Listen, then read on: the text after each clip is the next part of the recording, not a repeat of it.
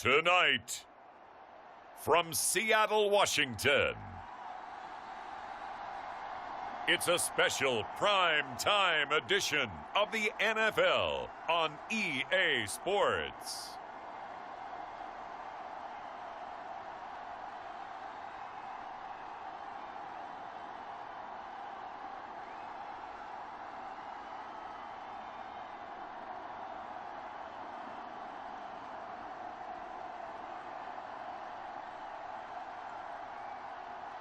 It's the Seattle Seahawks taking on the Indianapolis Colts. It is a sound like no other when they raise that 12th man flag here in Seattle, and we just heard it, and that means it's time for football at Lumen Field.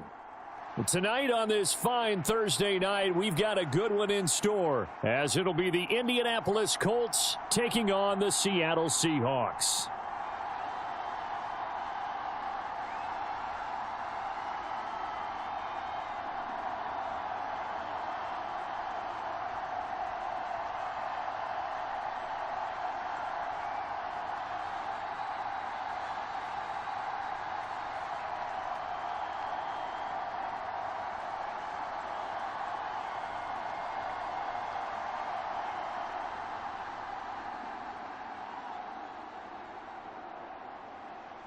Here's the kicker, Jason Myers, to get this one started. And off we go from Seattle.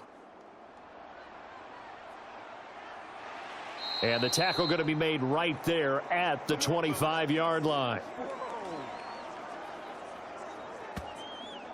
So the Colts now coming out for their opening drive. Leading them out, still one of the most recognizable QBs in the game and one of the most fun QBs in his 5th season. It's Gardner Minshew. And how about this young man? Took the NFL world by storm. As a 6th-round rookie, signature mullet, mustache, but 21 touchdowns for the Jacksonville Jaguars. Great personality, and everyone gravitates towards this guy. Teammates love to win with a quarterback who leads them like that, and fans love to root for a guy who seems just like them.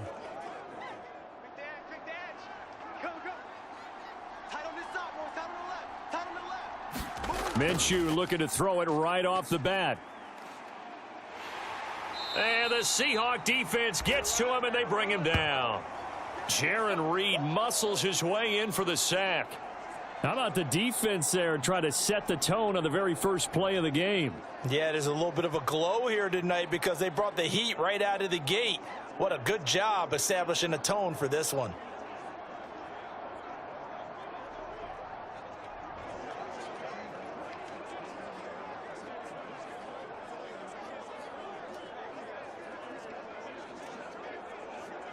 So much for coming out throwing as it leads to an early 2nd down and long. Here's Minshew. This will be swung out wide for Taylor. Call it a gain of 6 on the play, and that'll bring up a 3rd and 11 situation.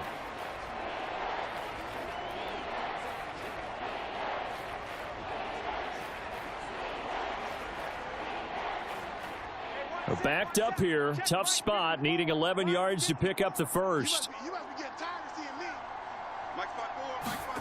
Minshew sets to throw.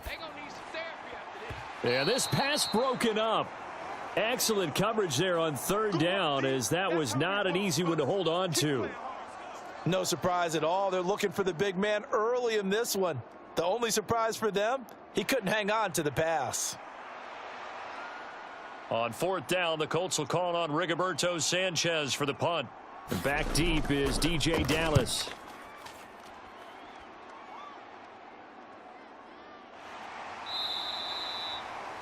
.47 yards on the punt that time, just 1 yard on the return. And it'll be Seahawk football, 1st and 10. So now we'll get a look at the other offensive unit as they come out for their first possession. And they're led out by their mobile quarterback out of West Virginia. It's Geno Smith. I still remember back in 2013 when he was drafted out of West Virginia. He was coming off of back-to-back 4,000-yard seasons for the Mountaineers. Hadn't seen as much game time in recent years, but at one point, a capable starter in the NFL.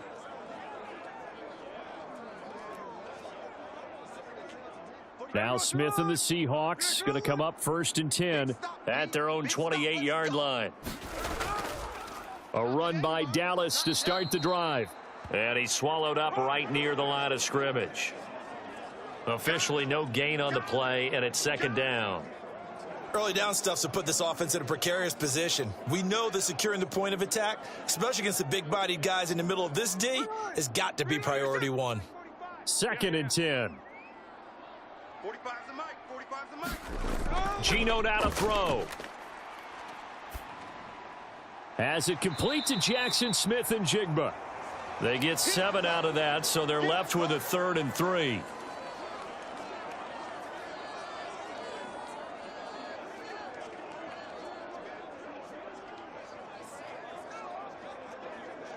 Coming up here looking for 3 yards to pick up the first. Smith on 3rd down. Able to find the open man. That's complete. And he goes out right around the 39. Give him 3 yards and a fresh set of downs. Well, they kept it simple there, CD, only needing the short gain to move the chains, so they didn't want to go with a deep throw. They just go with that safer, shorter throw and able to convert. Nothing wrong with that at all, partner. Check the box, right? Make sure you pick up the first down. Offense is getting established. You're moving the ball. You're not turning it over. Check, check, check. They like what they're doing early in the game. So from the 39 now, they'll come up on a 1st and 10. All day, just like that. Just like that. 45. They'll fake the handoff. Now Smith going for Metcalf on the deep ball. That's going to be knocked away and incomplete. Zone coverage there, and they were playing deep. That makes it obviously a little bit harder to run by guys. And that time, there's not much of a window to get the ball in there, and it winds up incomplete.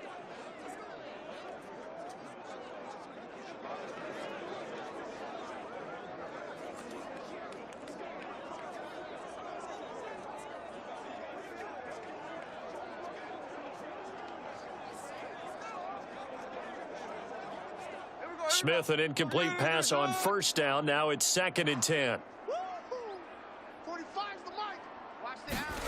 Throwing now is Geno. And he'll be brought down by the Colts. Quiddy Pay. It'll go as a loss of about 8 as he gets in there to drop him. He seemed to have a reasonable amount of time in the pocket, but he couldn't get rid of the football, and the end result, Charles, him on the ground. Yeah, he's got to keep an internal clock to go along with his offensive line. When you're talking about 3, 4, 5 seconds, that's a reasonable amount of time to expect to deliver the ball downfield. So great to try and complete a pass, but it's equally important to know when to throw the football away, too. Now a tough spot for Geno Smith and company after the sack. It's 3rd and long. We got 4. Now Geno. This is Fant on the short completion. And he gets this only to the 41. Not near enough for the first. They do get 10 back, but still a ways to go on 4th. And after that completion, you can understand why so many teams in the league are emphasizing speed on defense at every position. The tight ends have created so many tough matchups now. If you can't run with a tight end as a linebacker, this is going to be the result every time.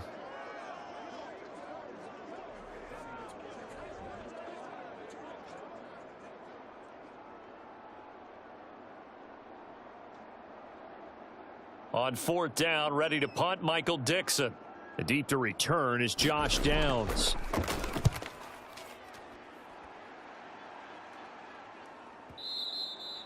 And this will hit just beyond the goal line as it's into the end zone for a touchback. Second drive coming up here for the Indianapolis Colts.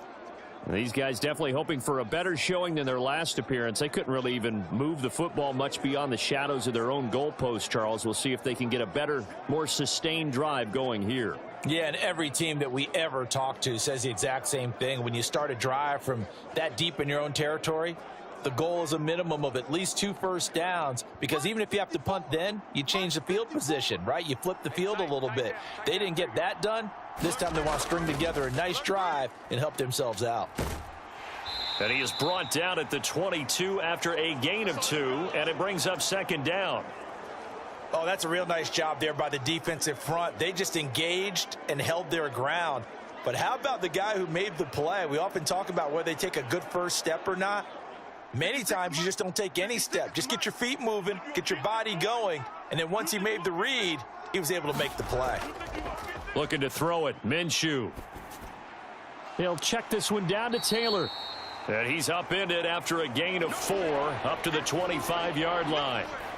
Well, offensively, that's the mismatch that you want. You want to force a linebacker to try and cover your back out of the backfield, out in some open space. The linebackers nowadays, they run like backs, and they take a lot of pride in covering. What a nice play he made there in the open field. Now Minshew. He's got his target. That's complete. And they'll get it up just short of the 45 at the 44. First time that they've called his number tonight, and it gets him a first down. Of course, the catch was nice, but how about what happened after?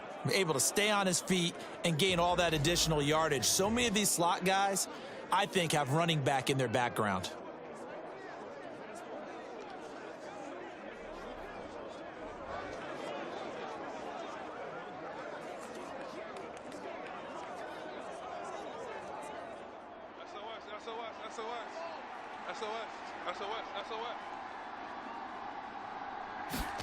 Throwing on first down is Minshew.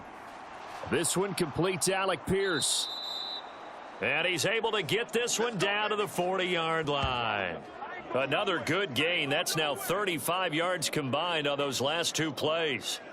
Nothing flashy there. The slant to the slot. Oh, and the frustration for the defensive guys, because it's a quick play, and you know it's going to be a bang-bang play in terms of the throw and the catch, and then he's able to absorb the contact and complete it.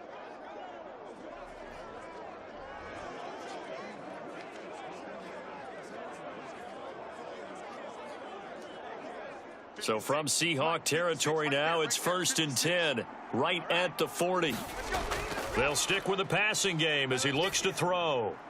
Finds his big tight end, Mo Alley Cox.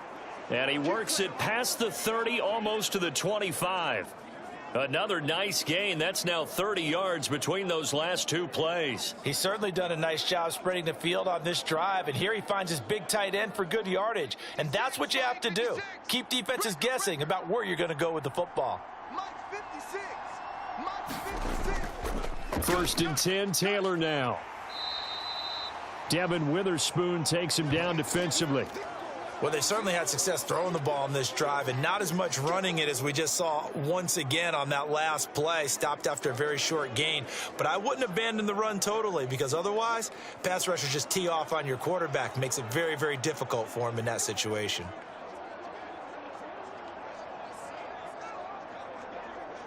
They work now on 2nd and 9.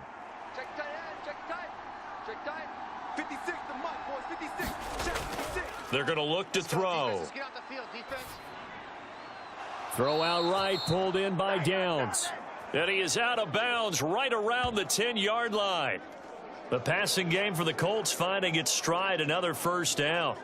In today's football, where receivers break tackles, make people miss, get upfield for the extra yardage, when you see a play like that where it's caught and he's dropped on the spot, that's a big-time play by the defense. Hey, let's get some penetration here. Let's get some penetration. Now Minshew on 1st and 10. Forced out to his left. And he takes this one in for a Colts touchdown. Gardner Minshew, a 10-yard touchdown run. And the Colts will claim the early lead as they're on the board first here tonight. Well, the defensive coverage was good, so good he just decided to make a play of his own, and it worked out. Yeah, you often wonder if they think to themselves, was the coverage too good to allow him to run the football? But I think you'd rather take your chances with him doing exactly that, and he beat him on that play all the way to the end zone. Matt Gay on for the extra point.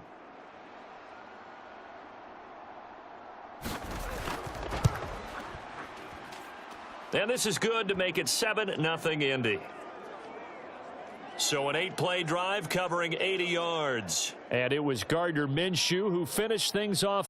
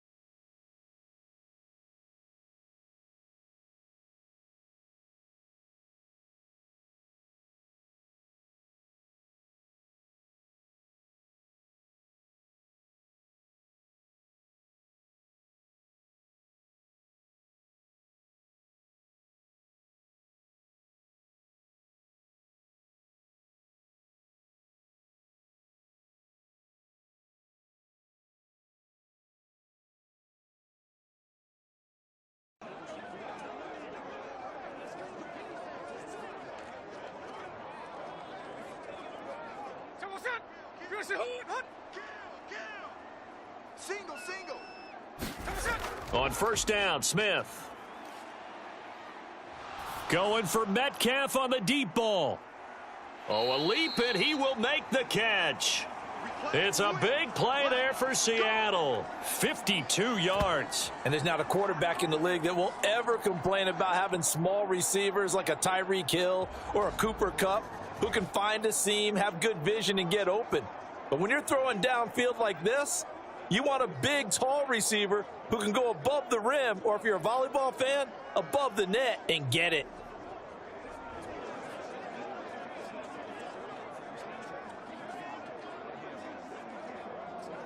So that changes things in a big way. Now from all the way down inside the 30, here's first and 10. Smith. Escaping the pressure right. And he slides and covers up at the end as he's going to be able to pick up decent yardage. Nice work to get 7 out of that, and it's second down. This early in the game, it's all about making steady progress downfield, hoping to lead to early points. And you can do it with your actual play calls or sometimes something a little more improvised, as we just saw there. On second down, here's Smith. He'll find Metcalf. And Metcalf going to have the Seahawks first down as he's down to the 11. That'll go as a pickup of 8.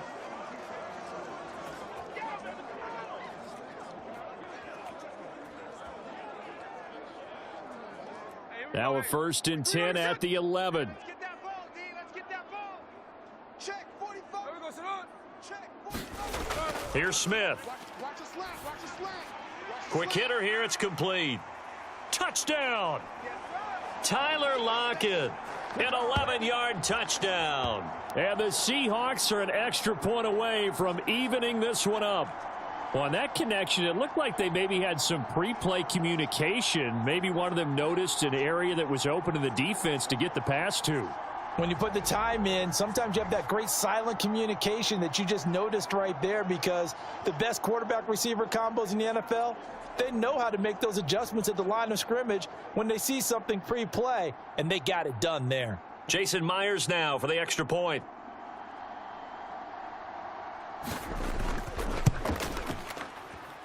It's up and good. So these teams match touchdowns here in the first quarter, and we're tied 7-7. Just a 4-play drive that time. And it ends with a Tyler Lockett touchdown.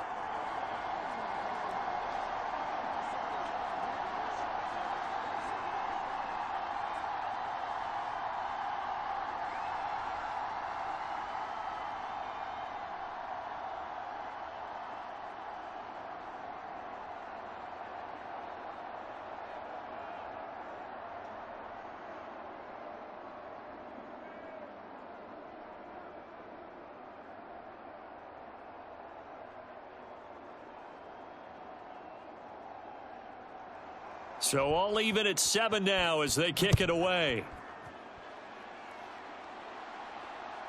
And Dallas Flowers going to bring this out of the end zone. And they'll get him down right at the 25-yard line, so the same result had he opted for the touchback. Indianapolis offense ready to go again.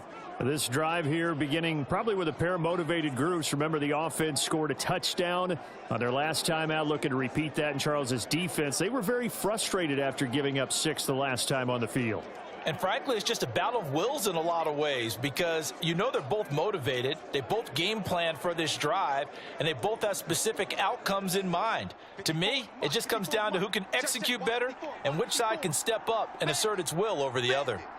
Right there. 54. Right there. 54. A carry by Taylor to start the drive. And just no chance of turning the corner. He can only get back to the line of scrimmage. 2nd and 10 coming up. I know that speed is the hallmark of today's NFL game, but the key to good rushing defense is still having your linebackers set the edge. Well, they had the run for no gain. Now they'll try again from the 25 on 2nd and 10. Looking to throw. They'll set up the screen to Taylor.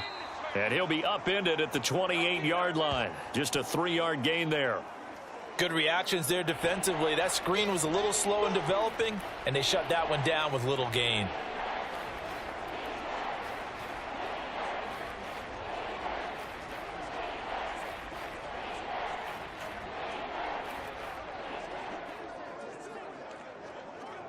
Here comes third down and 7. Come to my work. We want it. Come to my work. From the gun, Minshew to throw. He'll find his man. That's Taylor again. And I don't think he got there. No. He's short by maybe a foot. Maybe. Call it 4th and inches. How about that strategy there, Brandon? Third down. They just said, we've got faith in our tacklers. We'll give you the short stuff, and just decided to protect the sticks.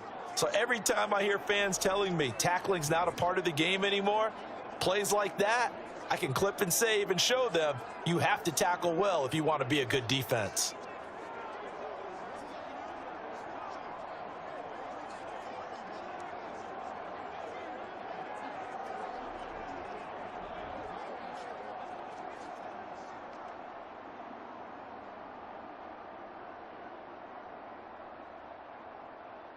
To punt on 4th down, here's Rigoberto Sanchez.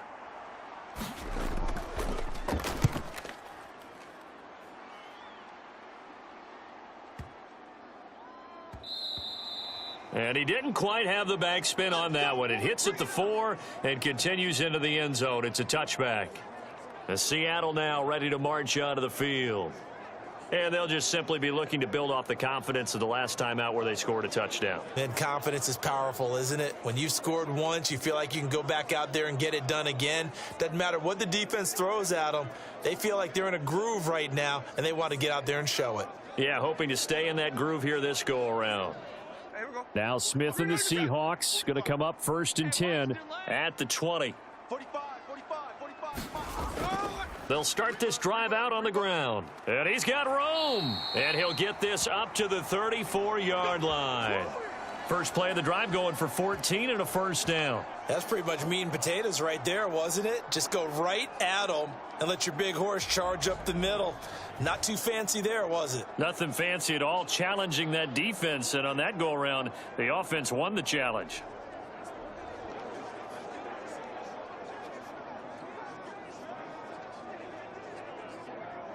From the 34 now, here's 1st and 10. Strong left.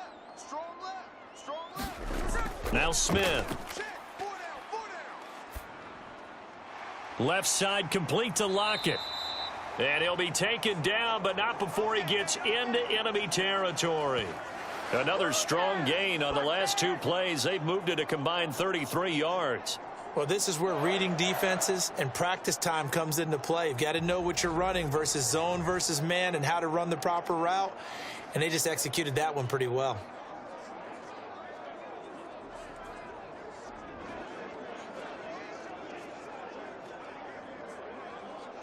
Now from Colts territory, here's a 1st and 10 at the 47. 44's the mic. 44's the mic. Check. Off of play action, here's Smith. And that is caught on the right sideline, but out of bounds, says the line judge. The throw took him a little too far. It's 2nd down. Offense was moving it a little bit, had them back on their heels, but they earned a brief pause by forcing the incompletion. That gives them a quick chance to regroup and try and mount a stand before they're backed up even further. Let's bring it. Let's go. Let's bring it. Let's bring it up. 44. Mike. 44. Here's Smith. And this is incomplete. They'll put a check mark in the box where the defense coordinator was saying, how well can we stay with these receivers if we're in man coverage? Because he just did it on that one, forced the incompletion. That allowed him to get bolder with his pass rush, won't it? Absolutely. Frees up your guys elsewhere. So back-to-back incompletions, and that has them staring at a 3rd and 10. 45's the mic. 45. To throw is Smith. And able to catch it on the left sideline, but they're going to rule him out of bounds. So it'll be incomplete. Certainly one they'd like to have back as it brings up 4th down. A 3rd down, he tried to stay in bounds, did all he could. He caught it, but was led a little bit too far. Yeah, and that's always difficult, isn't it? Because you know half of your body is trying to stay behind while the other half is reaching out, trying to catch the football. The top half worked. It was the bottom half that was in question. And out of bounds, sailed over, looked like right near the pylon. This one's going to be perfect. Directional kicking at its finest, right down at the 1-yard line. could not have thrown that out there any better. When the ball hit the ground, I thought it might go into the end zone the way it was angling, but perfectly jutting out at the 1. You think maybe what we saw in practice came into play there? You know, he put those big cans down on the sideline and angled for them and shot for them. Looks like it worked out pretty well for him, too. Hey, one set. Check Mike 54. Line 54. Yo. They'll run with Taylor to begin the drive. And he's taken down, but not before reaching the 20. The drive starting play, a good one. Give him 19. Interior of that line blocked really well on that run, but also the 2 tight ends, they blocked well too. Not only have they scouted the line of scrimmage, with their agility, they can get upfield and hit moving targets like linebackers, defensive backs. They do a really good job helping out the running game.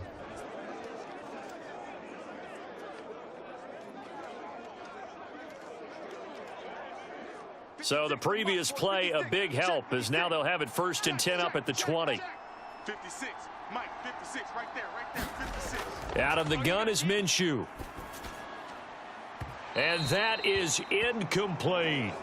They decided the opportunity was there and launched a deep ball, but he was unable to get away from the defender. Couldn't create space, couldn't uncover at the end of the route, and that one winds up incomplete.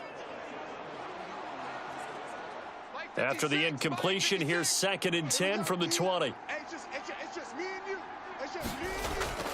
They give to Taylor out of the gun. Stopped at the 24-yard line after a gain of 5. A quick burst there, and he nicely bit off a pretty decent gain.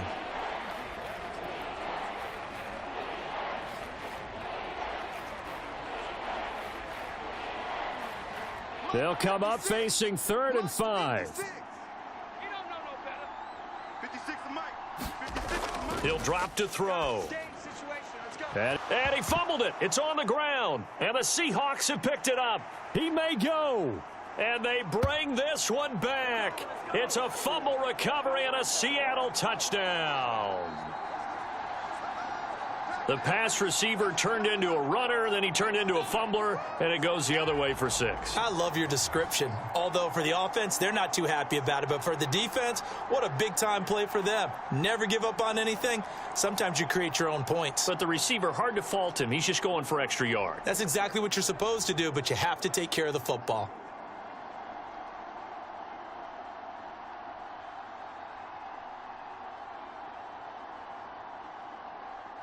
The extra point now coming from Myers.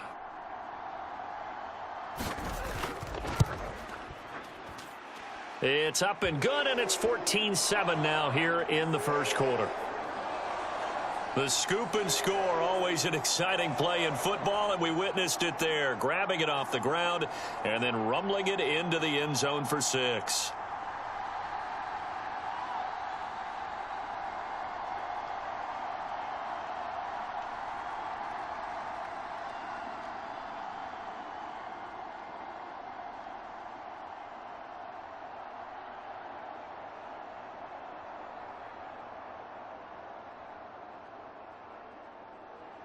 So here's the kickoff now as they'll get it again following that fumble return for a score. From a couple yards deep, he'll bring it out of the end zone. And ultimately, he stopped right where he would have been if he had simply gone down to a knee at the 25. The Colts getting another possession here on offense.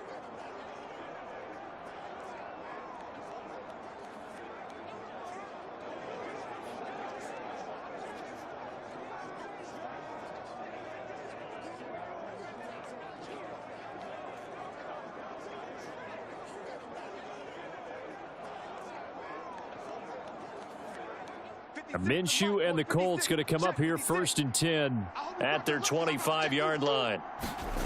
They'll come out throwing here to start the drive. Connecting over the middle with Downs. And he gets this one just shy of the 40. They'll mark him down at the 39. First down yardage on the first play of the drive, 14 yards.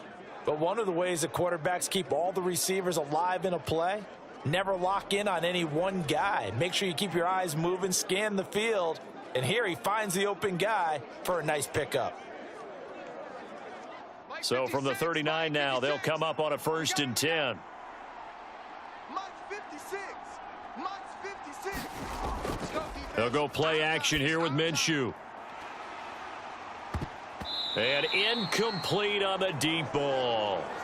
Well, they've got man coverage on the outside, and my scouting report on these DBs tells me that they love to take matters in their own hands. They want man coverage, not zone. And there was good coverage there that forced the incompletion. Here's 2nd and 10. Mike's by 4. You ain't got nothing. You ain't got nothing. Mike's 54. Mike's 54. Come on. They'll set up a throw.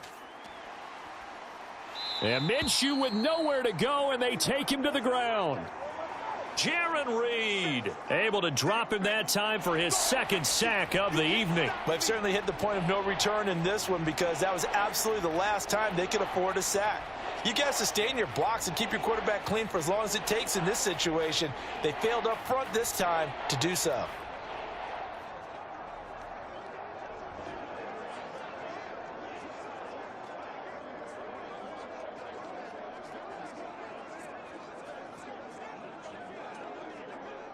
A tough spot here. 3rd and 15. We got to get this stop here, D. 56 is Mike. 56. He'll look to throw. What we got? What we got? What we got? A short throw. This is caught by Cox. Only able to gain a couple there. And that's going to make it 4th down. Excellent job there defensively. Gave up the underneath to the tight end on 3rd down, and they made sure that they did their job. Got him on the ground and prevented him picking up a 1st down.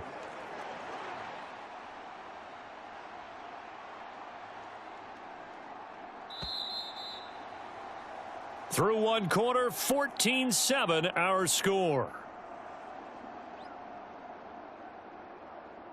Start of the 2nd quarter, and it's the Colts in possession as they've got it with a 4th down coming up.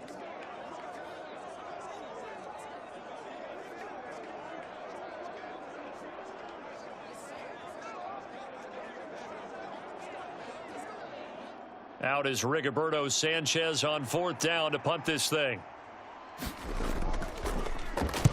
He's been a busy man here in this first half as he gets it away. And this is going to hit the goal line and continue on into the end zone for a touchback. And the Seahawks get ready to trot out on the field. Obviously not the intended goal last drive. They had to punt the football, but still they've got the lead here and now a chance to add on to that lead if they can get points on this drive. 1st and 10 upcoming.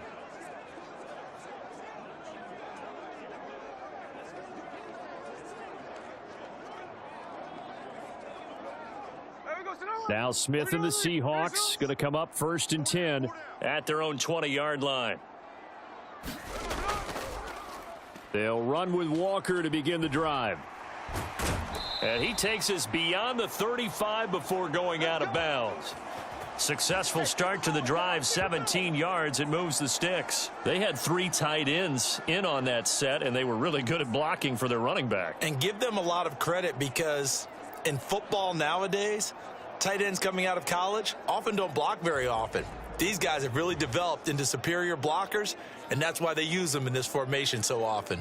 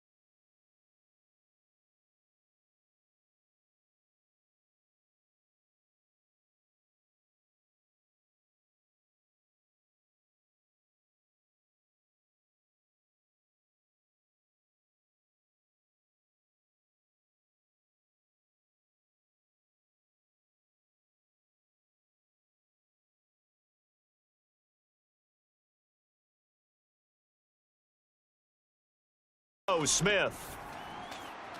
Throw out wide to Walker. And he'll be taken down, but he does have first down yardage. A strong 8 yards will keep this drive rolling. I'm not sure that was necessarily a safety valve or a check down throw on third down. Sometimes just try and find the open guy and get him the ball. He did exactly that and found a way to pick up a first down.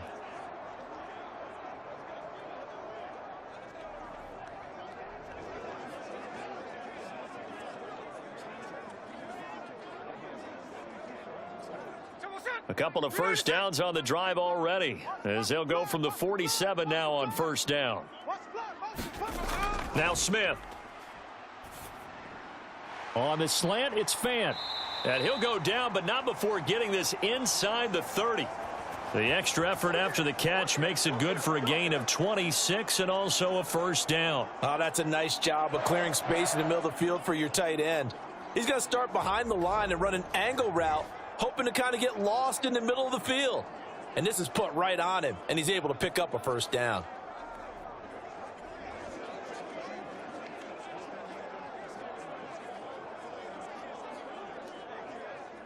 Now from Colts territory, here's a 1st and 10 at the 27. Up the middle they run. It's Walker. And he'll go down right on the edge of the red zone following a pickup of about 7 or 8. That's a strong pickup right there on first down. And as this drive goes on, we're seeing an offensive line and running game imposing its will. Now 2nd and 3. 44, right. Smith now to throw. Over the middle, that's caught by Metcalf. And they've got it inside the 10 at the 8.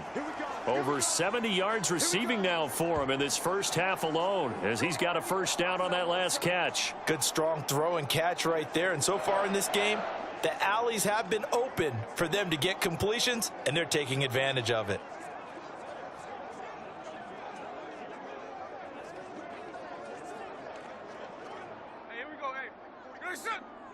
Come up the ball hard. Tight end to the right, boy. Tight end to the right. Move. 4 down. Smith.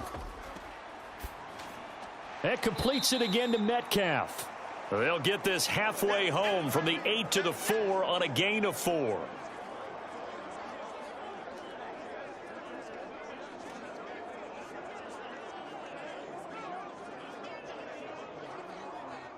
Two of their 3 red zone trips so far, they've come up empty on. They'll look to reverse that trend on 2nd and goal. Throwing is Smith. And he's going to go down just outside of the 5, right around the 6-yard line. Multiple players getting home there, and it's a loss of 2 on the sack. Second goal, last thing you need to do is get pushed backwards to take a sack. But he couldn't find anywhere to go with the football, had to eat it, and ended up on the ground.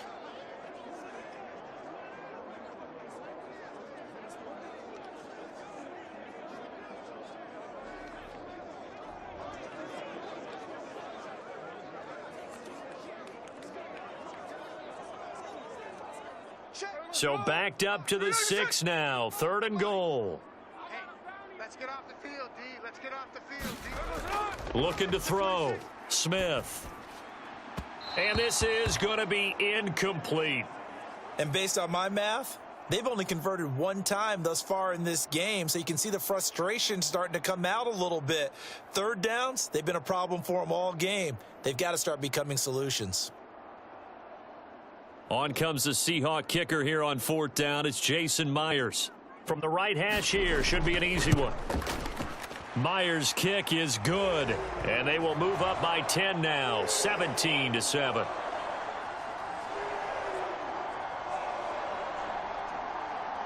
So no problems at all on that one. And you know, there's virtually no wind. This is a kicker's dream here tonight. It absolutely is, isn't it? So to me, with no wind, it should be a passer's dream as well, right? But in this case, the defense held out. They had to force the field goal.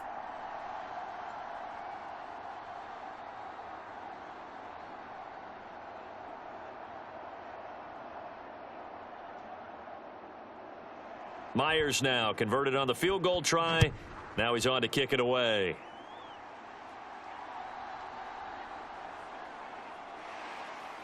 and makes it across the 20 as his guys will set up shop at the 23-yard line. Indy set to go on offense once more. They trail by 10, 17-7 as they come up on a 1st and 10.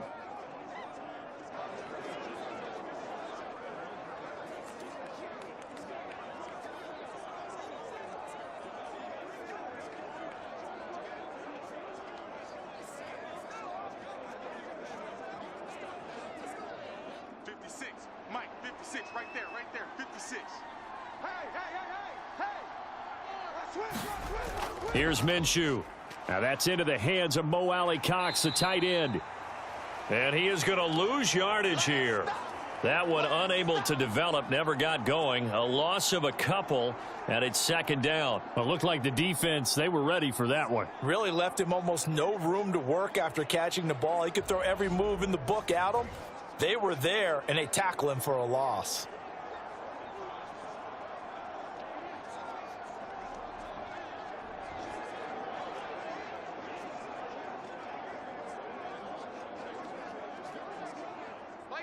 Behind the chain, 2nd and 12. Minshew sets to throw. This one finds Pierce on the out route. That'll go for a gain of 7, and it brings up 3rd and 5 now.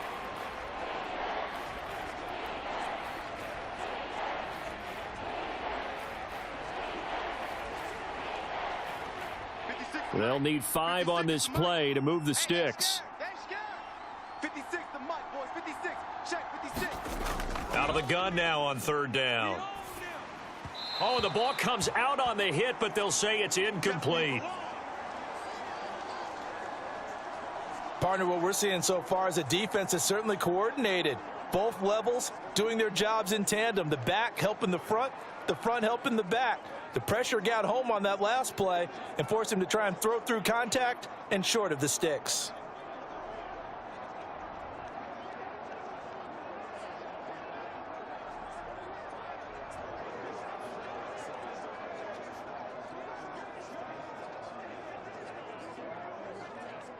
Here's Rigoberto Sanchez on to punt.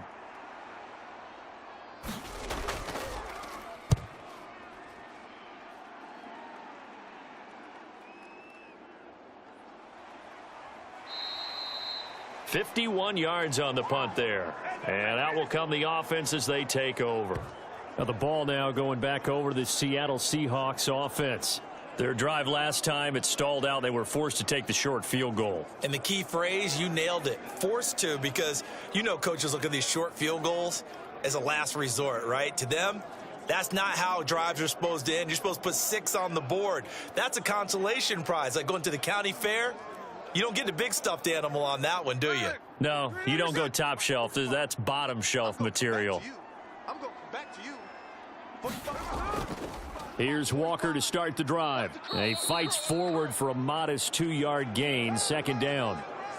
Certainly a nice job there by the defense rallying to the football and getting him on the ground, but I think the play gets made by the defensive front, because if they can't get upfield, their job is to go ahead and get low, almost get into a ball sometimes, stack things up, and make it difficult for the runner to find a hole.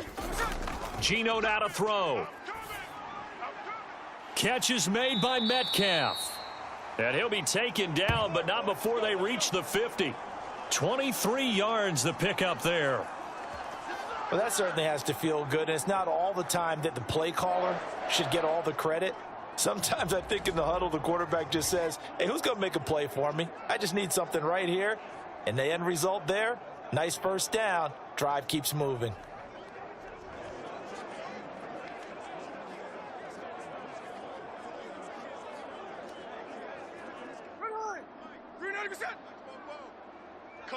Coming to you. 44, Mike, 44.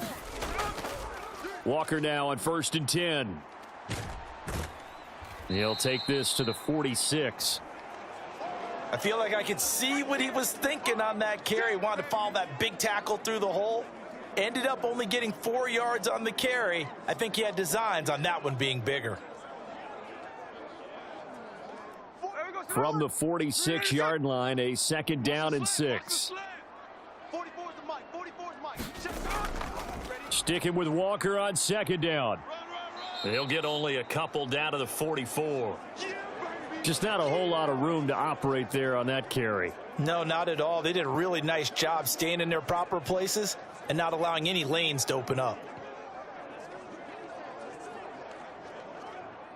The offense on third down tonight, 2 for 5 to this point. This is 3rd and 4. Throwing now is Geno. Pass taken in by his big tight end. And he is going to have a Seahawks first down by about 3 yards or so as they wind up getting 7 there on 3rd and 4. As an unbiased observer, I think it would have been interesting to see what they would have done if they hadn't gotten the first down there. But since they did, I guess the point is moot. Yeah, they're right there in that middle ground, field goal range, punt, go for it. But as you said, they picked it up.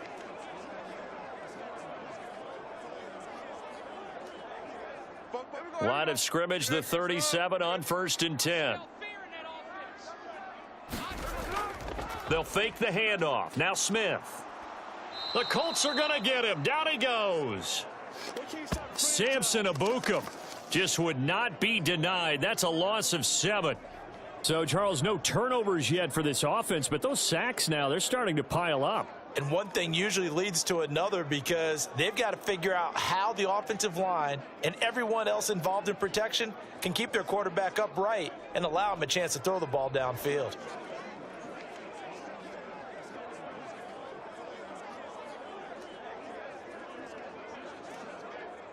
Sacks, a growing theme in this first half. This is 2nd and long. Now Geno. That's into the hands of his tight end, Will Dissly.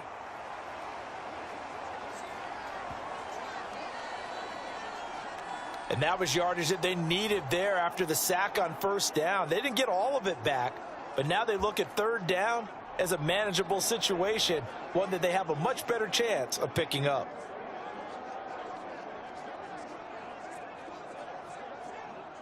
And on 3rd and 5, this will be the 8th play of the drive.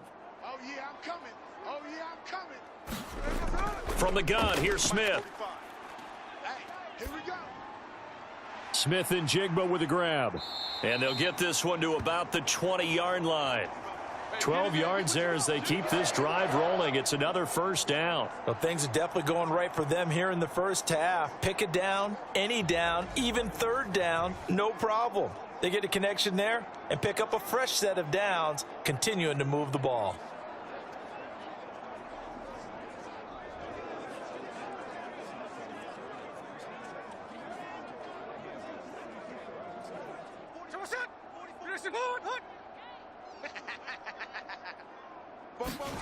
From the red zone now, Smith. He's got his big tight end, Fant.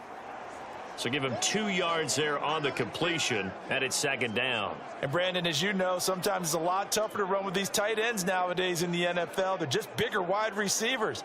He lined up on the left side of the formation, ran a drag route across the field, and tried to work his way open. He was able to make the catch, but the defenders were there, couldn't do a whole lot with it afterwards. Smith throwing again. It's caught. Lockett. And they corral him just a couple yards shy of the end zone.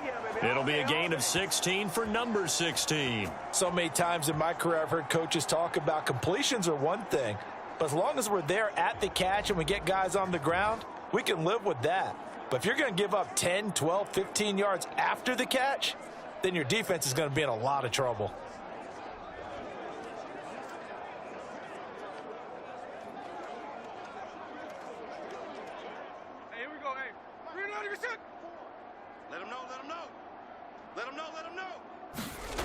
Walker. He is going nowhere in a hurry as he is going to lose yardage here in a big way.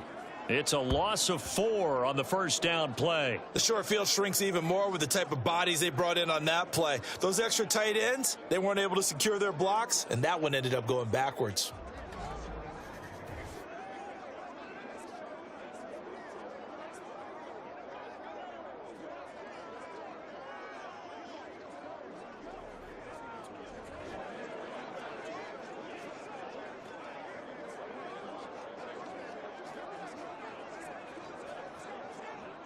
Second and goal from the 6 this time. Watch run. 45's the mic. 45's the Operating from the gun. Smith. And it's caught. Touchdown, Seahawks. Ken Walker from 6 yards away. And the Seahawks are able to add on to that lead. CD, it seemed like they were so focused on the guys out wide, they forgot about him out of the backfield. That's a really good point because you've got to communicate, and oftentimes when you start counting receivers, that's exactly what you do. You start from the widest receiver, work your way inside. Who gets lost sometimes? The back in the backfield. That's exactly what happened there. And he got into the end zone. Now Myers for the extra point.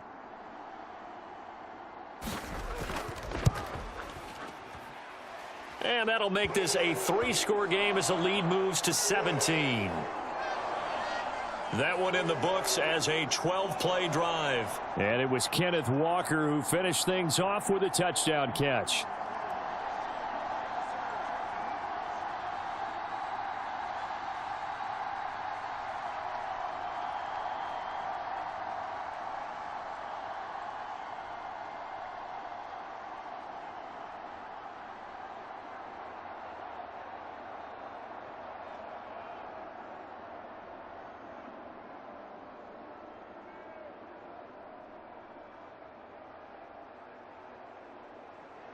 And after the touchdown, here's Myers to boot it away.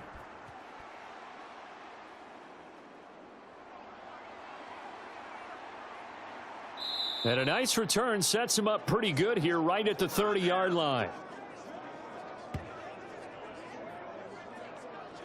And now Indianapolis set to take the field. See if they can put this drive in the end zone, Charles, because it's been a little bit of a rough go at times. They've had to punt the football a ton in this ball game because of stalled out drives. So are you saying that you're kind of tired of seeing the punter run out there and do his thing during this game? Is that what you're trying to say? Well, I mean, I'm okay with it. I have a feeling that this offense, they don't want to see the punter again. And frankly, the punter doesn't want to run out there anymore himself. He would love to see his offense put together a drive and give his leg a rest. Minshew's throw caught by Pierce. And he'll be taken down, but not before they work it across midfield. The end result, 21 yards. Well, these guys have definitely been outplayed in the first half. I like their countenance. I like the way that they haven't panicked out there, the way they're carrying themselves. They're starting to move the ball, and what you have to do, maintain your poise and start to put together some drives.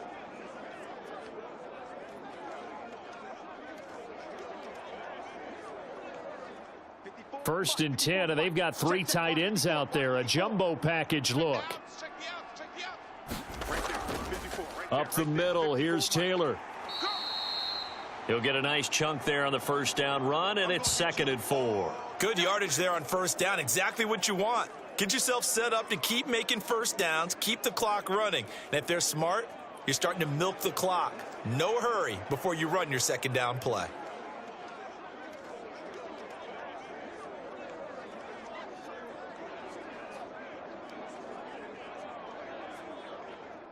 From the 42-yard line, here's a 2nd and 4.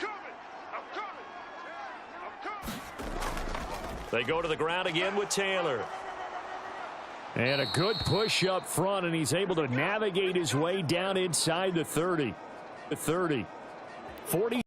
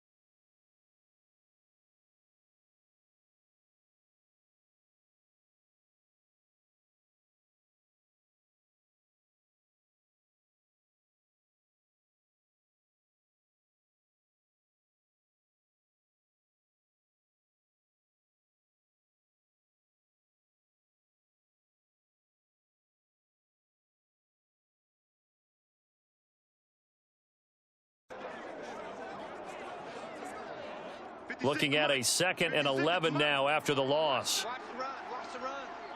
Good stop, baby. That's a baby stop. Now Minshew.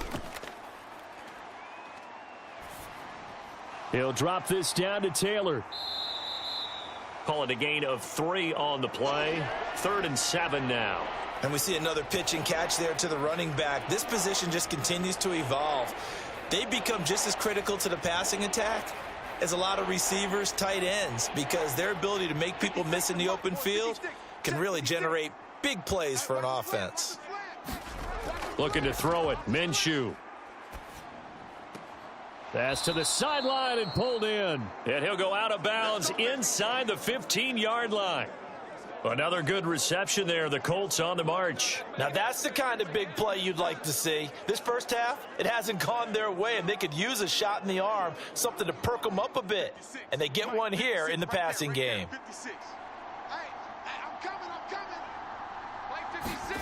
Minshew, 1st and 10. Steps away to. Now Minshew has it knocked out. Fumble. But fortunately, he's able to recover his own fumble, or that could have been trouble. Give him 10 that time, escaping the danger, running with it, and picking up a 1st down. We hear them discuss red zone efficiency a lot, CD, and they almost gave that one up in the red zone. Luckily, they'll have another shot. And you and I both know that every offensive coordinator, play caller in the league, they take particular delight in their red zone calls because those are the payoff ones. But you can't call a play if your team doesn't have the ball. Got to secure it. This is 1st and goal and a golden chance to get a score back here before halftime. They'll look to throw. And they're going to get to him. A sack. Sacked back at the 9-yard line. The Colts going to use the first of their timeouts as they get the stoppage with a little over 50 seconds to go in the first half.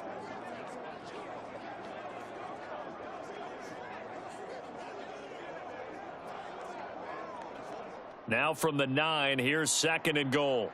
Tight left. We got 3, fellas. We got 3. Now back to throw. Touchdown Colts. Michael Pittman.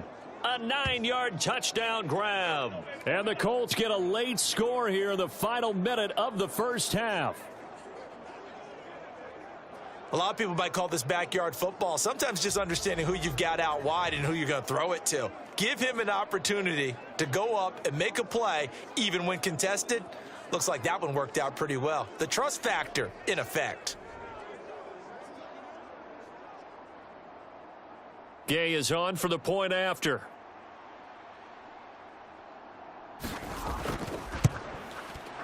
It's up and good, so they claw back into it. 24-14 now.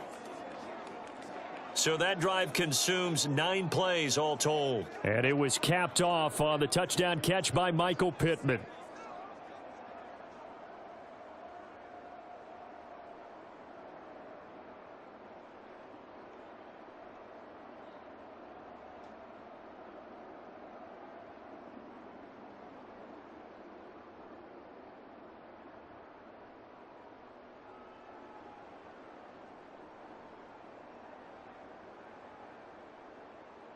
Sanchez now, he'll kick it away following the touchdown.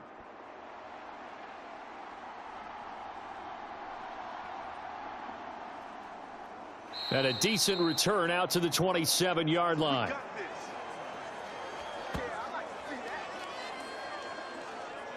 The Seahawks going to take over now late in this first half. And with a 2-score lead already, they may just look to get this thing to the locker room.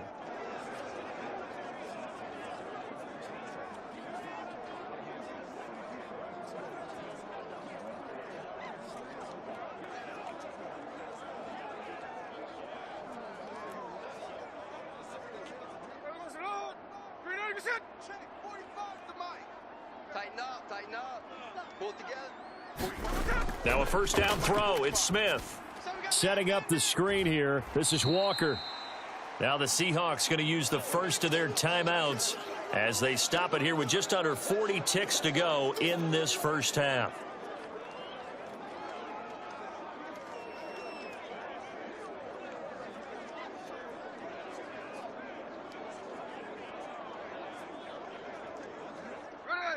2nd and 5.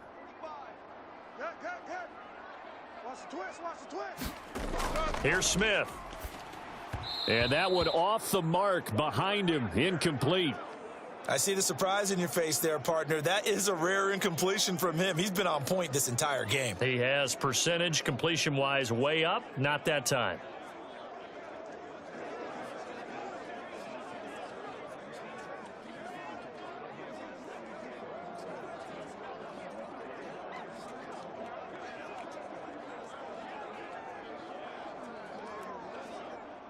They come up now 3rd and 5 following the incomplete pass. Smith. And that's going to be incomplete. The contact there enough to jar that ball free, and it brings up 4th down. That might be the 3rd down stop that they needed because they've had a lot of trouble slowing down this offense in the first half. This might be their opportunity to get off the field. Here's Michael Dixon now to punt.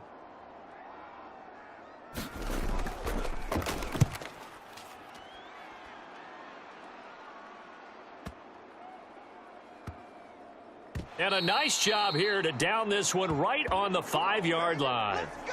That is how you flip field position. That's an absolute bomb of a punt. Downs it inside the 5-yard line. Absolutely ideal. And from that position, you're hoping to get it down inside the 15, inside the 5. Superb. The Colts about to go on offense one final time in this first half. And they'll start from their own 5, so you'd have to imagine they'll stay conservative.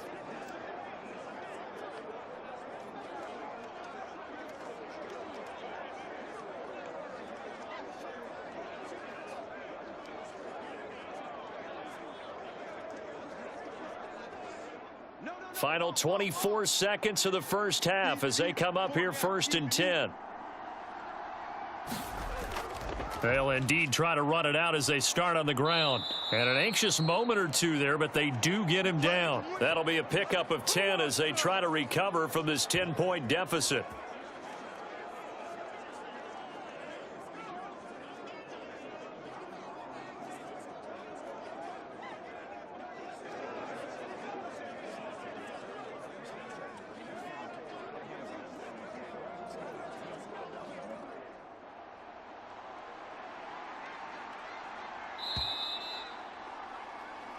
So we reach halftime here in a 10-point game. As we'll send you back over to Orlando with our EA Sports Halftime Report, here's Jonathan Coachman. All right, Brandon, thanks very much. Welcome, everyone, to our brand new studios here in downtown Orlando in the EA Sports Halftime Report. It was the former comeback player of the year, Geno Smith, who was sharp in the first half. He fired his guys into the lead with 2 first-half touchdown passes as they were looking like a well-oiled machine in the first half of play. All right, Coach, thank you, and we welcome everyone back for quarter number 3.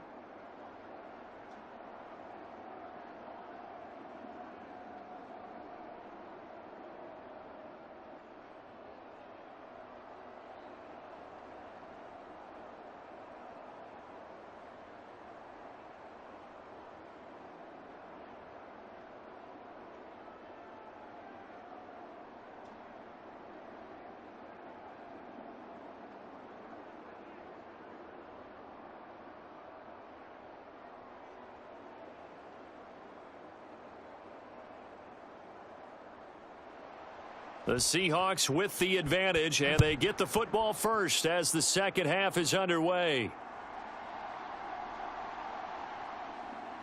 And they will wrangle him down a couple yards shy of the 30.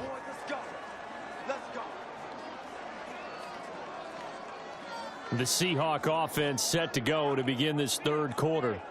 And they've got the lead. CD, what do you think the message was at halftime? I don't think the message was too drastic, I think, at the half, or that they need to change things too much. I do think the offensive line could play a little bit better, and I think they'll try and help them out more. They'll probably keep a tight end in a few more times and maybe add a running back to the formation to pick up those pass rushers, because they probably allowed a few too many sacks for comfort in the first half. 44 is the mic, 44 is mic. Check. Third quarter begins with a run by Walker. And he's out of bounds, able to take this one up to the 35. A solid run on first down. Gain of 7 leaves him with a 2nd and 3. He hadn't had a ton of success here so far, but you get the feeling that he might be on the verge of popping one. Yeah, even on that one, there was a little bit of a hole, but it closed there quickly at the end. From the 35, here's 2nd and 3. Straight ahead running, here's Dallas. And he is going to be stopped cold behind the line of scrimmage. It'll go down as a 2-yard loss, and it brings up a 3rd down. And that's what this defense is going to need to do more in the second half. Good pressure that time, forces some indecision in the backfield. He's going to wind up being taken down for a nice loss.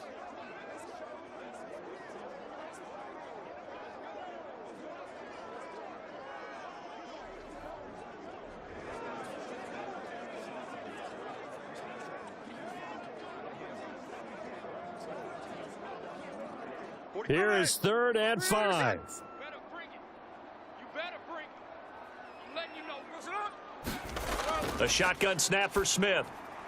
Able to find the open man. That's complete. And he is going to have a Seahawks 1st down as they're able to get the 3rd down conversion. And now we get into the psychology of the whole thing, because a lot of teams with a 2-score lead in the 3rd quarter, they almost become defensive with their offense, just playing not to lose. I think with this team, you got to figure at this point, this is a great spot for them to go into attack mode, really try and put the hammer down and finish this one off. Here we go. 390%. So don't say nothing. 44, Mike, 44. It's just me and you. Straight ahead, Walker. Just a yard on the pickup there, and it'll bring up a 2nd and 9. You know that old expression, it's not my night? It hasn't been his so far. I don't know if the legs are a little bit heavy. Sometimes having to hang out all day and play doesn't exactly play to your advantage, but it's been a tough go for him. And every time he looks up, somebody's there defensively. That was the same case on that play. And that'll be incomplete. Took a pretty good shot as he tried to pull that one in. Couldn't hang on, 3rd down. Normally you think the tight end's going to be able to catch the football and handle that contact, but in this case, maybe a little too much target to hit. That one was timed well, incomplete.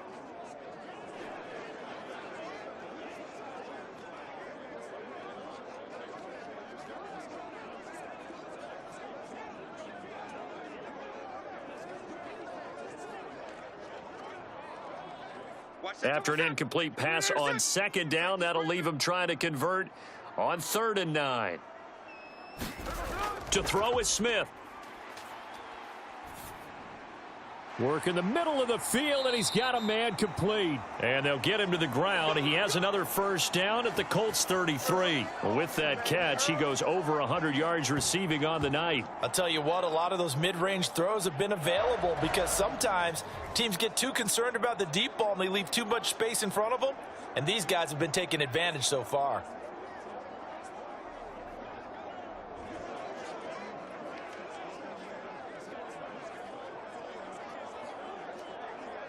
So they'll come up 1st and 10 now from the 33. It's our field. It's our field. Hey, it's our. Here's Smith. This is Fant on the short completion. And they'll get him down after a pickup of 8, 2nd and 2. Nice rhythm throw there on 1st down. He located his tight end, made it a nice easy pitch and catch. Hoping he can break a tackle or two. Wasn't able to do that there, but still good yardage. From the 25, here's 2nd and 2. Lockett, the motion man right. He's going to handle it on the touch pass. Dances by him. And a great job there to read that one defensively. They strung him out, would not allow him to cut upfield. 4 yards the pickup, 1st down. And this is just a little touch pass. They send the receiver in motion, just kind of tap it forward to him. Now, it doesn't turn into a huge play, but they do pick up a 1st down. A nice, consistent gain. On 1st down, Smith. This one into the hands of Metcalf. And he gets it inside the 10 to the 9. The pickup goes for 13 and sets him up 1st and goal. And I'll tell you what, this offense is playing a little bit of keep away right now. They've come out here in the 3rd quarter, possessed the ball for quite a while, and they keep on converting. Nice pitch and catch there to set up the 1st and goal. Here we go. Finish it on. 44 is the mark. Here's Walker. He pushes forward for maybe 3 down to the 6-yard line.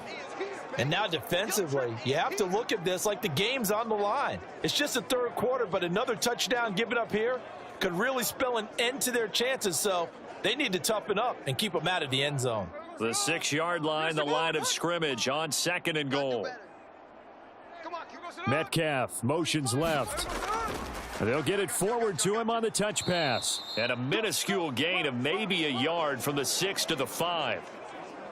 A nice play design there with the touch pass. Looked good at the start, but bottom line, the defense was ready. And they did a nice job scouting, didn't they? Not just scouting, but now executing once they saw the play for real after having worked on it all week in practice. They drilled on the play, then they drilled him. Now Smith on 3rd and goal. Eluding the pressure right. And he's able to get it down to the 2-yard line. The decision to tuck and run gets him 3, but that's not enough. Now it's 4th. Oh, partner, just a second earlier, and they might have had him because they certainly thought they were going to close in and drop him behind the line of scrimmage, but he had just enough time to dodge the pressure, and he ends up getting yardage before being stopped.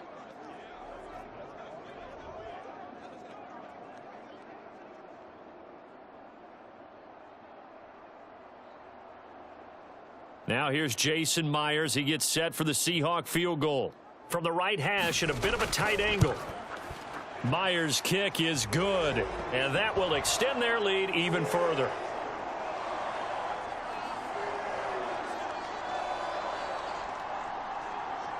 Well, they picked up right where they left off in the first half. First drive after the break, they come away with 3 and increase that lead.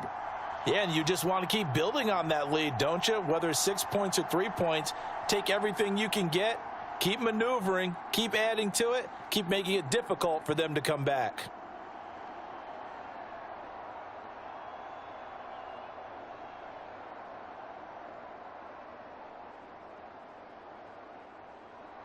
Myers now converted on the field goal try. Now he's on to kick it away. And he'll elect not to return this one, so they'll bring it out to the 25 on the touchback. Here's the Colts now as they get ready for their first possession on offense of the 2nd half. And their deficit a little wider now than it was at halftime following the field goal a moment ago. But the goal is still the same because you know they want to come out, establish a rhythm in the 2nd half, and get going. Make no mistake about it, though. Kicking field goals, not in their game plan. They need to get the ball in the end zone. Minshew and the Colts going to come up here 1st and 10 at their own 25-yard line. He'll start with a give to Taylor.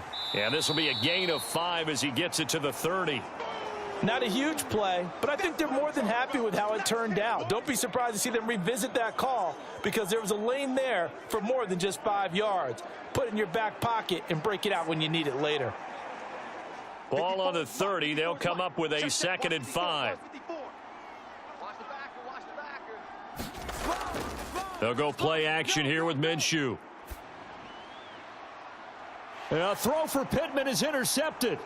Picked off by Devin Witherspoon. And a terrific return there. They're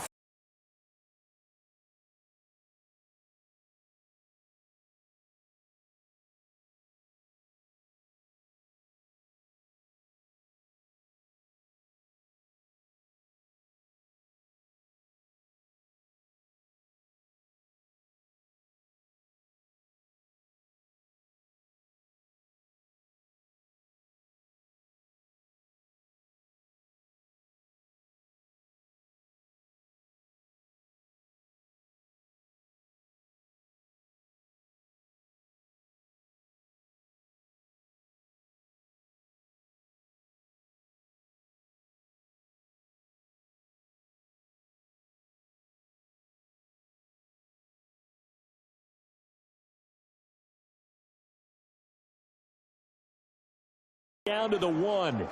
I think he has to be saying to himself, how did that not wind up a touchdown? Remember, you just need the tip of the ball to cross the plane. It's not going to get there, but they're going to be set up in great shape with 1st and goal. Now Smith. And he finds Lockett in the end zone. Touchdown, Seattle. A great play there. His 2nd touchdown of the night. And the Seahawks are able to strike quickly to add on to their lead. In order to lead in a game, you're going to get plenty of contributors, but that's his 2nd touchdown catch of this game. He's one of the key guys in this one. And you better believe he'll be looking for the hat trick here as this one continues to go.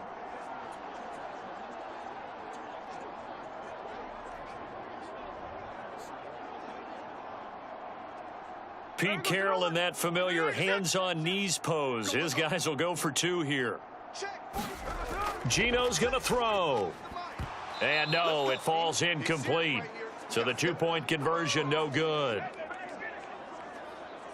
Tough there. Good pass. Hit the hands. He just couldn't bring it in. And every receiver's coach everywhere. Seeing that play, focus, focus, focus. Watch it all the way in and tuck it away.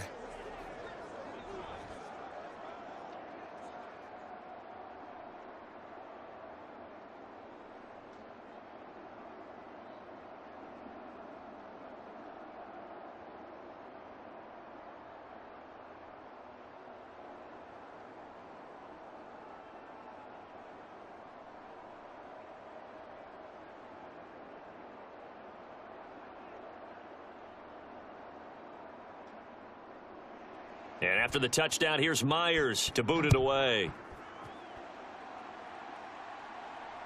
This fielded right at the goal line.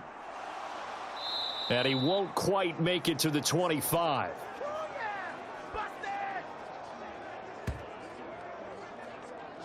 Here comes the Indianapolis offense now as they get set to take over. I kind of feel like they've reached a do-or-die point in this game, Charles. If they're going to try to pull off an impressive comeback, it has to start right here, right now. Yeah, now they've got a final chance to get out of this situation, but they also understand they've got to move the ball and move it fast. In addition, they need to save as much time so they can get 2 more possessions. Minshew and the Colts going to come up here 1st and 10. At their own 24. They go back to the air here after the INT on the last drive. And Minshew with nowhere to go, and they take him to the ground. That sack, it goes to Boye Mafe. Oh, you can just see it in their body language. They're starting to see victory on the horizon now, and if it comes to fruition, they got to give a game ball to the front 7. Defensive line has taken charge and controlled this game. Face a challenge of stopping this opposing offense, and they've done so with ease.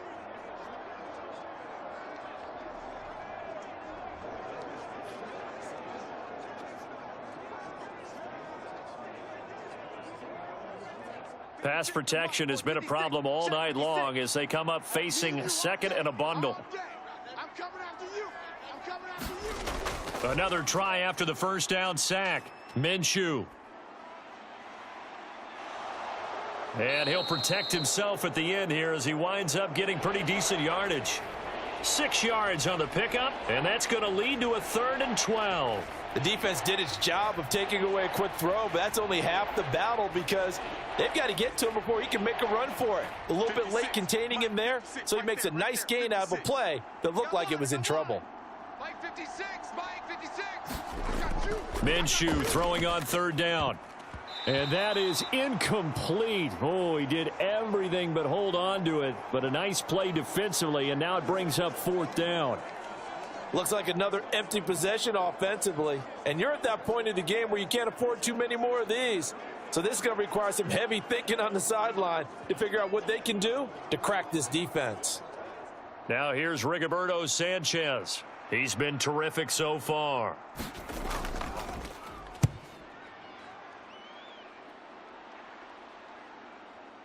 Taken in at the 22. So a solid punt, but also a nice return there of 14 yards. And it will be 1st and 10 as they take over. Tyler Lockett trotting onto the field, getting set for this next drive. He's been his typical solid and reliable self, hasn't he, Charles?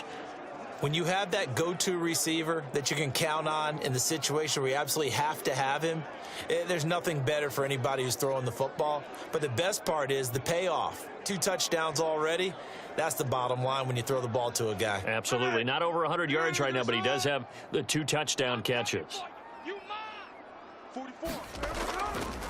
They'll start on the ground here on first down. And taken down just shy of the 40.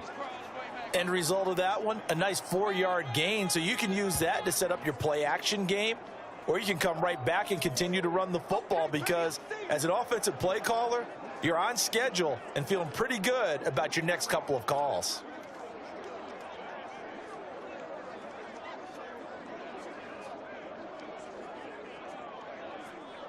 From the 39-yard line, here comes second down and 6. I got him. Joker. From the shotgun, this will be Dallas. Get there.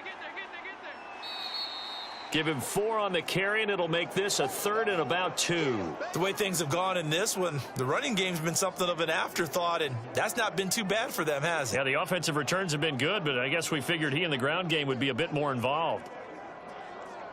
A couple extra tight ends in the formation here as they line up 3rd and 2. Now it's Smith. This is Fant on the short completion. And this one's going to go the wrong way, losing yardage back at the 42. This will wind up a loss on the play, and that's going to bring up a 4th down. As a defense, you're more balanced when you're in zone coverage because you're able to keep your eyes on the quarterback and see the play develop in front of you. They're able to keep the quick pass in front of them and stop it right at the line of scrimmage.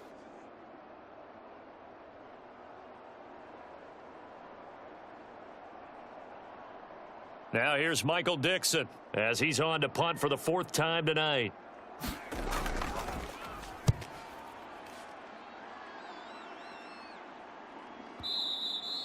Now this is going to carry well into the end zone for a touchback. The Colts now, they're ready to get the football back. Charles, a very uninspired effort. The last time we saw them out there was a quick 3 and out, then they punted the football. Yeah, and you never want to get stopped so soundly during a series, but what would be even worse now is letting it happen again right here. They've got to get going.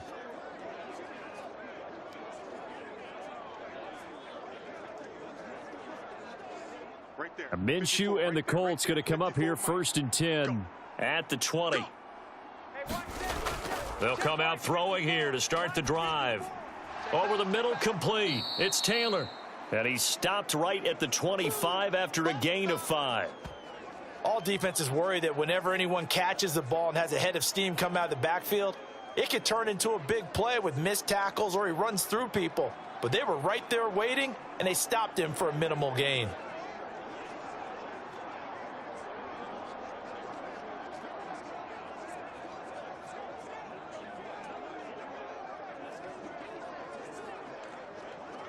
Here's a 2nd and 5 now from the 25. Watch the screen. Off play action, it's Minshew. That's going to be caught by Allie Cox. And he'll go out near midfield at the 49. 23 yards the pickup there. Well, we talk all the time about playing situational football, and right now I think the scoreboard is dictating what they need to do. Where they are in this game, they've got to push the ball downfield, take their shots, try and get big chunks of yardage in a short amount of time. That was a nice play there. Mike's by 4. Mike's by 4. Watch the run. 1st and 10, Taylor now. And he's up across midfield and down into Seattle territory. Big Leonard Williams there on the stop. Give credit to the defense for stringing that play out, and they gave up no cutback angle. You know he was trying to dart through. No place for him to go. A nice job there, only giving up a 3-yard gain. And they'll come up 2nd and 7. Looking to throw. He shakes him off. Being chased out left. And that'll wind up moving the chains again as the tackle's going to be made at the Seahawks 34-yard line. Good work by Minshew there to pick up the first. He certainly isn't looking at the scoreboard out there because, to me, all he's concerned about is analyzing the field and making most of the time left in this game.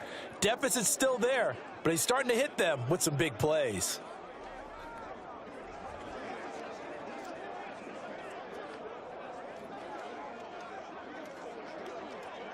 From the 34 now, here's 1st and 10. Watch 10. Watch 10.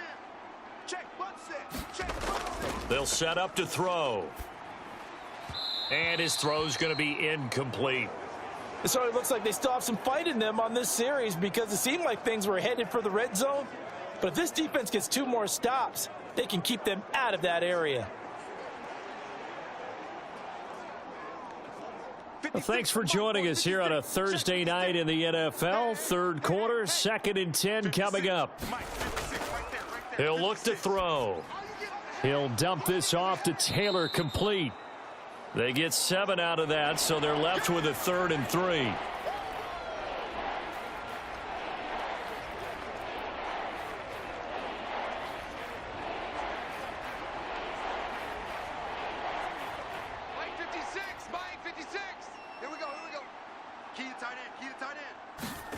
Here's Minshew. Oh, it's intercepted. A drive killer there. Picked off by the linebacker, Bobby Wagner. And the Seahawks are going to take over once again at their own 25-yard line. So their woes on offense continue. That's the 2nd pick thrown here in the 3rd quarter. And we know it was ill-advised, but that was an opportunity to help them get back into the game. Instead, he throws another interception, and now their task is even tougher. Here come the Seahawks now, set to take over on offense. No points last time out. They were forced to punt, if you remember, but no time to dwell on that. They've still got the lead here and a chance to add to that here. 1st and 10 as this new drive starts. Now Smith and the Seahawks going to come up 1st and 10 at their 25-yard line. A run by Dallas to start the drive. And not much to speak of. Call it a 1-yard gain up to the 26. That felt like a trap because it looked to me like the opposing front was on that play from the get-go. They had everyone crashing the ball carrier before he even made the line, and they hold him to just a yard.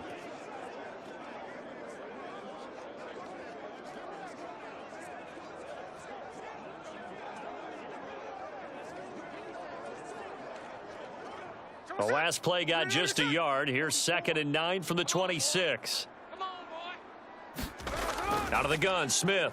Don't be scared.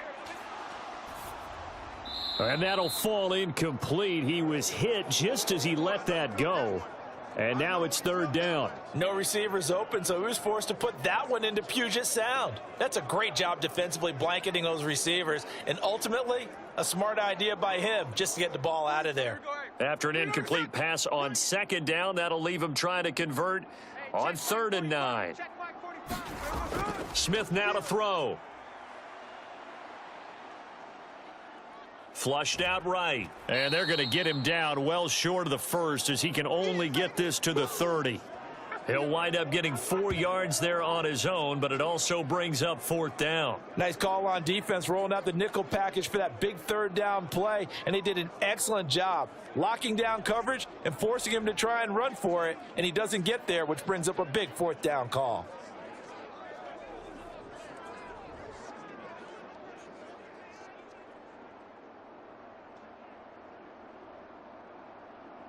Now here's Michael Dixon as he'll come on for his 5th kick of the night.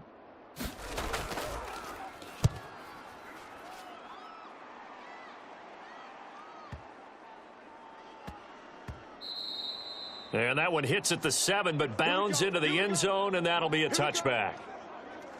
Here comes the Colts offense now as they make their way onto the field. Well, this has been a tough one for them, Charles. They've struggled really on both sides of the football. And one thing that's really plagued them, the turnovers. They've had issues keeping the football in their possession. And every game that's ever been played, all coaches talk about taking care of the football and limiting turnovers. And in this one, after we saw that first turnover, we worried that things would snowball, and it certainly did, especially on the scoreboard. He's not going to get me. 56 Mike. Trying to shake off the interception. He'll look to throw. Pressure comes. He's taken down by the Seahawk defense. Boye Mafe, his second sack of the night. My man, it's been a rough night for that offensive line, and it's only getting rougher. 5 sacks now that they've given up in this contest so far. It feels like the witching hour out here, doesn't it? Okay, stupid question. What's the witching hour? Yeah, the witching hour. That's when everything goes haywire late at night.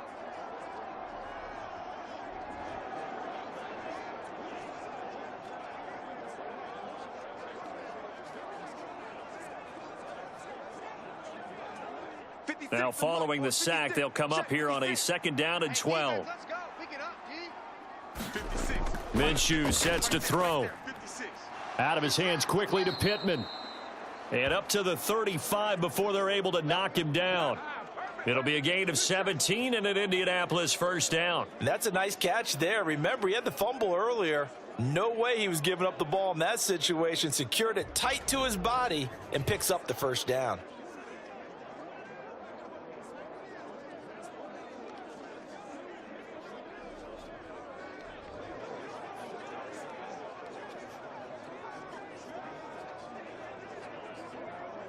Ball up to the 35 now as they come up on 1st and 10. Check curls, check curls, check curls. Mike 56. From the gun, Minshew to throw. He'll get that one to Taylor, complete. And they bring him to the ground just shy of midfield. A good gain again. That's now 31 yards combined on those last 2 plays. But they certainly had success throughout this contest, getting him the ball in the passing game, and there he picks up another 1st down. Whatever they saw going into this one, they've been able to capitalize on it, and no adjustment has been made to take it away. 54 is Mike. 54 is Mike. Check, check. Watch 54. Watch 54. Check, check, check, check, check. 1 quarter remains here in this Thursday night matchup. We'll return with more after this break. You're watching the NFL on EA Sports. Back now in Seattle, Washington. It's the Colts, so they've got the football, but they've got work to do, trailing here as we begin the 4th quarter.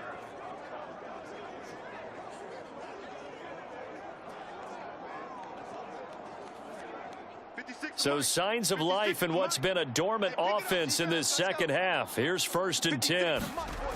He'll look to throw. A short throw. This is caught by Cox. It'll go down as a gain of 6, and it's 2nd down. You got the big lead defensively, willing to give them that underneath stuff, right? And this is why you work on your tackling. Tackle them after the catch, inbounds, keep the clock running. Just go ahead and bleed the game out that way. Ball spotted at the 45. Here's a 2nd down and 4. Out of the gun is Minshew. And that nearly intercepted. It's incomplete. Now remember, he had a pick earlier, but couldn't reel that one in. That incompletion brings us 1 snap closer to the end of this one. Maybe mercifully, partner. And let's face it, though, no surprise, they're still flinging it around. They have pride, too. The offense on 3rd down tonight, not so hot. 2 for 9 to this point. This is 3rd and 4. They'll set up the screen to Taylor. And he'll be taken down, but he does have 1st down yardage. It's a 9-yard gain, and it keeps the drive moving. For as many sacks as this defense has, you can understand their willingness to try and get upfield and get another. So what a really smart play call here to use their aggression against them, go with the screen, and they're able to get the 1st down.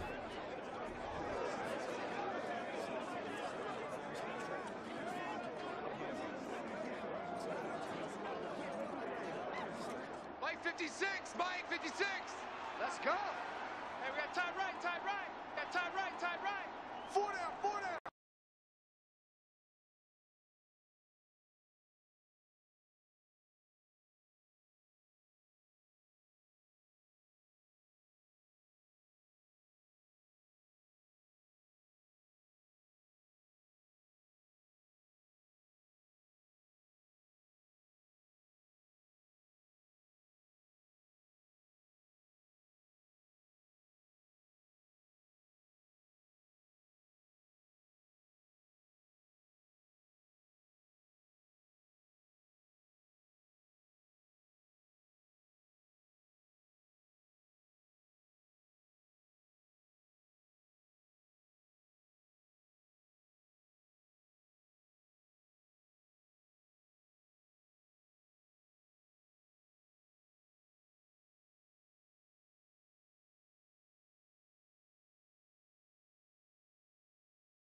victory or, boy, something that feels a little bit cheap. But if they trim that lead down to just 2 scores, that's still a benefit to this squad. And the big fella stuffed that one up in a big way. I think doubling him has to be a priority because you can't move up to the next level if you don't take care of him first. Now it's 2nd and 10. Watch QB jump. Watch QB jump. 56 to Mike, boys. 56. Check 56. Back to throw here. Minshew going to be intercepted for the 3rd time.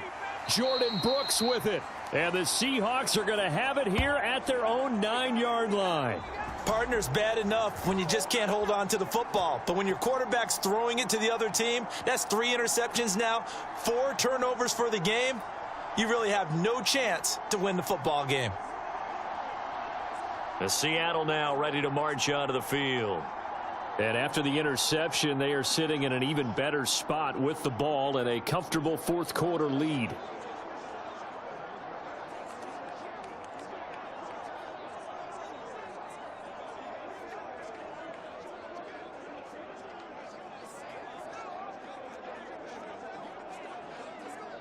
Hey, here we go. Hey, 390%. Let's go one more. 44 is the mic. 44%. They'll start this drive out on the ground. And brought down, but not before reaching the 25. 61 yards rushing on 12 carries for him now. Most of their damage has been done through the air. I mean, they've rung the bell 3 times with passing touchdowns, but guess what? Ground game has not been neglected. Nice little burst right there.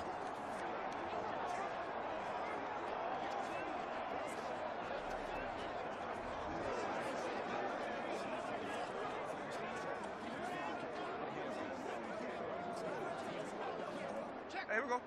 390%.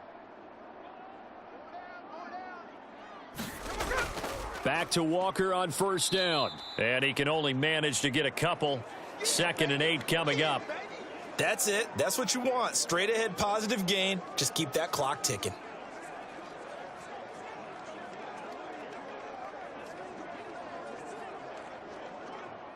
They'll break the huddle, come up on 2nd and 8 at the 27-yard line.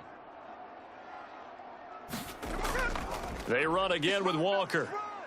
And able to stay on his feet past the 30 to about the 33-yard line. It's a gain of 6, moves him to a manageable 3rd and 2 situation. Brandon, I've got to think this offensive line has got some smiles on its faces. And I know it sounds crazy, but they practiced for this back in training camp. They knew they'd be in situations where it'd be extra defenders in the box coming after them, trying to keep them from locking down a game. Right now, they want to show the world they're up to the challenge. And he is going to have a Seahawks 1st down, and he's going to have it by plenty. Able to get 8 yards there on 3rd and 2. He's been the go-to guy. They needed a big play there on 3rd down. Went his way. It worked out. Doesn't matter whether they've scouted it or that they think he's going to get the ball. He has a knack for finding his way open and completing the connection.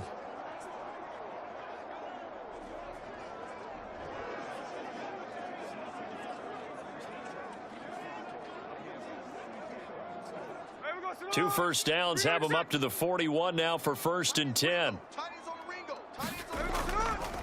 Up the middle, here's Walker. Oh, a heck of a move. Man. And a good run here as he'll rumble all the way down to the 40-yard line. That good for 19 and a 1st down. At carries like that, that's how they're going to continue to salt this thing away here, Charles, in the 4th quarter. Yeah, how about that? A new set of downs. Clock continues to move. No better way to close out a game than to tap those mastodons you have up front and say, guys, keep pounding them. Let's keep the ball, keep their offense on the sidelines, and let's close this one out. Now from Colts territory, here's a 1st and 10 right at the 40. Hand off here to Walker. And he gets this to the 35. Good for a gain of 5.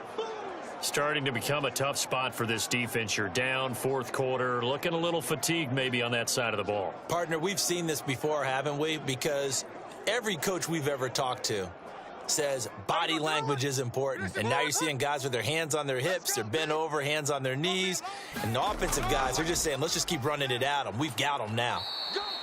Give him 4 on the carry, and it'll make this a 3rd and about 2. Well, partner, Marvin, our #1 stats guy, just handed me a little card that says he has 97 yards on the ground today. You think he's going to get the ball again? I think so. 3 away from that century mark. Got to have it. Yeah, and I think what they're going to call is one of his favorite runs, whatever he feels comfortable with, and what the offensive line has executed well today to try and get him over 100 yards. They're trying to keep the drive going. This will be play number 8. It's 3rd and 2. They'll try for the first with Walker. And he'll work it inside the 30 to the 29-yard line. 3 yards there, good enough to keep the drive moving. Starting to feel a little to me like the air is coming out of the balloon, so to speak, defensively. They're taking their will from them right now. That's what they're doing. Whatever they want to call, it's working. They're handling things up front, and it's not just the offensive line. It's everyone. You're seeing the guys on the perimeter blocking downfield and making sure that they're secure. So, yeah, you're exactly right. The air's out of the balloon, and right now they're almost lifeless.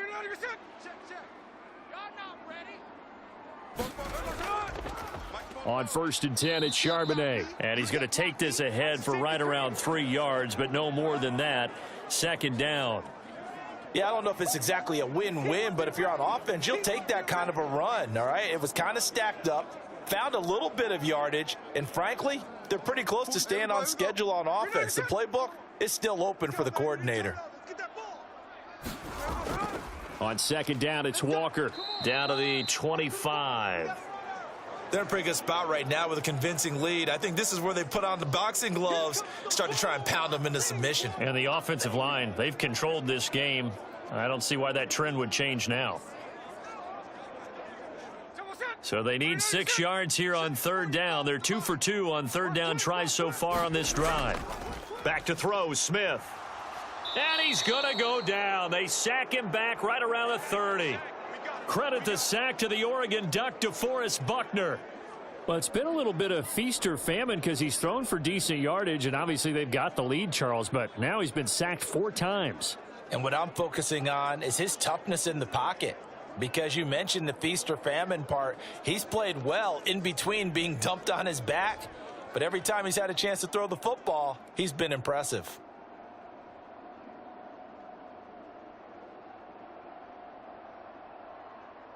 So on 4th down, here's Jason Myers for the Seahawk field goal.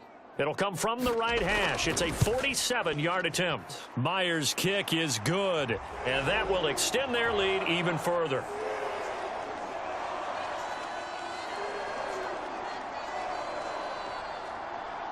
Well, ultimately not really sure that they're going to need those 3 points, but they'll take the 3 and they pad that lead. Yeah, this one's already wrapped up, but you and I both know if you're an offensive coordinator, you never let up on the gas unless the head coach tells you to do so.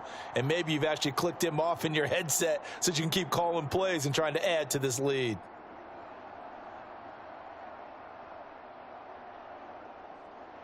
Myers now converted on the field goal try. Now he's on to kick it away. And here comes a return from just beyond the goal line. And he'll be stopped up at the 25. Let's go, baby.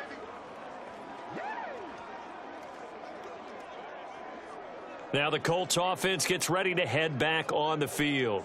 Where we stand right now in the 4th quarter, this one pretty much out of reach. And, Charles, I know they're going to be disappointed about several things with this ball game, but the self-inflicted wounds, they've had several turnovers.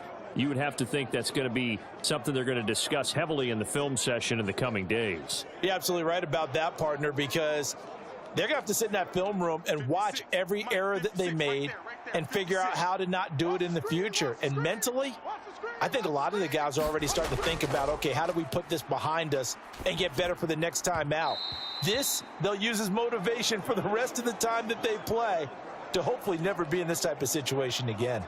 This has obviously been a bad loss, but one of the few things they can still do is try and throw the ball all the way to the end zone and get some points on the board so they're not shut out over the final 2 quarters of this game. An incomplete pass leads to 2nd and 10 from the 25. They're going to look to throw. A short throw. This is caught by Cox. And he's brought down, getting this one up to about the 35. 7 catches for him now, and this last one, a first down. Well, those are the types of plays they probably wish they had made more of in the first 3 quarters. And this deficit going to be tough to overcome here in the fourth. But a nice first down and a pickup on that throw. Yeah, and this is where as coaches, you're looking for effort and execution. Even though the scoreboard is going against you, you want to find out who's going to fight, who's going to scrap, who's going to keep their heads up and continue to play. Another nice gain, 16 yards there and a first down again. Well, I can put my defensive cap on right now, and I know they're saying don't give up any big plays now. They've controlled this game throughout, and all they want to do is see it through to the end. I think they let their guard down a little bit with that last completion. Sometimes when you're trying not to give up bigger plays, you don't react as fast as you should on other throws. So from Seahawk territory now, it's 1st and 10 at the 49-yard line. It'll be Minshew again. That's complete to Pierce. And past the 35, he'll be dropped a yard or 2 shy of the 30. 17 more yards on that one as they keep the drive rolling. Defensively here, you've got the cushion, but back-to-back pretty big pass plays there. Bend but don't break, but are they bending too much? I think that they are. To me, it'd be like playing basketball, and you put up a token press. Make sure you get up there and make them eat up some time. Make it a little bit of resistance so they can't just run it right down your throat. From the 32 now, here's 1st and 10. Check pass. 56. Mike, 56. Right there. 56. Now Minshew. Throw over the middle, going to be caught here by Mo Alley-Cox. And he's tackled a yard short of the marker. Good gain of 9 on first down.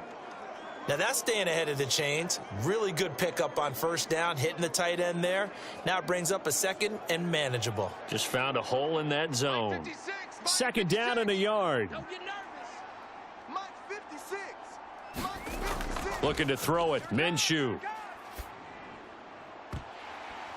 And that falls to the ground, incomplete. Well, a nice job of bodying him up defensively. And now it brings up 3rd down. That incompletion is not a surprise with the way that this one has gone, and the frustration, the body language is evident everywhere. This team, they've really been put through the ringer in this one. This will be play number 7 on the drive. 3rd and a yard. They'll stick with the passing game as he looks to throw. He's got his running back out of the backfield. And that'll wind up moving the chains again as the tackle's going to be made at the Seahawks 12-yard line. Instead of a 3rd and 1 run, they go pass and they get 12 yards out of it. And with that last play, he's now up over that 300-yard mark. And in today's NFL, it almost feels routine. And I hate that when you talk about a 300-yard passing game.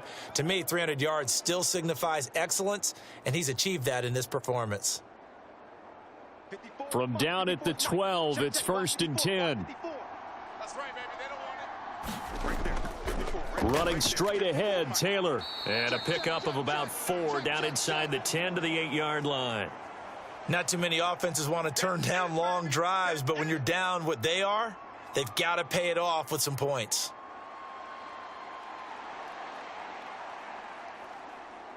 Facing a 2nd and 6 from the 8. Watch tight end. Watch tight end. Tight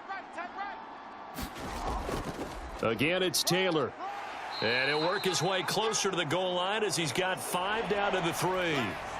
Some good, strong running right there. Some power and some explosiveness just about got him into the end zone.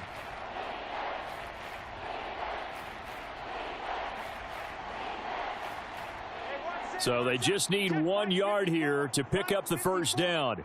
Oh, yeah. Oh, yeah. Here we go again. They'll try and run for this with Moss. They only got 2, but that was enough as they'll convert to make it 1st and goal. That's quite a spot there for his first carry of the game, but obviously they had plenty of faith in him, didn't they? No question about it. And here, why not go with the fresh legs? Able to push forward, pick up that first.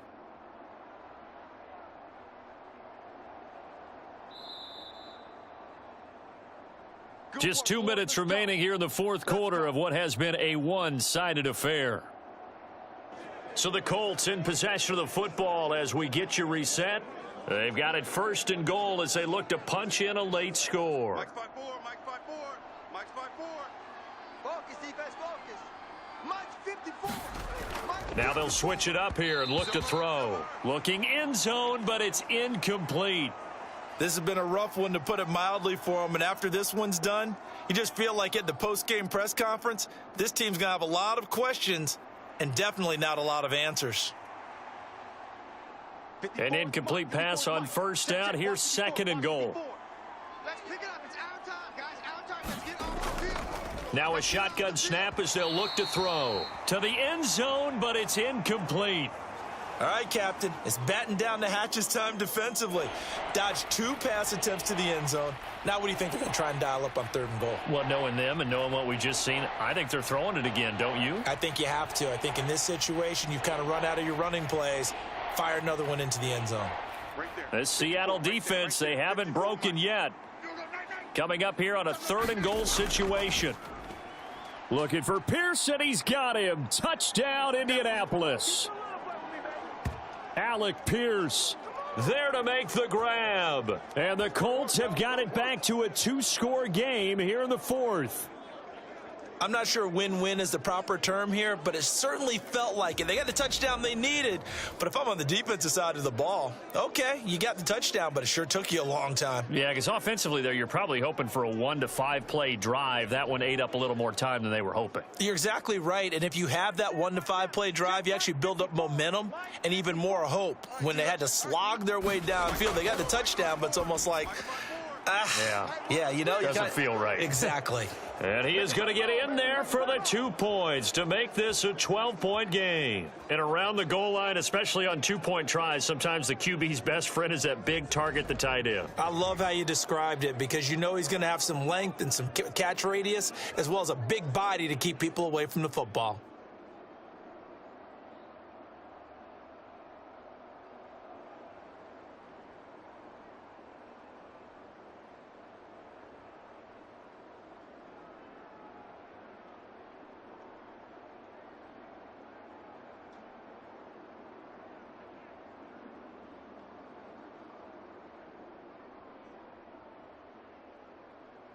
Two scores down, 3 timeouts left. Still a chance if they can somehow get this one back.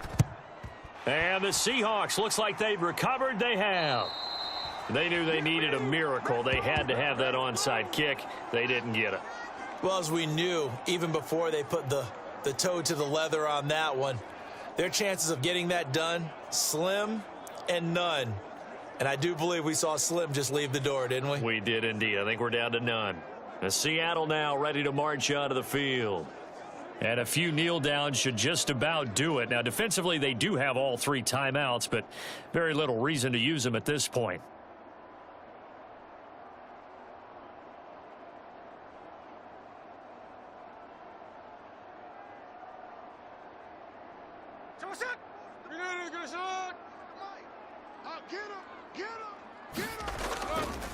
We got to have 2 hands on the football here as they run on first down. And a good push up front, and he's able to navigate his way down inside the 30. Here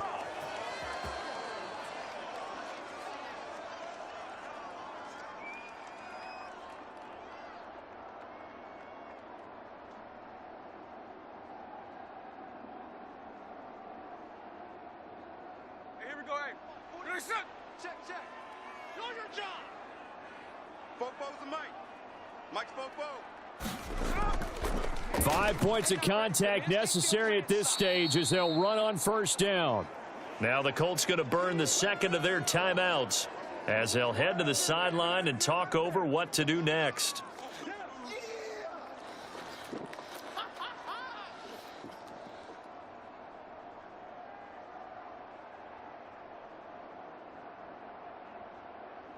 Another yard would probably put this thing in the books. It's 2nd and 1. And going right back. 2nd and 1. And going right back to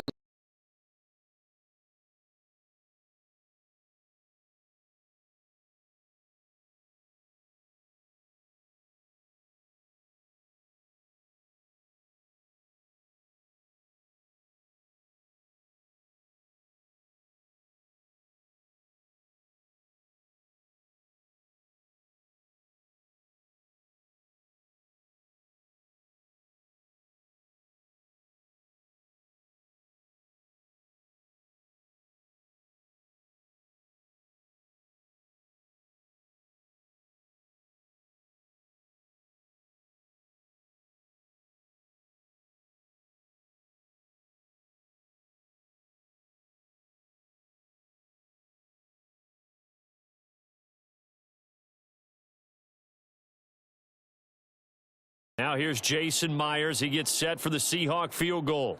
This to make it a 3-score game late. Myers' kick is good, And that will extend their lead even further.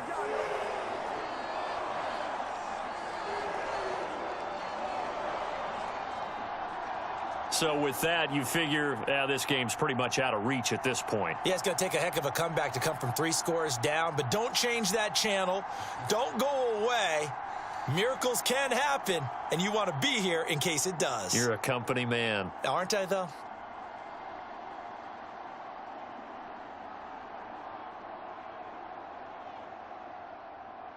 Myers now converted on the field goal try. Now he's on to kick it away.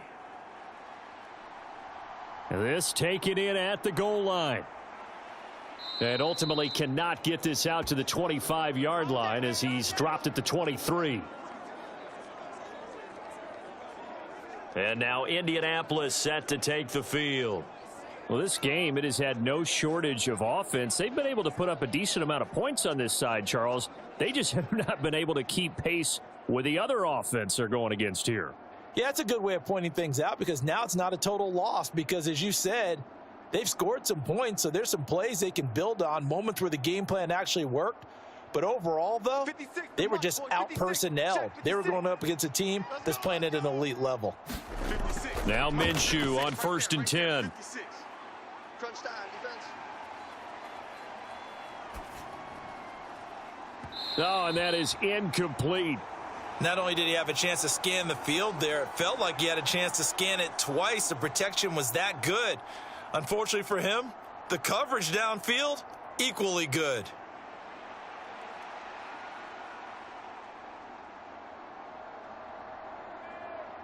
Mike 56. 2nd and 10. It's a party now. Mike 56. Mike Now back to 56. throw. Push him back. Push him back. And this throw incomplete. Now the defender all over him that time, but it's going to lead to 3rd down.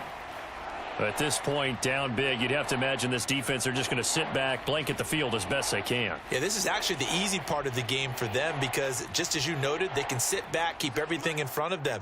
But they've blanketed the field the entire game using a variety of coverages. 56. On 3rd down, he'll drop to throw. And for the 4th time tonight, it's an interception. Picked up by Trey Brown. Well, it wasn't always pretty, but the interception there, that means that they should get out of here with a victory. Yeah, this is not a game that they're going to preserve for posterity on defense, but they did finish it off, didn't they? They did make the winning play to close things out. They'll take that one and head to the locker room. The Seattle offense now set to come back out on the field. CD, this is the ideal situation in the 4th quarter. You come out here late, not much time on the clock with a comfortable lead, and put the final nail in the coffin. Yeah, this offense, all game long, they've been powerful.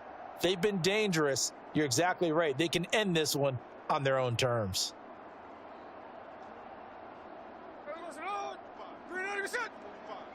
Come on, baby.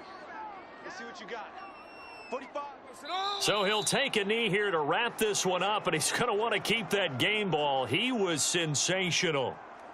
Listen, anytime you take a knee to end a game, that means you've won it. So it doesn't matter whether it's home or on the road, but there's something a little extra special about doing it in front of your home crowd, isn't there? And the home crowd applauding. They're happy with what they've seen. Chalk this one up in the left-hand column for a win. Yeah, that's right. Head to the locker room, throw the wristbands in the crowd for the kids, your gloves, your towels. Get to share it with the home team. So the victory here for Seattle. And we talk so much about the turnover battle, determining who wins, who loses. This game, no exception. Air-free football, no turnovers at all, and they win it. So this is one you don't have to convince your team that what you're saying is accurate. And you know what I'm talking about. Head coach always stands up in front of the team and says, guys, if we do this, this, and this, we'll win. And usually they say if we win the turnover battle, we'll win. Well, here's the proof right there. Win the turnover battle, go on to victory. Now the guys believe. You move on to the next lesson where you have to convince them. This one is now planted.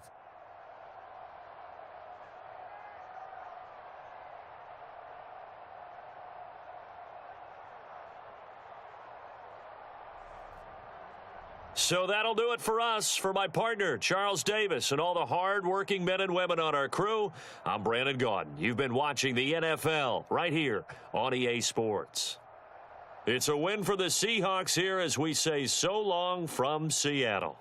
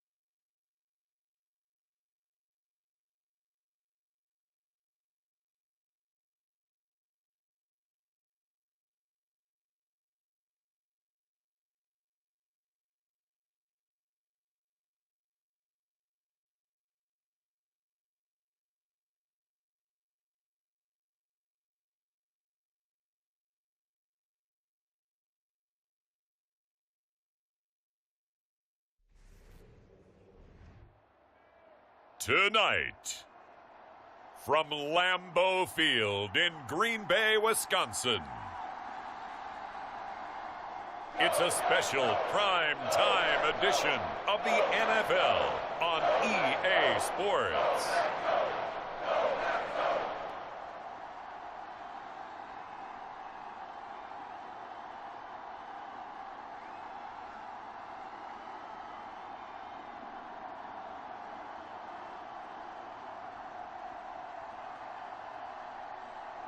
We'll see Jordan Love and the Green Bay Packers taking on Zach Wilson and the New York Jets. And we come to you from one of the truly iconic stadiums in the NFL as you get a look at Lambeau Field here in Green Bay, Wisconsin. Tonight on this fine Thursday night, we've got a good one in store as it'll be the New York Jets taking on the Green Bay Packers.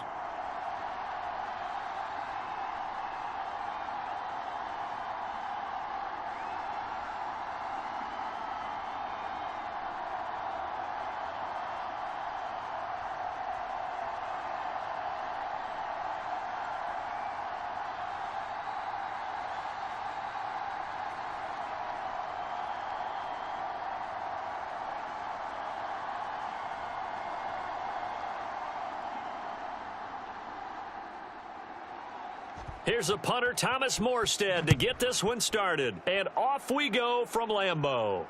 Keyshawn Nixon now on the return. And a nice return sets him up pretty good here right at the 30-yard line. That's what I'm talking about. 6'4" Jordan Love taking the field for the first time. The 2020 first-round pick from Utah State set to lead Green Bay. And at the start of Jordan Love's NFL career, he had one of the best seats in the stadium watching Aaron Rodgers work. But now he's looking for more than that. Rocket arm, big play potential, and he wants to show this organization that he's capable of being a dependable starter for the foreseeable future.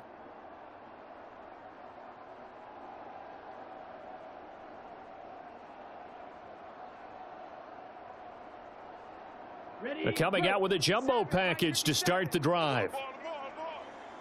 57's the mic. 50. Hut. Hey, keep it up. Keep it up.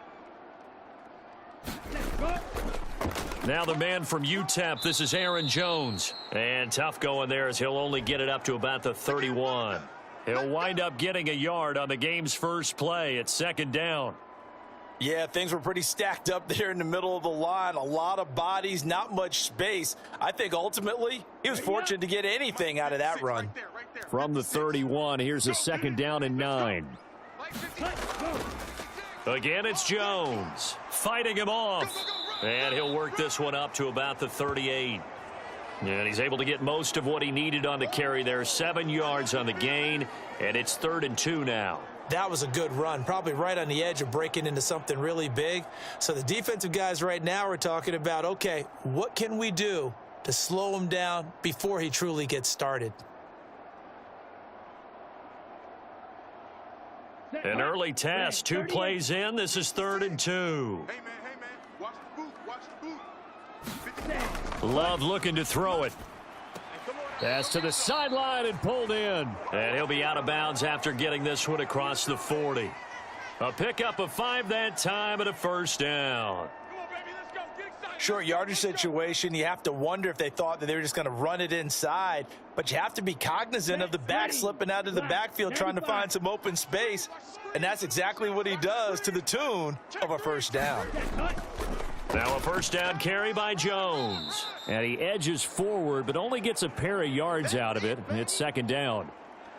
You've got to be impressed by that defensive front on reps like those. They were not being moved off the line, kept their shoulders square, and gave their teammates time to fight to the ball and limit that gain. Here we go. 2nd down and 8. Red. 60 red.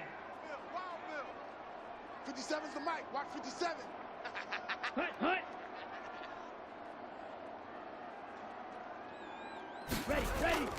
Love going to give this one to Jones. And nowhere to run on the interior of that defensive line. He'll get back only to the line of scrimmage.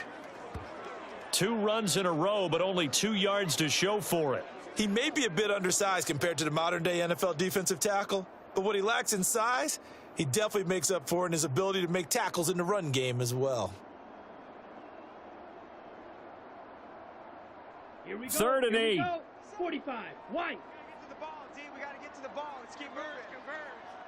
57's Now Love. I don't think you got it, son. And that is incomplete. 1 first down here, and that's all, folks. Good work by this defense to hold things in check and force a punting situation.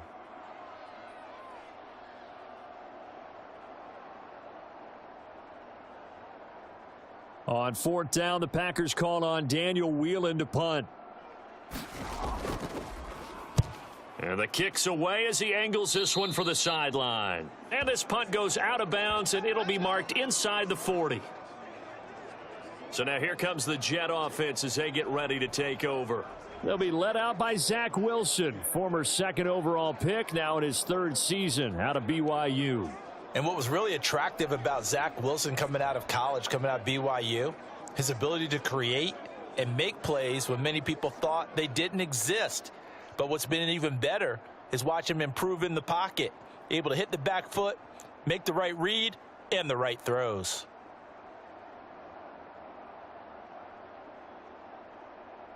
Good starting position for the Jets as they come up 1st and 10 at their own 37. Now Hall to start the drive. And taken down just shy of the 40. Not a lot of running room there, not a place to make a cut and kind of exit out because they had everything bottled up. Looked to me like the linemen were taking on their blocks really well and giving up no creases. Ball on the 39. Here's a 2nd and 7. I can't believe they let you play. Now Wilson. A short throw to Conklin, the tight end. And he gets this one to midfield before he's brought down. And the quick slant gets exactly 10, and by the nose of the football, they've got a first down. Many different ways to create space, but on that play, he did it with that big, wide body of his. Didn't get a whole lot of yardage on the play, but it did what it was supposed to, pick up a first down. Check.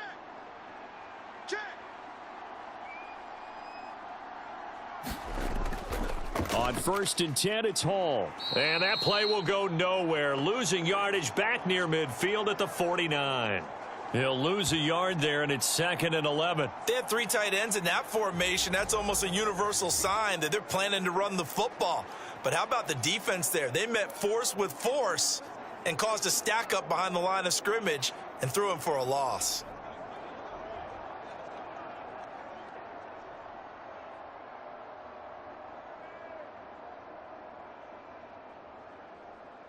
So after the loss of a yard, they'll look to push forward here on 2nd down and 11. Now it's Wilson. A short throw to Conklin, the tight end. And he's out of bounds as he gets this down to the 45. So the completion good for 6 yards. And now it's 3rd and 4. Let's not quibble about the gain there on 2nd down. That was a positive play because that was a take-what-you-can-get situation. Got out to the tight end. Now it gives them a much better opportunity to convert on 3rd down. Hey, watch the slant. Watch the slant. Mike's back now. From the shotgun, Wilson. You got nothing. That is caught. And brought down, but able to get it to their 30-yard line. The Jet passing game in rhythm. They've got another first. Solid opening drive so far, Charles. They've moved this football into field goal range, but you know that they want to cap this off with 6 and not 3. Absolutely. As one of the better coaches in the league always tells me, on offense, I want to throw body blows all game long and finish it with uppercuts. Well, here are the body blows right now. He's hoping in one uppercut will take care of the end of this drive. So 1st and 10 now from the 30. Double tight, double tight. 3 down, 3 down. Back to the ground with Hall. To about the 26 here. Not a run that you're going to write home about, but still a good 1st down run. That's what an offense calls staying on schedule. 3 to 4 yards on 1st down. You're set up very well for the rest of the drive. 2nd down and 6 now from the 26. Tight end left, tight end left. 4 down. Here's Wilson to throw. They're going for Lazard, but this is intercepted.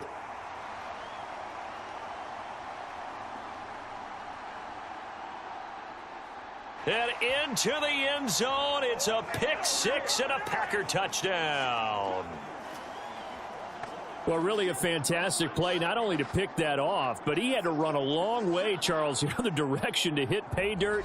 He did it, and they've got the first lead. And that certainly changes the early tone of this game, doesn't it, partner? One moment, they were going to be in early control. Now they just have a few moments to clear their heads and get back out there against an electrified defense.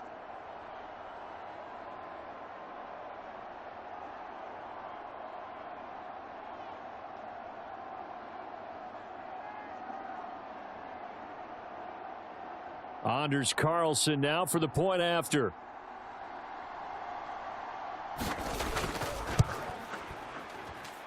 And it's good to make it 7-0 Packers. A heck of a play there defensively, getting the interception, navigating his way into the end zone for the touchdown.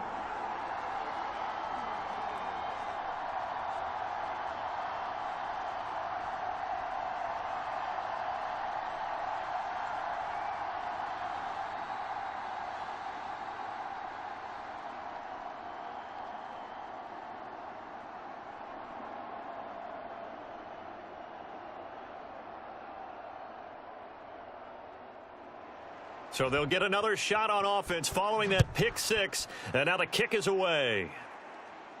On the return is Xavier Gibson. And he'll take it up past the 25 to the 26-yard line. It's over, it's over. Let's dominate. Back onto the field come the New York Jets for their 2nd drive. Now remember, they were just out here a moment ago through the pick 6, so we'll see if they can take better care of the football this go-around. And sometimes, partner, I think it's almost better that you just throw the pick 6 and you come right back out on the field. You're not over on the sidelines dwelling for it for very long. You're not hearing everyone say, oh, hey, you'll get them next time. Hey, don't worry about it. All that stuff just goes right out the window.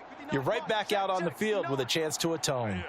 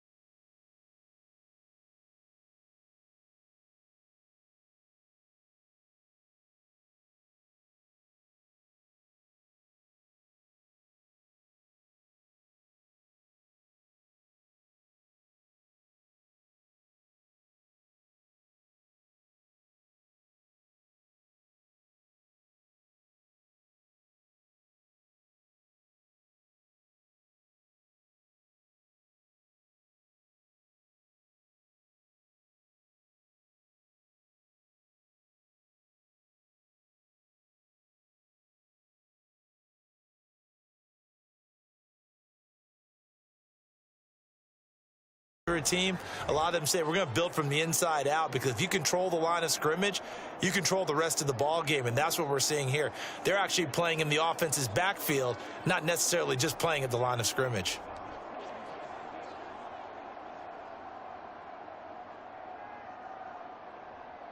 Looking at a 2nd and 11 now after the loss. Wilson. And that falls to the ground, incomplete. Well, a nice job of bodying him up defensively, and now it brings up 3rd down. Anytime they think they've got him open beyond the markers, you know they're going to throw it his way. And that's not going to change even after that incompletion was forced.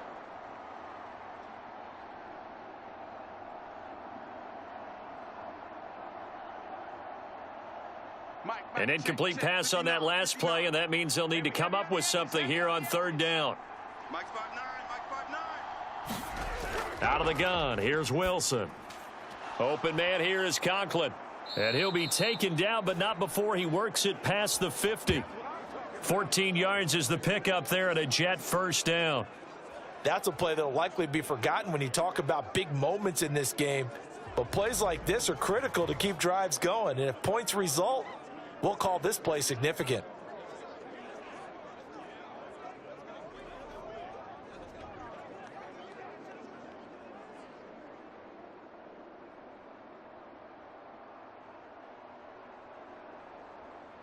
So into Packer territory now. Here's 1st and 10 at the 46. Now it's Wilson. And he's going to be sacked. They sack him back right at the midfield stripe. Rashawn Gary coming in hard that time on the blitz, and he gets him down. It's a loss of 4. Not the start to this one that any quarterback would want or envision. Remember, he had the pick 6, and here he ends up on his backside. And you have to wonder to yourself, okay, after throwing the pick 6, did he get too careful with the football and not deliver downfield and take that sack? They've got to make sure that he's really into this game. So after the sack, here's 2nd and 14.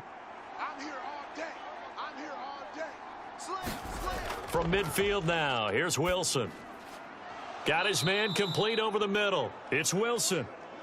It'll go as a gain of 4, and that brings up 3rd and a full 10 yards. They kept the receiver in the short field, but that let his quarterback get the ball quickly to him before either guy in double coverage could react. Now play number 7 of the drive as they're looking at a 3rd and 10.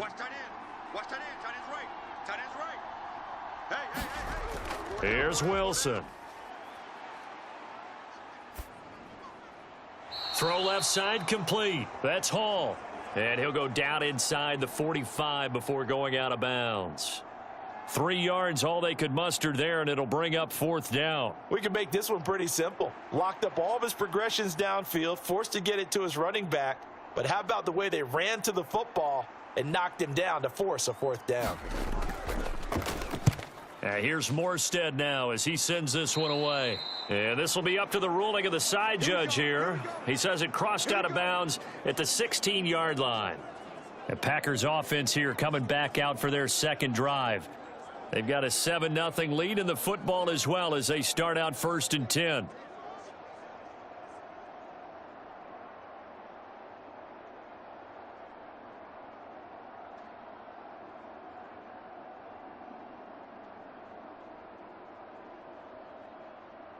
Come on, set. 10 black. Check 56. You remember me? You remember me? Let's go, baby. Let's go. Play fake. Here's Love. I know he ain't got it. That's complete. He finds Jaden Reed. And he'll wind up getting this to the 32. A play that started at the 16, and that's how many yards they get. 1st down. Certainly no settling into the drive there. They came right out on the first play and attacked the middle of the field for a big gainer and a 1st down.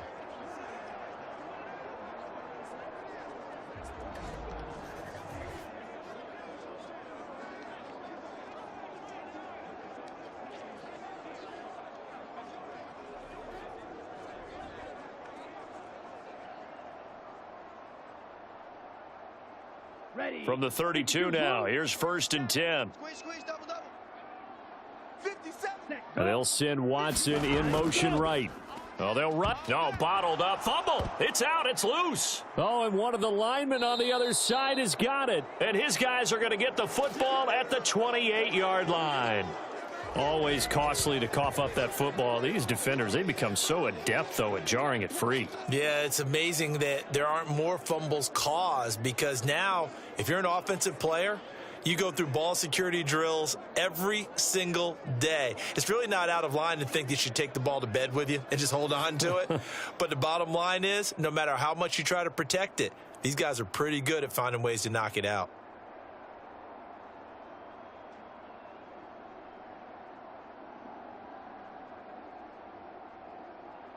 Mike 7. Mike 7. Pick it up, guys. Pick it up. 7's a Mike. It's a party out. Following the fumble recovery, it's Wilson. Looking left side, and he's got a man. That's Wilson. And a nice gain at 21 yards. Right after the turnover, they come out throwing. And that means it's a sudden change situation. We used to practice it on defense. Sudden change, get out there, stop the offense. But you typically run out there a little bit unsettled. I think that's why he came right out throwing the football, hoping to catch him off balance. And he did.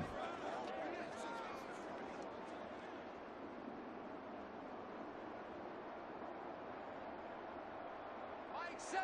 Mike 7. Down to lose one. Watch time. Watch time. Tight end right. Tight end right. They'll run with Hall. And he'll be stopped just outside the 5 at the 6. Only a yard that time, 2nd and goal. Not a whole lot there on 1st and goal, and that's what you're looking for defensively. You'll certainly live with giving up just a yard or two in this situation. The 6-yard line, the line of scrimmage on 2nd and goal. Mike 7. Mike 7. One more time with Hall. And he gets halfway there from the 6 to the 3 on a gain of 3. 2 straight shots on the ground. Now on 3rd, do you go to the air? I think the possibility exists, and if you're doing it, you're probably going play action since you ran it twice. But I often think that 2nd down is a time you go play action and throw the ball. I say commit to the run and think about it being 4-down territory. On 3rd and goal, Wilson. That's to the pylon and incomplete. So they opted to pass for it on 3rd and goal. Let's see what they do on 4th and goal. Well, I think they threw it with the idea that if they didn't get it, they would go for it on 4th and goal. So they've got another play in their pocket. They're going to have to call it right now. No field goal here. So Wilson runs off, and now they will go to the man they call Greg the Leg, Greg Zuerlein. Zuerlein's kick is up and through. And they are on the board, but still trailing. It's 7-3.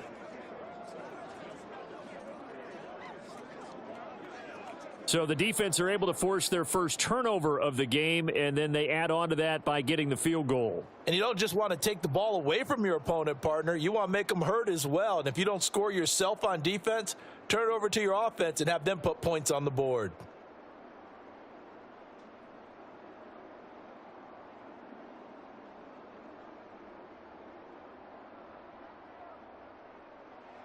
Morstead, the punter, out to kick it off.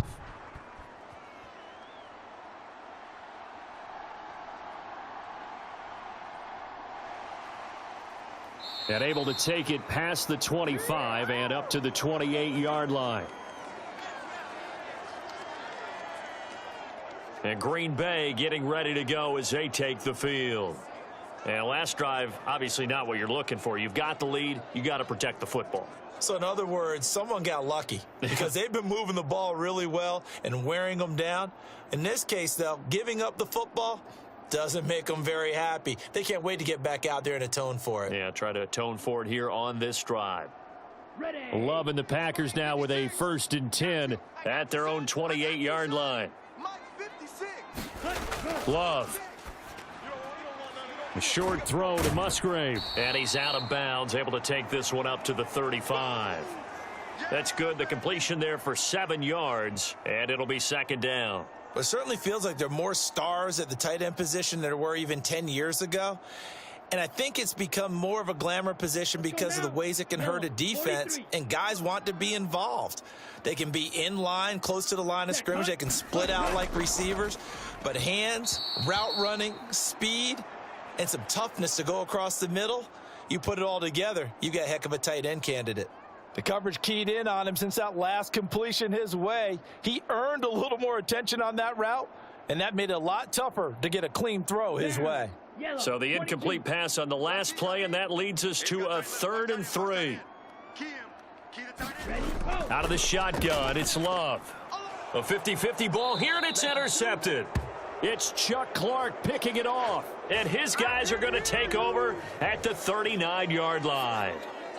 Well, this had trouble written all over from the start. He's got 2 extra defensive backs in the game he's got to deal with. They're in a dime set. So everywhere he's looking, he's seeing a different color jersey. And sure enough, this one winds up being intercepted.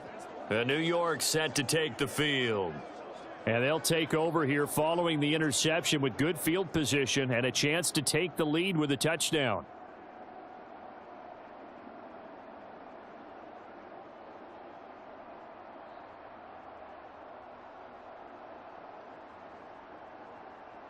So from the 39 now, they'll come up on a 1st and 10. Let's go.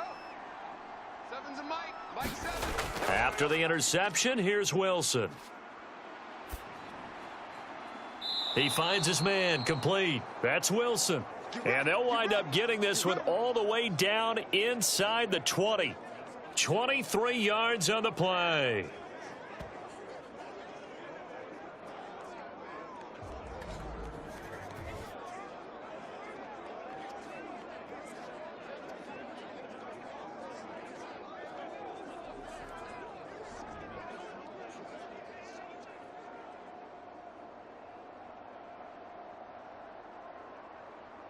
So the ball down to the 16 here for 1st and 10. Motion man left is Lazard. And he'll get an opportunity with it on the touch pass. And he spins through, and he'll be taken down at the 2-yard line. A nice pickup of 14, and it moves the stick, sets up a 1st and goal. Just a simple tap pass, but it pays off in a big way. And sometimes the simple stuff causes the most problems for a defense because there's a breakdown in communication there. When that receiver goes behind the line of scrimmage and it looks like he's going in motion, someone either has to go with him or he has to be passed off to another defender. Somehow they didn't get that communicated well, and it turned into a nice play. And he'll go backwards, losing yardage to the 5.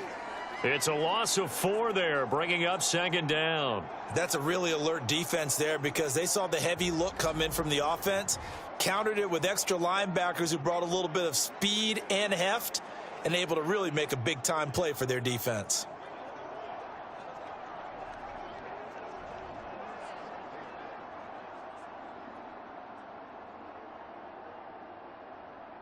Back at the 5-yard line now, 2nd and goal. You ain't going nowhere. Seven's a Mike.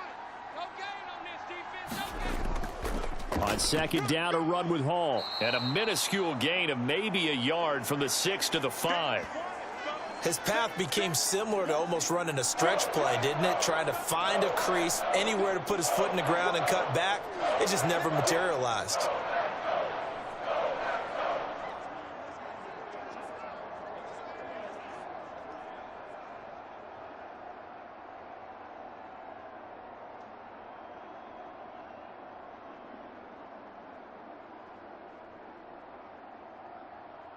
Now, they'd really like to make the short field pay off. We'll see if they can, but this is 3rd and goal. 3 down, 3 down. Seven's a Mike. Mike 7. Here's Wilson. On the buses. Let's put that team on the bus. Flush to it, and he's going to take it in for a Jets touchdown. Zach Wilson. A 5-yard touchdown run, and the Jets have taken the lead. That's a really good decision right there outside of the pocket. You've got to know the right time to shift from passer to runner. He was looking and looking, nothing there. You can almost feel the brainwaves firing as he calculates, I think I can win a race to the pylon. And he turns out to be right. Touchdown. Now Greg Zuerlein on for the extra point.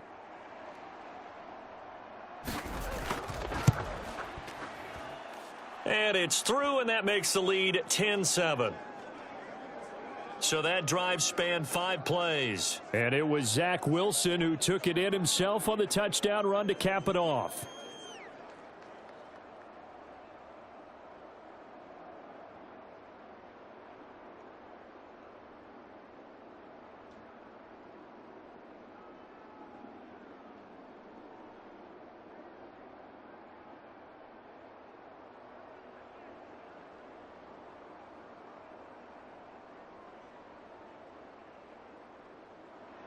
Morstead out now following the touchdown to kick.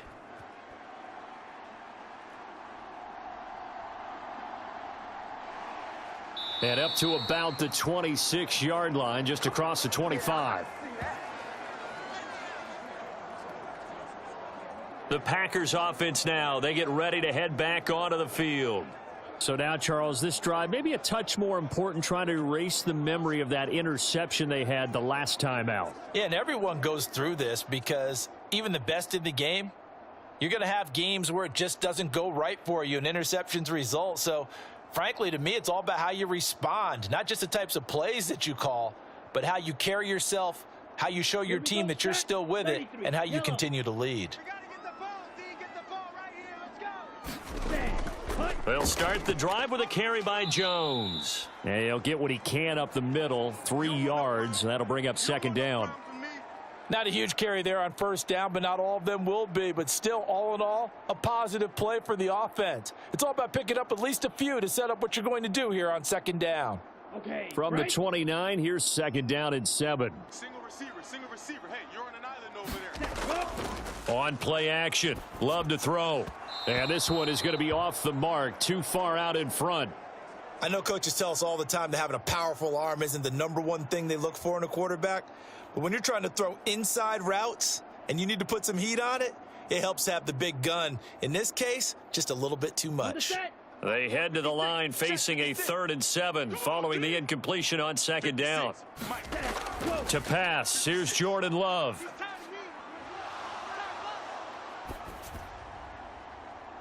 Oh, and his early struggles continue. Here's another one intercepted. It's Chuck Clark picking it off. And they'll start out with great field position at the 47-yard line in enemy territory.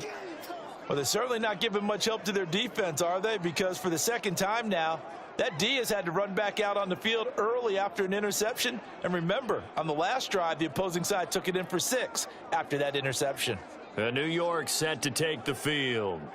Well, what do you think? You get the ball off the turnover near the middle of the field. You take a shot here on the first play? You know I'm big on that. I love when I have great field position after a turnover. I feel like I might have them a little bit off balance. I prefer to take a shot, but a lot of coaches will tell you, you only do it if you trust the guy who's got the football in his hands. Meaning, if it's not there, he won't force it downfield and maybe turn it into an interception. He'll go to the check down, go to a second option, and go ahead and take the play that's in front of him.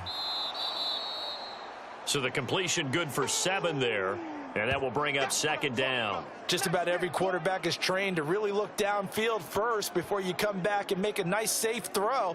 And in this case, that's exactly what he did. Found his running back, let him create some space, and it turned out to be a nice play for the offense.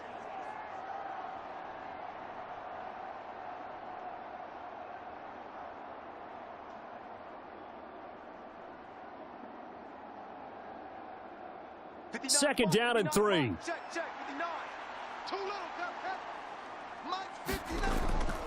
Mike. Straight ahead is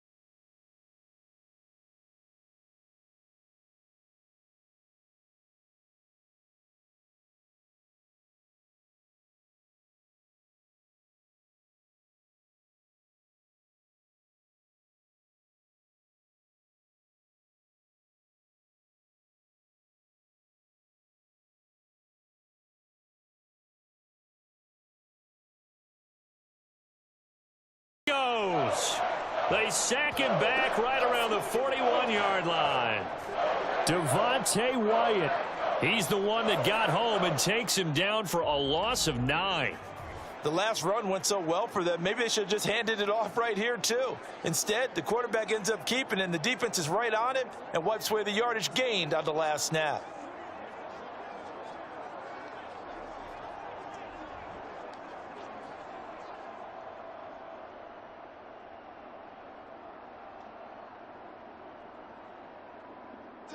And they need to work to at least get some of this yardage back after the sack. 2nd and 19. Wilson. He dumps this one off here to Hall. And this time not quite to the 30. It'll be down at the 31-yard line.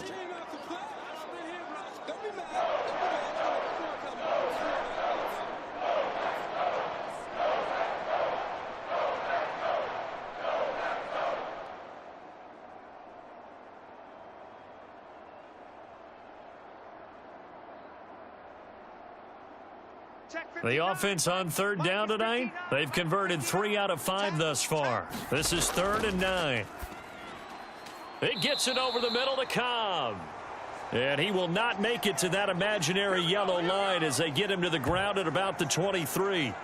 So 8 yards on the completion there, and it'll be 4th down. Well, it looks like they got what they wanted. They got the completion, but they weren't able to break any tackles or gain nearly enough yardage to pick up the 1st down. Now to be 4th and short.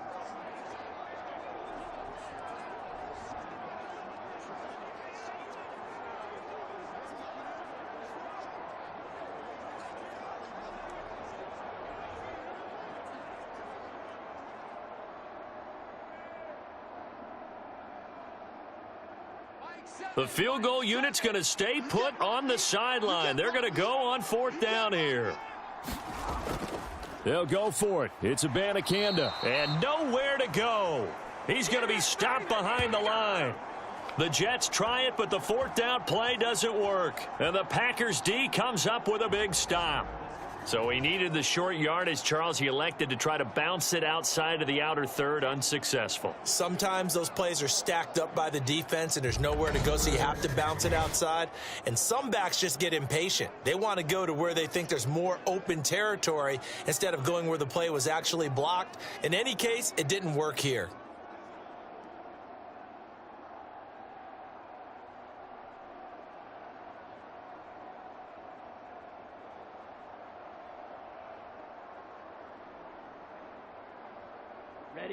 Love going to break the huddle, lead the Packers up here 1st and 10 at their own 25-yard line. Trying to shake off the interception, he'll look to throw. He'll be dropped after a gain of about 6 across the 30 to the 31. Yeah, baby.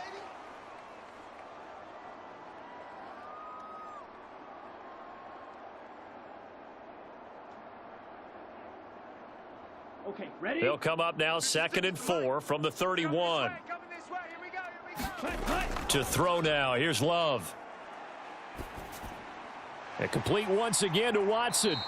And they get him down, but not before he takes it across the 40-yard line. Give him 10 there. Good enough for a Packer 1st down. Well, there's no disputing. He's made some poor throws in this 1st half, but this was a good one. And you can bet this is an offense that isn't going to pull back. They believe in what he can do. So all you can do is look forward, and they pick up a 1st down. Out of the shotgun, it's Jones. Yeah, he'll work free from 1 tackle, but that's about all as he's taken down. 5 yards on the carry. Good pickup on 1st down. That's a really nice, tough run inside, and they gained 5 yards on it. And to be frank about it, most offenses don't expect to get 5 yards on a play call like that. So when they do, they go back to their huddle with a little pep in their steps. They're starting to think that they're starting to dominate the line of scrimmage. I'm coming for you, son. I'm coming for you, son. Now throw there by Love, pulled in by Reed. And he goes out of bounds. It looks like right at the 50.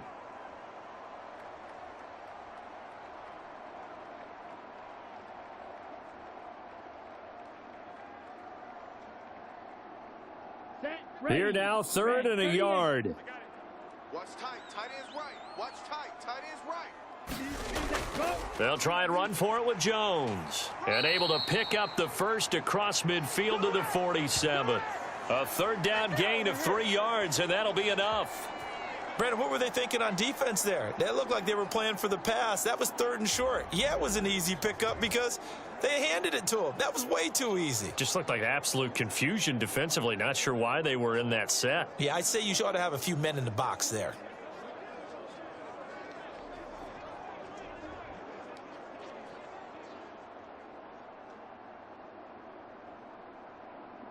Here we go. Black, 95.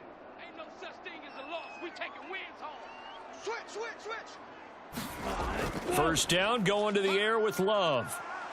Buying time to his left.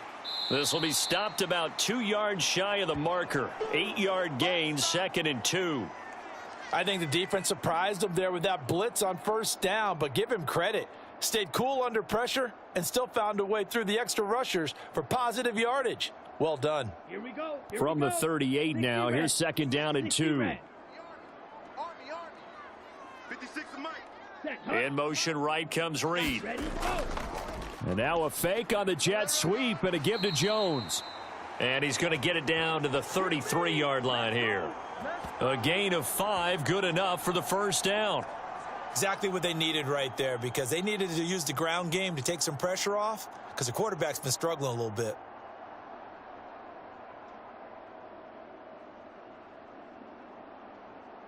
Come on, set. So they'll come up 1st and 10 now from the 33. That's gonna be a long day. Throwing. Love. Throwing left side, and Watson has it. And he is out of bounds inside the 30. That's now 4 completions in a row. A good bounce back following the interception last drive. Certainly not letting it affect him, that's for sure. And we all know interceptions are going to happen. So the big trick, don't let it affect you going forward. Most of the good quarterbacks, they just tell the ball boy, get that one out of the rotation, give me a fresh ball, and let's go. He's got his offense moving again. Back-to-back receptions for him, and it's another first down.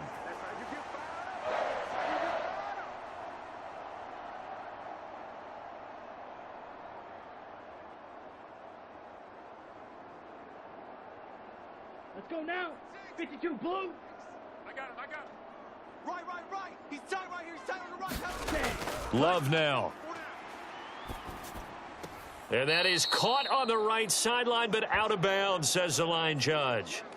The throw took him a little too far. It's 2nd down.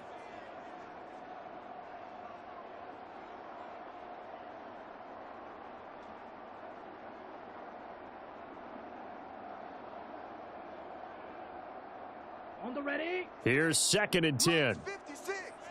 Hey, let's get in them holes. 56 of Mike. 56. Let's go. Going back to Love. Setting up the screen here, Aaron Jones.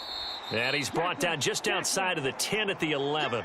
They get 7 out of that, so they're left with a 3rd and 3. That's a nice design there, but sometimes, though, you get so many blockers out ahead of you, they kind of slow you down and force you to adjust. You always appreciate guys trying to help you, but maybe one less there could have turned this into a bigger gain. Keep it up, defense. Keep it up, guys.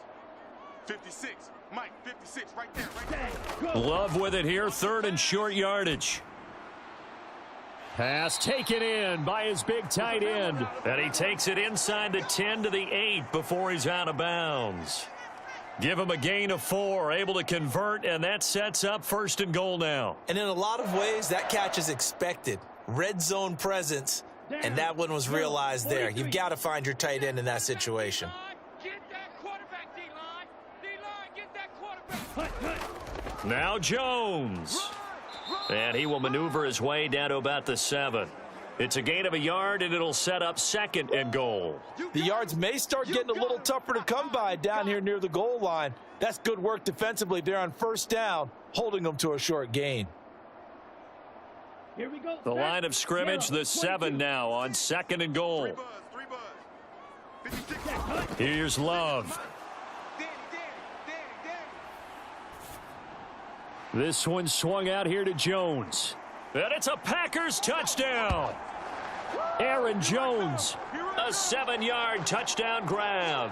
And the Packers are once again back in front. Well, CD, you know he's got great options at wide receiver, tight end, but there he looks to the backfield, and it results in a touchdown. I love how you laid that out. So many options. You maybe forget about some of the ones that you should be covering. And they made them pay with that one, didn't they? You forget about the guys in the backfield, they're eligible too.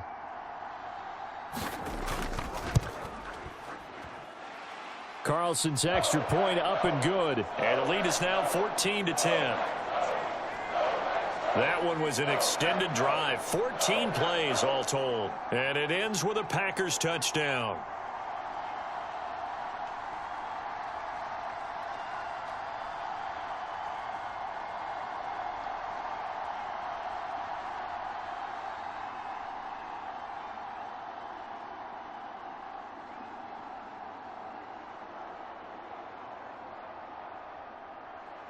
So now Carlson, after the touchdown, called on to send this one away.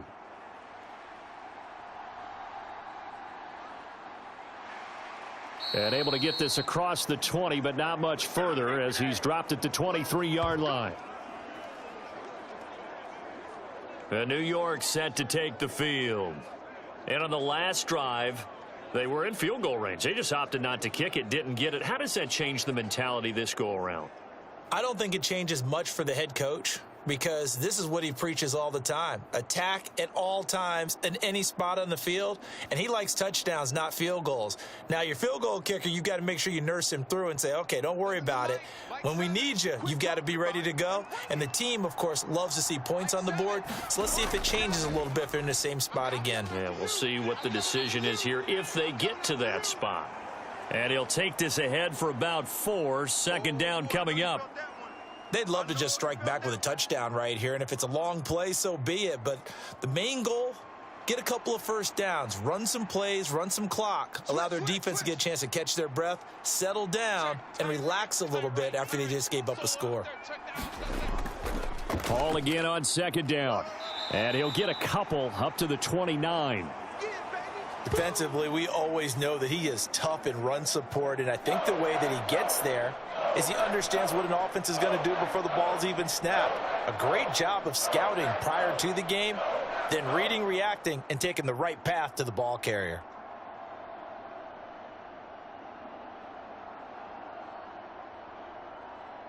The offense on third down tonight, they've hit it 50%, 3 of 6 to this point. This is 3rd and 4. He had a man open, but he missed him, and it's incomplete. Not much going on this drive. Looks like they're going to have to punt it away, CD. And right now, I know a lot of their fans are screaming for the OC to change things up, get away from what he's been calling. Sometimes you just need better execution of the plays that have been called. Here's Thomas Morstead on now to punt it away on 4th down.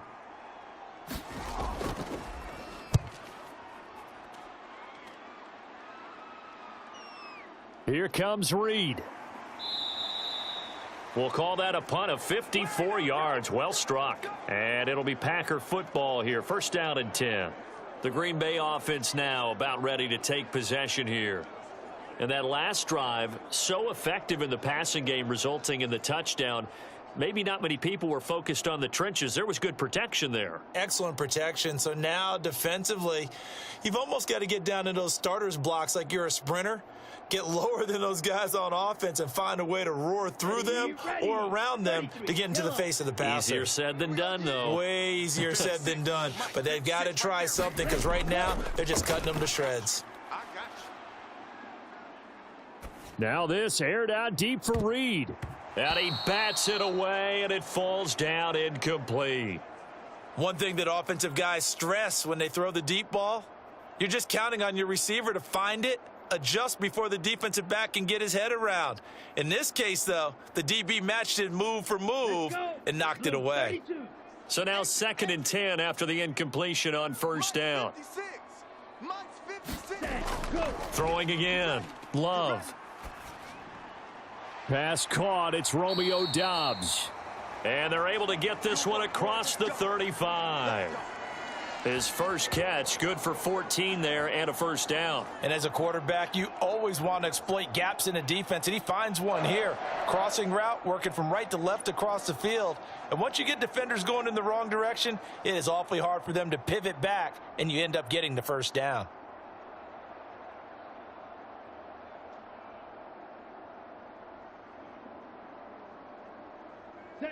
Line of scrimmage, the 37 on 1st and 10. Check, check. 56 the mic, boys. 56. Check. Ready, go. From the shotgun, a give to Jones. And he slips up past the 45 before being tackled. They get 10 more there, and I believe that'll be enough for another first down at will. That was good, tough running right up the middle. And if the defense can't penetrate and make him slow his pace or change direction, that's often the end result.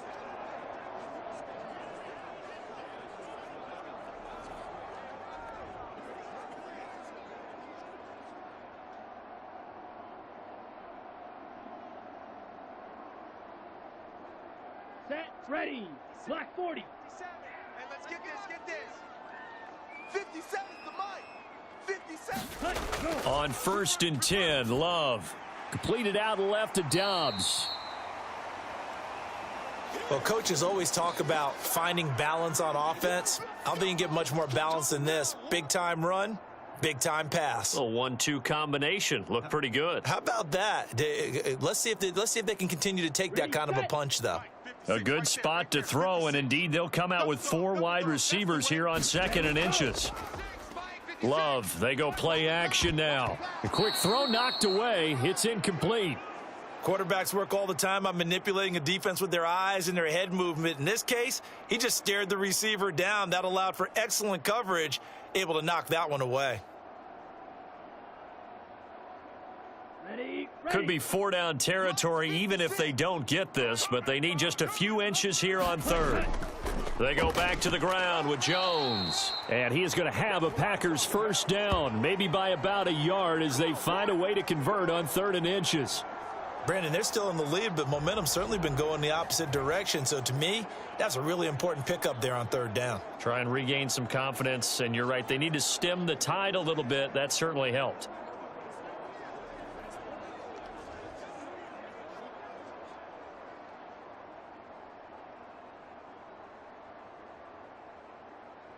ready, break. 56 is the mic. Ricky. 56 the mic, boys. 56. Ready, Jordan Love ready on first down here.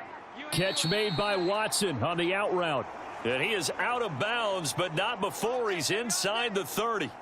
A good-looking drive for the Packers so far. It's a first down. Now, how about this throw right here? Had to throw it to the left sideline, and you know the timing's got to be correct on this one.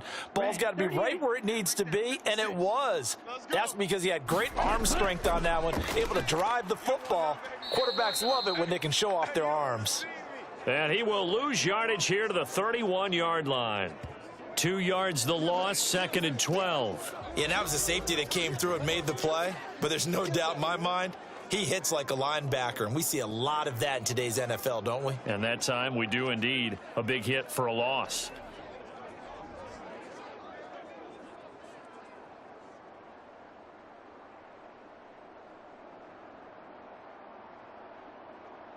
ready up. A rare misstep on that last play because the drive has been strong, but now it's 2nd and 12. Ready. Back to throw. Love. And this throw a bit late as he couldn't reach back for it. Yeah, offenses always try to be smart about when they're trying to dial up a screen to the running back because they understand you can only go to the well so many times in a game without the defense starting to anticipate the call.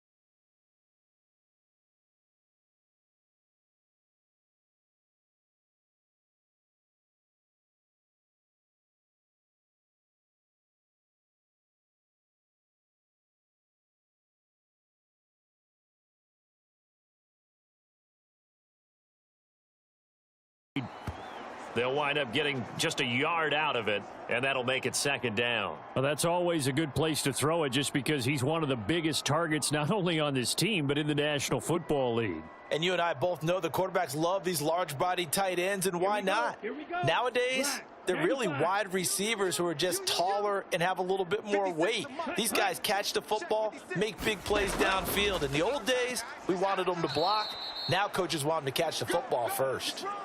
A gain of 2 there on the heels of a 1-yard pickup on first. When we talk about defenders, specifically linebackers, keeping their eyes in the right spot, he had that eye down the entire time. And you know that's not easily done because they throw a lot of misdirection at you. They try and fool you and get your eyes in the wrong place.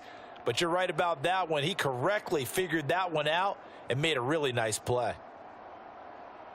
Come on, set. Mike, 56, right there, 56. 2 minutes remaining in this first half of football.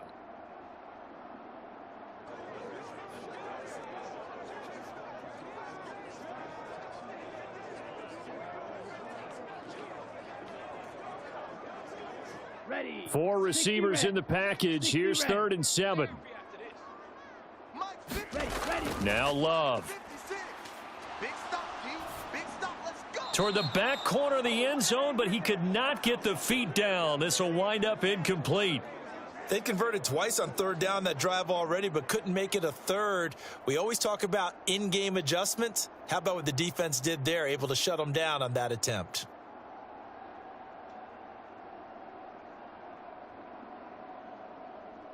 So off goes Love. On is Carlson for the Packer field goal.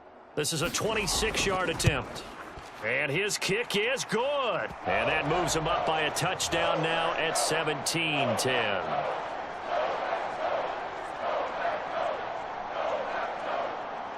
So a nice kick there as they add 3 to the lead.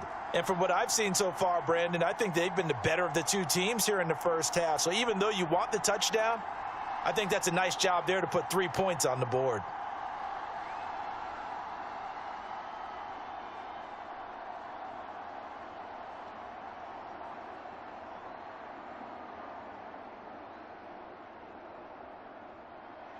Carlson back out there now to send this one away.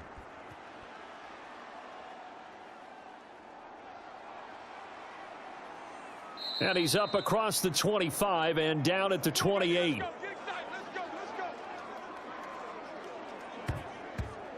Now the Jet offense about to take over as they head out onto the field. They find themselves down 17-10 as they come up on a 1st and 10.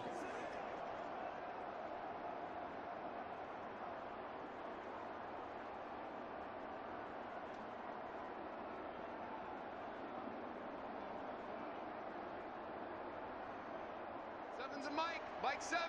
Not today, you are. Not today. Mike 7. Mike 7. They'll start on the ground. Hall. And if there was a lane there, it closed up quickly as he stopped for no gain. 2nd down.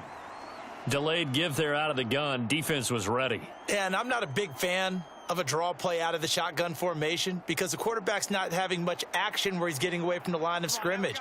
He's catching the football, making a little head fake, and then handing it off. You should be able to read it as they did there. Now a throw here to his running back. And they're able to get this one across the 35.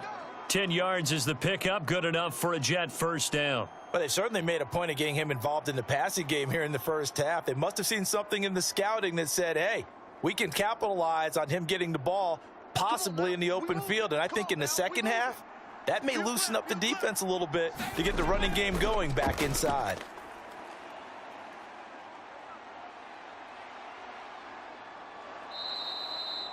The Jets are going to use the first of their timeouts as they get the stoppage with a little over 50 seconds to go in the first half.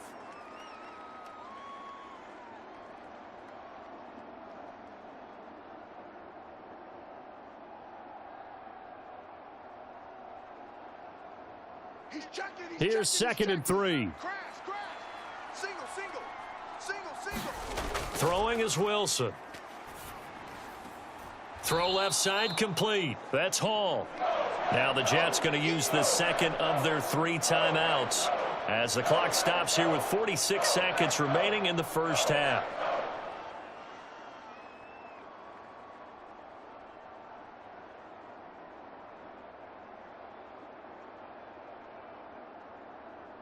Here comes third and about a foot. Here we go, D. Here I come again. Here I come again. Here I come again. From the shotgun, Wilson. Working the middle of the field, and he's got a man complete. And this is going to result in another first down as the tackle's made at the Packers' 42. And they get 10 yards there and convert on third. Got to say, I was a little surprised to see him, Charles, come out in the shotgun on third and less than a yard. Yeah, but the way the NFL is nowadays, we hardly ever see anyone really run for it on short yardage. So they're going to throw the football more times than not. That was a nice, easy rhythm throw right there, and they pick up the first down.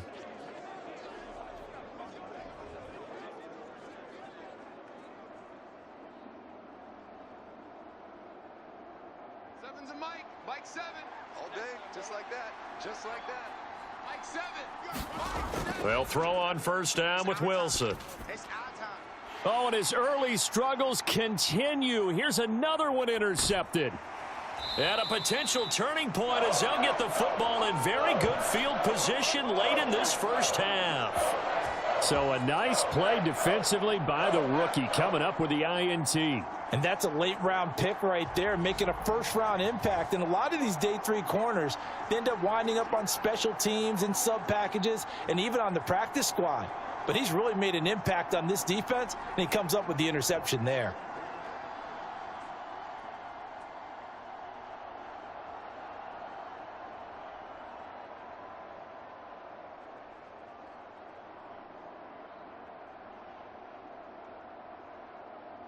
Let's go now. 45. White. 50 cents. Following the interception, Love. Complete to Jones. And he's going to get this inside the 30. And they'll burn the timeout with 5 seconds left. A chance to try to add 3 points before heading to the locker room.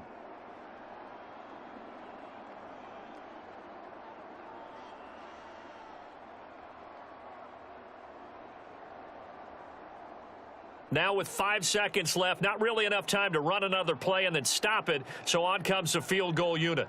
He hit his first, now this from 43.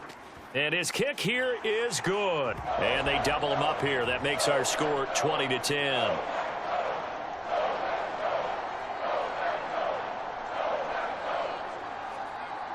So as it turns out, a 2-play drive resulting in the field goal. Well, they already had the early lead, and they get the interception, Charles, and now they add 3 more with the field goal. Yeah, they're in control of how this game is playing out so far. You mentioned the early lead. Now they're expanding on it, getting plays on both sides of the ball. A winning recipe if they can keep this up. So still time for the kickoff here. 1 second to go in the half as this one is away.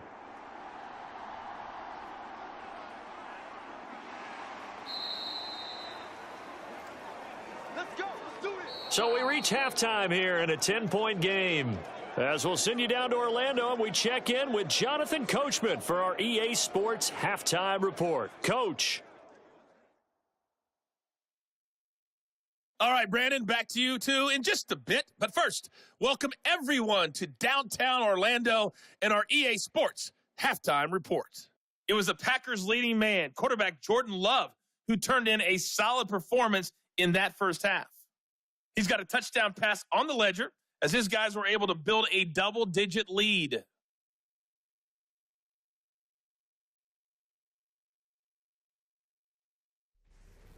All right, Coach, thanks very much. Fine work as always as we welcome you back for quarter number 3.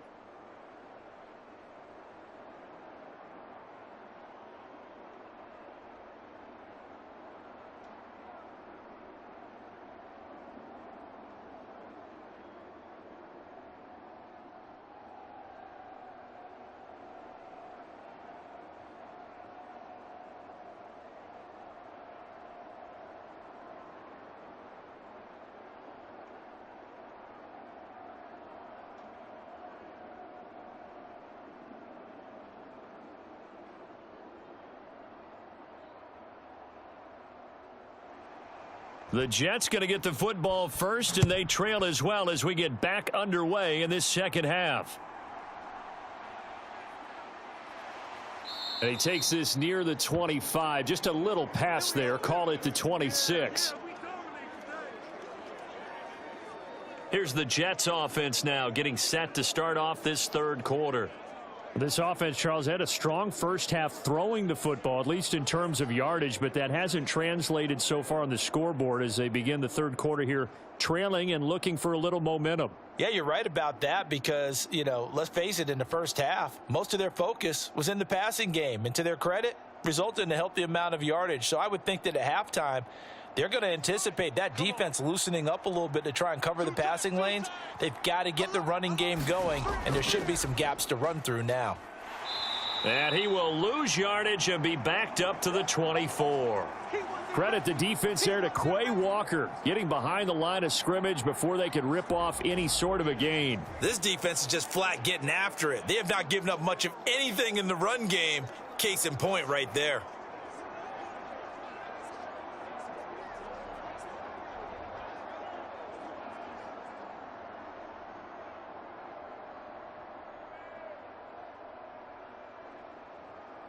So now they have to contend with 2nd and 13 after the first down run goes backwards. Seven's a Mike. Mike 7. Here's Wilson to throw. Caught left side by Cobb. And he's got this almost to the 40 before going out. 2 catches in the first half. Now he's got a third here, and it's good for a first. And that's one of the better plays we've seen this offense put together so far. They haven't been able to get on track much at all. But listen, they're only down a couple of scores with the rest of this quarter and the entire fourth remaining. So, stranger things have happened.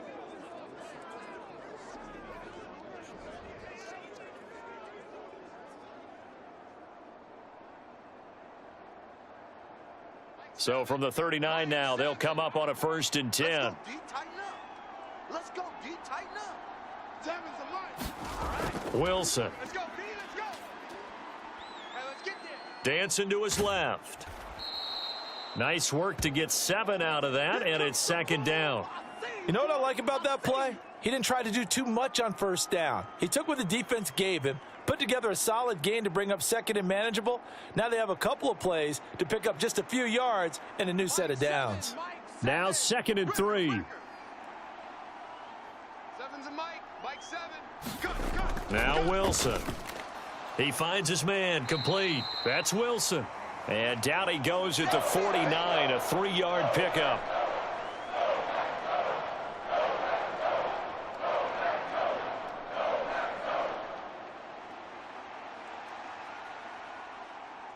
This offense in desperate need of a conversion as they come up on 3rd down.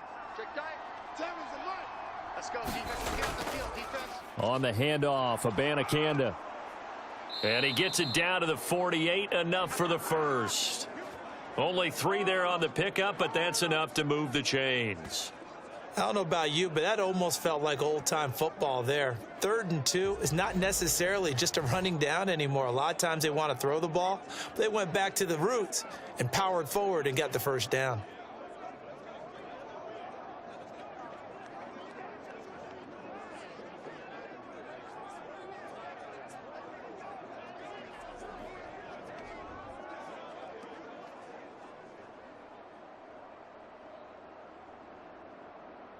So into Packer territory now. Here's 1st and 10 at the 48-yard line. Hall on a give up the middle. And that play will go nowhere. Losing yardage back near midfield at the 49. Rashawn Gary that time through the line and getting the tackle for loss. I see a shake of the head as he gets up, and you've got to imagine he's thinking, guys, you got to help me out. He's hoping his team can read his thoughts because he definitely needs some assistance.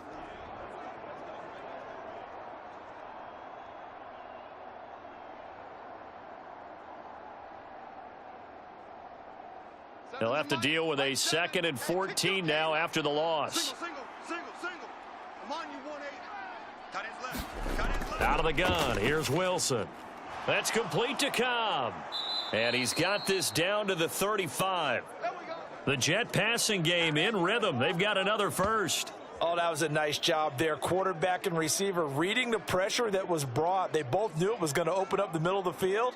Nice little shake and bake at the line of scrimmage, got right into his route, and the quarterback hit him in stride, and he was able to run free after the catch.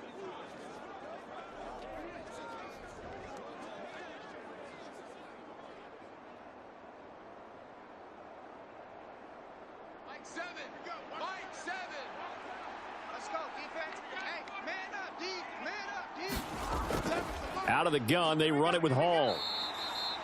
Tackle made by Devondre Campbell.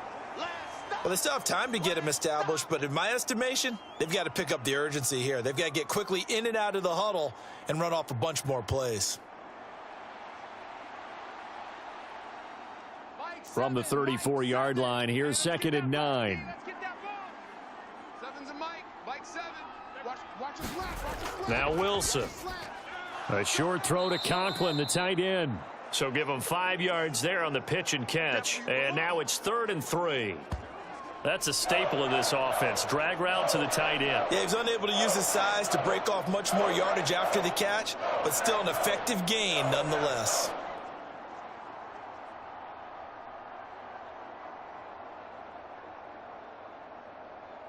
This offense in desperate need of a conversion as they come up on 3rd down. 7's a Mike. Here we go. Here's Wilson. That is caught.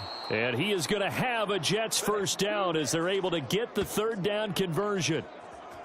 Well, they obviously read man coverage their partner, and he got downfield and broke down the defender. Made him What do you think, mean by that? Yeah, he made him think he was going to run a different route. Probably thought he was going to take it upfield. Then he curls back inside for the completion.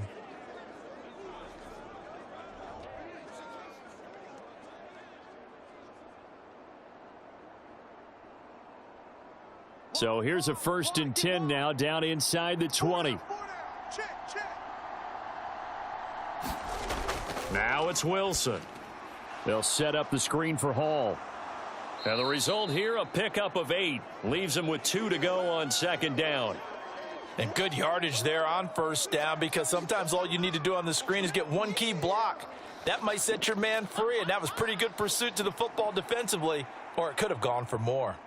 2 yards to go, 2nd down. Watch the slants. Watch the slants. Mike's 5'9". Mike's 5'9". Quarterback, don't get nervous now. We ain't beginning. To throw is Wilson. Don't get nervous. And he's not able to get away. Sacked back at the 22. Preston Smith buries him for a loss of 11 from his outside linebacker spot. All about the offense so far this drive, putting something sustained together. But the defense, they responded on that play. 2nd and manageable became 3rd and long. The drive marching to the end zone is one play from stalling out.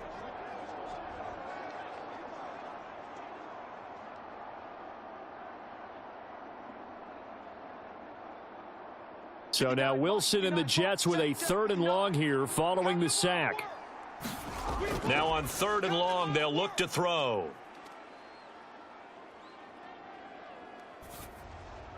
And an off-balance throw there, and it's going to wind up incomplete. Well, that play was certainly a little bit different because on the previous play, he was sacked. This time, protection a lot better, had time to survey the field, and still couldn't find an open receiver. So Wilson runs off, and now they will go to the man they call Greg the Leg, Greg Zuerlein. He connected on his first. This time it's 39 yards.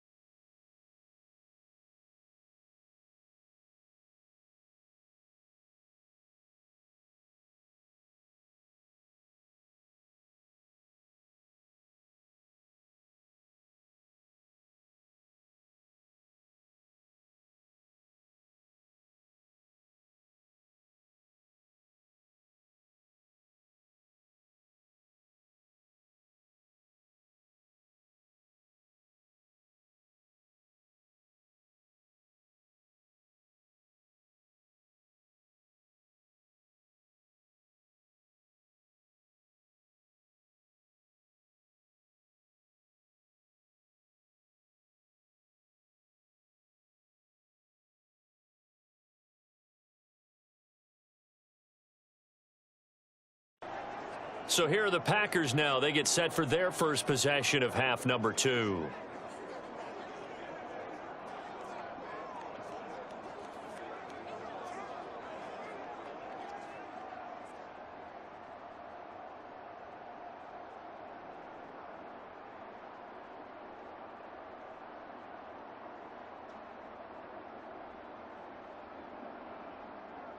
Love going to break the huddle, lead the Packers up here 1st and 10 at their 25-yard line. They'll try and start this drive in the air. And that is caught on the right sideline, but out of bounds, says the line judge. The throw took him a little too far. It's 2nd down.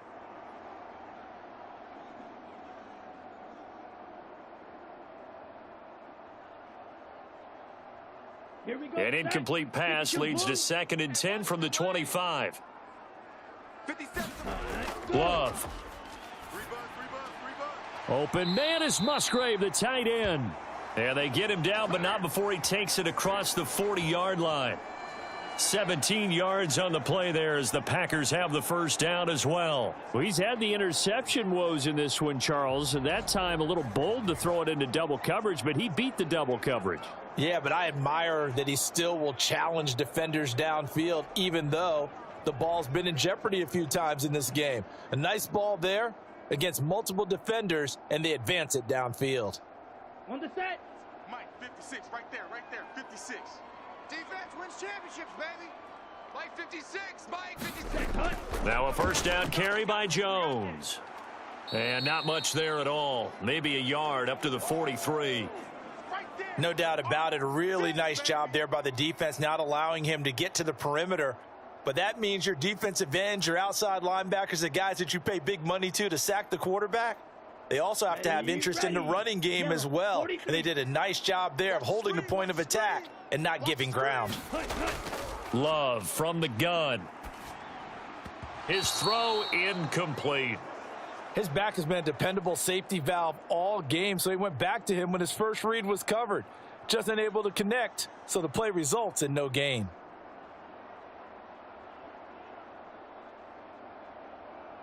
After an incomplete pass on 2nd down, that'll leave him trying to convert on 3rd and 9. Let's bring it. To pass, here's Jordan Love. Pick it up. Pick it up. To the sideline and incomplete. And that's a really good job there defensively. They went into this possession knowing that they needed to get a stop. They're in a tight ball game, and they got it done. Great work to force the 3 and out. Got the football right back for their offense. They've got to go to the sidelines feeling pretty good about themselves and encouraging their offensive mates to get some points. And he gets it away, a directional kick going toward the sideline. And this will be out of bounds at the what here? The 12-yard line. Back on offense, New York gets set to take over. And after the field goal last time, we'll see what they can get here. At least they got points out of the last drive, Charles. I never met an offensive coach that didn't want to drive to end with a kick. Most of them wanted to end with a PAT, right? In this case, a field goal, they'll take it. Way better than the alternative, which is a punt. Yeah, but you met fan bases that wanted that, that weren't happy with that field goal. I haven't met a fan base yet that wants to drive to end with a kick, other than the extra point. That's it. Now Hall to start the drive. And they're able to swarm him behind the line, and his rough night continues. That was all Preston Smith. Navigating into the backfield, he gets the tackle for loss. To say they've kept him under wraps running the football, that's an understatement. He's been completely neutralized. Yeah, they've essentially taken him out of the game, haven't they? And you know all the teams say, we're not going to let him beat us. Well, that's exactly what's happened here. They've lived up to that.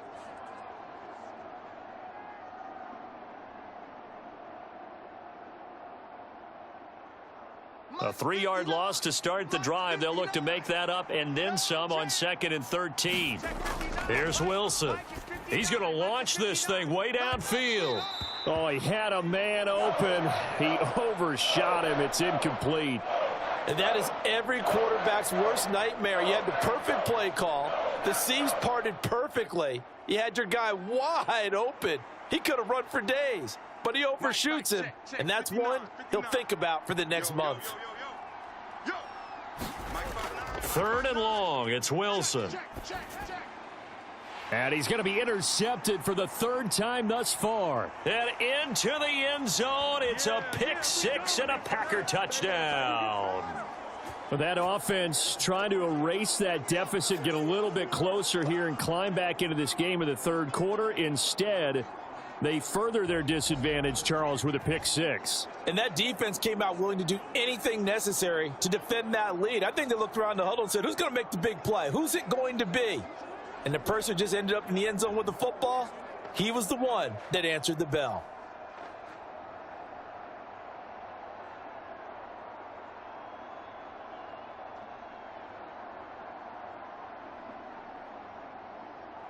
Carlson on for the extra point.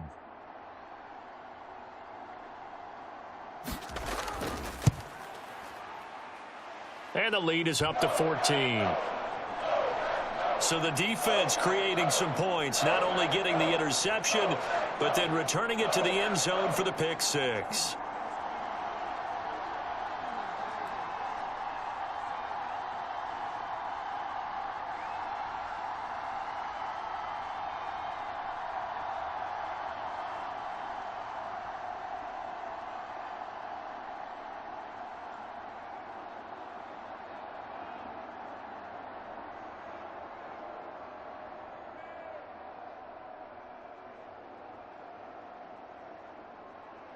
So they throw the pick six. They'll get another shot at it now as this one's in the air.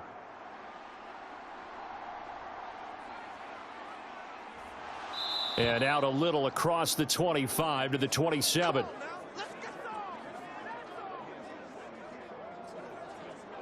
And New York set to take the field.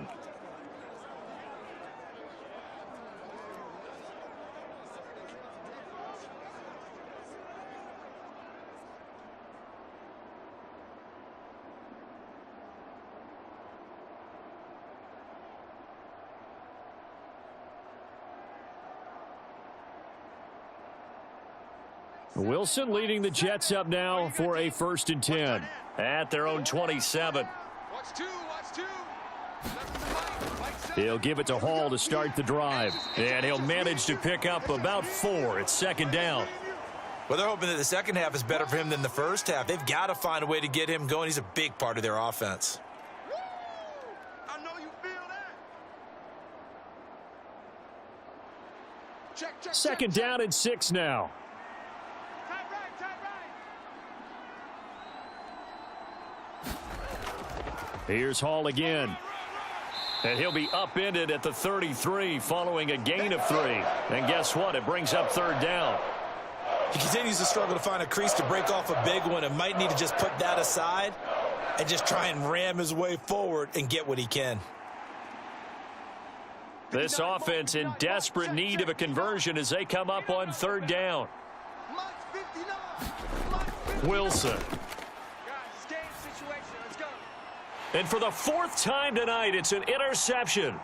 Picked off by Darnell Savage. And into the end zone, it's a pick 6 and a Packer touchdown. And Charles, for this offense, those interception woes they kind of had in the first half have now followed them into the second half. And for this defense, they take advantage, turn that into a pick 6. And that defense is in a spot now where they're thinking about ways to close this game out. And as confidently as they've been playing, I expect them to do exactly that.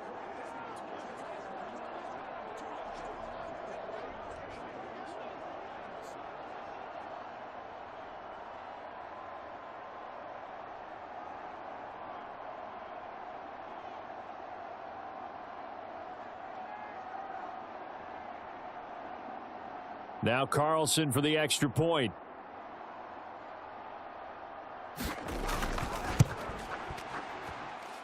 And the lead now to 3 touchdowns at 21 points.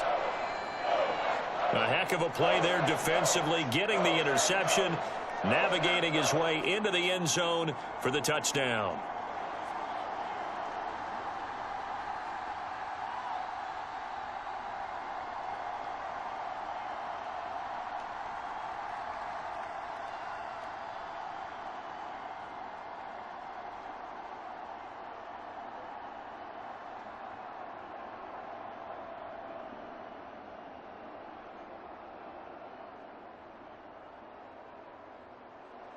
So they'll get another shot on offense following that pick six, and now the kick is away.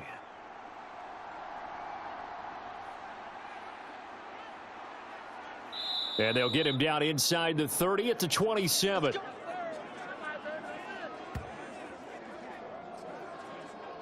The Jets ready to get going again here on offense. It's a game that they would rather probably forget about, at least to this point, Charles. And one reason is turnovers. The turnover on the last drive, they had the issue in the first half as well, and that's really, unfortunately for them, helped to put this game out of reach. And you know they won't admit it to themselves, but we know that winning the game is pretty much out of the picture now. So their bottom line is, how do they play a clean game the rest of this one, right? Take care of the football, no more turnovers, and see how that works. On 1st and 10, it's Hall. And he'll be brought down right around the 37. On any explosive run, you can almost feel the ground shaking, and that's from the offensive linemen creating space for their runners. I had an old coach tell me before, they always told his runners, run around the offensive line in pregame. Get used to the ground shaking so you don't trip and fall when it happens in a game. In need of only about the length of the football here on 2nd down. Now it's Wilson. He finds his man, complete. It's Wilson. Wilson to Wilson there. Zach to Garrett for a Jet first down.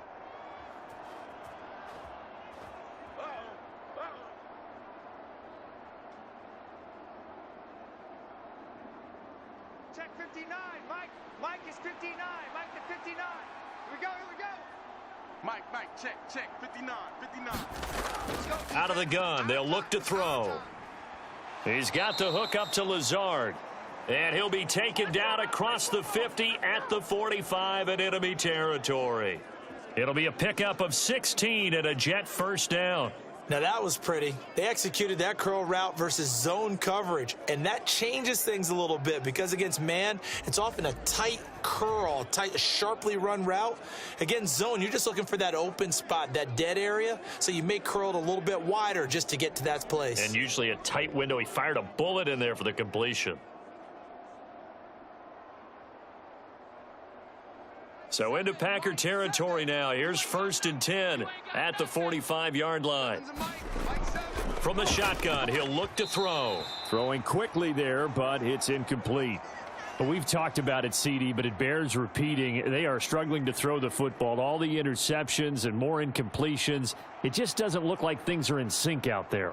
I would agree with that, and it's not a good day when you feel like an incomplete pass is almost a win for you because it wasn't intercepted. And I think the receivers now, when they're running their routes, they want to catch the ball, but they also want to make sure that the defenders don't take it away. They do get a couple, but they'll be left staring at a 3rd and 8 coming up. Pretty good little two-play sequence there. You force the incompletion, then a very short pickup. Yeah, now maybe you bring in an extra defensive back or two because you want to try and defend on 3rd down. They like to play those nickel or sub packages, don't they? And they'll need to get to the 35 if they want to keep this drive going on 3rd down. Looking to throw. Wilson. A short throw to Conklin, the tight end. And this is going to result in another first down as the tackle's made at the Packers 33. Give them 10 yards there as this offense is on a roll. This drive continues to plunge forward. And that's well executed there on 3rd down, and I love the confidence that they had to let their tight end try and find some space in the middle of the field, right in their quarterback's line of vision. And QBs love to make that easy throw, and they hooked up there for a first down. And he is going to lose yardage here. 2 yards the loss, 2nd and 12.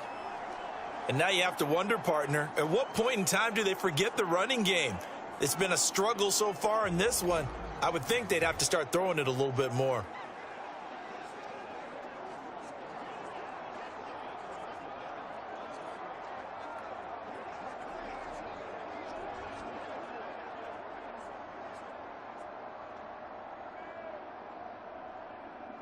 A small bit of adversity here on what's been a strong drive as they come up 2nd and 12. On the draw, it's Hall. It's a gain of maybe 3, but it's going to leave them with still about 8 or 9 to go on 3rd down. I do know from experience that when you slow down someone's running game, you're now doing the dictating on defense. And guess what? Now you're getting ready to tee off on their quarterback because they have to throw it all the time. But you still have to be alert for the draws and other plays of that nature to make sure you don't get hurt. On third down, Wilson. This is Cobb with a catch right side. And he is going to have a Jets first down as they're able to get the third down conversion. But with the score where it is, you're not thinking field goals right now. You need touchdowns. So that was a much-needed conversion there on third down.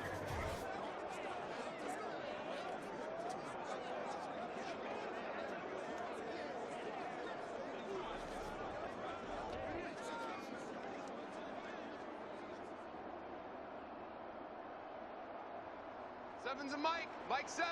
Hey, defense. Hey, defense, let's go. Mike 7. Go. Mike 7.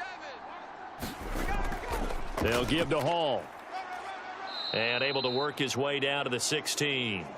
42 yards rushing for him now to this point. Hey, when you get good yardage like that on first down, it really does a whole lot of good for your entire offense. But I love the way he's finishing those runs. At the end of things, he's making sure he gets just a little bit extra. So they'll come up after the gain of 7 on a 2nd and 3. Operating from the gun, Wilson. Now he'll dump it underneath to his running back, complete.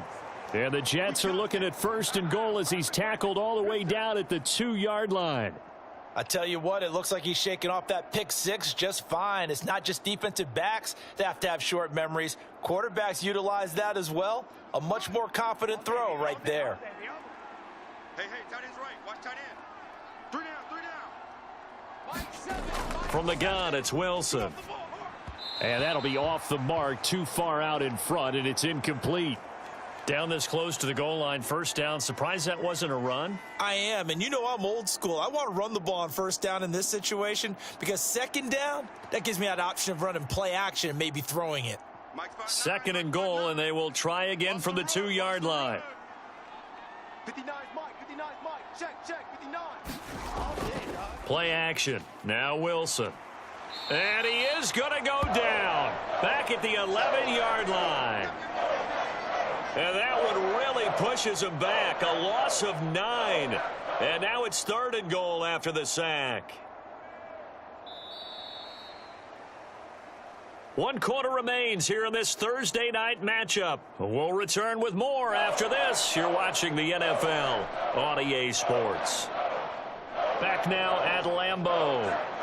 A lot of happy faces in the crowd at this point as their guys have a big lead here to start quarter number 4.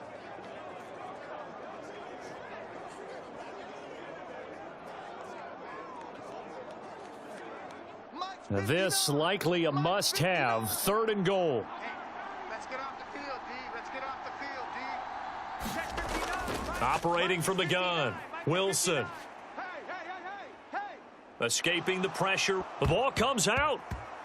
And he's in. Touchdown, Jets.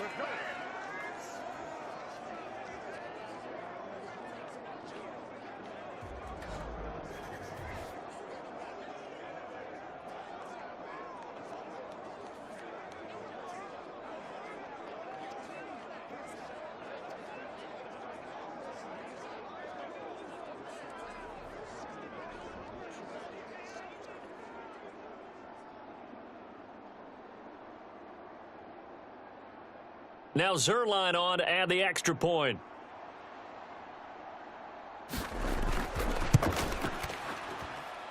And the lead will be cut down.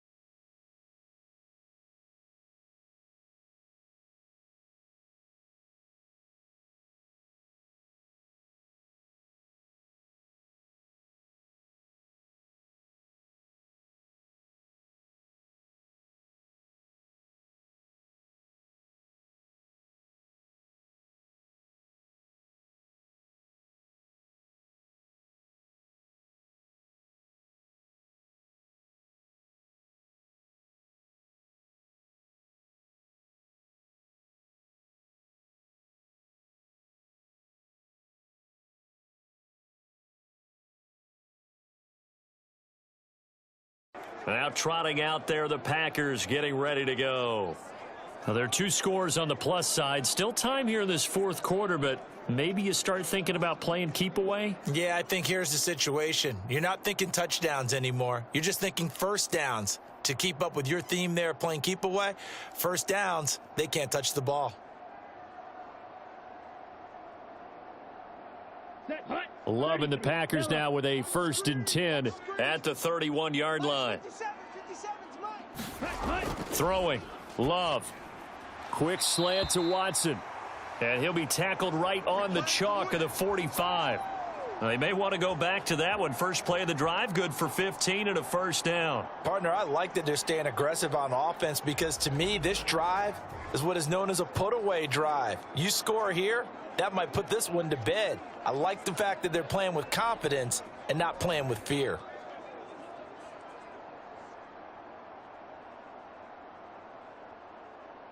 The big play to start him out has him at the 45 already. Hey, they're scared. They're scared. Ready, set, go. To throw now. Here's Love. We own this. And his throw is incomplete. I think he's got to be careful not to force anything into coverage right there. There weren't really any throwing lanes, but the best part for him, he's got 2nd and 3rd down to fall back on. Here we go. Now a 2nd and 10. 56.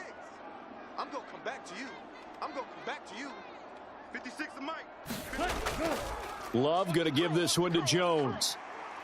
And he'll take it across midfield down into Jet territory. 47 yards rushing for him now in the ball game. And that was a really nice run there to bring up 3rd and short. After the incompletion on 1st down, it's awfully nice to have a running back that you can hand it to and put you back in a good situation. The Packers on 3rd down. They've hit on half of them, 5 for 10. This time it's 3rd and 3.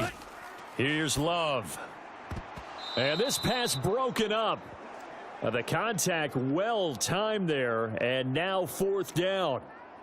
From a defensive perspective, they had exactly what you want anytime they want to throw the football. There was pressure on the quarterback.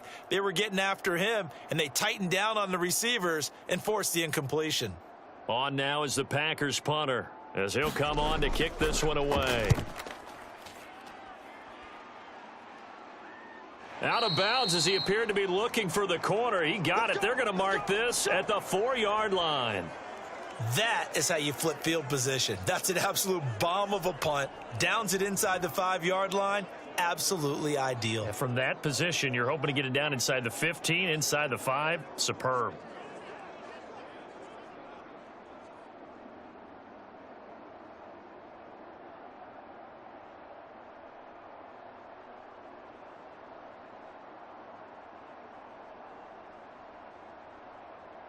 Seven's a Mike. Mike 7.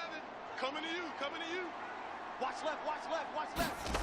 Stop right there. On the counter, it's Hall. And he'll be taken down for a loss back at the 3. He'll lose a yard there, and it's 2nd and 11. They were just trying to give their offense a little more room down near their own goal line, but this is just going to make things worse.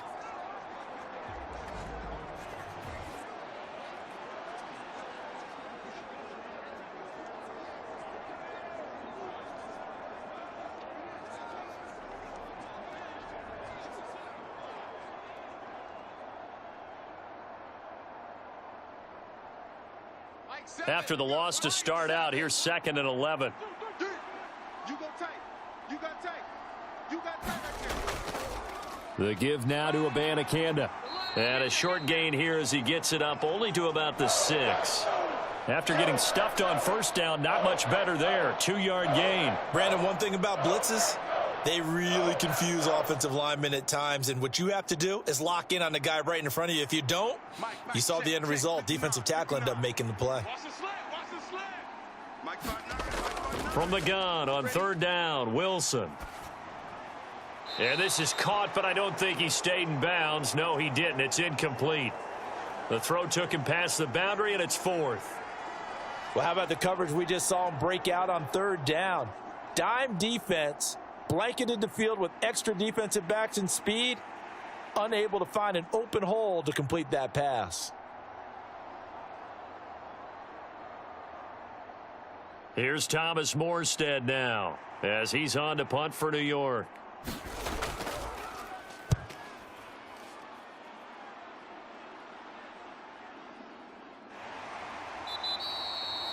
So possession goes over here on the punt. And they will take over 1st and 10. The Packers offense now, they get ready to head back on the field. They've got a chance now to put this game away following that last defensive stop and punt.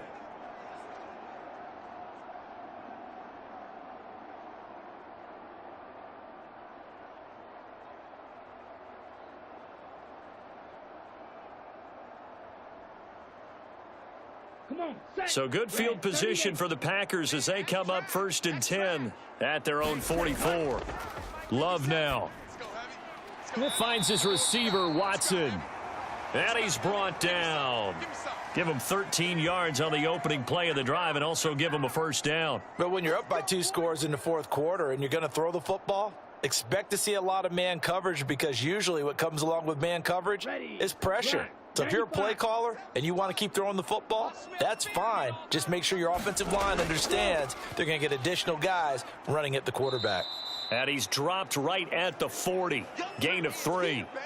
This defense starting to buckle down when they need to, and right now they're winning this 4th quarter, losing the game, but they're winning in the 4th quarter. And what a fine line it is about what they're trying to get done, because they're down, so they obviously need the football, need a score, but they can't be so aggressive as to give up their edge, their gaps, and have the offense hit them with a big play. And they will only muster a yard here to the 38. Well done to sniff that out defensively. He had it diagnosed pretty quickly. I love that description, because diagnosed is perfect on that one. Read his keys, made the play, and he couldn't even get going moving the football. The Jets will bring in a nickel set as they try to stop this 3rd down. Back to throw. Love. And this is going to be incomplete. Tight end has become a bigger and bigger part of the passing game in the NFL, but if you drop the football, that position could get swapped out with a wide receiver in that spot, a running back in that spot. There are other ways they can go if you're not going to catch the ball. And that's not just his 1st drop, his 2nd drop of the game.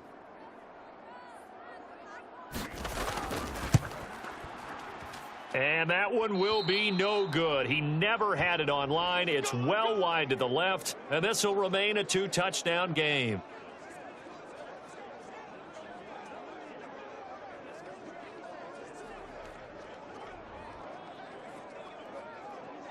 Another drive coming up for New York's offense.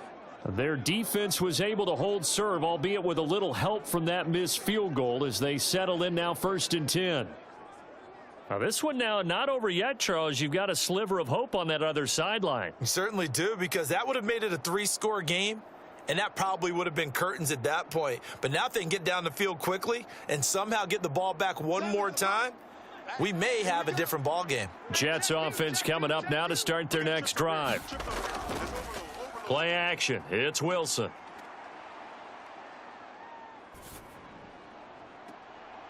And oh my goodness, here's a 5th interception. Picked off by Darnell Savage. And the Packers are going to have the short field here as they'll take over right at the 50. Well, there's 2 sides to this coin. I mean, on one side, 5 interceptions now thrown for him. That's tough. But, man, this defense, they have been ball hawking and impressive. But, Charles, let's flip it back over. If you're coaching a quarterback that's struggling this much at this stage of the game, do you maybe try to get him out? I would think about it, and I think about it awfully hard. But also, you might want to look into his eyes, see what he has. He might be one of those players that you don't want to affect his confidence by actually pulling him out of the game. So you have to know your player. You have to know the situation.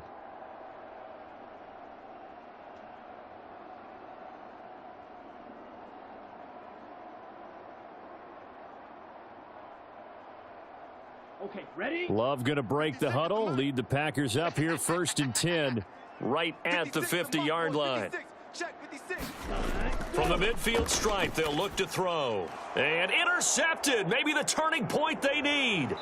Picked off by DJ Reed. And he'll take it across midfield and down to the 48-yard line. Two-score game here in the fourth, and that pick, it kind of keeps the door ajar, doesn't it? It does, and you wonder about their strategy because with a two-score lead, you would think maybe you're just sitting on it and trying to drain some clock. It's almost like they felt like, hey, we've got a good cushion. We can keep pressing it. It ended up costing them.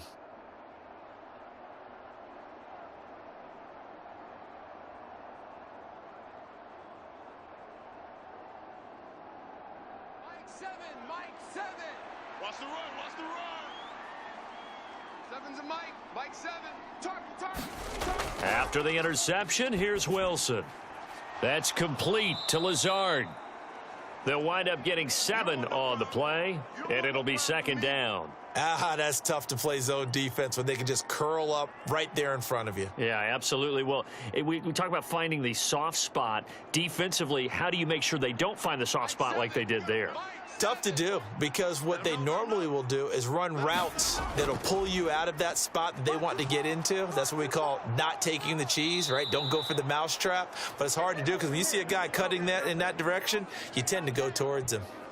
52 yards rushing now for the ball game on 24 carries. Now, yes, a two-possession game, but a good chunk of time on the clock, so they have the ability still there to run it on second and short, but maybe they need to pick it up a bit. You're right. They did pick up the first down there, but they, as you mentioned, they have to pick up the pace now because it's a two-possession game. They've got to get there twice to make sure they have a chance to win.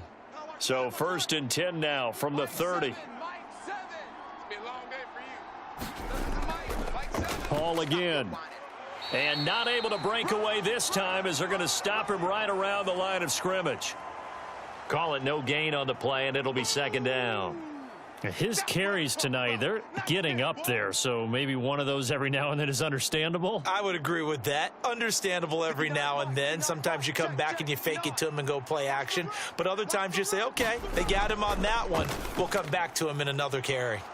A throw over the middle taken in. And this is going to result in another first down as the tackle's made at the Packers' 12-yard line.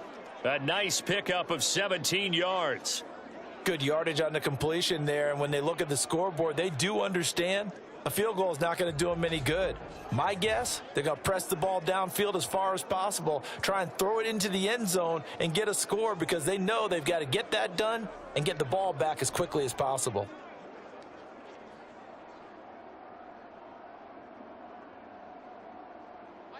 From down at the 12, it's 1st and 10. Check me out.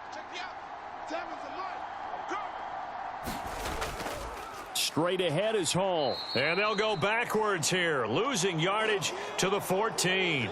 Big Kenny Clark that time, pushing up field to make the tackle for loss. Well, that's not an easy play for a defensive end because most of his responsibility has him getting upfield and working, but how about his vision to see where the play was going? Crashed down inside and tackled him for a loss.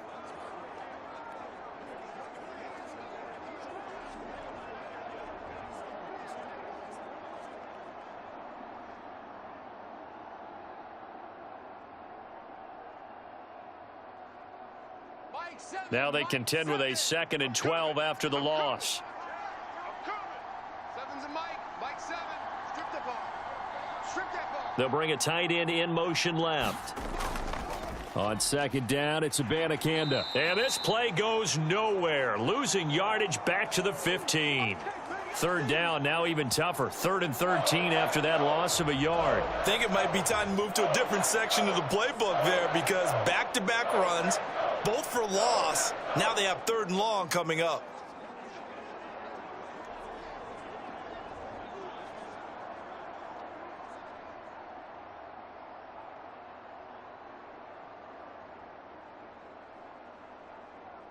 Two running plays go backwards, so what's the call on 3rd and 13 now?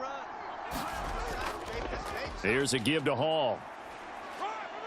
And he'll be brought down well short of the first at about the 9-yard line. It's a 7-yard run, but it does bring up 4th down. That was a good run, and it got to the 2nd level. And what I mean by that is that's where the linebackers usually play. First level being the defensive front, last level being the secondary.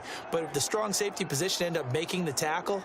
And oftentimes we call them a hybrid. Combination defensive back, combination linebacker. We saw the linebacker make the stop.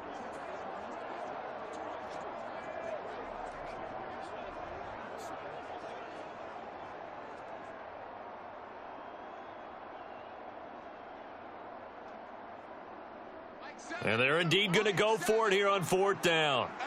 So trailing here in the last quarter, let's see how this plays out. They'll try and throw for it with Wilson. And it's going to be batted down, and we'll go the other way with a football. The Jets try it, but the 4th down play doesn't work. And the Packers D comes up with a big stop. So they really needed points here in a 2-score game. Could not come away with anything there on 4th. And while we know they're a little bit discouraged here, they can't check out of this game. You and I have called a good number of games over the course of our career where we've seen these types of situations. Teams get the ball back, and that miracle does occur. So they can't let that dream go just yet. They have to get stout on defense here. Yeah, right now really hoping for a turnover. Here we go, set. 10 black. There, right there, 56.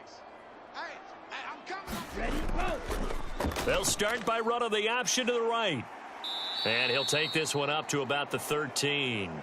Give him 4 yards there on the first down keeper. Well, if you're going to run the read option, typically, you've got to keep an eye on the defensive end. And what does that mean? What are you looking for with a defensive end? Well, you want to play off of what he does. If he collapses inside towards the running back, then you pull it and take it yourself outside in. If he stays outside, you go ahead and leave it with the running back. In this case, pulled it and got good yardage himself. I'm coming after you.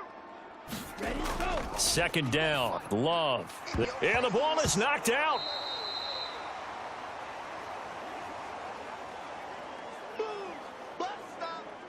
So they escape, so to speak, maintaining the football. Defensively, though, opportunity missed. It definitely was, because that's all defenses talk about. Getting the football and either advancing it the other way or just getting possession and turning it over to their offense. That can be a little bit deflating. You're exactly right. A lost opportunity. Let's go. So possession still theirs, but now they face a 3rd down. Pull it together. Lights 57. Now Love. And that will be incomplete. Well, he's smart enough to avoid the taunting rule, but I'll guarantee he quietly has told them, you might want to stop coming after me downfield because I just broke up another pass and took away a big shot that you were trying to succeed with. On now is the Packers punter, standing just about on his own goal line.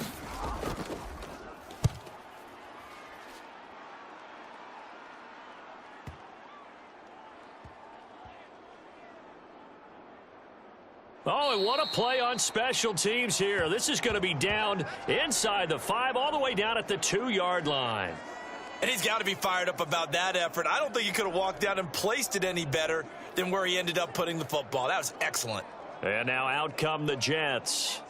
Their defense was able to force the punt. That's the good news. But this is still a 2-score game, and they need points on this drive and in a relatively quick manner.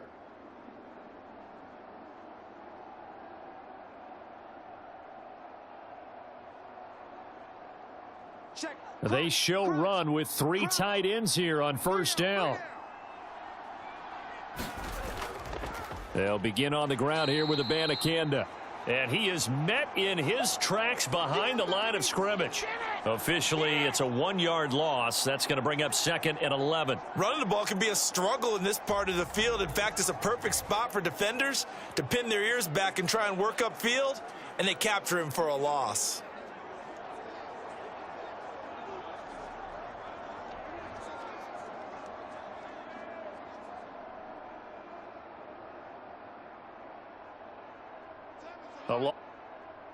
A loss.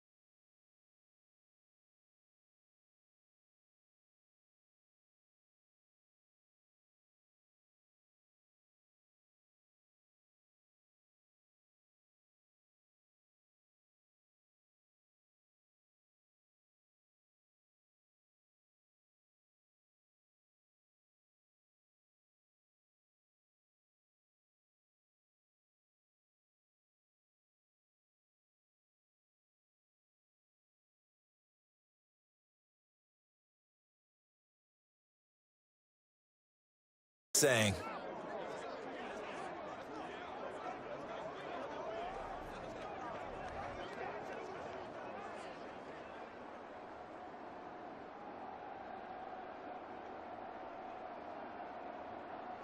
So a little more space to work with here from the 13 on 1st and 10. A handoff for Hall. And nothing much materializing there on the first down run. He'll get a couple, and that's it.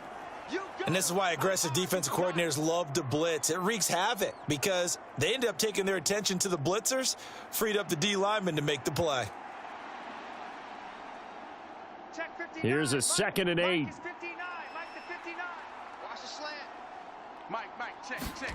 Throwing is Wilson. And this throw incomplete. Well, the defender all over him that time, but it's going to lead to 3rd down. That sure looked like a nice call by the defense, and they were very cohesive in their coverage. As soon as he cut inside, they broke on the football and met him as the ball got there and forced the incompletion. So the failure to connect on 2nd down, that leaves them staring up here at a 3rd and 8. Able to find the open man. That's complete. And he is going to have a Jets 1st down as they're able to get the 3rd down conversion. Correct me if I'm wrong. You're down 2 scores. I don't think you need to rush just yet, but you can't take your time either. Yeah, even if you don't want to commit to full 2-minute offense, you have to up the tempo, up the urgency. Maybe you're starting to call 2 plays in a huddle each time you snap the ball.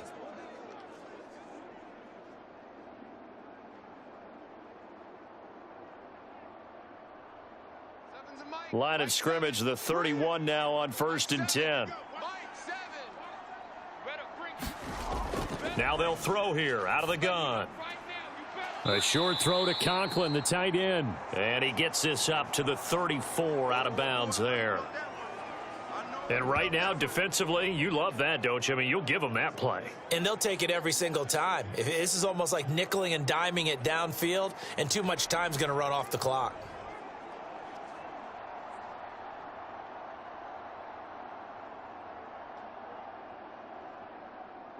Second and 7, operating from the 34. To throw again is Wilson. Open man here is Conklin. And he'll be taken down, but not before he gets into enemy territory. 8th catch for him now. He's been a big factor. And it's a 1st down. When this offense can get their tight ends involved, they can move the football. Here, a nice route, able to look it in, and picks up the 1st down.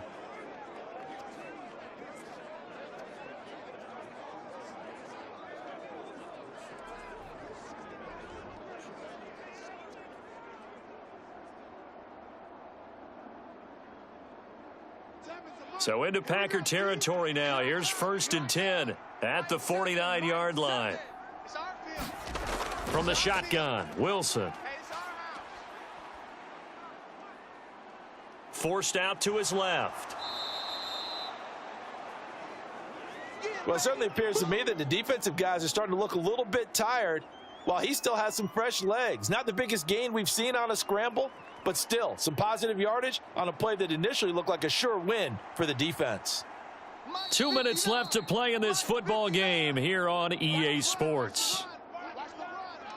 So it's Jets football as we get you reset here. And let's see what they've come up with offensively after having time to talk it over. Here comes 2nd down at 5.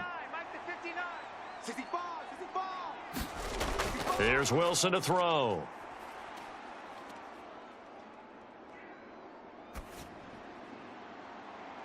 That's going to be caught downfield by Lazard. And he'll get this one down near the 20-yard line, just shy of the 20. Well, certainly as a fan, you get a little bit nervous when you see him make those kind of throws. But they work on that in practice more than we know. And most of them now know their limits and know what they can get away with. And there's a completion right there.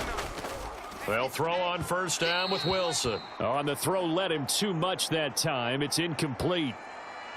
Whew, that's certainly not the worst thing. It stops the clock and lets your offense catch its breath and lets us exhale a little bit. Now I expect them to call a couple plays in the huddle so they're ready if a tackle happens in bounds. Under 90 seconds to go. Here's 2nd and 10. Now Wilson. This is Lazard with a catch out left. Oh, it's time to give a little credit there to the defense. They played that very well because it was a drag route, and he ran a little shallower than normal as he worked straight across the field.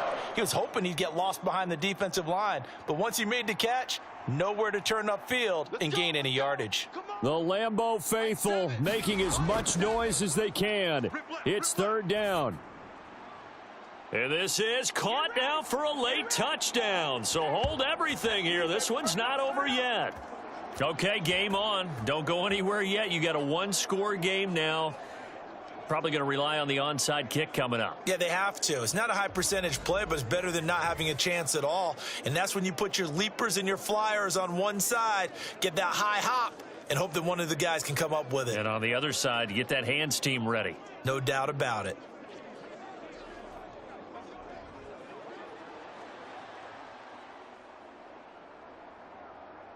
Zerline now for the PAT.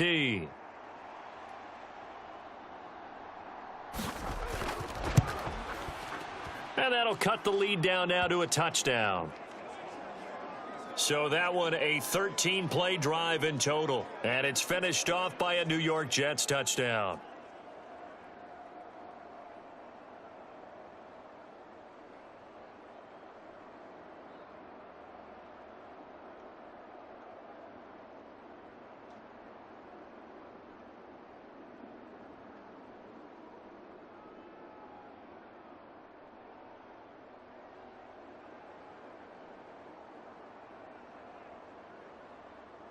Time definitely of the essence now, just under a minute to play, and here we go. And this is recovered by the Packers, so that might just about do it. Well, fourth quarter, they felt like they needed the football back. Unfortunately, they couldn't get it. And I know we brought analytics into the game, and someone has said here that the data says that when a team's expecting an onside kick, 80% of the time, the team expecting it, they do actually recover the ball, which is what we saw here. I just wonder if that number is much more of a anecdotal type of a number. Kind of like when the coaches tell us, well, when you score on special teams, 93% of the time you win the game. I'm still waiting to see that number is empirical.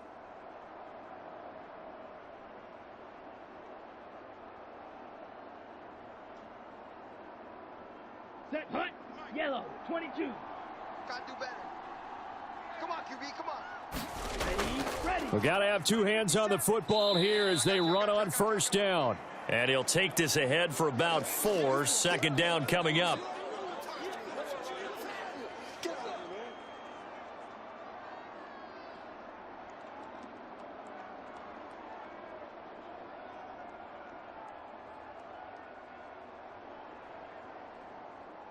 Set, ready. 33, yellow. Hey, D-line, let's get in there. Let's get in there, Hal. Set, go. 57. I'm covering. Set, go. Love with a give to Dillon. And he has a Packer first down, and that should be the one that finishes the script. Now the Jets going to use the second of their 3 timeouts as they get the stoppage with just under 50 seconds remaining in the fourth.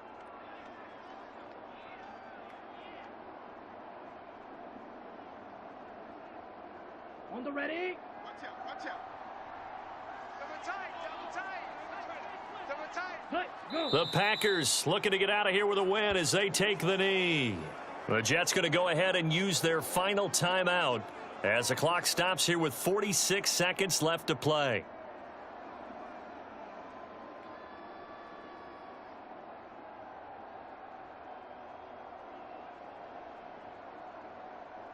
Here we go. Blue, 32. Get your swarm on. Mike, 56. Set. And they'll indeed take a knee.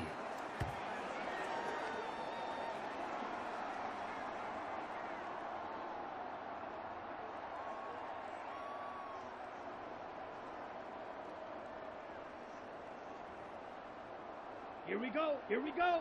50, green. I'm here all day.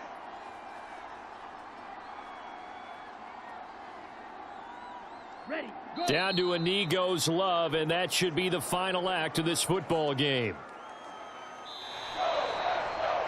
Well, a couple more minutes, and maybe the outcome of this one, Charles, would have been different. But ultimately, time runs out on the comeback, so it falls short. And they hold on to win this by just one possession. Not the fourth quarter they wanted, but they did earn the win, and they'll be happy about that, and they should be. Now they're going to go back to practice, see what they can do to prevent a future lead from slipping away like this one was.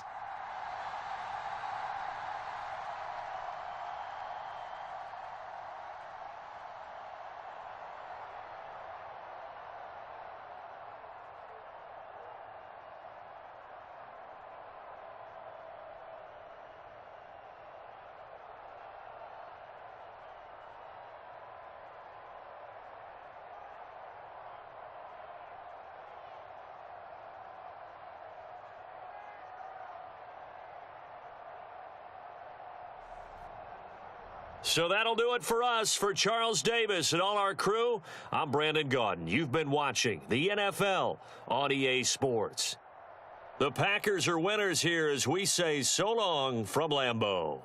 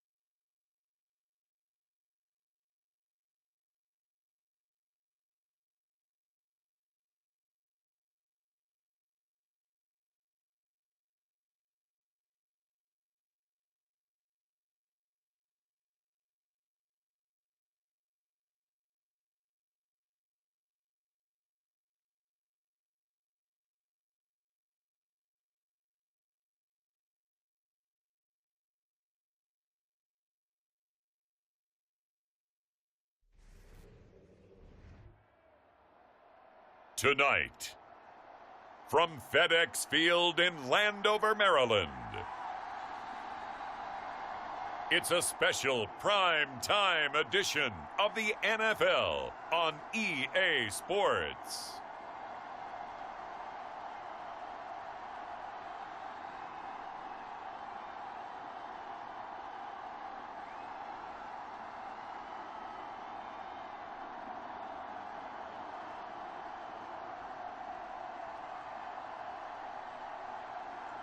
We'll see Sam Howell and the Washington Commanders taking on Trevor Lawrence and the Jacksonville Jaguars.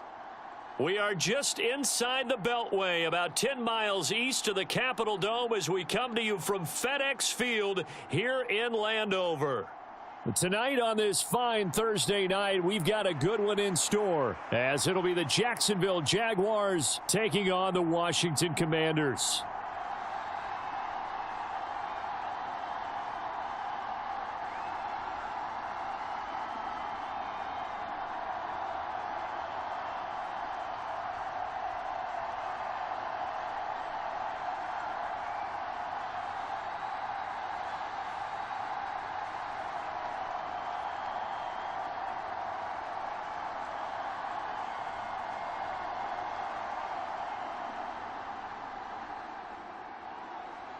Now the kicker, Brandon McManus, about ready to get us started. And we are underway from FedEx Field. And this will go as a touchback, and they will begin things at the 25. Here are the Commanders for their first drive of the game. And bringing them out, the former Tar Heel, second-year pro, Sam Howell. And he left North Carolina with most of his school's records, and at one point was thought to be maybe the #1 quarterback in his draft class. He does bring deceptive athleticism and plenty of upside to the table. Add some consistency, and maybe he can really unlock what he can be in the NFL.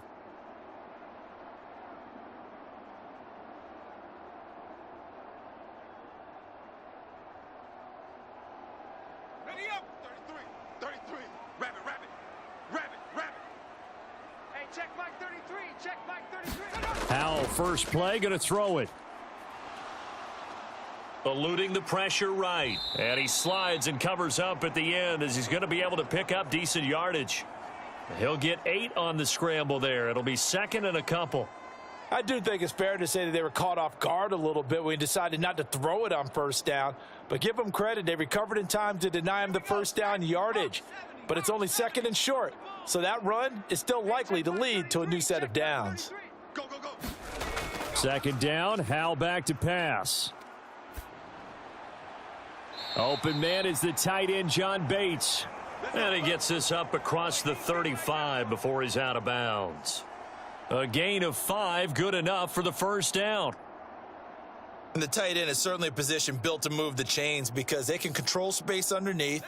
If they've got good hands, then, of course, they're a dynamic target.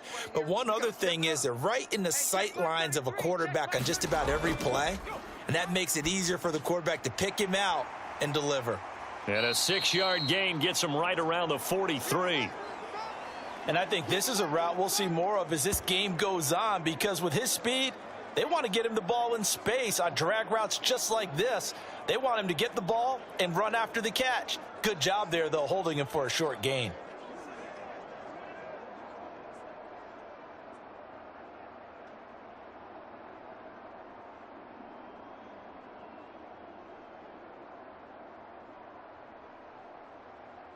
Line of scrimmage, the 43 on 2nd and 4.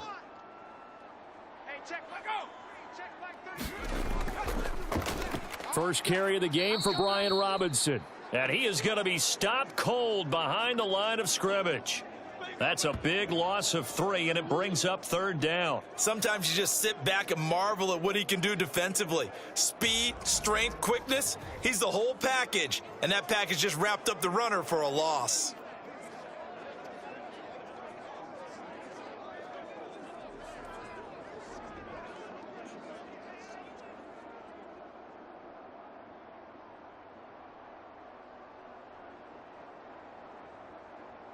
Here's 3rd and 7.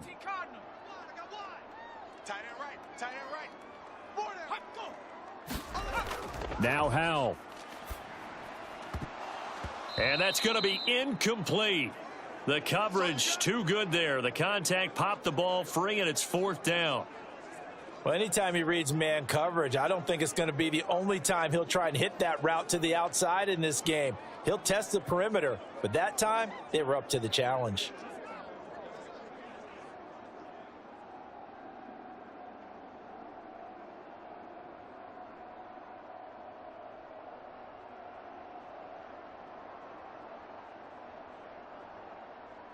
So on 4th down, Washington going to call on Tress Way to punt it away. Back deep for Jacksonville, the dangerous Jamal Agnew.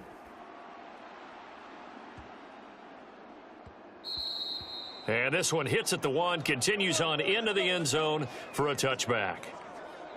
So here's the first drive now for the Jags. They'll be led out by a man who took that huge jump everyone had hoped for in year 2, one of the game's brightest young stars, and that's Trevor Lawrence. And you want to talk about enormous expectations being placed on a quarterback. How about what Trevor Lawrence faced coming out of college? But the good thing for him,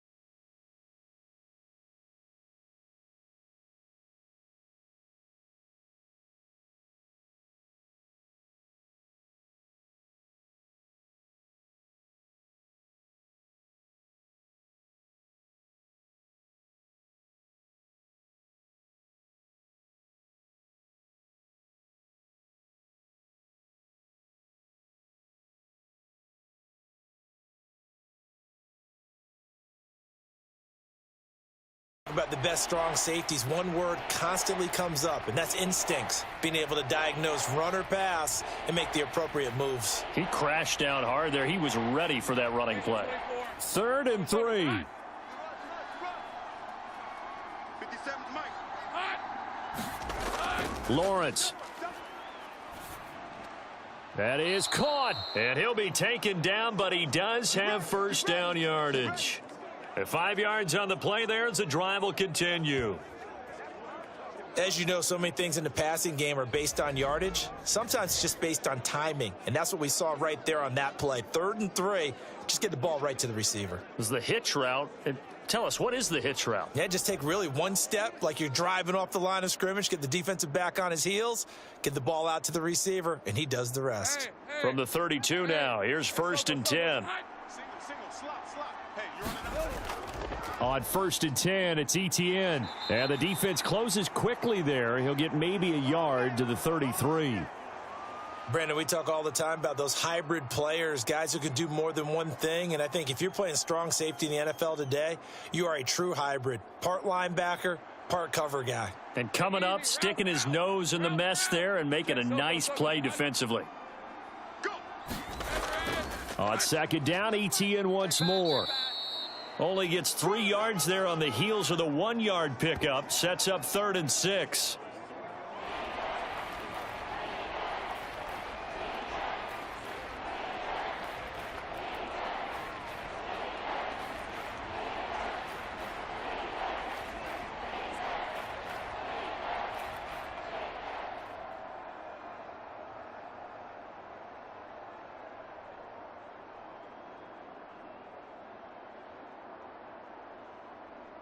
They are in need of 6 yards here if they hope to move the chains. 57's the Mike. 57. On 3rd down, Lawrence. The throw here right sideline falls incomplete.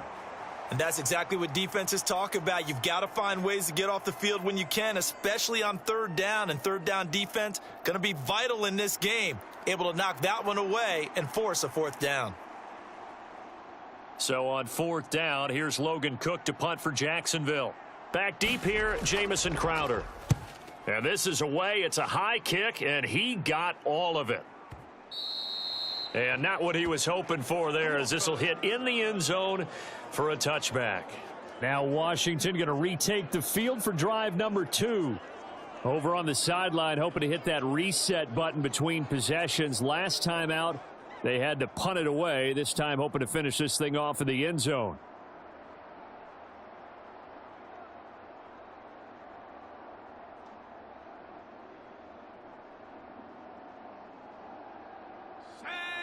Cowboy 80. Tight, watch left. Tight, watch left. They start on the ground with Robinson here. And he stopped right at the 25 after a gain of 5. Oh, that was a thing of beauty right there. Look at how quick those blockers fired off the line once the ball was snapped. That was an O-line on a mission, all in sync, and the defense is lucky that play only picked up 5 yards. Here's a 2nd and 5 now from the 25. I'm going to run you over. Mike, check 33. Powell out of the shotgun. That's complete. Terry McLaurin with it. And down he goes, but he takes it up to the 40. First catch here by McLaurin, and he's got himself a 1st down. Got him again.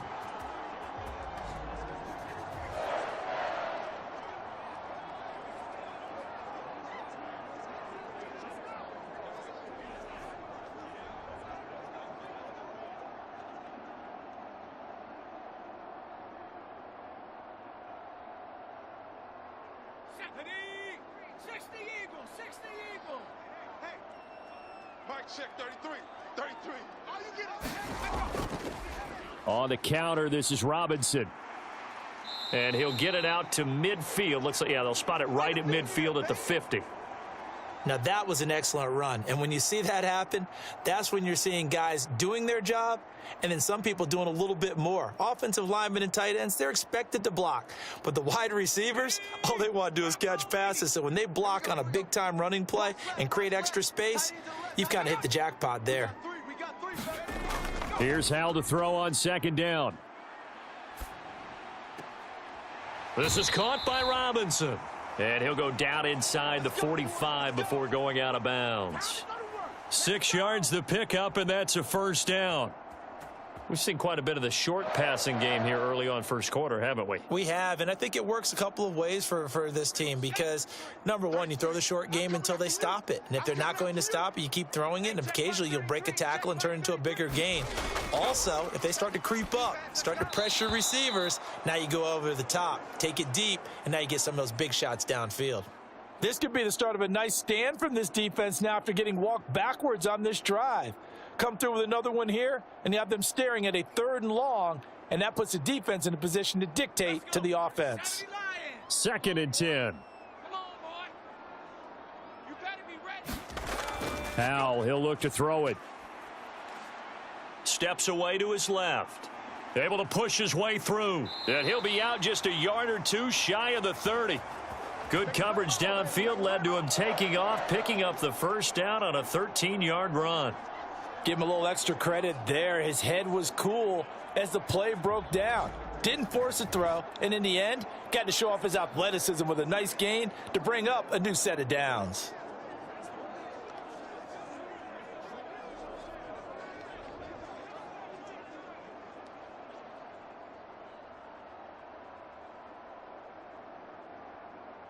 Line of scrimmage, the 31 now on 1st and 10. Bring it.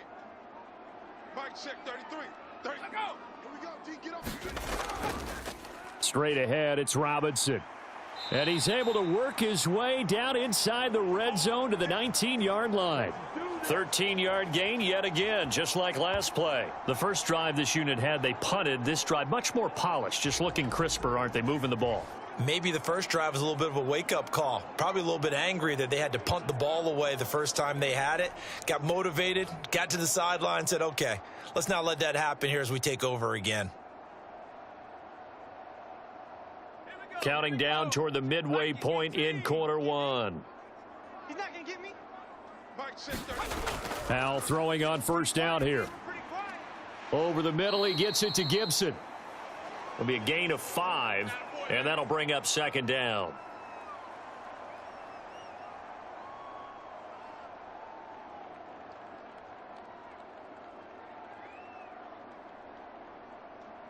Ready? Cougar 19. Defense, let's go. Pick it up, D. Mike check 33. 33. Howell down to throw it. This a quick slant, and he's got Terry McLaurin. Touchdown, Washington. Terry McLaurin. A 14-yard touchdown. And the Commanders put the Knights' first points on the board as they take the early lead. That's one of those long drives where not only do you score, but you really tire out the defense, too. That's a great point because now they've been on the field for a long time. Them going to the bench, trying to make adjustments, trying to figure things out, but they'll do so fatigued.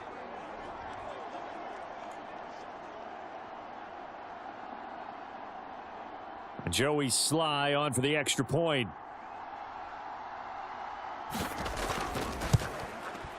And the kick is good, and the Commanders out to a 7-0 lead. That time a 9-play drive. And it's finished off by a Terry McLaurin touchdown.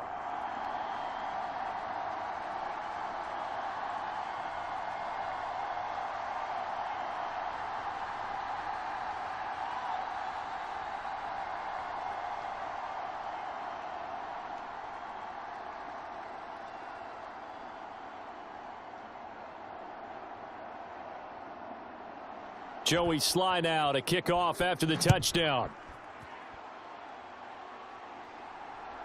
Taken at the goal line. And he'll get it up past the 20 to about the 22.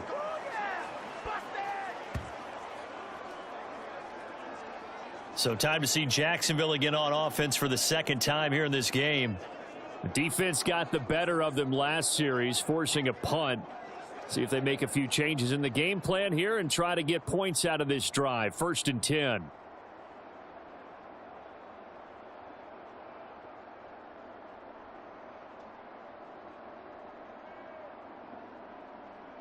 On red. Hey, attention. 6 man. check curls, check curls. 51's a mark. Off the play fake, here's Lawrence. That's caught by his tight end, Evan Ingram. And he's going to be taken to the ground right there at the 35-yard line. First play of the drive going for 14 and also going for a first down. But give them credit for a good read right there because they read the man coverage on the right side and sent the tight end a few steps down the field and then angled him to the left on a crossing route. And he was able to get enough separation on this play to turn it into a nice gain. Meanwhile, Lawrence's throw here taken in by Ingram. And he'll be taken down, but not before he works it past the 50. Give him back-to-back catches now. That one for 16 and another first down. And that was good protection there. No, that was great protection there because it allowed him to lock in on his receiver, although I think he was looking for his tight end on the corner route all the way. Nice connection there for a really nice gain.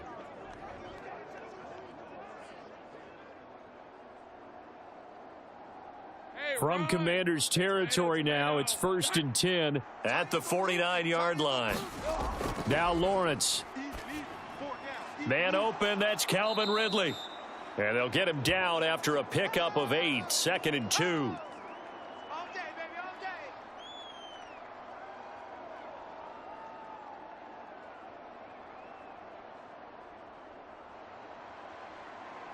Hey, let's go. From the 41, here's 2nd down and 2. Come on now. 57's Mike. Mike 57. Here we go. Straight ahead, Etienne. There he goes left side. And he's going to get this all the way down to Washington's 6-yard line. It's a gain of 35. Well, they came into this game saying it was important that they set the tone and show that they can run the football. And I believe that they've done that here in the first quarter.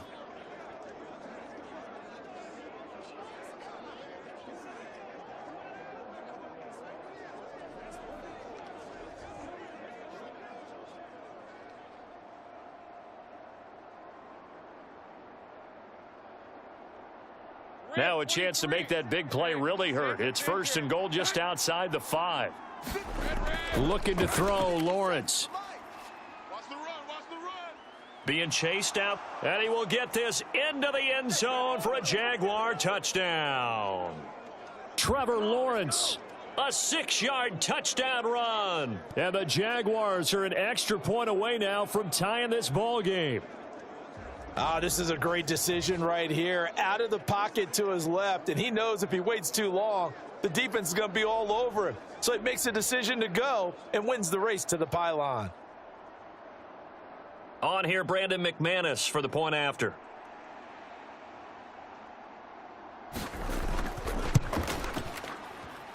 It's up and good. So these teams match touchdowns here in the first quarter, and we're tied 7-7.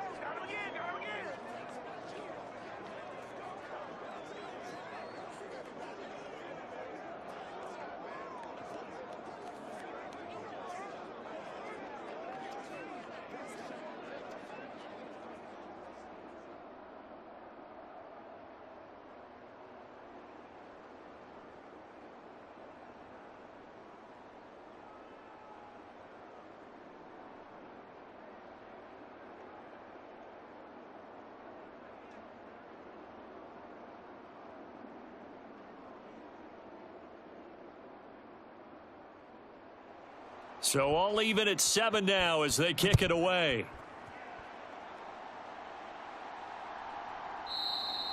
The return man down to a knee, and this will come out to the 25-yard line. So out comes Washington's offense to take over. And they had the touchdown during the last drive, and I'm guessing that you like the balance they had on that last drive. And I loved it. Forget liking it. Absolutely love what they were doing, because to be ahead of a defense that much, where every play call you have, run or pass, is working pretty well for you. Makes you look like a genius. It really does. It also lets you know that your preparation was pretty good, and now the defense has to do all the adjusting. Howell and the Commanders come up now 1st and 10. At their own 25-yard line. He'll get it to Robinson to begin the drive. And he is met in his tracks behind the line of scrimmage. A loss of a full 3 yards, and now it's second down. An interesting and intriguing decision there defensively because they kept extra DBs on the field despite seeing the multiple tight end look that came out for the offense. I thought they were going to switch out of it. I didn't know if they felt they didn't have time or what the case was. Well, in any event, the extra speed allowed for great penetration as they stuffed that one behind the line of scrimmage. So now they have to contend with 2nd and 13 after the first down run goes backwards. And Howe will throw it. Over the middle, complete to Samuel. Great change up there on the route and got that inside release, made it a successful pitch and catch. Well, the first thing you want to do is have him thinking that you're going outside, make a move in that direction. Then you really don't run the route against the whole body of the defender. You run against a half of him, and the inside half, and he took it right across his face, got inside, and won that route in a big way. And that is incomplete. Oh, he had a defender right there with him to force that to the ground. And 4th down now coming up. Oh, I thought he had that one, and that was nearly a big 3rd down conversion to give this drive some life. Instead, they're on the spot and help separate the receiver from the ball. Tress Way on 4th down is sent out to punt.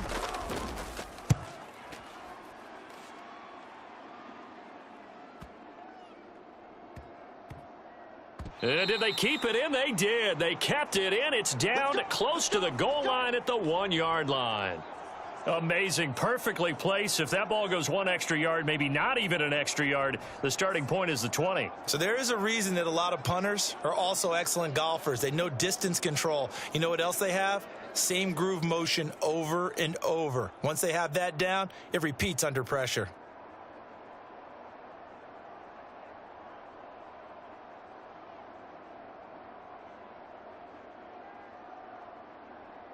Red on red.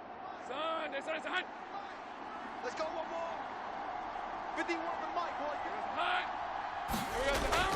Now ETN to start the drive. And he's going to get a solid gain of 9 before being brought down. 2nd and right at a yard.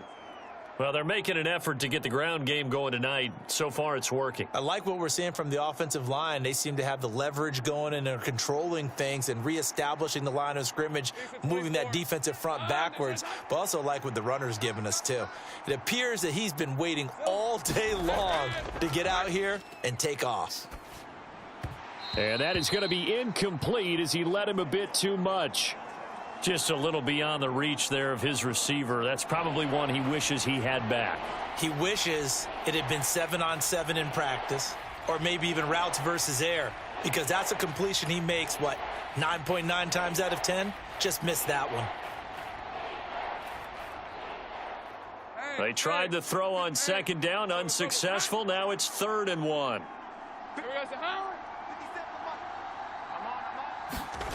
Now Lawrence to throw. He's got his target. That's complete. And he will have a Jaguars first down as they're able to get the 3rd down conversion.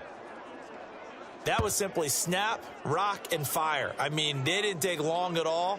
Slant route, and I loved where he put it. He put on the body of the receiver low so that only he can catch it. Yeah, I don't think there was any magical formula there. Defensively, that's just tough to defend. Very much so, and that way it allows the receiver to keep his body in front of the defender and not allow him to go through him to knock the ball away. Hey, easy. Ralph. Hey, Soko, so high. It's going to be a little day. On 1st down, Lawrence. He'll get this one complete to Zay Jones. And they work this well upfield across the 45. A well-executed 22-yard gain. Partner, he sold the go route really well. Thought he was going deep, then curled it back inside for a nice completion. Deep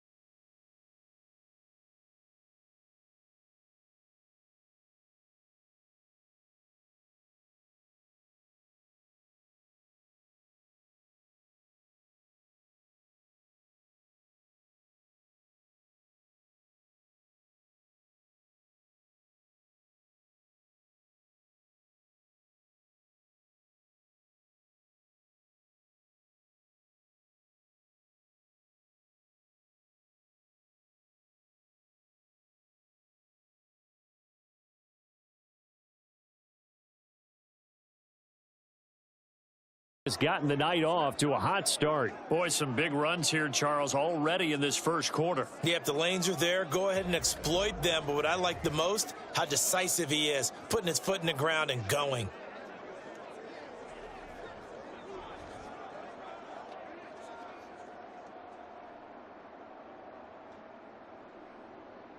Clock runs, less than a minute to go, and an entertaining first quarter of play.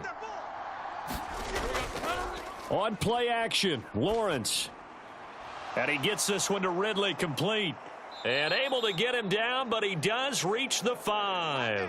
Another big gainer that time. This one goes for 19 yards. Just picking up yardage in bunches here these last few plays. They have moved right down the field, and just like that, they're going to be set up with a 1st and goal.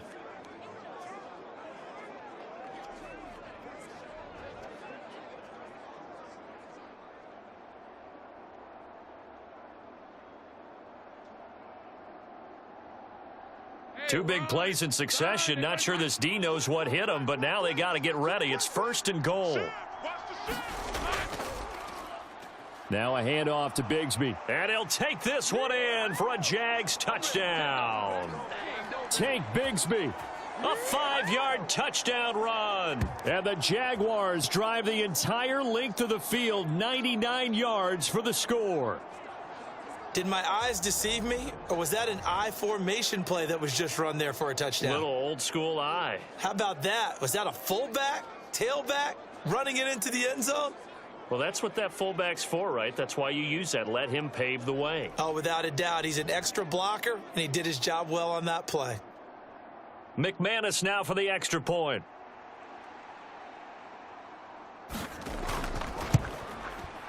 It's up and good, and it's 14-7 now here in the first quarter. So that drive takes him down the field in 8 plays, and it's finished off with a 5-yard touchdown run.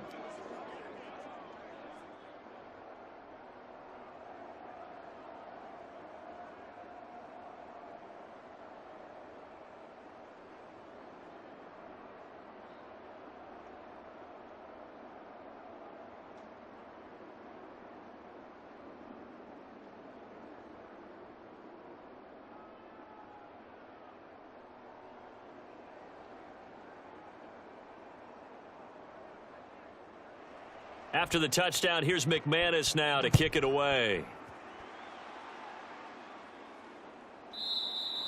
And there will not be a return here. It's a touchback, and it'll come out to the 25-yard line.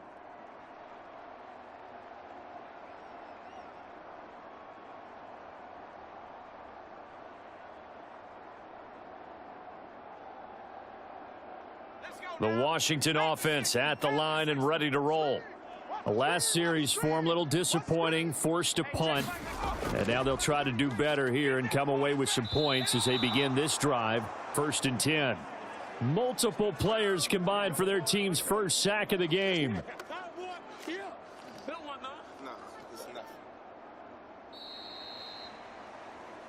Through one quarter, 14-7 our score. Second quarter now from our nation's capital, and it's Washington in possession of the football as they've got it with a 2nd and 13 forthcoming.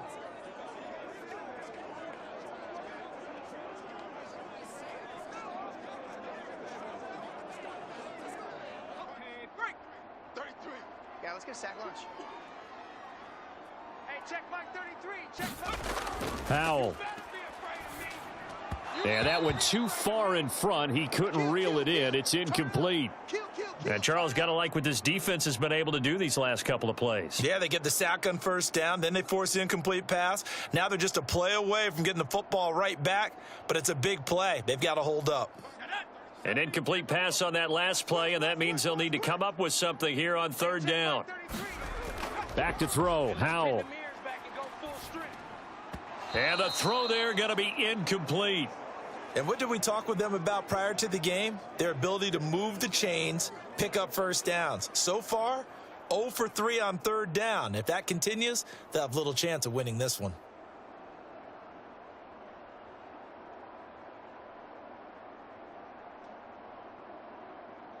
Now the former Oklahoma Sooner Tress Way on to punt the football. He steps into this one, and this is a rocket.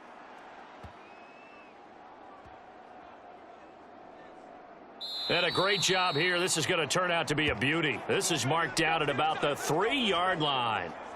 That is how you flip field position. That's an absolute bomb of a punt. Downs it inside the 5-yard line. Absolutely ideal. And from that position, you're hoping to get it down inside the 15, inside the 5. Superb. Travis Etienne of the Jags offense set to take over again here. He's been good. His guys are winning. So far, the recipe working here in the second quarter. And he doesn't like to just tote the rock. He wants to carry his team on his back, and that's what he's done throughout this game. Yeah, he's done that. He'll be hoping to continue that trend.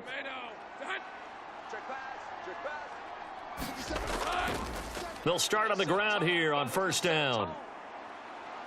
And they'll get him down up past the 15-yard line. 98 yards for him on the ground so far tonight, as he has been terrific in this first half. I guess it's good we can't really read the mind of the defensive coordinator now, huh? Had him pinned back there deep, give up that run. Can't be happy. Yeah, whatever's in his mind right now, we probably couldn't say over the air. So that last play gives him a little more space now. Here's 1st and 10 at the 16-yard line. Now Lawrence. A short throw to Ingram. And he's tackled a yard short of the marker. Good gain of 9 on first down. Brandon, perfect defense in this situation would have meant that there was an incompletion. They would have picked it off. Okay, so they gave up the completion. But I really enjoyed watching how the defense stayed in sync, stayed in great communication, and as he dragged across each zone, you see him pointing, communicating. There he is, and they passed him off to each defender. Ended up making a nice play, even though it was complete. Now Lawrence to throw on second down. Caught on the right side by Jones. And he's taken down, but able to slip across the 35. That one good for a gain of 13 for Jacksonville and a first down. They sure put the coverage guys in a stress on that one. They thought they were going deep. Ends up curling inside for a nice chunk of yardage. So here's a 1st and 10 at the 38. Here's Lawrence.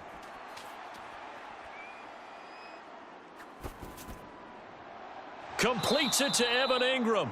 And they'll get this well past midfield before being stopped just before the 35. A very solid gain of 27.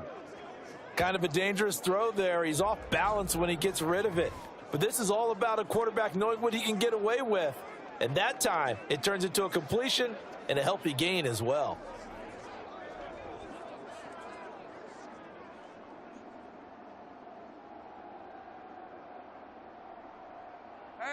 In Washington territory now. Here's 1st and 10 at the 36.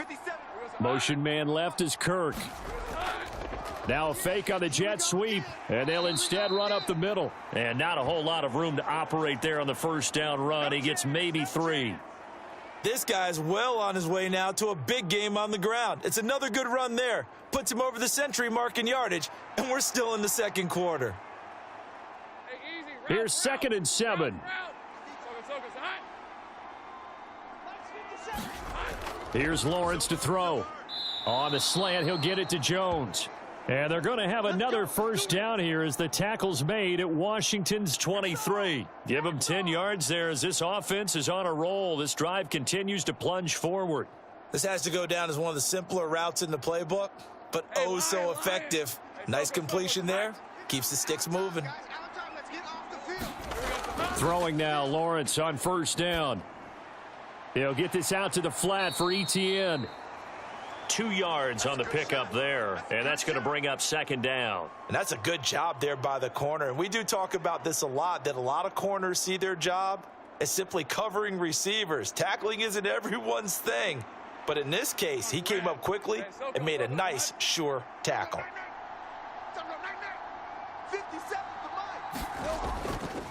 Back to the ground with Etienne. And he'll get it down this time to the 17. 4 yards on the pickup there, as it'll leave them with a third and about 4 more for a first. Well, that call makes sense because they've been throwing it well on this drive, and once again they show passing formation, showing the shotgun. Then they ran out of it. That's a nice play by them defensively, though, to hold it to a short gain. Lawrence will throw. Oh, he had him. He was open, but he couldn't get it to him. It's incomplete. You've always been very good about checking my math. Am I correct? That's the first time that it's been incomplete when they've thrown it to him? Yes, he had caught every other ball coming his way. So they feel like they've got something really good going there, and they're going to continue to go there until the defense makes an adjustment and takes it away. Well, they finally made an adjustment there. We'll see if they can build on that stop. The kick by McManus is good, and they will move up by 10 now, 17-7.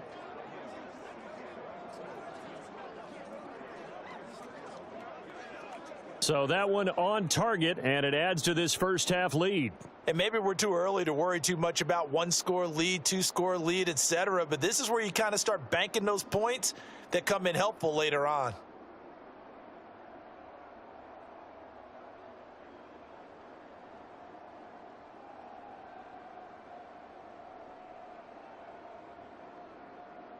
After splitting the uprights, McManus to kick it away.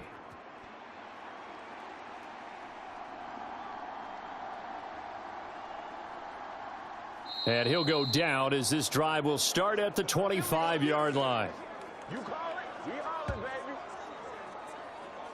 Out comes Washington's offense as they get set to take over here. They find themselves down 17-7 as they start this drive, 1st and 10.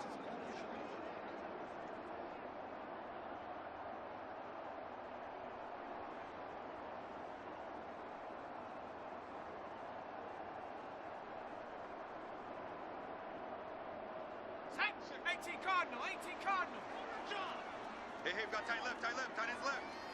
Hey, we got 3 down. They begin the drive with Robinson. And this will be a gain of 5 as he gets it to the 30.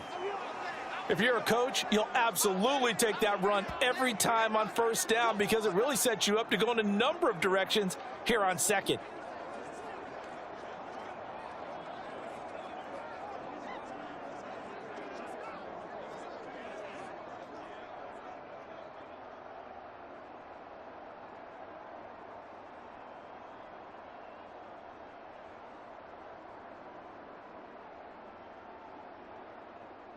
Ball on the 30. They'll come up with a 2nd and 5.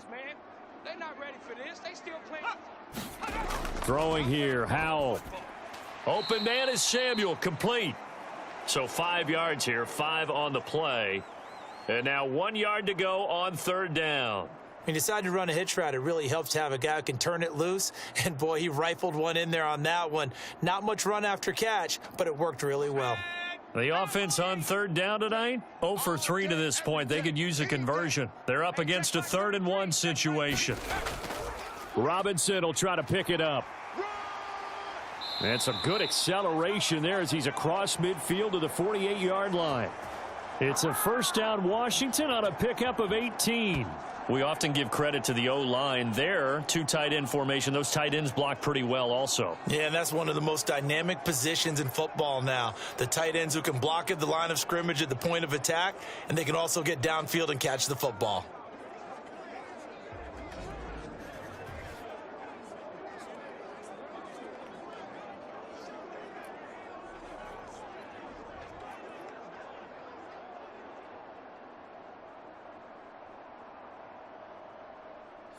So in Jacksonville territory now. Here's a 1st and 10 at the 48-yard line. Here's Howell. This is caught by his tight end, Logan Thomas. And he'll get this one down near the 20-yard line, just shy of the 20. 25 yards that time. Well, that tight end position, it just seems to continue to evolve every year in the NFL. Yeah, you're getting really terrific athletes. A lot of them maybe were wide receivers at one point that continue to give you speed, great hands, and big bodies, which make them excellent targets for quarterbacks.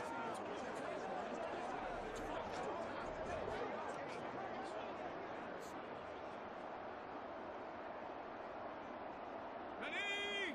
Bravo 80.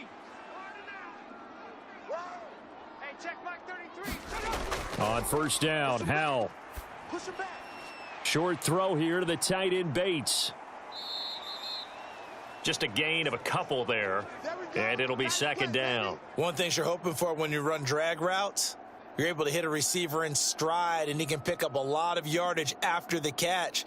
But in this situation, the defense was effective, able to stop him before he could get a good head of steam going. From the 20, here's second down and 8. Hey, check Mike 33. Check Mike 33. Looking to throw. Howell. And that throw behind his man. He missed him. Incomplete. I can assure you, setting up a screen is much more difficult than it appears. It requires excellent timing from everyone on the offense, and a defense's #1 goal is to throw that timing off.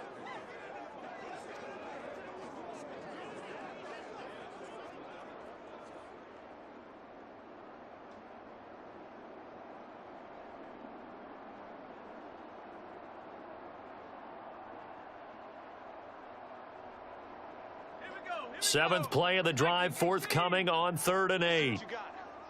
Hey, check Mike 33. And once more, Howell back to the air. Able to find the open man. That's complete. And the Commanders are going to have 1st and goal as they try to finish off this drive with 6 points. And this is an offense in need of getting a few good things to happen. Here's one right here. They've had their share of struggles in key moments, but that's a nice throw and nice work after the throw. And they're set up now with a 1st and goal.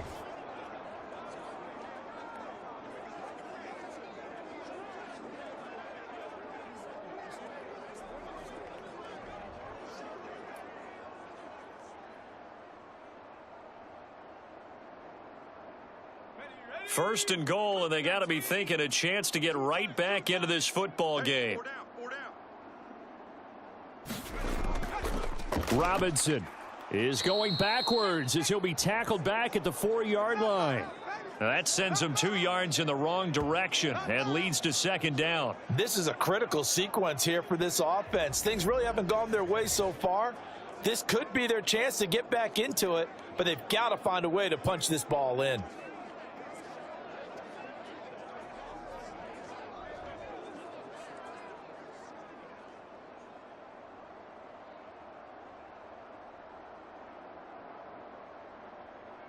From back at the 4, here's 2nd and goal. Double tight. 4 down. Check. Robinson again. And he takes it in. Touchdown, Commanders. Brian Robinson Jr. Taking it in from 4 yards out. And the Commanders have cut it back within a score. On that sideline, they're saying that was more like it. The first down run went backwards, that time into the end zone. And I like their little bit of courage in play calling, too. Because after an unsuccessful run, especially one where you lose yardage, you oftentimes go right to throwing the football. They came right back with a running play, and it paid off handsomely. Sly on for the extra point.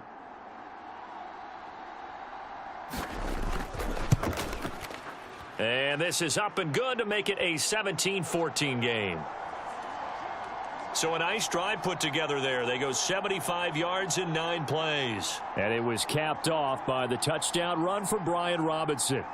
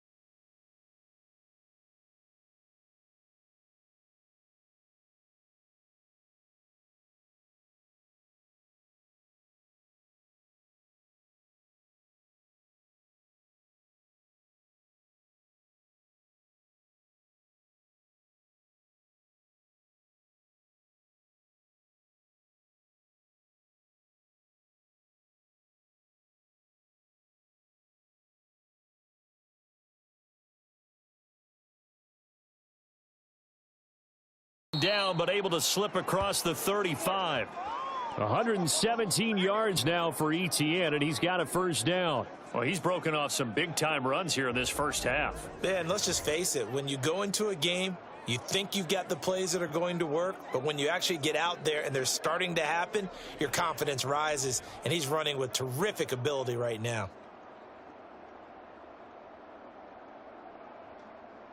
All right, let's go. Line of scrimmage, the 37 on 1st and 10.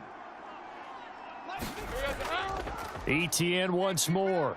A little juke, and able to get this one across the 45 before he's brought down. 10 yards there, good enough for a Jags first down. I'm not sure how much more evidence they need, partner, than to understand that if they don't start to slow him down, it's going to be a long afternoon here at the stadium because he is just shredding them at this point.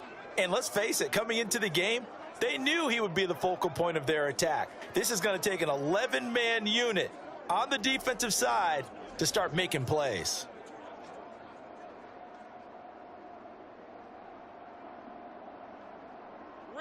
Back-to-back good plays have them on the move on first down.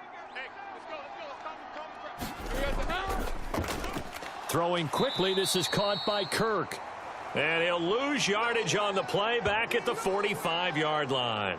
That one unable to develop, never got going. A loss of a couple, and it's second down. Heck of a play there to get to him quickly and get him down for a loss. I think they did a really nice job getting ready for this game, scouting, watching film, and understanding defensively what the play design was.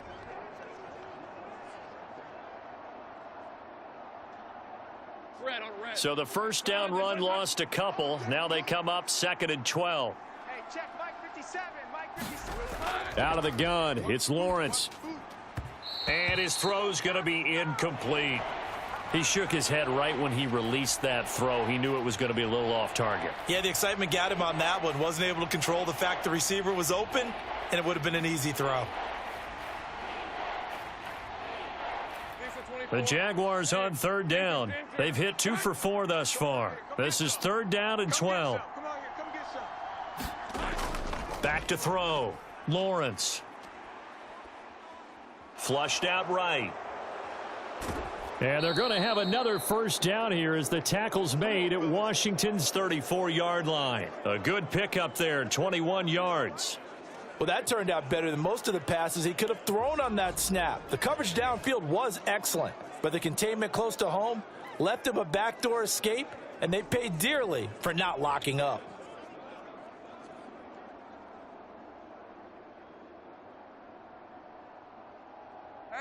From Commander's territory now, it's 1st and 10 at the 34. From the shotgun, Lawrence. And the coverage terrific there as that's knocked down and incomplete. He didn't just deny a big throw there. He broke that one up in the red zone. An excellent play, one that may help save points on the board when this drive is over.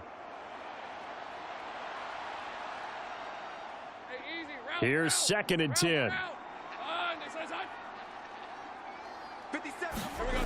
To throw again, Lawrence. Open man is Kirk, complete. And they're going to have another first down here as the tackle's made at Washington's 22-yard line. Give him 12 yards on that one. It earns him a fresh set of downs.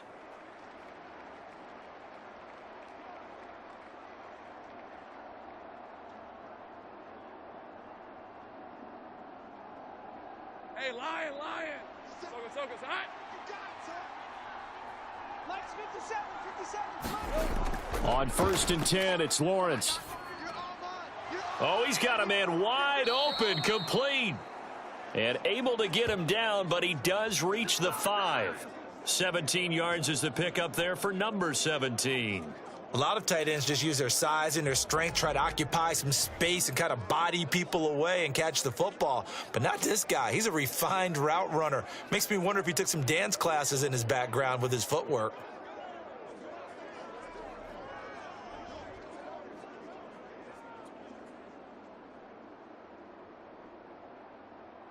On red. Hey, Soga's hot. I can't believe they let you play. I can't believe they even let you play. They'll stick with the passing game as he looks to throw. Now a battle for the football. It's caught. It's a touchdown. Calvin Ridley, a 5-yard touchdown. And the Jaguars add 6 to their lead. There was no going through the progressions on that touchdown pass. Yeah, nor was it necessary. His receiver won that route early, presented himself. No reason to wait. Go ahead and put it on him and score a touchdown. Now McManus to tack on the extra point. And his guys will take a 10-point lead. So a nice drive put together there. They go 75 yards in 9 plays. And it's Calvin Ridley who finishes it off with a touchdown reception.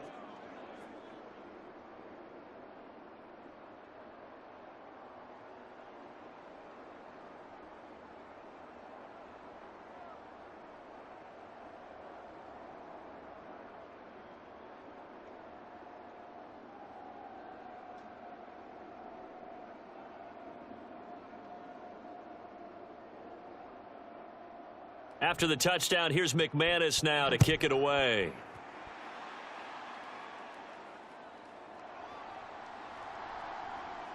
And he'll take it up past the 25 to the 26-yard line.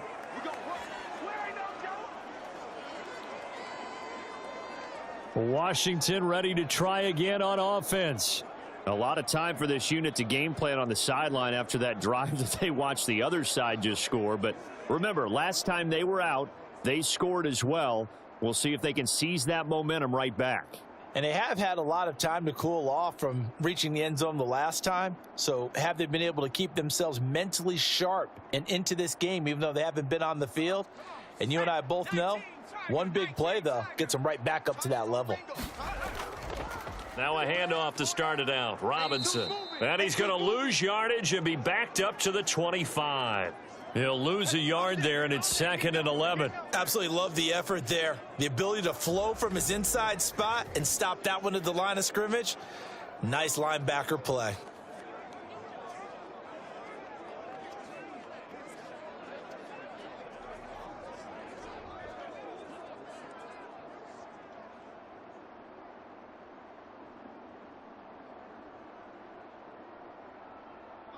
After the loss to start out, here's 2nd and 11.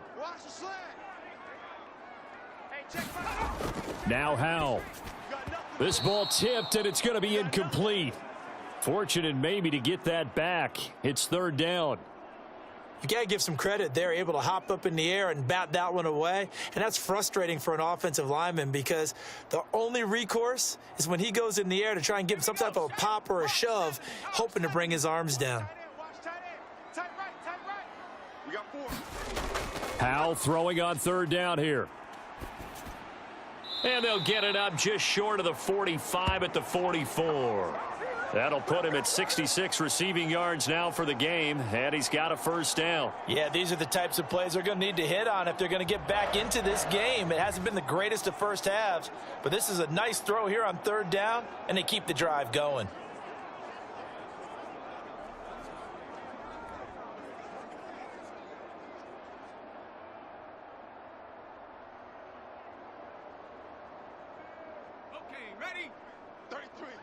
Right here. Hey, check Mike 33. Check Mike 33. We want this. They'll throw on 1st down. Here's Howell. That's going to be caught by Samuel. So just 3 yards on the completion there. And it's 2nd down.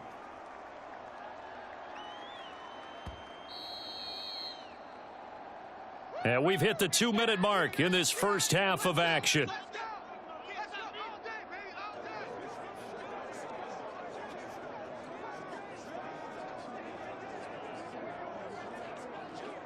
From the 48-yard line, here's 2nd down and 7. It's Howell with another throw. Got this complete to Jahan Dotson. He's got his first catch here before halftime, and it goes for a 1st down.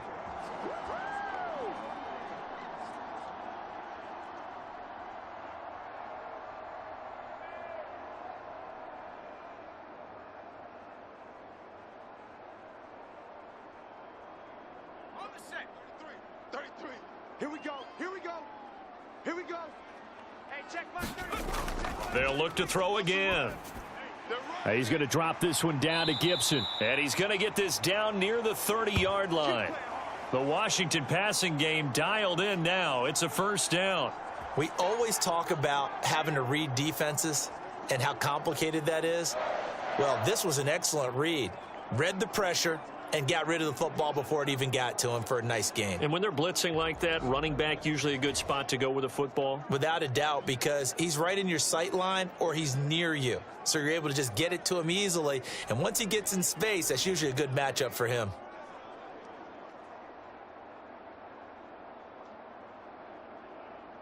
A 1st and 10 here, and you know, if they could just get 3 out of this, something about whittling it to a 1-score game at half that might provide a psychological boost. That will go as a pickup of 7 on the 7th play of the drive. And Washington now going to use the first of their 3 timeouts. As they'll stop it with just over a minute to go before halftime. Not a big window to throw. Coverage wasn't too bad there. Yeah, they had him under wraps pretty well, but somehow able to muscle his way open and catch the ball.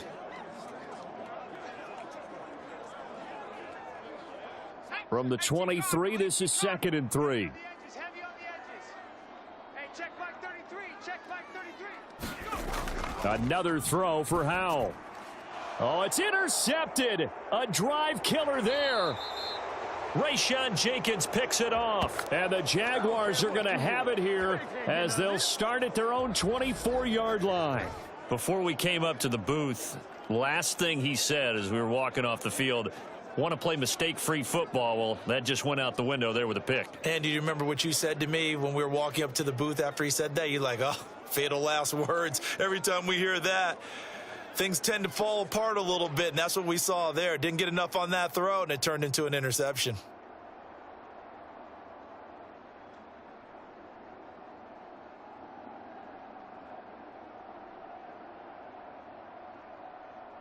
Hey, go, go. Go, go. Hey, Soko, son. You gonna see me in your nightmares, son. You gonna see me in your... Now Lawrence on 1st down. Over the middle, he's got his tight end Ingram. The Jaguars going to go ahead and use their first timeout as they get the stoppage with a little over 50 seconds to go in the first half.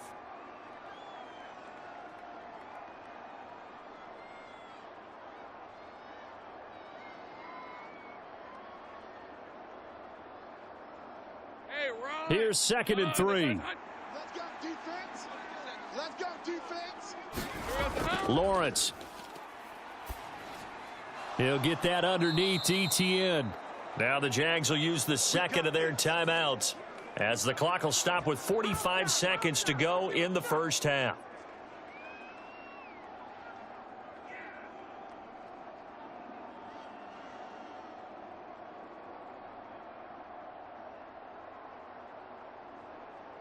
Hey, let's go. Hey, Ginger, time. I'm here all day. I'm here all day. New Mike 52, Mike 52. They'll throw on 1st down with Lawrence. Throw left side, complete to Ingram. And they're well past midfield, just a yard or 2 shy of the 40. A big one there for the Jags, 18 yards, 1st down. So in the 2nd quarter, he's already up over 100 yards receiving now. And isn't 100 the magic number for a really good game for a receiver? So he got a chance to really shatter that and have a profound effect on this game.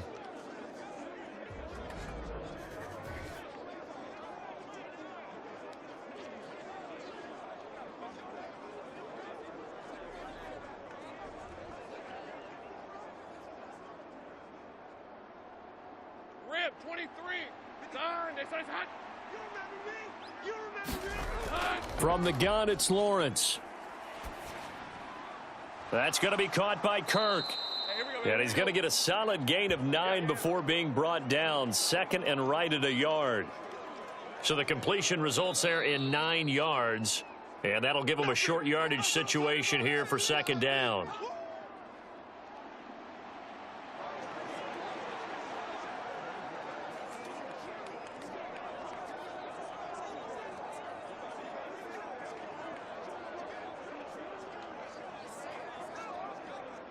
So Lawrence will exit, and on comes Brandon McManus for the Jaguar field goal.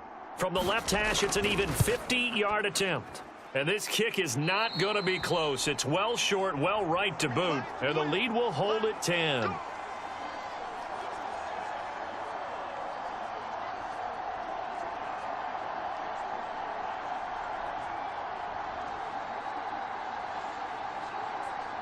One of the few things that hasn't gone right in this first half. They had a chance there for late points, but this one winds up off the mark.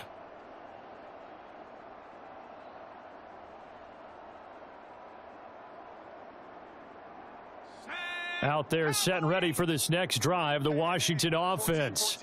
And maybe a chance for a quick completion and then a long field goal try. We'll see. Looking long for Thomas. And this is caught. And he's in for the touchdown on the final play of the first half. The prayer is answered. How did they get that done? Extra point by Sly is up and good. And that will take us to the end of the first half of play. So we've reached halftime in a wild first half. We'll take a minute to catch our breath as we'll get you down the coast to Orlando for Jonathan Coachman at our EA Sports Halftime Report. Coach. All right, BG, thanks very much, and welcome one and all to our beautiful new downtown Orlando studios for this EA Sports Halftime Report. This one's been as good as advertised. Just a field goal separating these two teams as they've already made their way back out of the locker room. So to bring you the story of the second half, let's get you right back out to Brandon Godden. All right, Coach, thanks. Yeah, both teams likely to make some changes in what's been a closely fought battle to this point.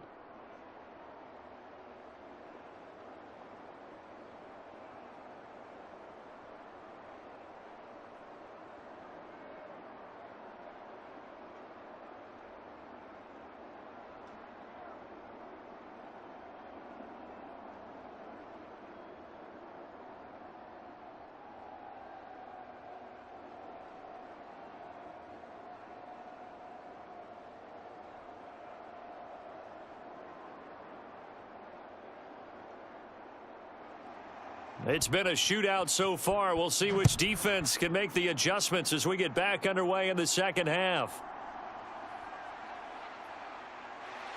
And the tackle going to be made right there at the 25-yard line.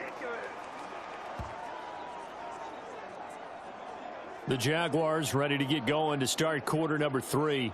And they've got the lead, CD. What do you expect from them in this second half? Well, I liked what they were able to do on the ground in the first half because they had a lot of success running the ball, and I certainly think we'll see more of that. But I'd keep an eye on that defense, and I think their coaches up in the box will do the exact same thing.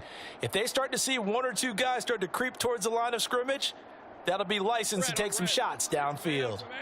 Lawrence bringing the Jaguars up 1st and 10 at their 25-yard line. Now they'll try and set up the quarterback draw here. Shedding the tackler that gives him some room. And he takes us up to the 40-yard line before being corralled. 15 yards is the pickup there, and the drive starting very nicely. First down. First play of the drive, excellent run. Just sets up wash, rinse, repeat. Another first down.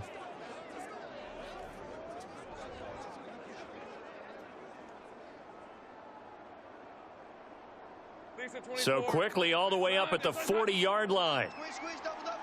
52 is the mic right here, over there, right? Silver. Here we go. Now Lawrence. He'll drop that underneath to ETN. The result, only 4 yards there on the play. And it's second down. Result, only 4 yards there on the play. And it's second down.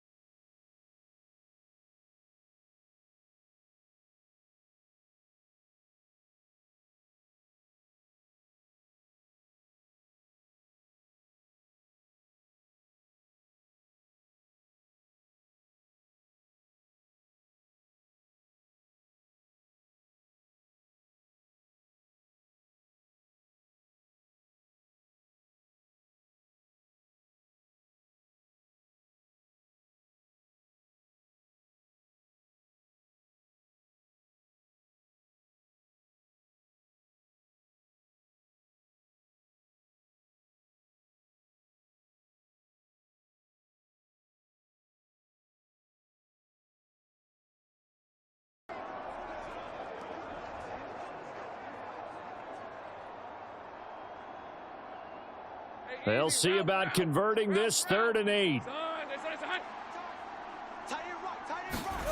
Looking to throw, Lawrence. Work in the middle of the field, and he's got a man complete. And they're going to have another first down here as the tackle's made at Washington's 33. A really nice gain of 25 yards.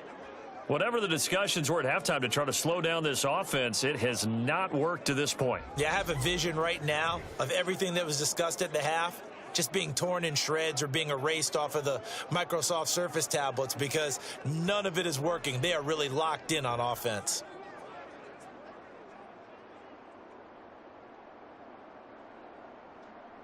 In Washington territory now. Here's 1st and 10. Down at the 33. Now Lawrence to throw. And he will find his man on the end route. Complete. And he'll get this one down to about the 20-yard line.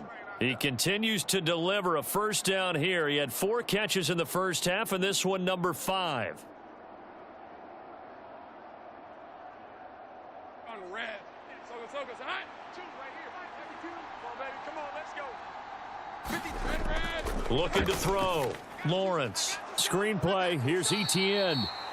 And he's going to be stopped up right at the line of scrimmage. No gain on the screen there. It's 2nd down. Well, that was a simple throw and catch, but even with that completion, 0 yards gained, so they're behind schedule on down and distance. I think they were hoping to get it to him. He could make a man or 2 miss, but that window closed quickly.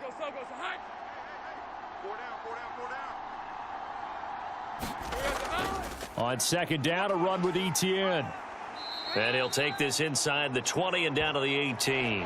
After getting stuffed on first down, not much better there. 2-yard gain. What an advantage having an elite guy in the middle of the defensive line, because not only does he take up the space and let the linebackers run free, but he can also make plays himself, as we just saw there. 8th play of the drive forthcoming, and they need 8 yards on 3rd down. Draw play, Etienne. He will push his way down to about the 14. This defense not budging. Back-to-back carries of just 2 yards. So where'd all that running room that he had in the first half go? Because it looks like it's drying up a little bit here. Someone made some adjustments, it appears, at least on this drive.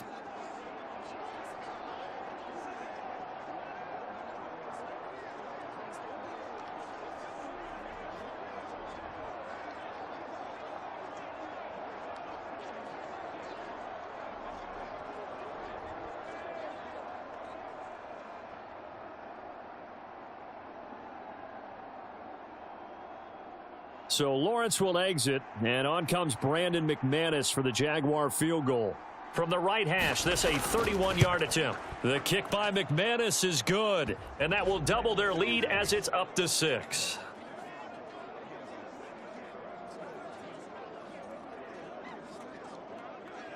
Well, looking at it from a defensive perspective, that keeps the deficit very, very manageable. You know, all things considered, not a bad job on the defensive side. I would say that you've pointed out something pretty good right there, and that is you actually have both sides happy with that exchange. You know, happy in quotes, of course.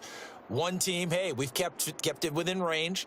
The other side saying, hey, we put points on the board and did stretch out the lead. Let's see how this one turns out. Yeah, still bottom line, though, 3 points for the opening drive of the 3rd quarter.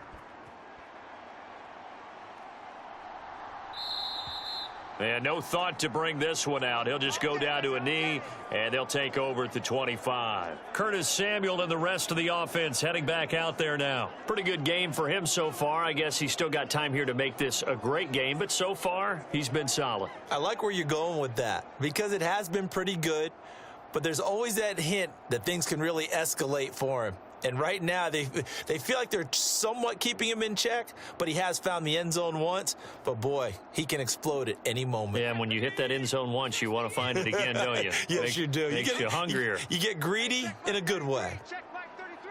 Here we go. Al throwing on first down here. And he will find his man, Samuel. And they nearly get this all the way to midfield. Mark him down at the 49.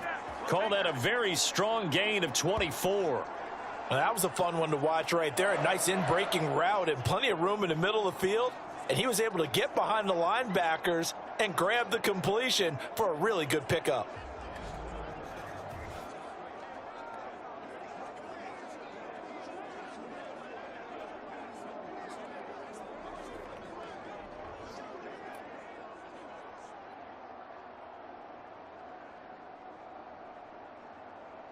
So one play, and they're already just shy of midfield.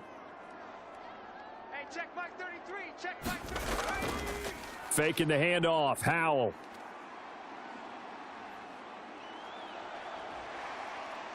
And he'll avoid the tackle there with a slide. Nothing open downfield. He keeps it himself for 11 and a first down.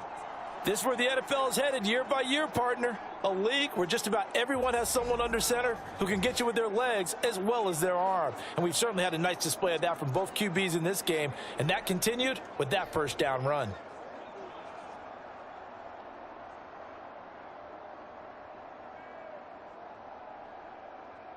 So in Jacksonville territory now. Here's a 1st and 10 at the 41. Mike 33. Check Mike 33. And Howell will throw it. And his throw here's incomplete. Nice progress down the field was halted by that incompletion. They could try for some safe yards here to get things moving again, or keep throwing it and pushing it downfield to try and pick up bigger yardage.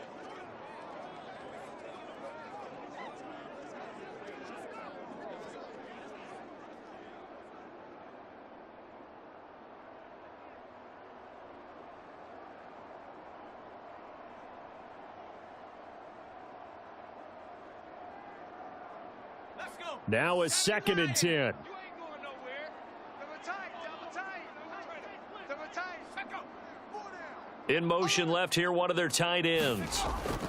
2nd down and a run by Robinson. Call it no gain on the run there, and now they'll be looking at a 3rd down. As usual, the hallmark of a good run defense, linebackers making plays near the line of scrimmage. Absolutely nowhere to run there.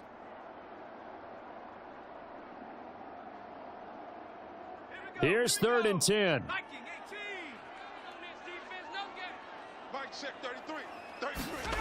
Howell. And it's incomplete. Took a shot, couldn't connect. I remember a coach telling me a long time ago the difference between playing corner and safety in the NFL. Corner is like the Autobahn. Everybody just flying by, and these corners have been really busy in this game, although they got it done on the last play. On the last play, yes, but there have been some good numbers put up against them offensively.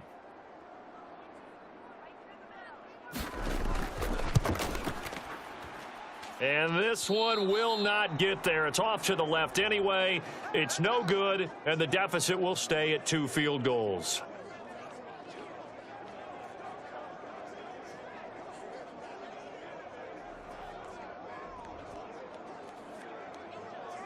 Out comes the Jacksonville offense as they get set to take over here. And last time they got 3 points, but it was a chip shot field goal. And when you go to the sideline after a chip shot field goal, maybe the offense not too happy. It's a balancing act, isn't it? Because you're exactly right. They're none too pleased that they didn't punch it in for 6 points. But they also have to remember they did put points on the board. 3 points is 3 points. And in this league, you take points when you can get them. Not easily done. Jaguars come to the line to start their next drive. On 1st down, Lawrence. Sideline throw that's caught by Kirk. And he's able to take it across midfield before going out of bounds. Give him a gain of 5 on the completion, and it'll be 2nd down. They like going to him in the slot. He catches another one. I think this comes under the heading of until they stop him, why not go back to him? He has something going really well. Great working relationship with the guy throwing the ball, and they keep making the connection. Now they show jet sweep, but instead a run up the middle here. They follow up the gain of 5 by only getting 1 there on 2nd down. But not much on that run, Charles. No, that's exactly the way to execute a run blitz there. They guessed correctly that they would move the ball on the ground, honed in on it, and stopped them. Mark that down for a win in the defense's column. 3rd and 4. Now Lawrence. He's got his running back out of the backfield. And he is going to have a Jags first down as they're able to get the 3rd down conversion. He's having a big game through the air, and sometimes those smart decisions just dump it off. That's how you continue to have big games through the air. I agree totally. That's a great analogy, a great way to put it, because he doesn't get too greedy where everything has to be pushed downfield, trying to create big plays that aren't there. You dump it off and take that nice gain, and things add up, and now you have the kind of game he's having. Lisa 24. Hey, tomato, tomato. Hut. Let's go. 57's Mike. Mike 57. Here's Lawrence. Throwing middle, and it's complete. And brought down, but not before they're inside the 25. 11 more on that one, and another first down.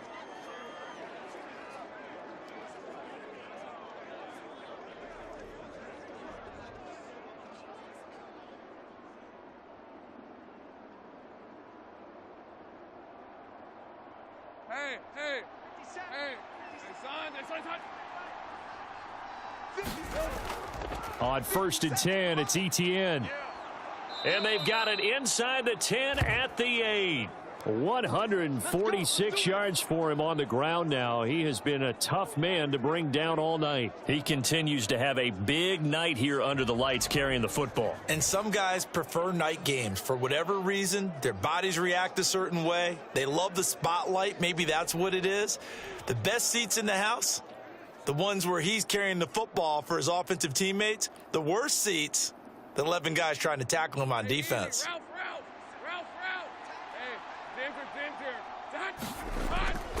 Hey, And they'll run with Etienne.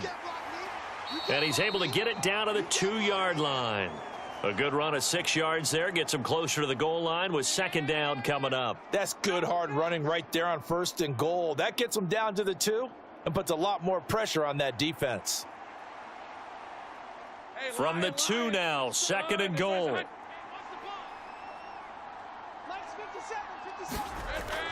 They go play action now. Lawrence. And that is caught. Touchdown, Jacksonville. Luke Farrell. A 2-yard touchdown grab as his guys are able to extend their lead. This is where, as a tight end, you've got to really sell that this is a run. They're going to fake the give, hope the linebackers bite, and here they do just enough. That split second, that's all it takes for that tight end to leak out into the end zone. Touchdown.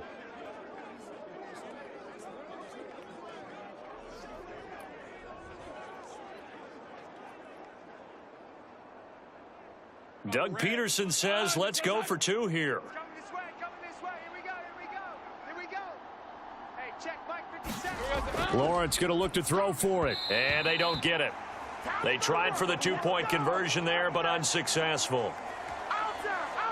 So unable to throw it in for 2 from the 2. Let me ask you, as a former DB, what changes there around the goal line on a 2-point conversion as far as how you're defending it? You just make sure you never back up and you never retreat. You establish yourself really on the line of scrimmage, put your heels on the goal line at worst, and if they're going to throw the ball, make them throw it over your head because they're going to run out of space because of the back of the end zone. Never let a guy catch one in front of you.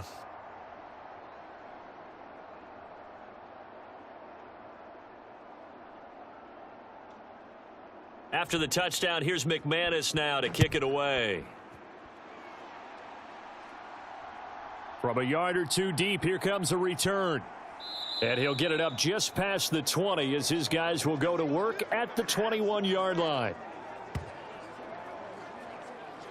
Curtis Samuel and the rest of the offense heading back out there now. Good day for him so far here in the 3rd quarter. He's hit pay dirt once, over 100 yards, but hey, it's the 3rd quarter. He's thinking, I want more, right? He wants more, and it just increases the confidence of his team because every play he makes, that means his quarterback is really feeling good about throwing the football. Probably feels like he can't throw an incomplete pass when he throws it to him right now. Yeah, he's looked really, really sharp. Now 1st and 10 here for Hal and the Commanders. At their own 21. He'll get it to Robinson to begin the drive. And this will leave him a yard short. Nice pickup of 9 yards on 1st down. Well, it's time for them to be good teammates right here, and what I mean by that is possess the ball for a little while. Get at least 2 first downs. Give their defense a chance to settle down a little bit after they give up a touchdown. Ball on the 30 now. Here's 2nd down and 1.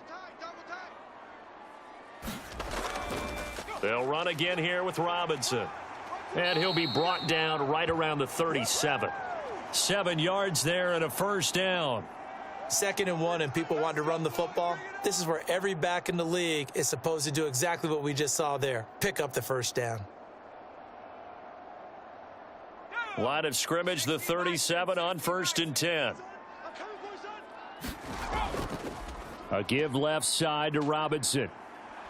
Slipped one tackle, but no more as he's knocked to the deck behind the line of scrimmage. Officially, it's a 1-yard loss. That's going to bring up 2nd and 11. Well, if these guys are going to chop into that deficit, they're going to have to do a much better job in the run game. Caught behind the line of scrimmage, no yardage would be found.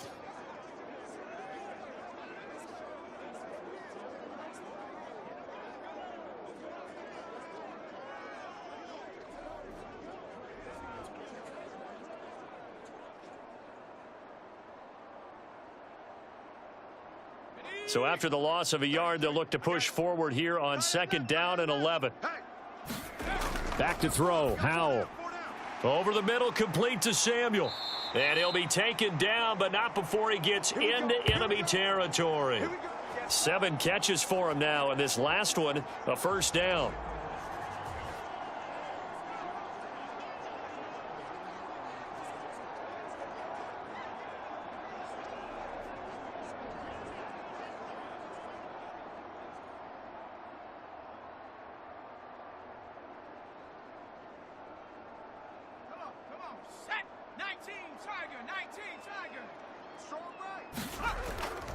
They run the draw here with Robinson.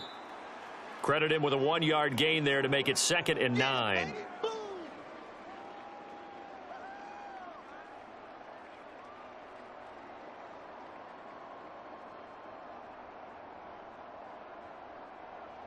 we go, Shaq. Hawk 70, Hawk 70. This thing is a loss. We taking wins home. Ship. Out of the gun, it's Howell.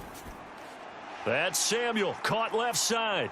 And he's going to have another first down as the tackle's made at the Jaguars' 23. 23 yards the pickup there.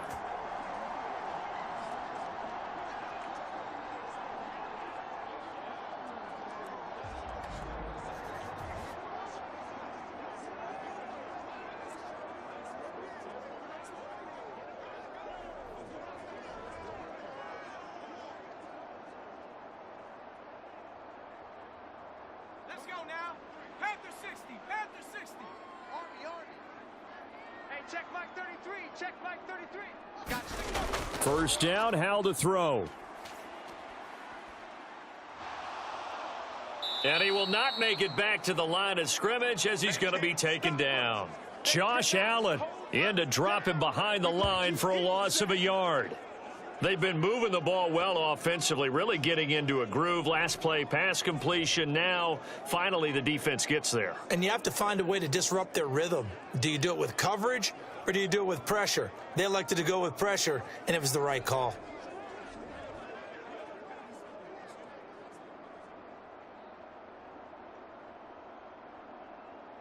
After the sack, here's 2nd and 11. It's going to be a long day. It's going to be a long day. Hey, check Mike 33. Howell, he'll look to throw it. Under pressure, they got him again. Josh Allen able to drop him that time for his 2nd sack of the evening. So once again, they dial up the pressure and get home and get a sack. It brings up a 3rd and long, but it's really not an unmakeable one, especially considering they just gave up back-to-back sacks.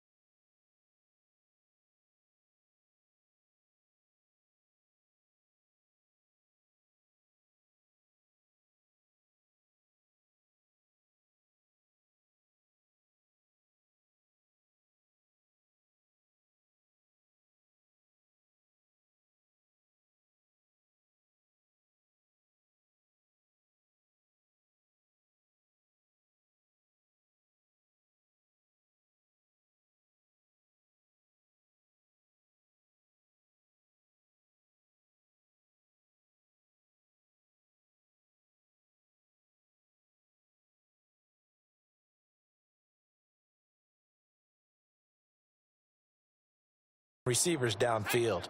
1st and goal, and they got to be thinking a chance to get right back into this football game. Now they'll bring one of their tight ends in motion right.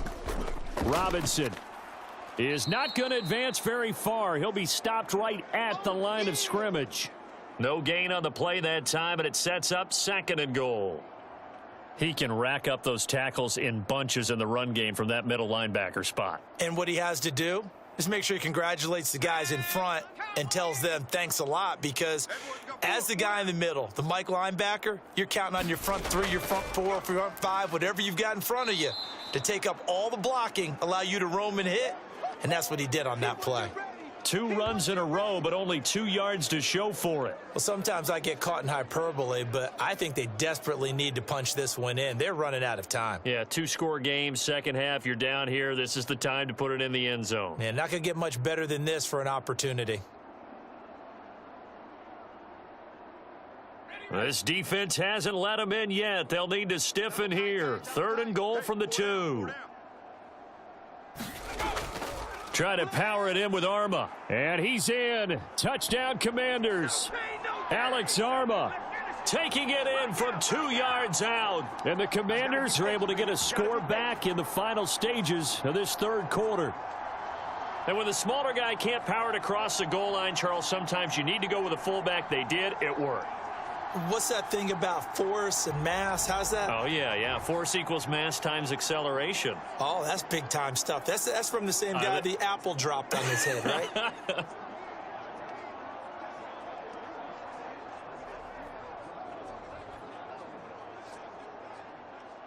Now Joey Sly for the point after.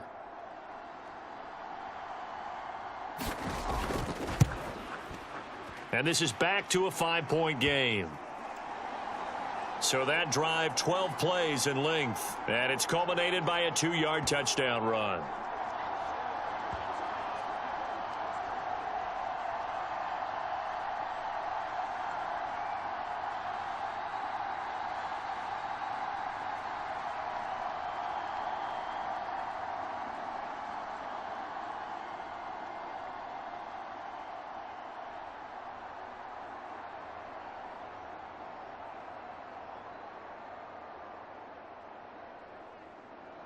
Joey Sly now to kick off after the touchdown. Jamal Agnew now to return it. And a nice return sets him up pretty good here right at the 30-yard line.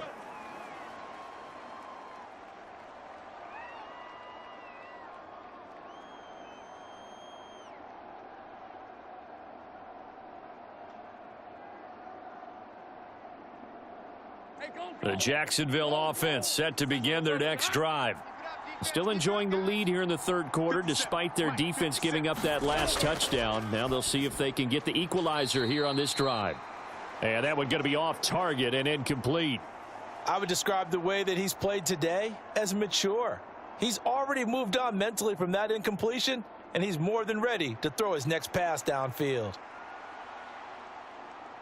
3rd quarter of a tight football game as we come up on a 2nd and 10. Running out of the gun with Etienne. And maybe a measure of revenge there. He's had his way in this one, but this time they get him behind the line. 1 quarter remains here in this Thursday night matchup. You are watching the NFL on EA Sports. Back now at FedEx Field. It's Jaguar football here, and they'll look to extend their lead as we begin quarter number 4.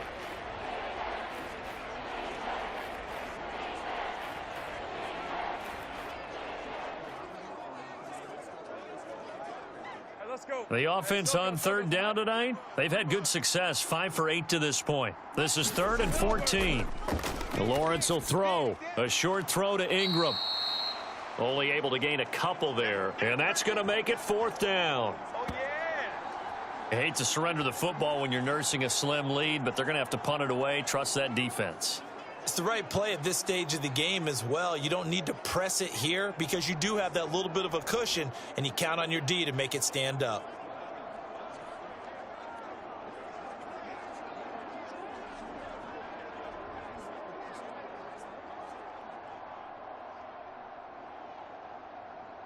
Here's Logan Cook now as he'll punt it away for the 2nd time.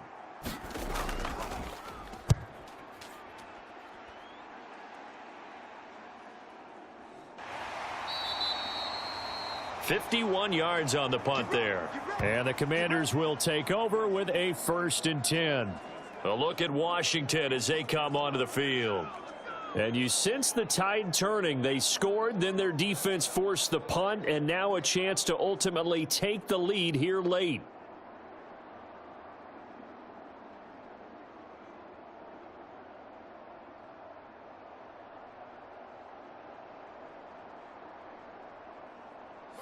Howell and the Commanders come up now 1st and 10 at their own 19-yard line.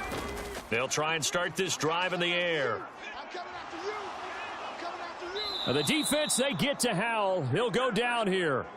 Josh Allen in there to get him yet again. That is his 3rd sack tonight. They can't figure him out. Well, this has to count as a great team effort today, but this man, he's been at the center of all of it.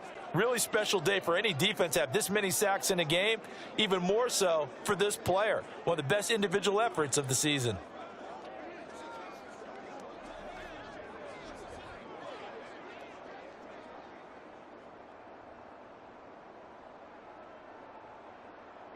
Pass protection has been a problem all night long as they come up facing 2nd and a bundle.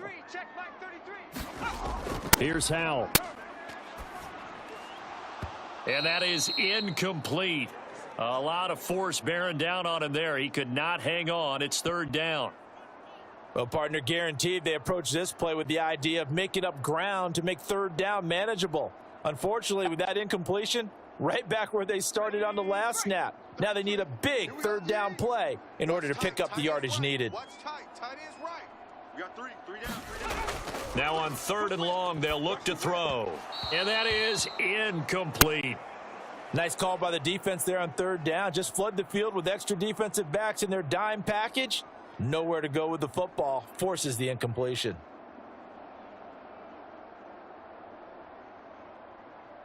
Here's Tressway now as the drive goes backwards, so he's on to punt it away.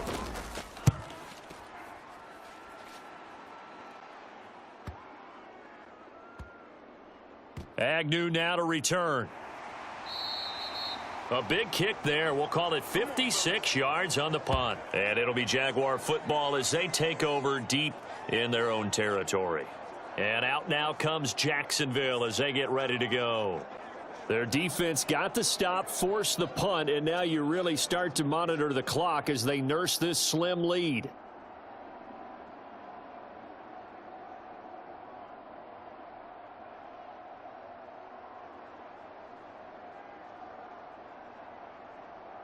Rip, 23. Done. That's hot. I got you. I got you. Check 52. Now ETN to start the drive. And he takes this just about a yard shy of the 20. Give him 10 yards there, and about by the nose of the football, he's going to have a 1st down. No doubt those are the types of carries they're looking for here, Charles. The lead in the 4th quarter. This is when coaches that have a reliable running game, they breathe a little easier on the sideline. Yeah, they love the idea that they can take the air out of the football at this point of the game. That means they're really counting on that offensive line, counting on the runners, taking care of the football. Because you're going to tell your quarterback, hey, no time to be a hero. We're not going to throw it here. Just eat up that clock. And if you have the ball, they can't score. Stopped at the 24-yard line after a gain of 5. Now, I'm guessing you'd say this is kind of the key here. Grind out some yardage, work on that clock, see if you can continue to tick it down. Definitely. You want to bleed things out at this point, right? Continue to possess the football, gain some yardage, and put the onus on the defense. Do they have to use timeouts? What are they going to do to stop you? You're taking charge.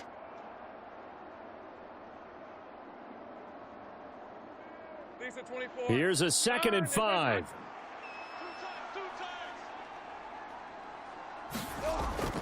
Off the play fake. Here's Lawrence. And this one incomplete. Too much contact to hold on to that one, and it's 3rd down. Well, so much for getting separation. No chance there. Locked down tight, forcing the incompletion on that attempt. They come up now 3rd and 5 following the incomplete pass. Here's Lawrence to throw. Pass taken in by his big tight end. And he will have a Jaguars first down as they're able to get the third down conversion. And that pickup of a first down, that's going to leave a mark because they really needed to stop them there, didn't they? Oh, so frustrating. Defensively, you're a play away from getting that football back here down late. Tough. Now they've got to find a way to create a turnover or takeaway. Otherwise, this one will probably get away from them.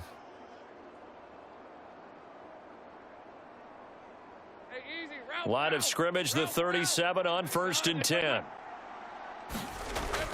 Back to throw. Lawrence. Throw right side, caught by Ridley. And able to get this one across the 45 before he's brought down.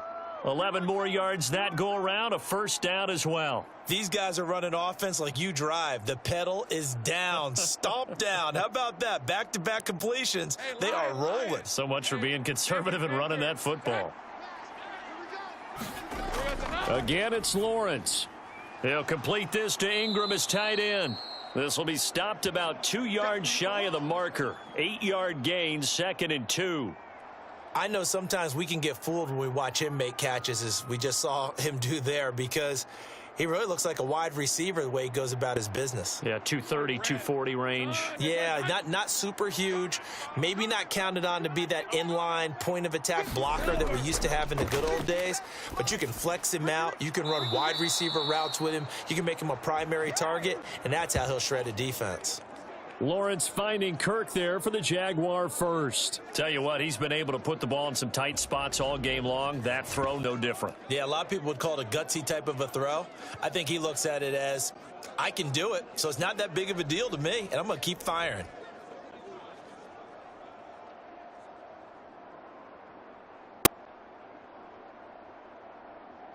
Hey, go!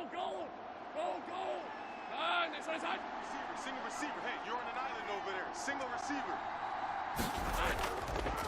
A shotgun snap and a give to Etienne. Might have gotten this one down to the 28, and that's all. Just a yard on the pickup there, and it'll bring up a 2nd and 9. This has been an up and down, back and forth type of a game, hasn't it? Maybe this long drive could take a little bit of the wind out of their sails, kind of settle things down a little bit. This drive's taken more than 3 minutes off the clock already as they come up on 2nd down. Out of the gun, it's Lawrence. And completes it to Kirk over the middle. And he'll go down right on the edge of the red zone following a pickup of about 7 or 8.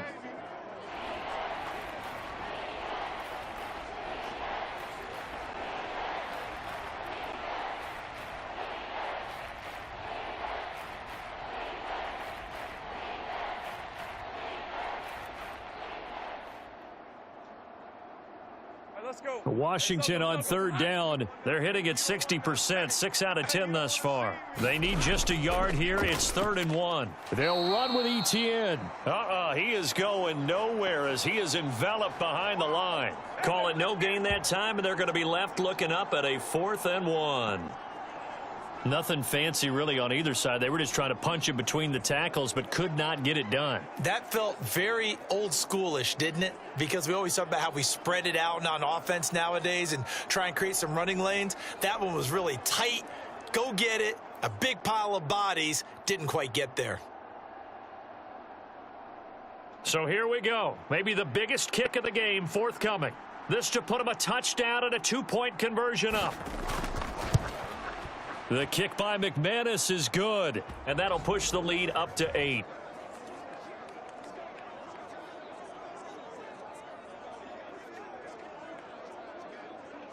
So that gets him a little bit of breathing room, but not much. And you have to think back to the field goal that he missed earlier. This would be a 2-score game right now if he had converted then. And if you and I are thinking about it, you know he is as well, because in the back of his mind, he's thinking, I hope I get one more shot in an important spot. He just made that one. He wants one more later to truly make up for the earlier miss.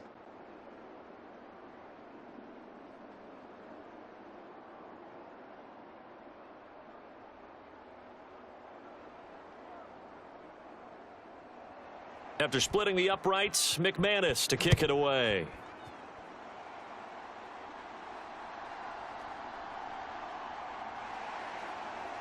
And able to get this out to the 25. Let's go, man.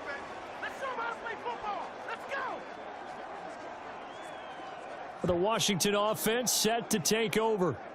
And remember, despite giving up the field goal, this is still a one-score game. They're in need of the touchdown and a two-point conversion. A field goal on this drive likely doesn't do them much good.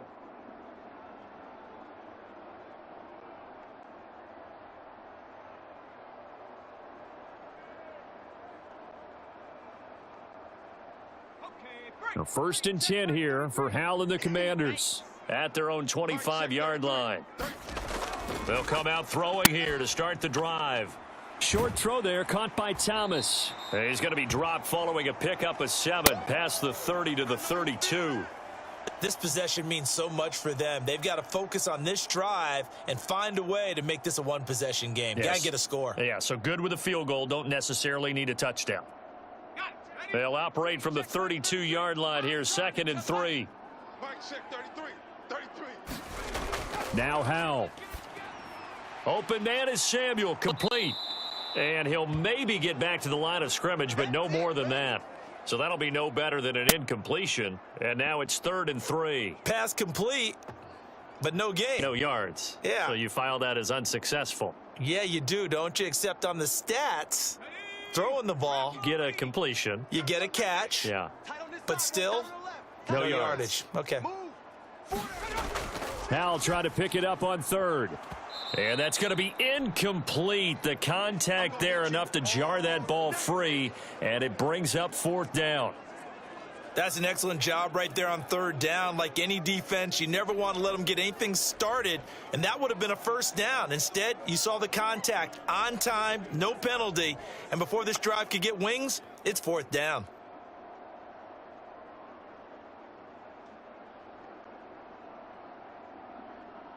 Here's Tressway now. He's been terrific so far.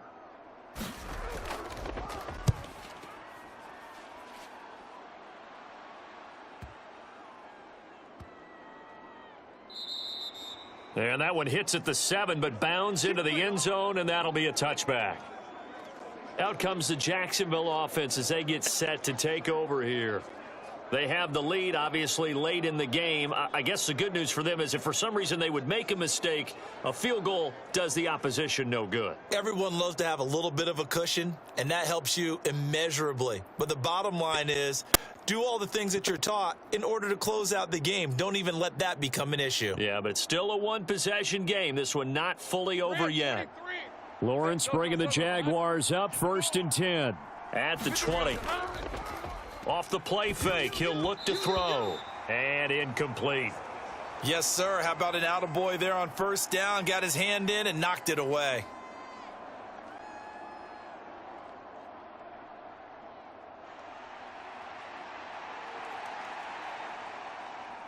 Again from the 20 after the incompletion. Here's 2nd and 10. From the shotgun, Lawrence. Over the middle, he's got his tight end Ingram. And he'll go down at the 26 following a gain of 6. They gave up the completion there, but this is what zone defenses count on. Catching the ball and not much run after the catch.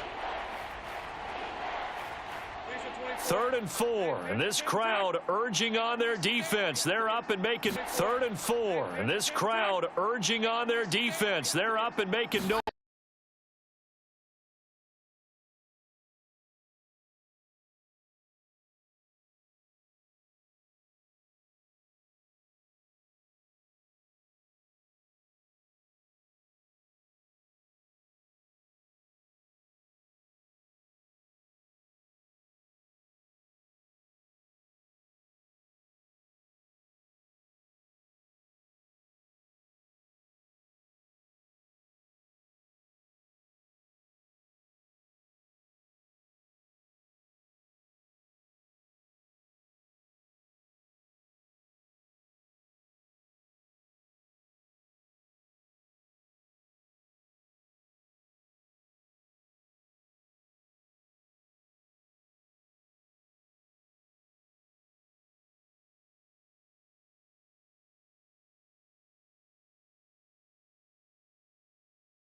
Ball now with a 1st and 10.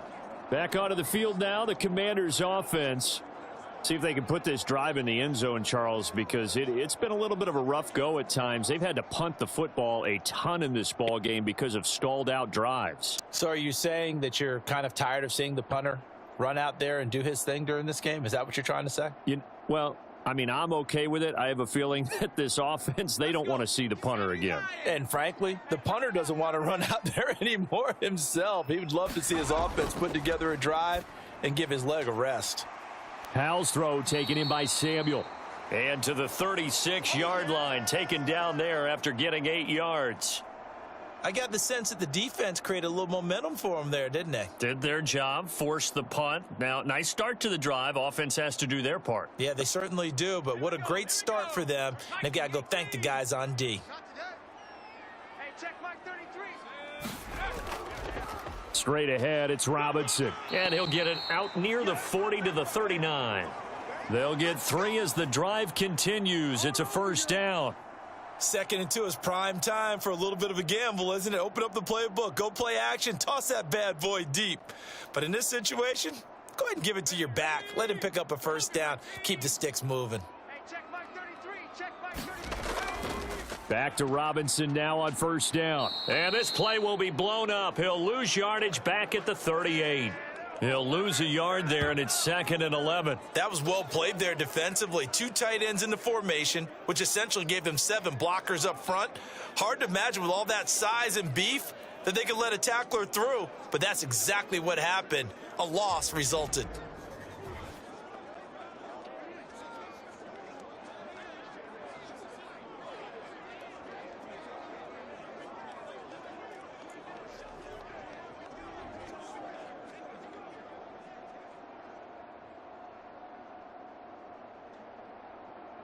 Looking at a 2nd and 11 now after the loss. Here I come again. Here I come. Throwing here, Howell.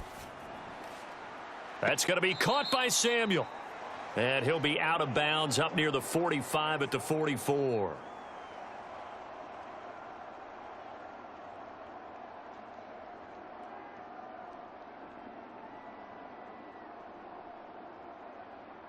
The offense on 3rd down tonight, they've converted 5 times in their many chances thus far. This will be 3rd and 5. Howell from the gun. He had a man open, but he missed him, and it's incomplete. Well, touch and time are critical for those types of throws. He put a lot of zip on that one. Needed just a little bit more finesse trying to get it to his back.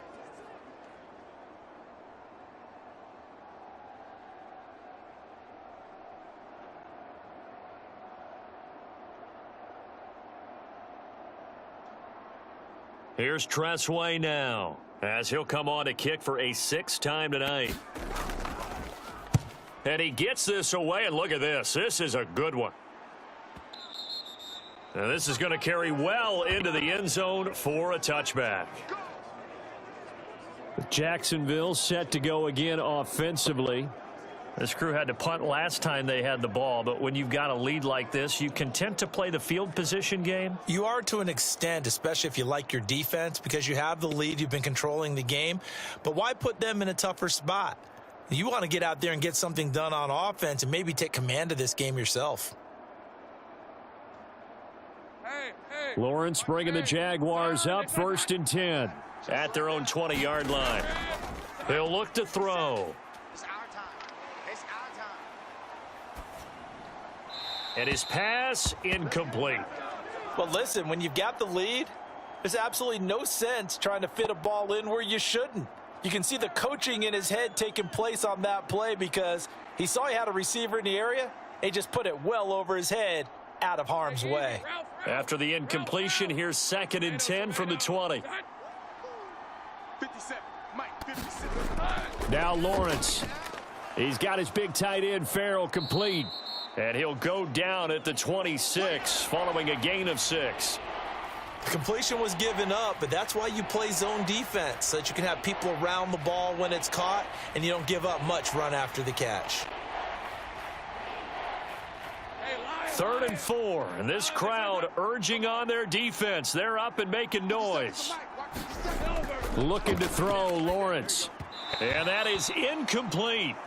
How about some applause for the defense there? They forced him to throw that one into coverage, and just like that, they're staring at a 4th down. Well done.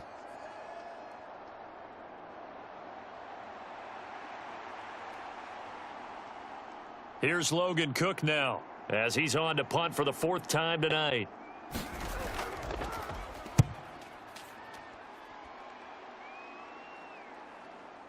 Now it's Crowder. A big boot that time. 57 yards the official distance. And it will be 1st and 10 as they take over. And the Washington offense heading out. And right now these guys, they're shuffling a little bit, maybe doubting, because 3 straight drives have ended with them punting the football away. Yeah, so you start pointing fingers at each other a little bit, asking a lot of questions. What are you seeing? What are you getting? Maybe trying to narrow down your playbook a little bit and maybe get simpler rather than more complex in order to try and fashion together a drive. Howell and the Commanders come up now 1st and 10. At their own 23. Well, they'll run it here on the jet sweep. Oh, and this one may need to go back to the drawing board. He's going to be swallowed up right away. No gain on the play. It'll be 2nd down.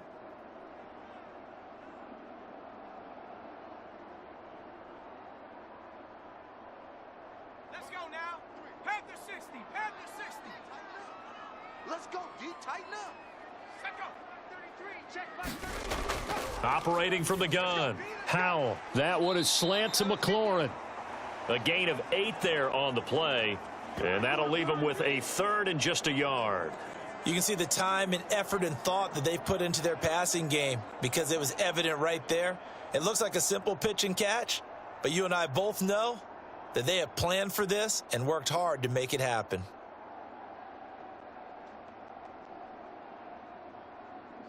Third down and 1. Hey, check by 33. Check. Looking to throw. Howell. Oh, he had him. He was open, but he couldn't get it to him. It's incomplete. That close on 3rd down, I think everybody probably expecting a run. Instead, they go to the air on 3rd and short yardage. I realize this is a passing league, and they're liable to throw the ball on any down and distance. But that short, I do question the call. Run the football and pick it up. And now the punter, Tress Way, as he sends this one away. Good work, boys. Let's go. Let's go. The Jaguars getting set to go. Obviously not the intended goal last drive. They had to punt the football, but still they've got the lead here, and now a chance to add on to that lead if they can get points on this drive. 1st and 10 upcoming.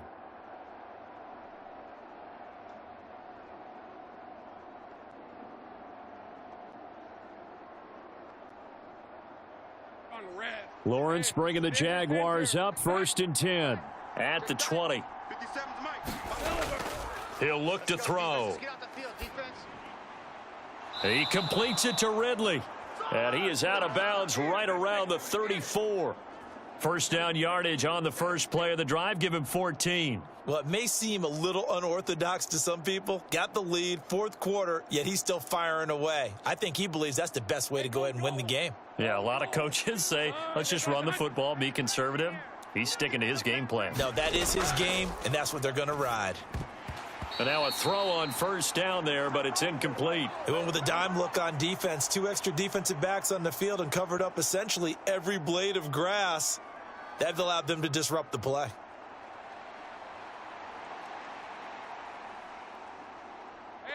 After the incomplete pass, here now is 2nd and 10. 57's the mic. 57's the mic. Now Lawrence to throw. And he will find Ridley on the left side. And he slips up past the 45 before being tackled.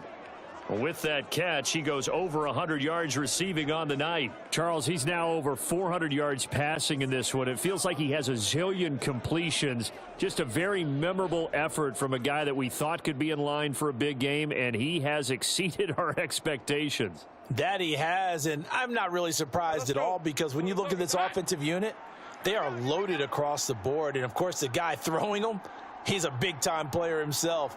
They brought it from start to finish and really helped get the better of the opposing secondary. Lawrence's throw into the hands of Kirk. And he goes out of bounds. It looks like right at the 50.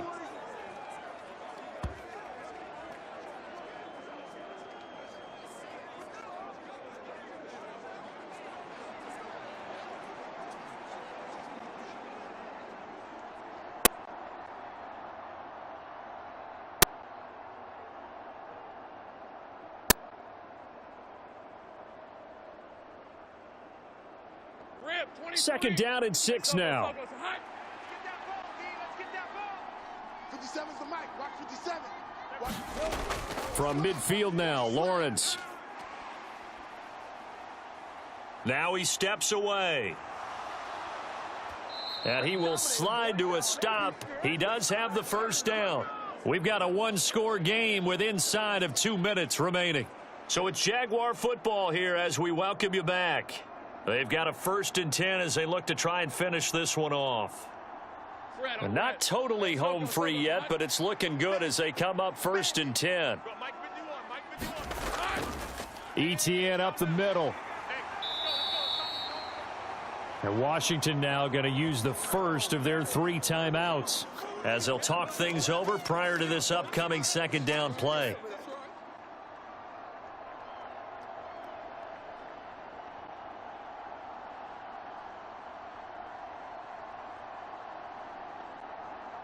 Lisa 24. Done. This one's hot. Watch the slant. Watch the slant. 57's Mike. He's going to get it again. Just looking to get forward and protect the ball. Now the Commanders going to burn the 2nd of their timeouts as they'll head to the sideline and talk over what to do next.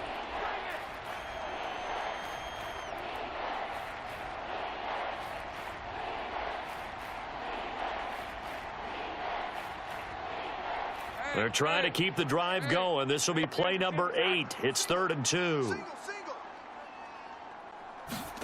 Here's Lawrence.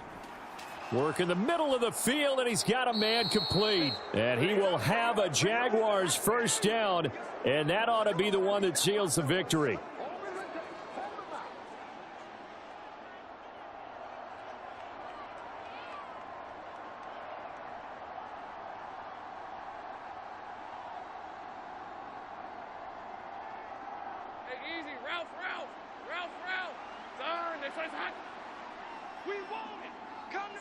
And they will take a knee here.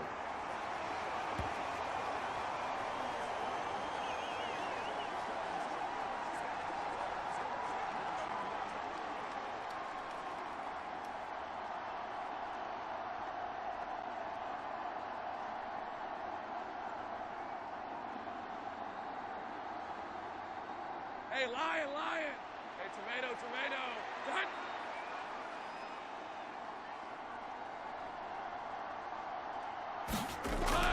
On 2nd down, a run with ETN. And he's going to have to protect the football and take his lumps here at this stage of the game as they stop him behind the line. Well, they went back to him, but the results were similar, so I highly doubt that he'll get another opportunity here on 3rd and long.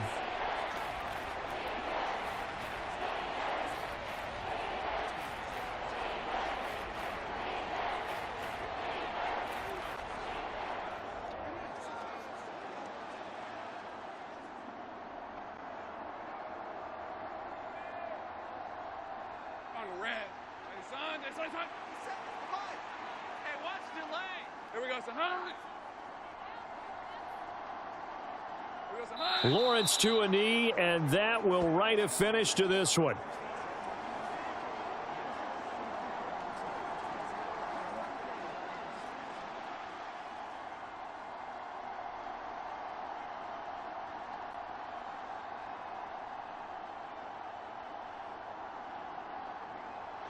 So this will be a win for Jacksonville, and they were spurred on by a strong performance in that 4th quarter as they held their opponents off the scoreboard. Everyone wants to pitch a shutout for the entire game, but when you throw one in the 4th quarter, that tells everyone that you're getting stronger and dominance is starting to take over, right? The way that you close, the way that you finish, that gets preached to you from the time you're playing Little League football all the way up through, and they closed them out with a big-time performance down the stretch.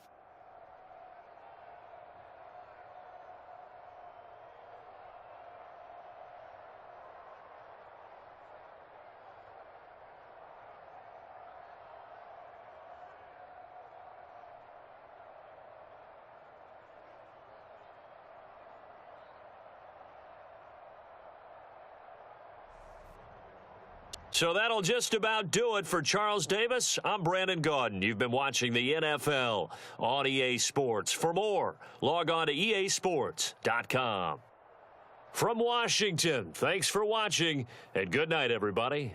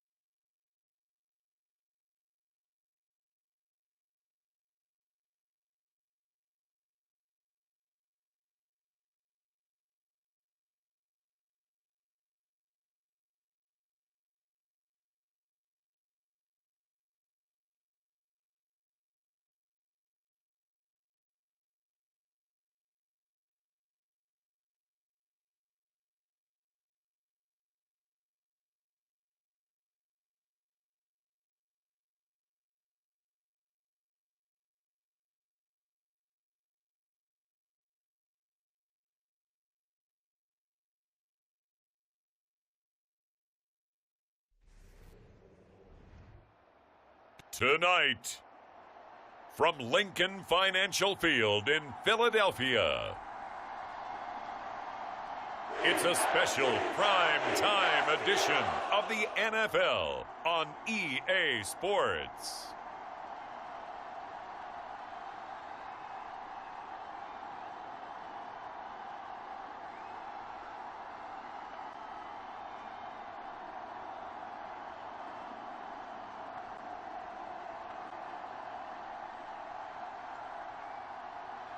It's the Philadelphia Eagles taking on the Tennessee Titans.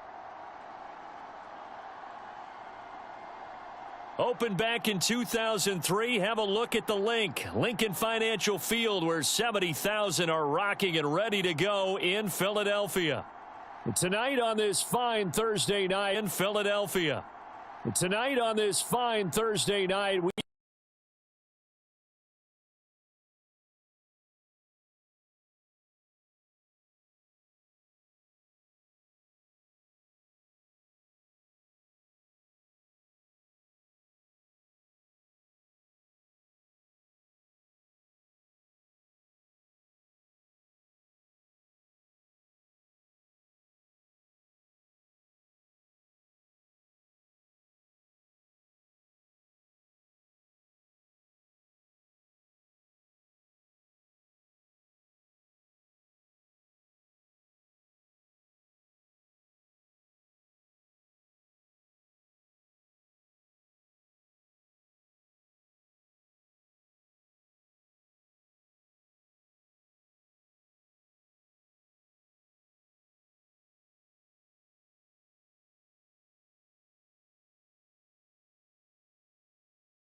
out of Kentucky fell to the early portion of the second round of the draft. It's Will Levis. I tell you what, when he is on schedule for that week, secondaries take notice because you've got to stay alert back there on every snap. A truly powerful arm, one that's capable of challenging any level of the defense on any given play. That's why so many scouts preach arm talent when preparing for the NFL draft. A quarterback with arm strength to make every throw in the book, he's an asset to have in any offense. Mike 17. 3 bud. Mike 17. Mike 17. Levis going to the air right away. And his first pass here is going to fall incomplete. One thing I have learned, receivers don't mind high throws so much to the sideline, but do that over the middle to them, and not only are the DBs going to throw a little verbal trash their way, when they get back to the huddle, they're going to have a few words to say to their QB, aren't they? Yeah, hung out to dry a little bit there on the high throw. Luckily fell incomplete. 2nd and 10. Here's Levis. That's complete to Traylon Burks. And they work this well upfield across the 45. A gain there of 21 yards. Well, that's what you're looking for when you're wanting to throw the ball downfield. You want one of those guys who can play out on the perimeter, can play out wide, who can not only get open, but when they're covered, can uncover themselves downfield and create catches.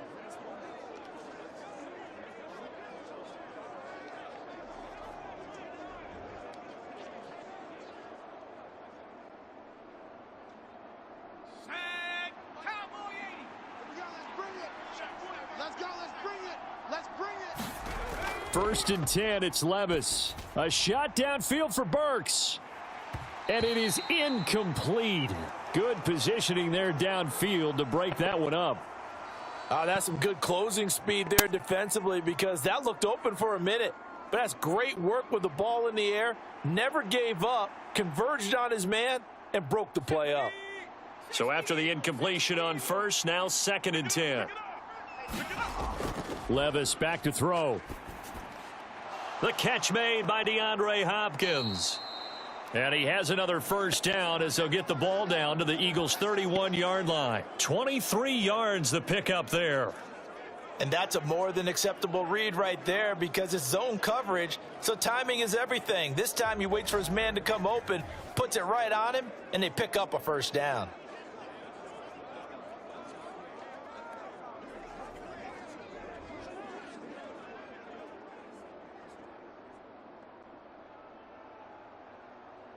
So from Philadelphia territory now, here's a 1st and 10 down at the 31. Working from the gun, here's Levis. He finds his man, complete. That's Phillips. And he'll be out of bounds as he gets this down to about the 21 or 22.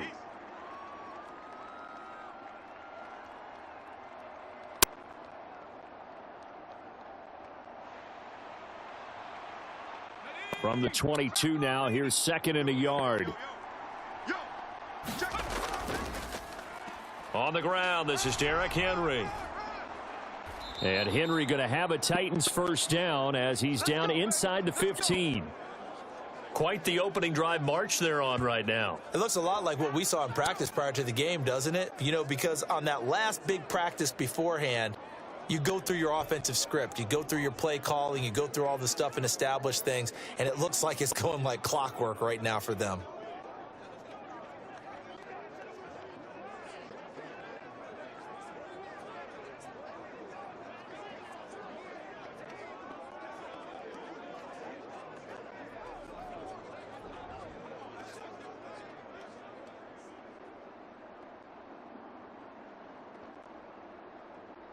A solid run by Derrick Henry, and here's another 1st and 10.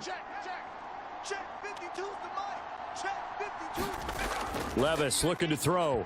And the timing a bit off that time as that one falls to the ground. Well, he certainly thought he had an open look beyond the first down marker to his receiver, but they just couldn't connect, and that will send them back to the drawing board. An incomplete pass on first down. That leads to a 2nd and 10. Levis out of the shotgun now. Over the middle into the hands of Burks. They get 6. That'll leave them with 3rd and 4. And a good sign for them right now to have their young quarterback looking confident on the opening drive. Now, we haven't met a young quarterback, a veteran quarterback. It doesn't matter. We haven't met a quarterback yet that doesn't tell us he's confident about his abilities, right? That's true. But when you're young, it's really important to get off to a good start because it does build up that confidence and allows him to play better as the game goes on. Especially crucial here on the road. This will be play number 9 of the drive here as they need 4 yards on 3rd down. Levis sets up to throw here. That is caught, and it's a Titans touchdown. Traylon Burks from 8 yards out, and the Titans will claim the early lead as they're on the board first here tonight. The underdog here is showing no fear. Great opening drive. Now, we weren't in the locker room for the pregame speech, but I will guarantee you somewhere along the way the head coach said, let's just grab a big stick and smack them with it and let them know we're going to be here today. They may be the team that's supposed to be superior, but we're not backing down to anyone. And on the road, no less, setting the tone. Nick Folk for the point after. And this is good. Our score, 7-0 Tennessee. So a nice drive put together there. They go 75 yards in 9 plays. And it was Traylon Burks capping things off with a touchdown catch.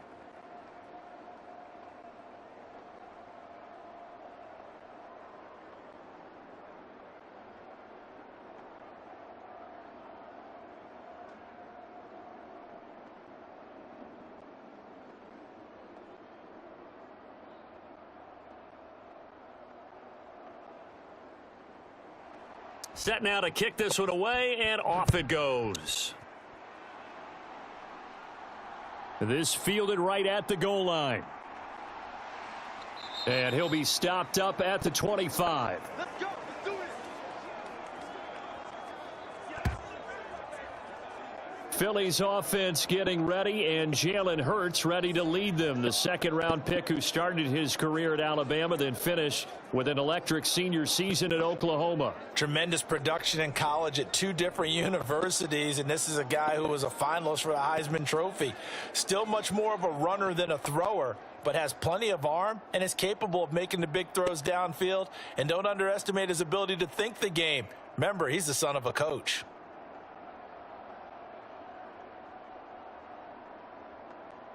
Hurts and the Eagles come up here 1st and 10 at their 25-yard line. They'll start on the ground with Swift. And this will be a gain of 5 as he gets it to the 30.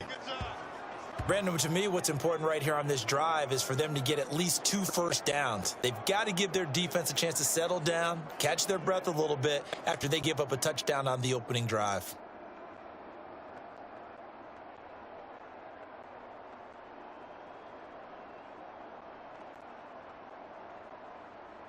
Ball on the 30. They'll come up with a 2nd and 5.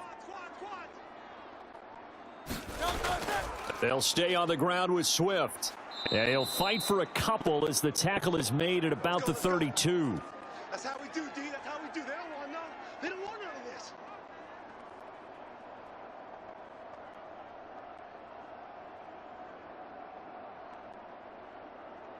The heavy set out there. 3 tight ends in the formation for 3rd and 3.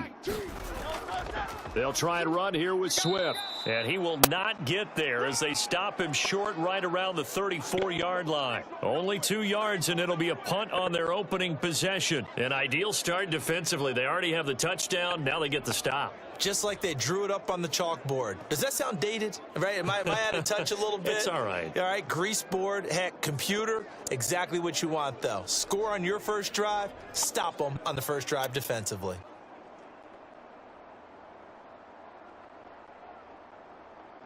On 4th down, punt coming from Braden Mann.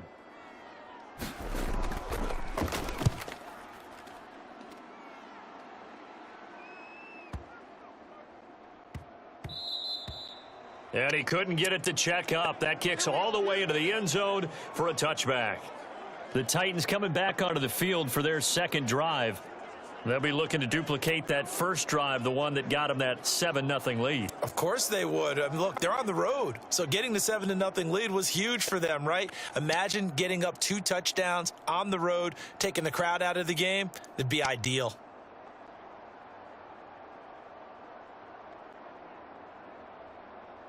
Ready? Cougar 19. Our time. It's our time. Mike 17. Mike 17. They'll start on the ground. It's Derrick Henry.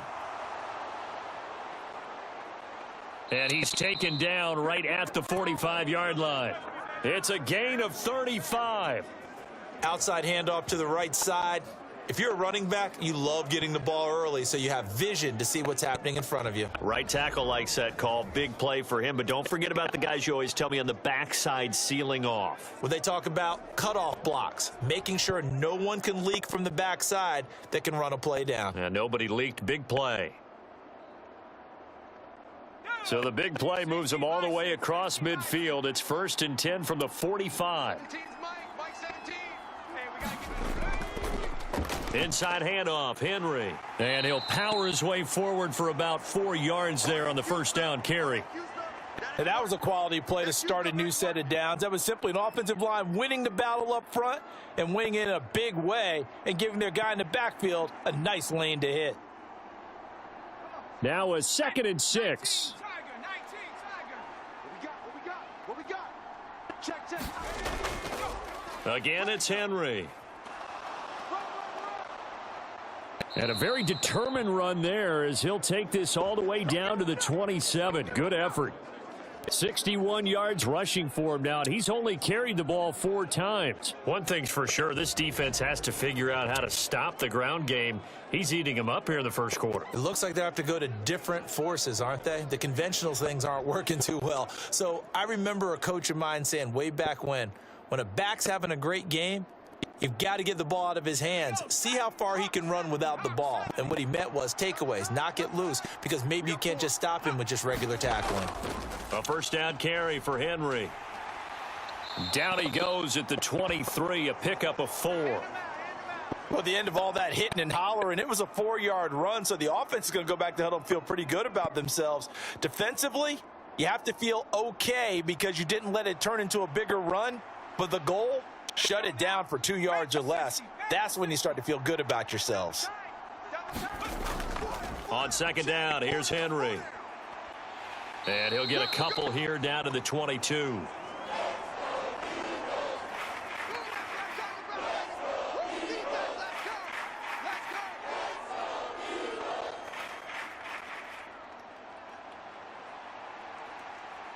This now a 3rd and 4. Mike 17. I'm coming after you. Mike 17. Levis from the gun. That's to the sideline and pulled in. And he'll be out of bounds, taking it just shy of the 10 at the 11 or the 12. He had the touchdown on the opening drive. Now he's got a first down. Someone's sharp in this game. I mean, a touchdown pass on the first drive and comes right back, and he's flinging it around really well here. A really nice throw there to pick up the first down. You kind of just feel a laser focus and confidence about him, and I think we saw that this week, didn't we? Talking to him and the coaches, they felt good about his performance coming up. Yeah, I was really impressed with that last practice we saw when they went through 2-minute drill, when they went through all the different situations. Ball hardly hit the ground, and I thought, yeah, he might be locked in for this one.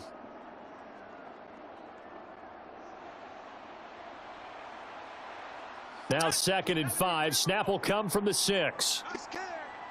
Mike 52. In motion is Phillips. And they're going to give it to him on the jet sweep. And he's dropped just before the line to gain. 4-yard pickup leaves him with 3rd and 1.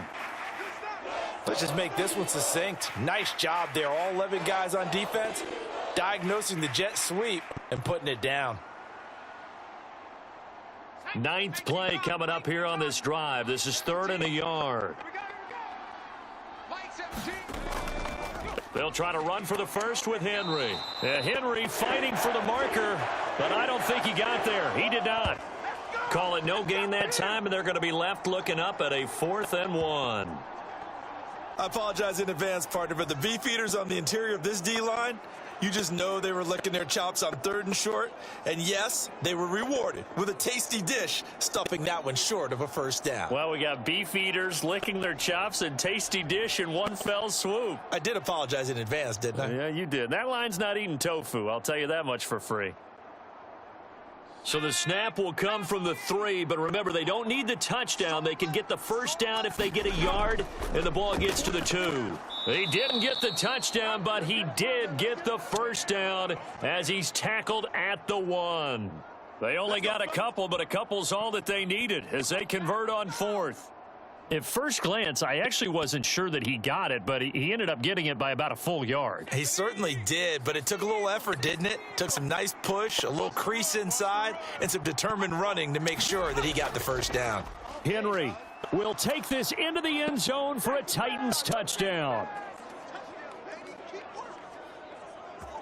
So they brought the extra bulk in down on the 1-yard line, and they're able to push this one across. Yeah, I can just see your face right now because I know we're mind melding on this one. Coach Madden would love this. Power football, hat on a hat, chest to chest, driving forward, touchdown.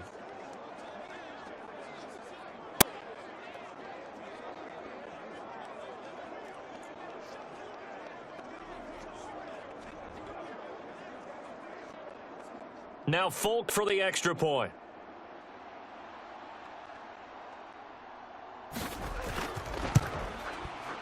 And it's good, and they have jumped out here to a quick 14-0 first quarter lead. So that one a long 11-play drive. And Derrick Henry able to finish it off with a touchdown run.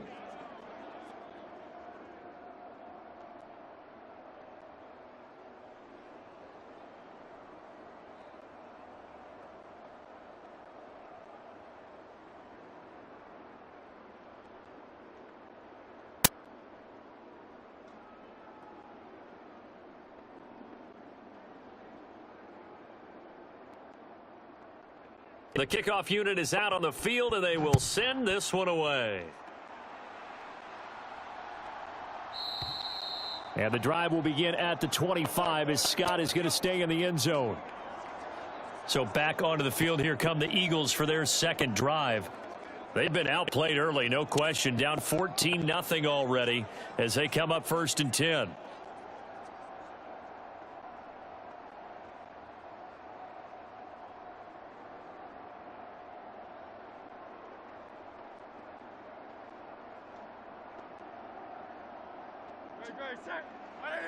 Let's get off the field, D. Let's get off the field, D.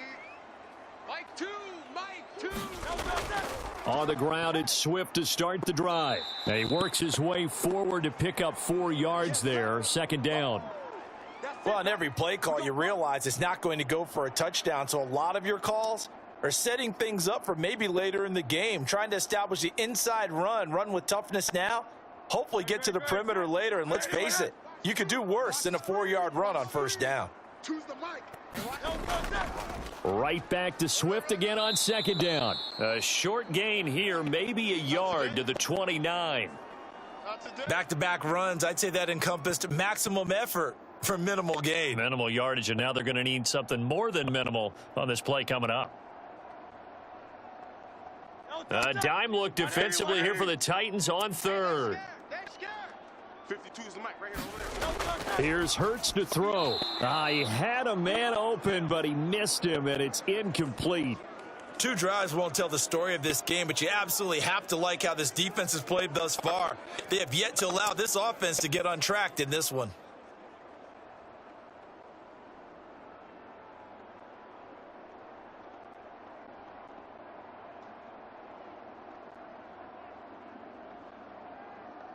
Out now is the punter, Braden Mann.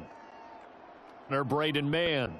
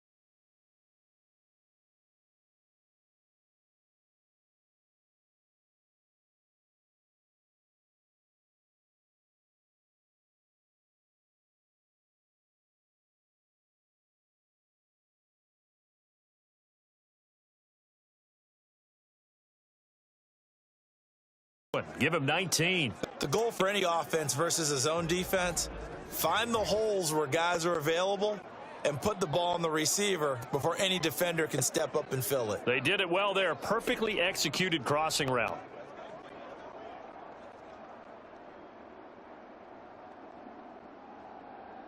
One play has him up past the 40 already, and another 1st and 10. Now Levis.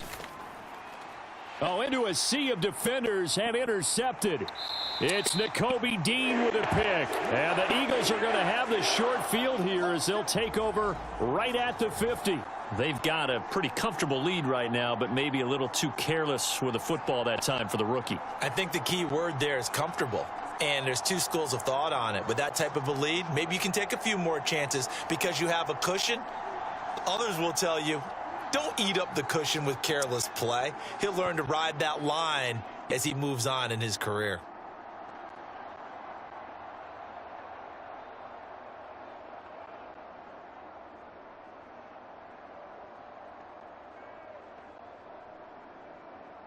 Hurts and the Eagles come up here 1st and 10 right at the 50-yard line. Here's a play fake as they set up to throw. That's to the speedster Olamide Zaccheaus. And he goes down, but not before getting this inside the 25. A good pickup there, 26 yards. You can almost hear the sigh of relief coming from their sideline and from their point on the field because this has been a tough start for them thus far. A much-needed 1st down there. They needed something good to happen. Plays like that will continue to help them dig out of this hole.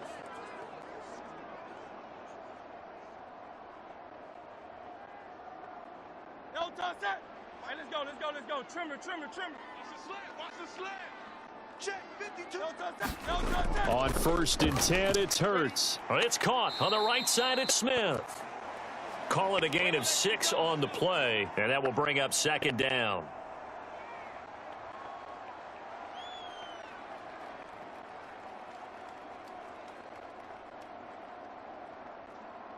No, toss that. All right, anyway, man, that's trash. That's trash. 552. No, toss that. On the option to give to Swift here. And he's going to be met at the line of scrimmage and taken down. Give me something. No gain on the play that time, and they'll look to convert on what will be a 3rd and 4. The running lanes have definitely not been there for him here in the 1st half, and I don't think it's all been his fault. His offensive line hasn't given him much space. A loss results there. Here is 3rd down and 4. I smell fear in that offense. I smell fear in that offense. Hurts. Able to find the open man. That's complete. And he is going to have an Eagles 1st down by about 3 yards or so as they wind up getting 7 there on 3rd and 4. I don't care how many times we say it. I still get a kick out of watching quarterbacks and receivers do the pass tree in pregame warm-up.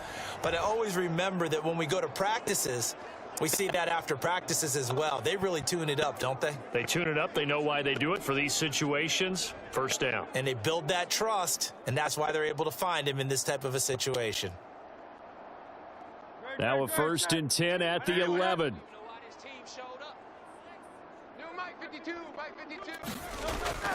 Swift going to try up the middle. And he is into the end zone. Touchdown, Philadelphia. DeAndre Swift taking it in from 11 yards out. And the Eagles have got it back to within a score. That almost looked too easy, and I think thanks goes to the offensive line for making it look easy. Yeah, I agree with you totally on that one. I'm not sure how much everyone understands the preparations that go into a game for an offensive line, because there's a reason that running backs and quarterbacks give them big gifts at the end of the season after a big year. The consistency and the continuity it takes to know each other and execute their blocks is pretty impressive. Elliott good with a PAT, and that'll make our score 14-7.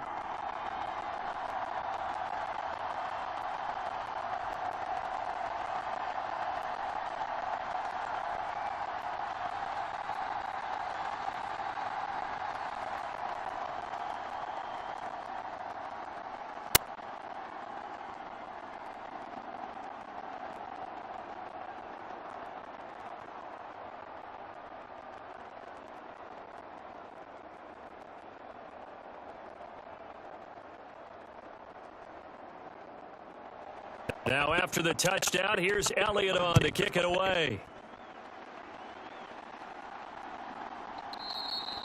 And he won't return this one. He'll go down to a knee, and they'll start at the 25. The Titans offense now, they work their way back onto the field.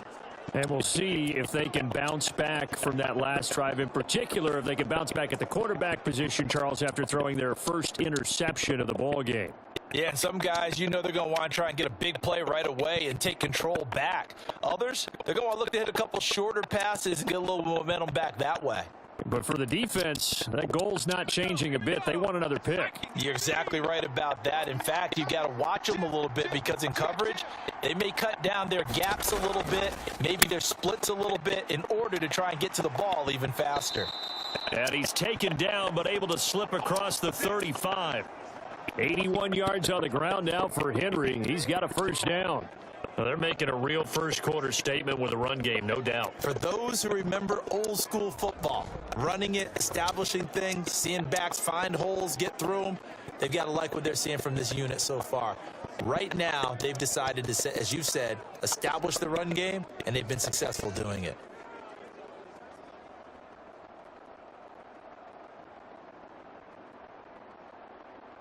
So from the 36 now, 1st and 10. 17's Mike. Mike 17. Off the play fake, Levis. And this will be incomplete. Physical play on the football there, and it's 2nd down. Good defensive call right there because they had someone shadowing him along his entire route. And he was right there ready to provide a hit that prevents him from making another catch to his big start. 2nd and 10. Mike 17. I got one. Mike 17. They'll send the big tight end in motion right. Henry up the middle. Able to power through and able to get this one across the 45 before he's brought down. That's a first down pickup for Tennessee on a gain of 10. And that's the big fella's MO right there. Running through tackles, keeping the sticks moving forward. This defense, if you don't bring 11 guys to the ball to try and get him on the ground, he's going to keep making runs like that. I feel the press box shaking every time he touches the rock.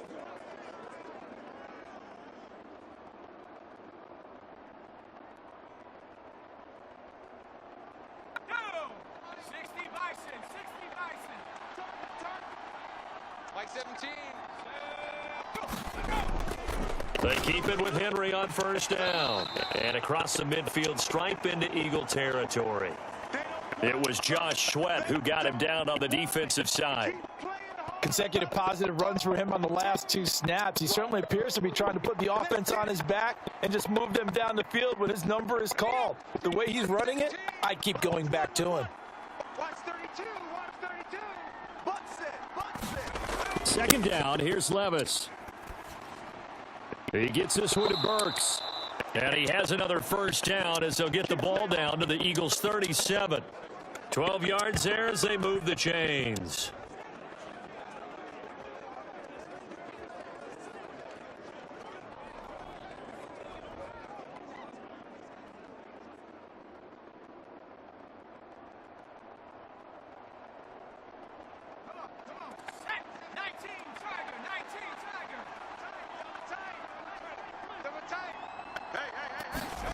First and 10. Here's Levis. He gets it to Burks again. And he's taken down, but not before reaching the 10-yard line.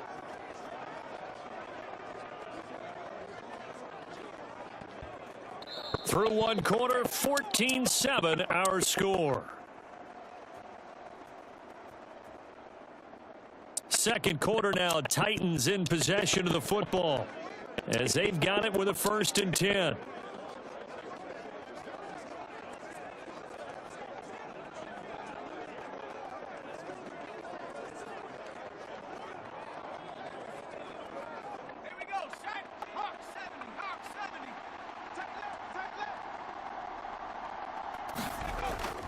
Back to the ground now. It's Henry. And a short pickup there down to about the 9. Only a yard on the pickup there, and it'll be 2nd down. Now that's the type of play that'll fire up a defense. Hold them to 1 yard on a first down run. It'll be interesting to see if the offense decides to press the run at all, or if they'll abandon it now after gaining only 1 on that play. They work now on 2nd and 9. 52's the mic right here, over there, right? 52's the mic. In motion is Phillips. Henry again on 2nd down. And only about a yard there as he takes it from the 9 to the 8. Not a big run, not an explosive run, but they've held the ball for plenty of plays on this drive. They're just trying to impose their will on the defense right now.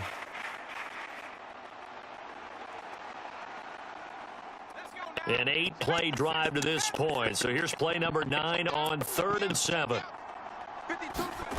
Levis. And a quick throw here that's complete. And he's able to get this down to the 5-yard line before he's out of bounds. And just 3 yards on the catch there. He couldn't get away. And that'll bring up 4th down. Here's Nick Folk now on for the field goal. From the left hash, a chip shot here. Folk's kick is good. And they will move up by 10 now, 17-7.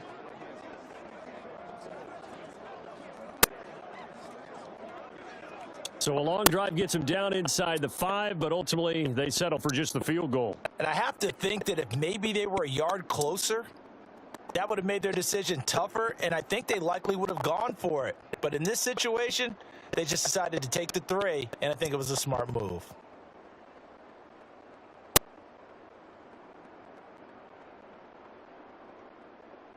Out is the kickoff unit as they run up and send this one away. Boston Scott on the return from his end zone. And he'll be stopped right around where he would have been had he gone down to a knee, maybe a yard shy of there at the 24.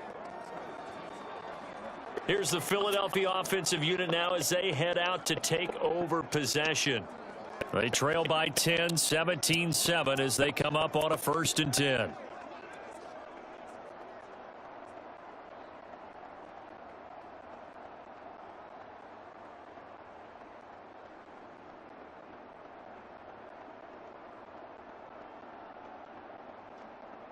Great, set.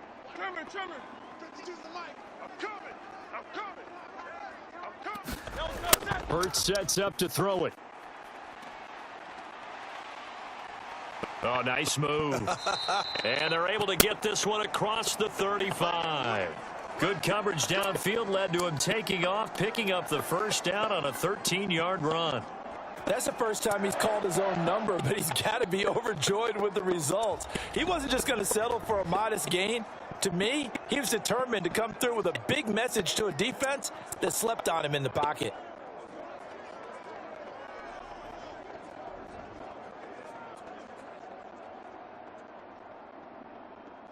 Line of scrimmage, the 37 on 1st and 10. Strip that ball. Check. The tight end in motion right. On 1st and 10, it's Swift. And a 5-yard gain gets him to the 42. So if you've been playing defense in this one, there's a little bit of the good and some bad, because they did give up the touchdown run to him earlier but shut him down otherwise. Outside of that, you're exactly right. I would say they've contained him very well. Now 2nd and 5. Watch the slant. Now Hurts on the option right. And a solid run here as he'll pick his way down to the 42-yard line. And a solid job using his legs. 16 yards and a 1st down on the keeper. Well, he is certainly dangerous when he spots a lane, and he keeps it himself there. Worked out well. And how about the moving parts on a play like this? You know you have to practice it over and over because it's almost like a ballet that has to be choreographed. But how about once he made the decision to go, he committed to it and went. And let's face it, most teams are going to defend the running back much more than the quarterback on that type of a play. Hey, Mike 52. They will run straight ahead with Swift. 20. Down to the 10. And he'll take it into the end zone for an Eagles touchdown. DeAndre Swift with his 2nd touchdown here in this 1st half. And the Eagles are back within a score. So 2 touchdowns for him on the ground in this first half, and that one a thing of beauty. And just like his last touchdown run, we saw him be patient. How about his vision where he's able to identify where the opening was? And then how about the escort right down the field all the way to the end zone from his blockers? Elliott on for the extra point.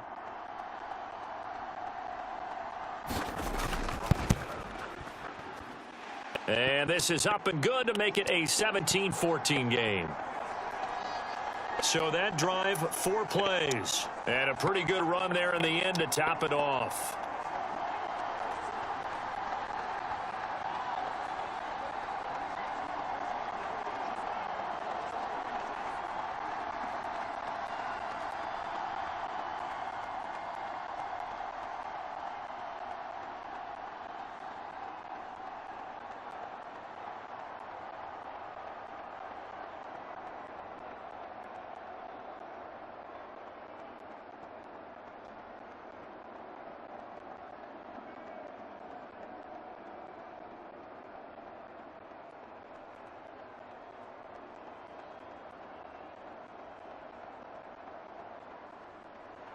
Now after the touchdown, here's Elliott on to kick it away.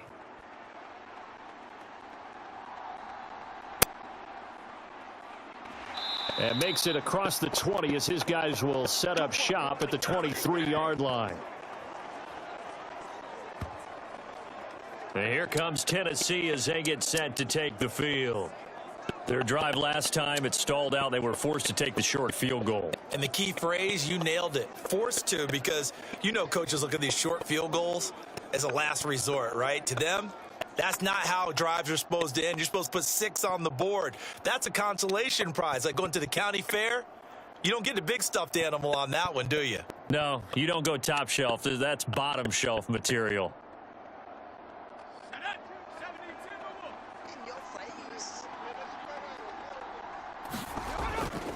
They begin with Henry. And he's tackled a yard short of the marker. Good gain of 9 on first down. Well, that last run makes this a 100-yard night. I've loved the way he's hit the holes. He's been quick, he's been decisive, and he's been a whole lot of fun to watch.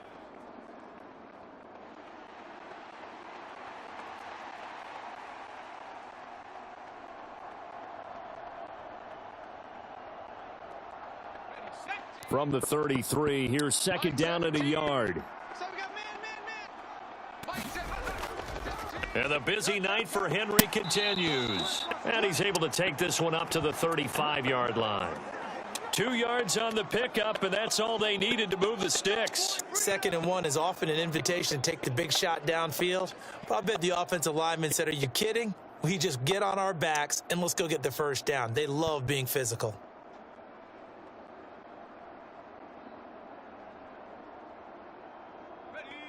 Ball up to the 35 now as they come up on 1st and 10. They'll run it again with Henry. 115 yards rushing for him now to this point. Well, I think after that run, the defense is getting back in the huddle and looking at each other and maybe starting to question their confidence a bit. They gave up a significant run, 6 yards, and now you're saying to yourself, how do we stop them, and do I have enough confidence to make a play? Mike 17, Mike 17. They'll try the right. Mike 17, Mike 17. They'll try the right side.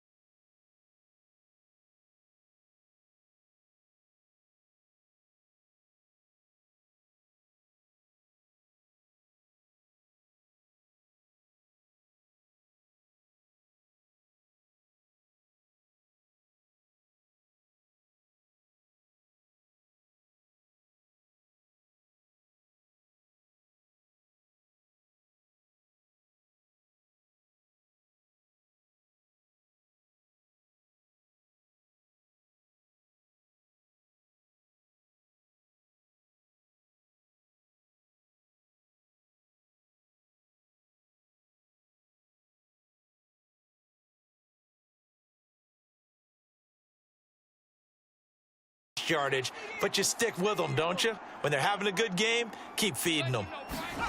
So after some runs, now they'll throw with Levis. That'll be complete to Okonkwo.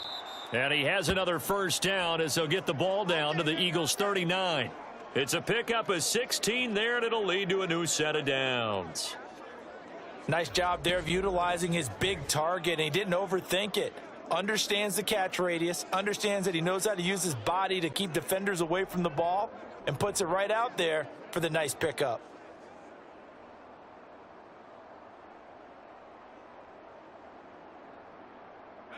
So from Philadelphia territory now, here's a 1st and 10 at the 39-yard line. A 20th carry now for Derrick Henry. And they'll be inside the 35 now at the 34-yard line. Give him 5 on the carry there, and it'll be 2nd down. And that's exactly what you want on a first down run. Pick up 5 yards, bring up 2nd and 5. The defensive line, though, they've got to figure out a way to out-leverage the guys up front because the offensive line is winning at the point of attack. 2nd and 5.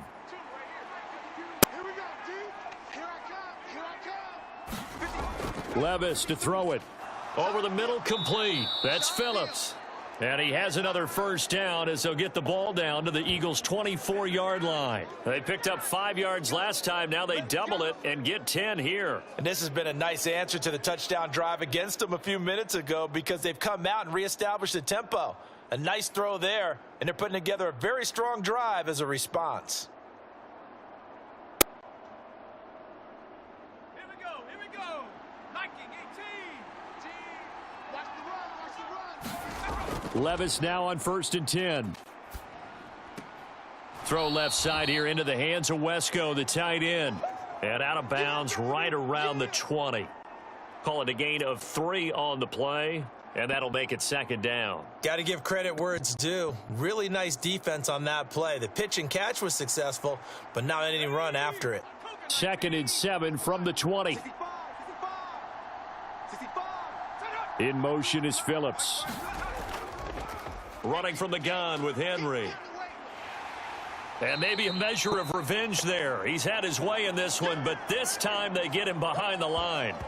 Now they're going to be dealing with a 3rd and 7. Is that one officially a loss of 1? Well, that was one of the few times they've been able to contain him thus far. He's over 100 yards for the game, but he lost a bit off his total on that carry.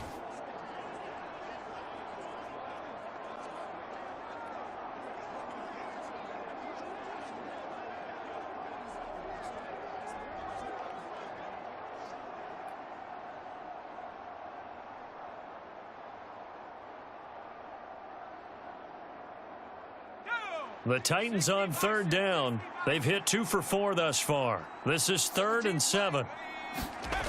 Here's Levis. And that one too wide and incomplete. Sometimes the game is pretty simple. Put a few extra defensive backs on the field, give them nowhere to throw the football, force the incompletion, and get off the field on 3rd down.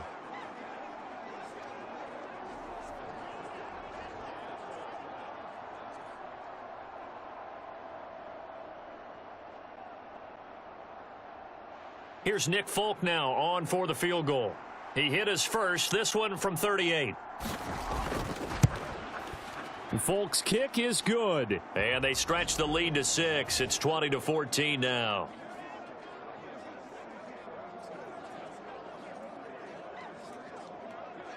So they're able to end that drive with 3 points in this one-possession ball game. And ideally, you want to end every drive with points. Most quarterbacks would tell you, let's end it with a kick, right?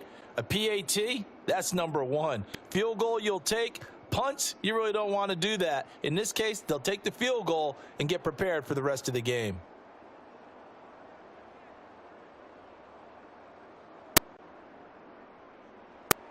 The kickoff team on the field now as they will send this one away. And the drive will begin at the 25 as Scott is going to stay in the end zone. Philadelphia getting set to take the field. This drive here beginning probably with a pair of motivated groups. Remember, the offense scored a touchdown on their last time out, looking to repeat that in Charles's defense. They were very frustrated after giving up 6 the last time on the field. And frankly, it's just a battle of wills in a lot of ways because you know they're both motivated. They both game planned for this drive, and they both have specific outcomes in mind. To me, it just comes down to who can execute better and which side can step up and assert its will over the other. On first down, Hurts. Zacchaeus here hauling it in. And they get him down, but not before he takes it across the 40-yard line. This drive starting off on the right foot, 18 yards.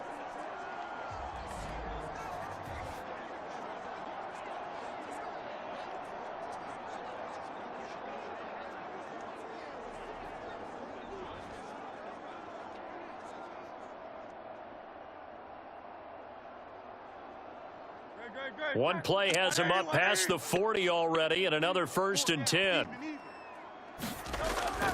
On the option to give to Swift here. And he'll manage to pick up about 4. It's 2nd down. Brandon, we just saw the benefits of being able to run the ball successfully. They pick up 4 yards on that carry. So now if you're a play caller, you can do just about anything you want. But on the defensive side of the ball, you're scrambling a little bit.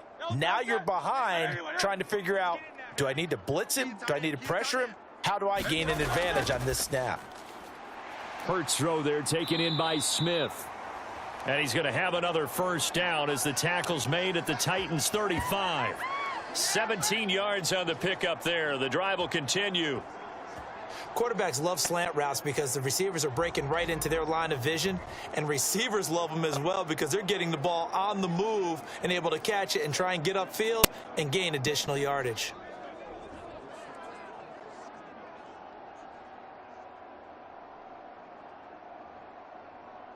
So operating from Tennessee territory now. Here's 1st and 10 at the 35-yard line. Throwing is Hurts. And it's complete right back in the hands of Smith. And all the way inside the 15 before they drop him. Back-to-back receptions for him, and it's another 1st down. Had to put that ball in there with a little extra zip, and he put it right where it needed to be. Yeah, and that little extra pace that he had on the pass, that required a little extra concentration for him, didn't it? Ball can get on you pretty quick in that manner, and he handled it well and picked up the 1st down.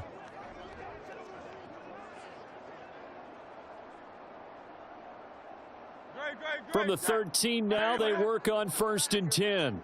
Hey, Mike 52, Mike 52. Now back to throw. He finds his tight end, Goddard. That's complete. So the completion good for just 3.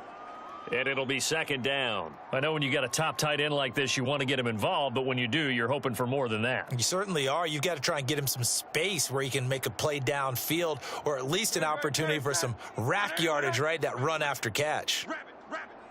Check it out, read. No touch that. No touch that. From the gun, here's Swift. And he is into the end zone. Touchdown, Philadelphia. DeAndre Swift on his way to a monster game. 3 first-half touchdowns. And the Eagles are an extra point away from capturing the lead. So what a first half that he has had running the football. That now 3 touchdown runs. And I would anticipate that when they get down in the red zone, he's going to get more chances as this game goes on. And I think that the guys blocking for him are going to ask for him to get more chances. They like the rhythm they've developed. Elliott now to add the extra point.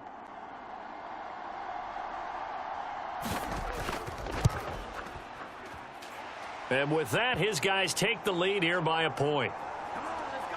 So that drive 6 plays, 75 yards. And it was finished off with a 10-yard touchdown scamper.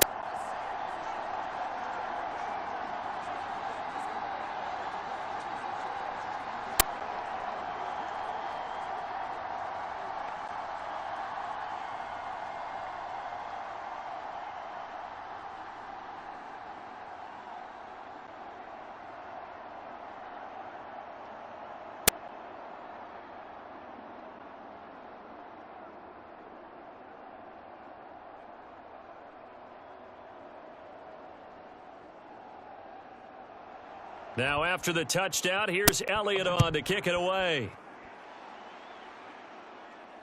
taken at about the 1. And able to get this across the 20, but not much further as he's dropped at the 23-yard line. And Derrick Henry and the rest of the Titans offense about ready to roll again. And Charles, you can't really fault him. He's over 100 yards already. He's not the reason they're losing. And that is really unusual because ordinarily when you've set the tone this way and have run it this effectively, usually your team's in control. So it's a very strange situation. And you're right, you can't fault him. He's done a great job for his team thus far. I'm guessing he's saying, feed me on the sidelines. Now will they continue to do it? 3 tight ends in the ball game here on 1st and 10. They'll start on the ground. It's Derrick Henry. And he's going to get this one across the 30-yard line. 134 yards rushing for him now as his big night continues. He continues to be effective running the football, a big reason that they have the lead. And I love one of the quotes that I read about him where he said of himself, I love it when a team just hops on my back and I just carry them along.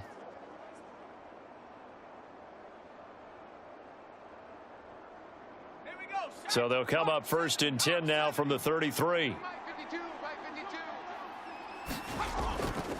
Again, it's Henry. And maybe a measure of revenge there. He's had his way in this one, but this time they get him behind the line. Hassan Reddick coming through with a stop there and a tackle for loss to boot. With his size, he's a tough man to bring down, but they do a nice job there stopping his progress and not allowing him to get back to the line of scrimmage.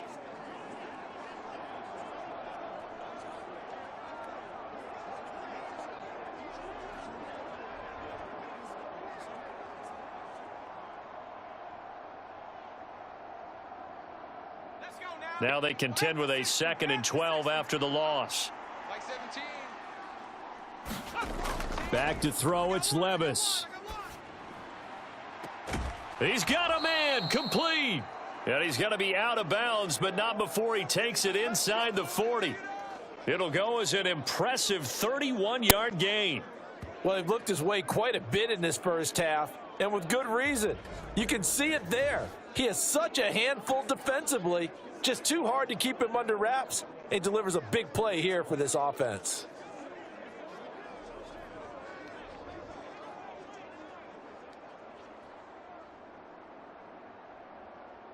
So how about that for a chain mover? They're all the way down inside the 40 now for 1st and 10. Back to throw. Over the middle, he's got the tight end Wesco. And that's good for a pickup of 10 yards. And that'll leave him with a 2nd and just a few inches left.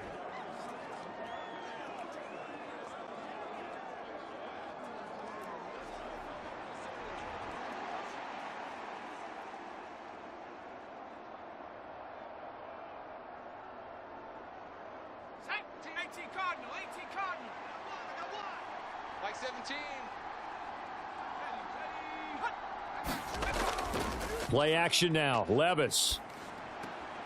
Wesco, the tight end, making the catch.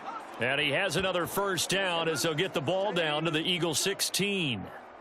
The Titans efficient passing on this drive. There's another 1st down.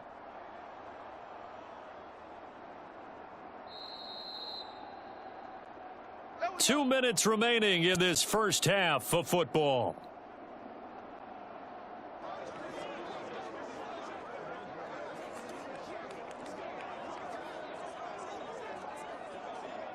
So the ball down to the 16 here for 1st and 10. 17's Mike 17.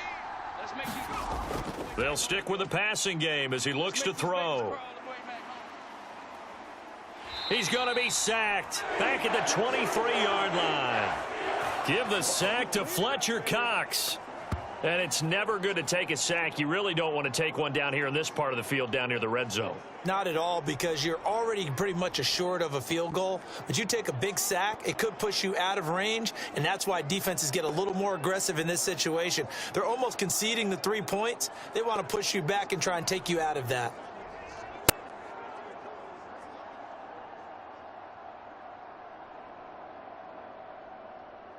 Now following the sack, they'll look to make amends on a 2nd down and 17. Out of the gun, they'll look to throw. On the out route, he's got Burks. And able to get this down inside the 15 to either the 13 or 14 before he's out of bounds. So the completion results there in 9 yards. 3rd and 7 now. All that practice time came to fruition on that play. All those timing routes that they work on through training camp, OTAs, mini camp, and just regular season, they got it done on that one. An outcut, ball was delivered, and picked up the completion. And it's caught in the end zone. Touchdown, Tennessee. Chigakonkwo From 13 yards out. And the Titans are able to move back in front. There was a lot of zip on that pass, and baseball might have called that a frozen rope. I like it when you bring the diamond into the game. I'm going back to the gridiron. Had some heat on that bad boy. Sometimes you throw a touchdown pass, and sometimes you throw, what, a touchdown strike? There you go. That's my man, in concert. On for the extra point is Folk.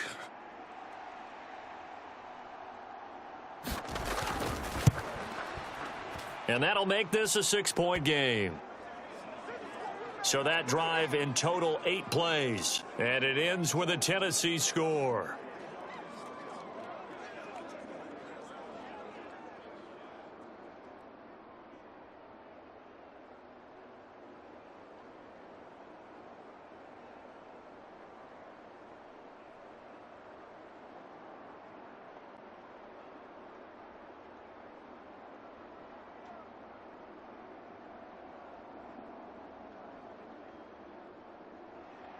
There's the Titan kick team as they run up and send this one away.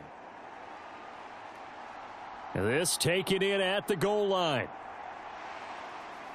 And he'll go down as this drive will start at the 25-yard line. The Eagles offense now gets set to head back onto the field. And now with still more than a minute to go in what's been a tight game, you figure we'll try to see them move the ball downfield. And remember, they get the kickoff to start the second half, so this is a golden opportunity for them to go down there and put up a couple of sixes back-to-back. What a momentum swing that would be. Yeah, you might be able to get a 2-for-1 without ever even giving up the football. Great, set. Anyone hit? Go. Go. Choose the mic. Check pass. They'll throw on first down with Hurts. That's complete to the former Titan Pro Bowler, A.J. Brown. First play of the drive going for 14 and a first down. He's been the forgotten man in this first half. Not a guy you want to forget. Not only his first catch, first time they've targeted him. That doesn't make any sense, does it? Not at all. Because those are the types of plays that he provides. When he does come alive, when they do look his way, not only is it a big catch, it's a first down. And they've got it well across midfield down to the 40 before it's all said and done. The Eagles going to take the first of their timeouts as the stoppage will come with a little under a minute to go in this first half.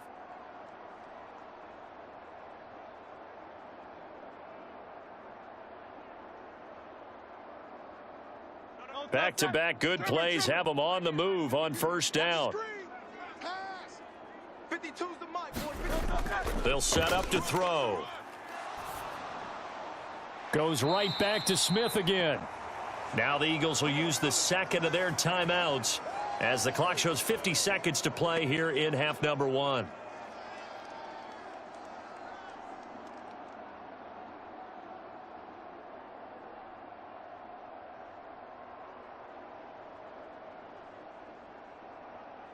So 1st and 10 now from the 30.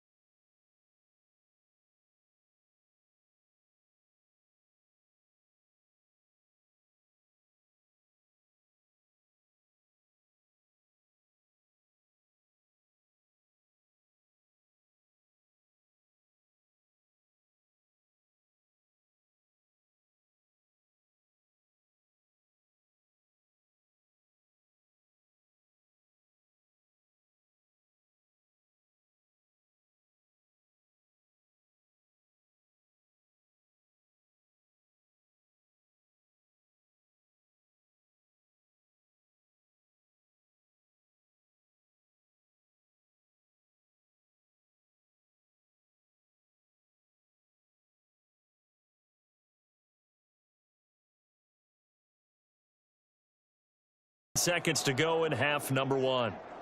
Certainly not the way they drew it up in the playbook, but that's why they love this guy back there. He sees things breaking down, and he's more than capable of finding an escape route and still getting a decent gain. So Hurts is off, and on comes Jake Elliott for the Eagle field goal. This just a 35-yard attempt from the left hash. The kick by Elliott is good, and that will bring the deficit back down to 3.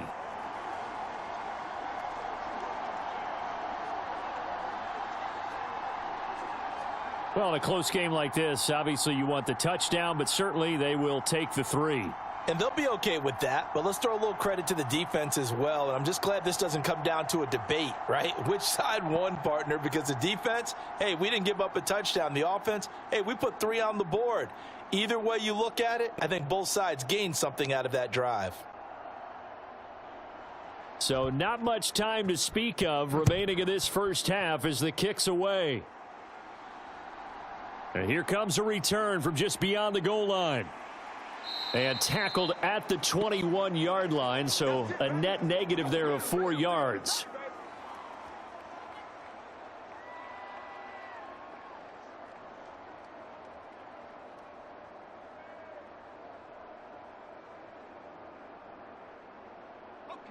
The Titans offense set to begin the drive. And with only 9 seconds remaining, well, not much time, we'll see how they play this. And they'll indeed start on the ground to run that clock. And he'll just push his way forward for a few as the clock will run. So we've reached halftime in a wild first half. We'll take a minute to catch our breath, as we'll send you down the coast now to Orlando. That's where we find Jonathan Coachman, ready with our EA Sports Halftime Report. Coach. Okay, Brandon, thanks very much, and welcome in everyone to our downtown Orlando studios in this EA Sports Halftime Report. It was Derrick Henry, as he normally does, making his impact felt in that first half. He's already over 100 yards rushing for the game and has a touchdown run as well. Okay, Coach, yeah, adjustments likely going to play a big role in this third quarter in what's been a tight contest so far.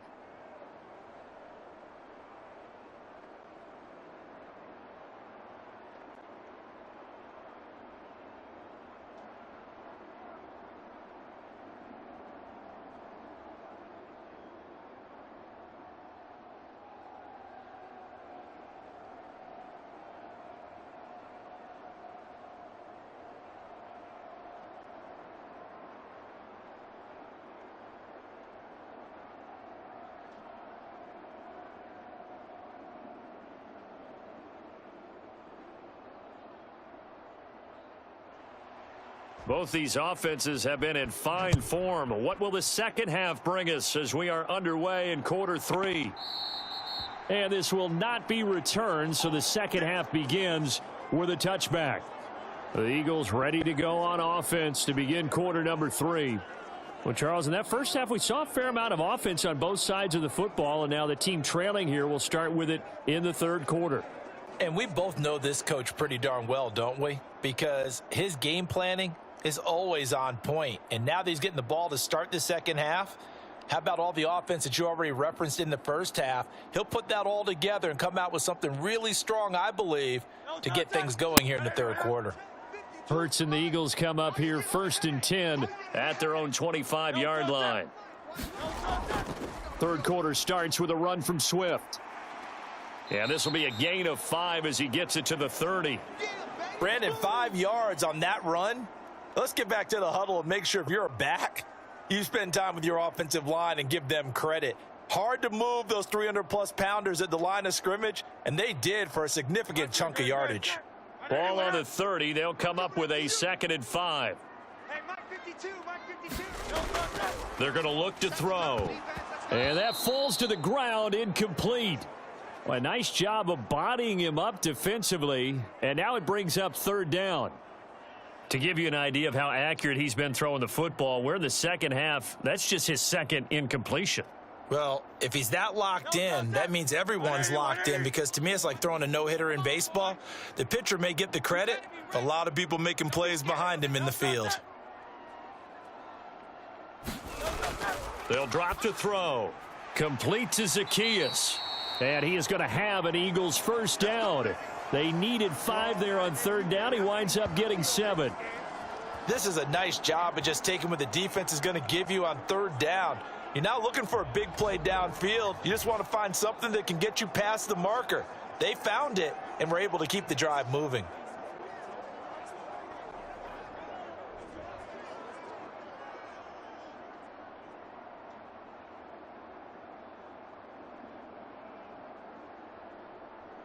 Line of scrimmage, the 37 on 1st and 10. From the gun, it's Hurts. A quick throw there is incomplete.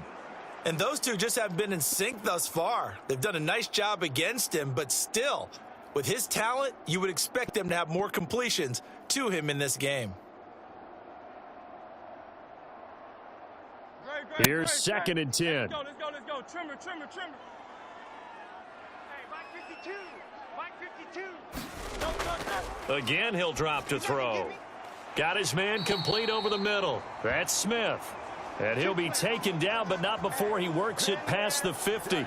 That, I believe, will put him over 100 yards receiving for the game. Yes, it will. And he's got a first down to boot.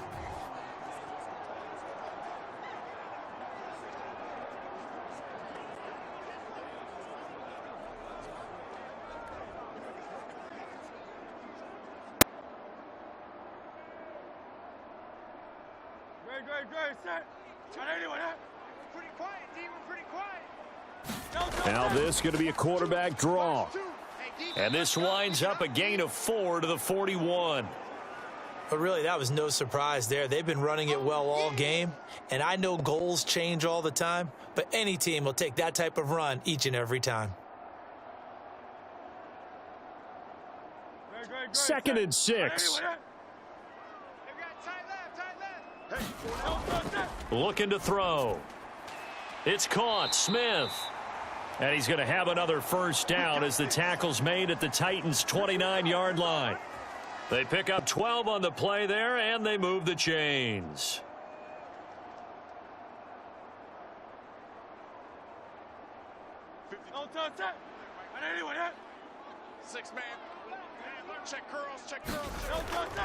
They'll run the draw here with Swift to about the 26 here. That run wasn't a big breaker, but I don't think the guys on offense mind very much. They've got a nice drive going, and they might just be luring the defense in a little bit. They could probably come back with a play action, maybe go over the top. But right now, on this drive, their playbook is open. Ball at the 26, 2nd and 7. They'll look to throw. It's a short one here, complete to his tight end. So give him 5 yards there on the pitch and catch. And now that sets up 3rd and 2.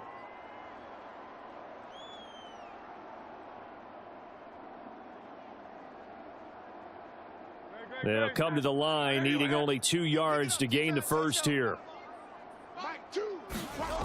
Throwing from the gun, it's Hurts.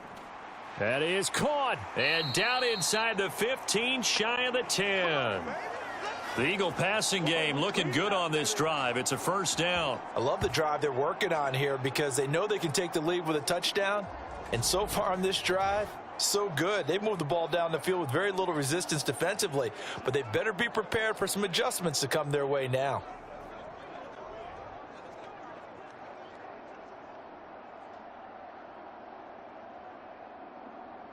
Now a 1st and 10 at the 11. Hey, come on, Check. Lucky. No touch. Here's Hurts to throw. Firing quickly here, and that's complete. And able to break one tackle, but then quickly brought down. But a nice little gain. So the completion good for 6 yards, and that'll bring up 2nd down. I know exactly what's going to be said about that play from the defensive perspective. What's that? That's why I tell all you guys we need more than one tackler to the ball. He broke the first tackle. Luckily enough, there were more people there to get him down. On 2nd down, Swift. And not a whole lot there. He does get a couple, taking it from the 5 down to the 3. Typically, we think it's the strong safeties that are better tacklers, especially closer to the line of scrimmage amidst traffic. But in this case, how about the free safety coming up and making the big-time play?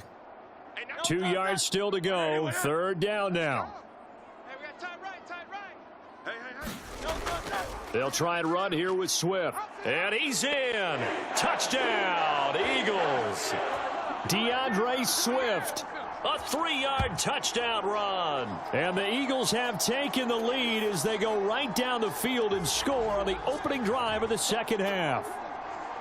On 3rd down and short and everything well executed, he not only gets the first down, Charles, he gets the touchdown as well. And you see the defense commit to the run so often in these situations, but there's always that little bit of hesitancy, isn't there, partner? Thinking that they may play action you. They took advantage of that hesitancy and found their way into the end zone with a running play. Elliott on for the extra point.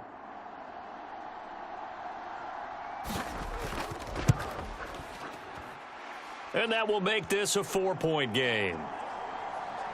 So that drive spans 13 plays, and it ends with a 3-yard scoring run.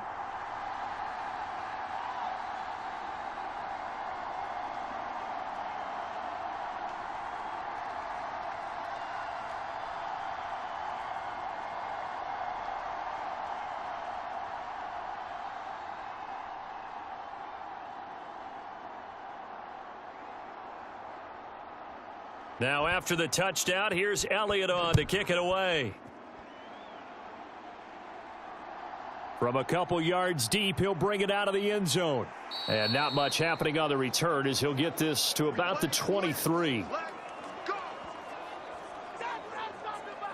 The Titans offense gears up for their first possession of the second half. And, Charles, it feels like we're set up for a good second half here. Came out of the locker room, 1-score game. Now the lead has already changed hands. Well, this offense, they've got an opportunity right now to take that lead right back. Yeah, and it feels like you're going back and forth almost a little bit like a tennis match, right? And we're just, our heads just keep moving. Which side has it? Which side's going to score? How are they going to go out doing it? A little bit of a challenge for each side trying to match each other. 17's Mike 17. Levis to throw on 1st and 10 here. Hopkins on the grab over the middle. And they're able to get this one across the 35. They may want to go back to that one. First play of the drive, good for 15 and a first down. That was a nicely run slant route, and what the receiver's trying to do is make the defender think he's going upfield for a deeper route, and then breaks it off, usually after about 3 to 4 steps, and cuts towards the middle of the field. And now what he's trying to do is use his body to keep the defender away from the football and give the quarterback a really nice target. On 1st and 10, it's Spears to about the 40-yard line. This is what happens sometimes when you abandon the running game. It's hard to get back to it because once guys get out of that mentality of firing out and hitting people, hard to get them started again occasionally. This is 2nd and 8. Levis back to throw. And his throw is incomplete. He already came through for them on this drive. No surprise that they were hoping he could do it again. The Pro Bowler DeAndre Hopkins, the intended receiver. And it's 3rd down.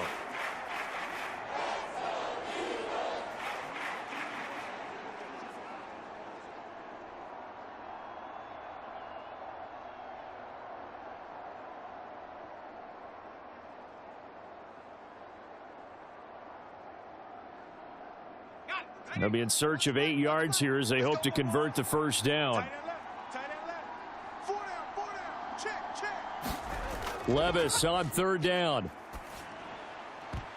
And that's going to be incomplete. The coverage too good there. The contact popped the ball free, and it's 4th down.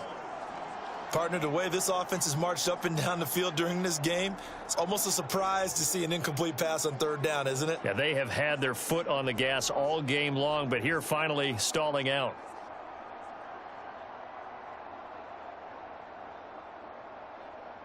Here's Ryan Stonehouse now as he's on to punt for the first time tonight.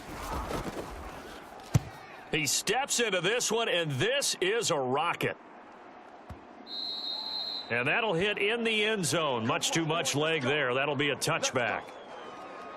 DeAndre Swift and the Eagles back out there. I guess it kind of goes without saying at this point, but he's had a great game, as we like to say, a nose for the end zone, no doubt. continues to find it throughout this game, and I'm sure he's got a nice place to live. He might want to make an offer on the end zone for a second home because that's what it's been like throughout this contest. He knows how to get there, and boy, he looks happy when he does. He's already bought all the property in the end zone. That's the problem. He's going to sell to himself now. Hurts and the Eagles come up here 1st and 10 at their own 20-yard line. Hey, Mike 52, Mike 52. They'll try and start this drive in the air. Throw right side, caught by Goddard, the tight end. And he's got it past the 30 before he's hit and dropped. Nice way to start the drive, a gain of 12 and a first down. This offensive game plan has just been sensational. I mean, when you think about all the different ways they've gotten their receivers open so far, it's really been impressive. Scheme, design, execution. On 1st and 10, it's Hurts. Over the middle to Smith. And getting this just shy of midfield, they'll spot it at the 49. 17 yards and a first down for Philly.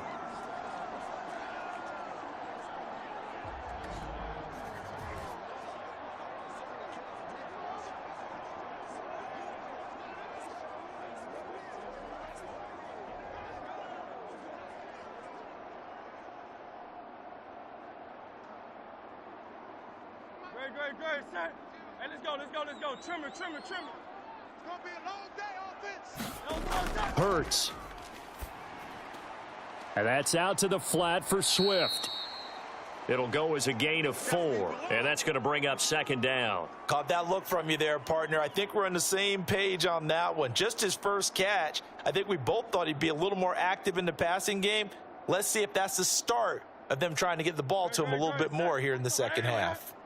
Ball on the 47-yard line. Here's 2nd and 6. Back to throw again. Open man is Goddard, the tight end. And Goddard going to have an Eagles first down as he's inside the 40 to the 38-yard line. They get 9 out of that one, and as a result, the drive continues. And he's the epitome of what we call the move tight end, a guy that you can line up anywhere, in the slot, out wide, in tight, doesn't really matter because he has such great skills. You want to utilize him in all aspects of your passing offense. And there he was in the slot for the catch. And they'll wind up getting this one all the way down inside the 20. And a nice gain of 21 yards. And that last reception puts him over 150 yards now on the game, Charles. And now it's not just execution. It's not just performance. It's a mental aspect that's going on. Because right now, he's got the defense so much on their heels, got them looking at each other. Who's going to cover this guy, and what type of coverage can we put out there to try and slow him down? They run out of the gun with Swift. And he's going to get a solid gain of 9 before being brought down. 2nd and right at a yard. That play wasn't quite as big as the play that preceded it, but still, got to like the way they're moving the football, partner. Absolutely. Pretty good room to run on that last play. Yeah, they didn't get a first down, but still, you'll take runs like that each and every time, won't you? Line of scrimmage, the 9. 2nd and about a yard. On the option left, it's Hurts. And nothing doing. He's immediately taken down at the line of scrimmage. Call it no gain on the keeper, and it's going to bring up a 3rd down. Well, for that being an option play, there really weren't too many options available for him, were there? No, there weren't, and at least he was able to get back to the line of scrimmage, so they didn't lose anything, but you're exactly right. Nowhere to go. You can't block me. Take 4. They'll try and pick it up by running the option to the right. And that one going nowhere from the start as he's met in the backfield and goes back.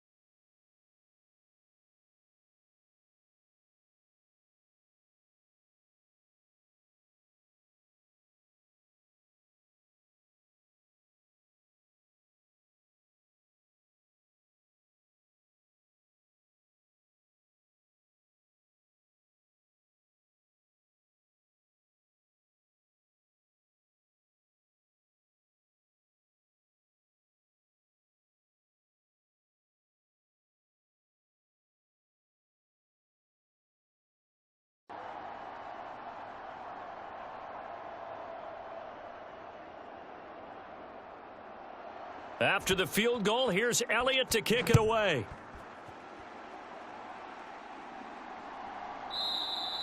And he'll elect not to return this one, so they'll bring it out to the 25 on the touchback. Tennessee offense set to go again.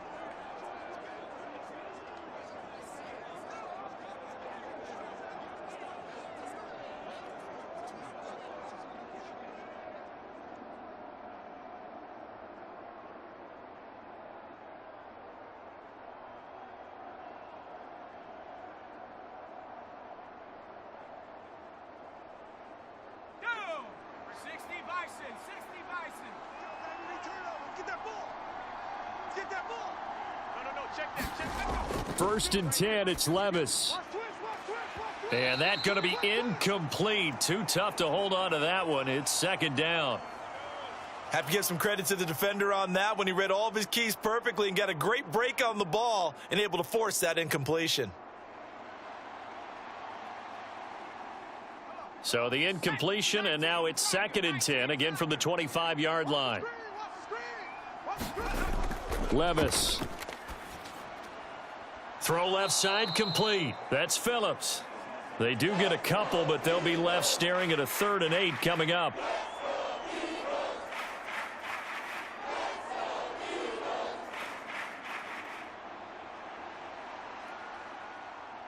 we go, Shaq. Hawk 70, Hawk 70. Levis looking to throw. Got his man, Okonkwo. And he's going to be stopped here a few yards short of the first as the tackle is made at the 33. And that's good for a gain of 6. And that's going to bring up a 4th down. I thought maybe when he caught it, he'd have a good chance of getting that first down, but that's a nice job of holding him up and preventing him from getting to the sticks.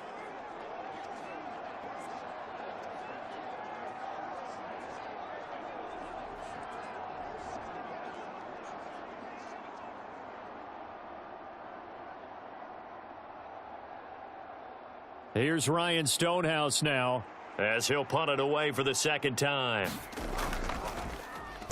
And this is away. It's a high kick, and he got all of it. And this is going to hit the goal line and continue on into the end zone for a touchback. It's Devontae Smith and the Eagles ready to go on offense. A monster game so far, third quarter. He is lighting up the stat sheet. And so many times when you see these types of games, you hear about the quarterback, or we talk about the quarterback throwing guys open, putting it in the right spot.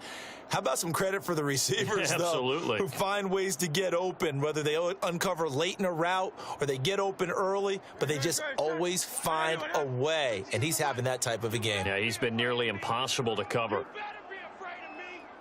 Now they'll try and set up the quarterback draw here. And he's brought down at the 24 after a gain of 4.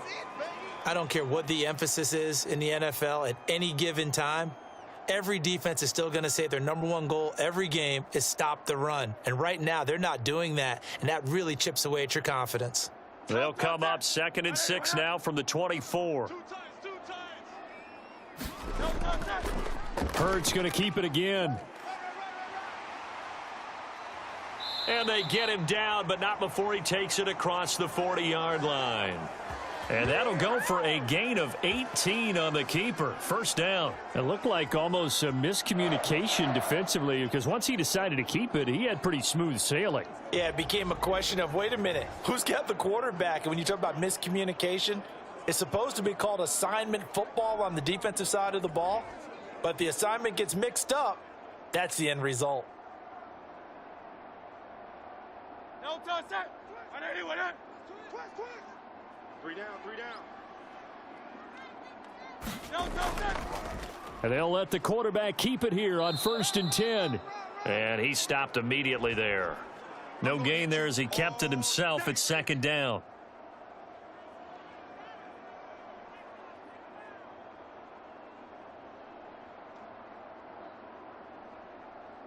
Great. Set. 180, 180. Switch. Check. No touch that. Hurts sets up to throw it. This short throw caught by Goddard. 4 yards the gain, and it'll bring up a 3rd down. That was an okay hookup there with his tight end, but unfortunately, they didn't get the kind of yards they had hoped for. That's going to bring up 3rd down.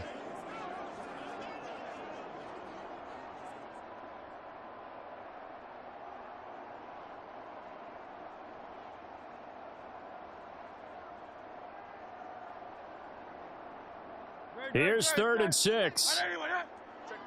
Check pass. 552. No touchdown. They'll set up a throw. It's complete to Brown, right side. And he's able to take it across midfield before going out of bounds. It'll go down as a gain of 6, and it'll be 4th down. Now, that's going to be a tough one to explain when they get together and watch the game film, isn't it? I mean, they had the right call, had the out route. He's got to know where the first down sticks are, yet he steps out of bounds that close. Not their best play. The Eagles send out their punter now as he's on to kick it away.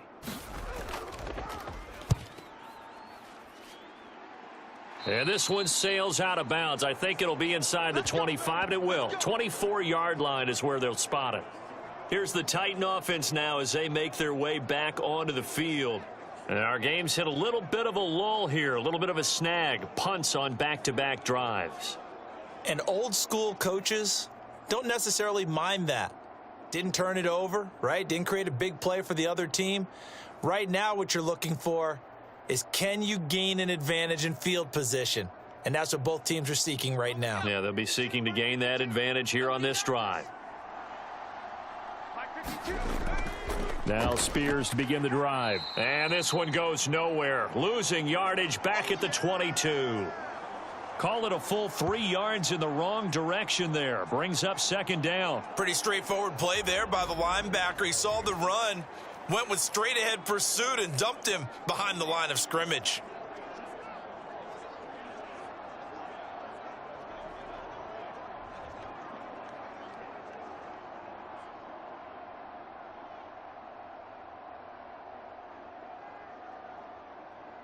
A 3-yard loss to start the drive. They'll look to make that up and then some on 2nd and 13.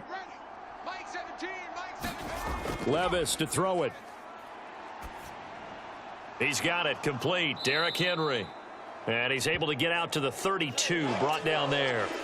They get 11 back on that one. It leads to 3rd down. He's having a nice game through the air. His decision-making's been really good. Solid there again. Just seeing nothing downfield, goes underneath. Nice gain. How about the patience? Because when you're having a big game through the air, you're looking for those chunk plays, those big ones downfield. Instead, as you noted, takes the check down, dumps it off, gains good yardage anyway. Really well executed. And this is going to be a Titans 1st down as the tackle made just shy of the 40. Well, someone's been having a good game so far, and you know something? A lot of it's been power running. They decided to turn him loose again on 3rd down, didn't they? They did indeed. He delivered the tough yards.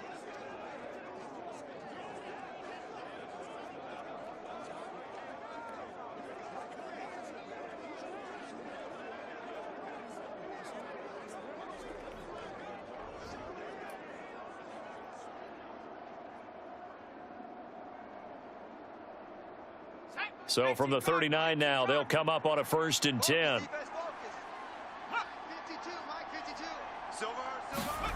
Here's Levis.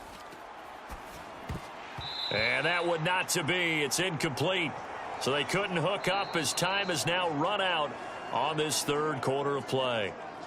1 quarter remains here in this Thursday night matchup. You're watching the NFL on EA Sports.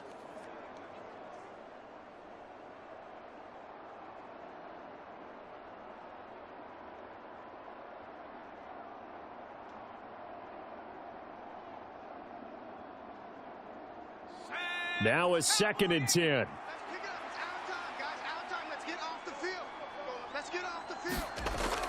Now Levis.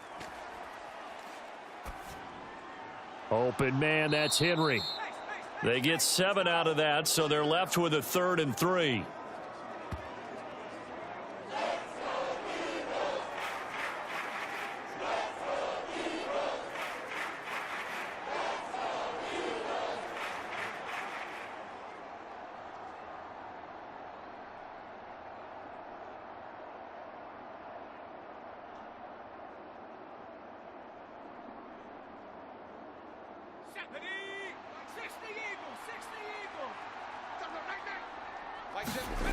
Levis sets up to throw here.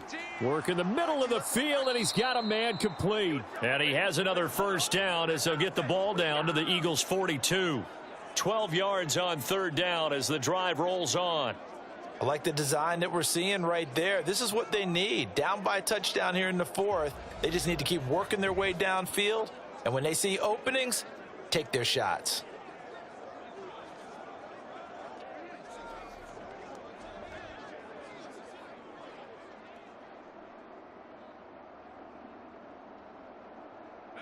The drive continues as they search for a tying touchdown. Here's 1st and 10. A handoff running left, Henry. And he's got it to about the 40. I think if we put together a job description for a middle linebacker, we would start with being able to hold down things in the middle of the line of scrimmage and be able to take on blockers. But how about the guys who can go sideline to sideline and make plays? Love a guy that can do that. We saw a perfect example of it right there. Ball on the 40 now. Here's 2nd down and 8. 52's the mic right here over there, right? 52's the mic. Levis now off of play action. Now a quick throw there, but it's going to be incomplete.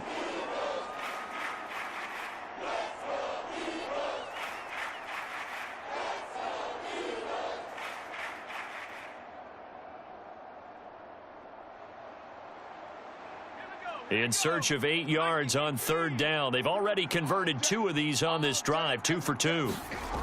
Back to throw, it's Levis. A short throw taken in by Okonkwo. And he'll go out of bounds after taking it a little further down inside the 40. They'll give him 4 yards there, and that's going to make it 4th down. He got out of bounds. That's a good thing, but still short of the first. And now, since this brings up 4th down, the defensive play caller, grab your nerves, because now you don't want to be so amped up that you give them a first down by getting out of your lanes, but you also don't want to just lay back and let them have it easily. 1 score down. Here we go. They're going to go for it here on 4th down. Desperation time now. Here's Levis. Able to find the open man. That's complete. And he is going to pick up the Titans' first down. They needed 4. They got 8. And it results in a conversion on 4th down. 4th down, trailing in the 4th quarter. They felt compelled to go for it, and they got it. Well, I'd look down at my play sheet, and what I would find, plays that have been successful throughout the game that have worked at the distance you need, and that's exactly what they got done. A first down carry for Henry. And he'll go down right on the edge of the red zone following a pickup of about 7 or 8. Another good run for him. What else is new? That'll put him right at 150 yards for the game, so he's really made his presence felt in this one. Here's 2nd and 3. 17's Mike 17. They'll run it again with Henry. And this won't be enough to pick up the first. A gain of 2, 3rd and 1. If they're going to get a first down out of this, they're going to have to earn it, because there's been tough going in the interior there. And here we are on 3rd and 1. Be prepared. Brace yourself. Could be some contact going on.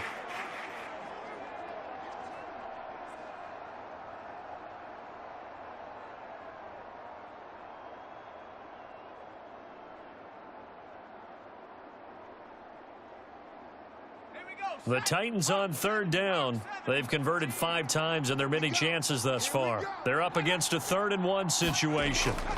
They'll try to run for the first with Henry. And he'll have the first down, getting this one to the 14-yard line. A gain of 4 that time as the drive continues. I think they like this drive a little bit better there, partner. Running game helping out, picking up some of the slack. Because remember, the last drive, they went 3 and out.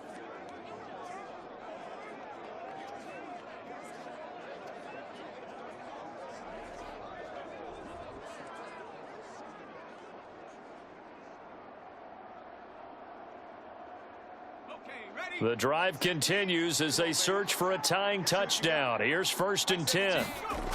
Now they'll switch it up here and look to throw. They'll set up the screen for Spears. And now they're inside the 10 as he's brought down at the 9.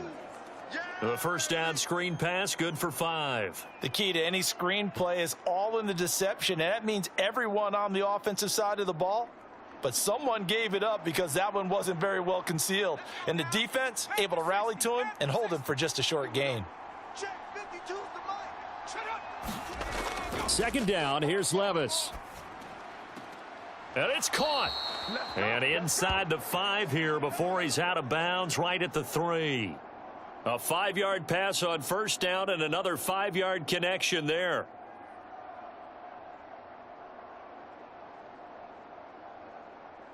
On the set. Mike 17. Hey, keep it up. Keep it up. 17's Mike. Mike 17. Let's go, team. He'll look to throw. Toward the end zone, but that's going to wind up incomplete. Well, they certainly did a nice job there, picking him up out of the backfield and then running stride for stride with him. That's good coverage, and it led to an incompletion.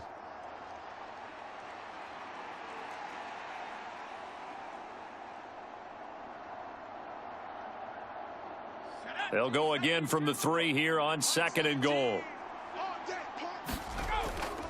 They'll stick with the passing game as he looks to throw. Touchdown! DeAndre Hopkins from 3 yards out. And the Titans are an extra point away from tying this game here in the 4th. And we are set up for a fantastic finish now. A 4th quarter touchdown here, and we're an extra point away from a tie football game. And I know they're thinking about possibly going for 2, but I'd go ahead and kick this one and just get it back to level. Now Folk for the extra point.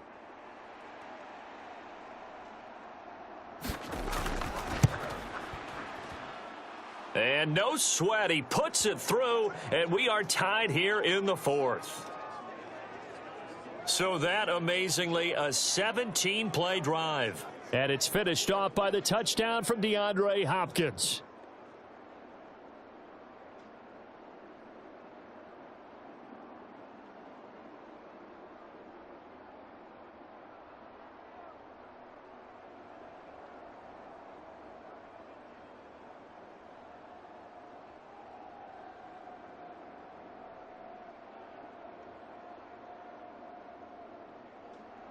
Now this one setting up for a great finish. All tied in the 4th as the kick's away. And the drive will begin at the 25 as Scott is going to stay in the end zone. Here's the Philadelphia offensive unit now as they head out to take over possession. They no longer have the lead after that last touchdown. All tied up in the 4th quarter. And a chance for this offense to mount a potential game-winning drive right here.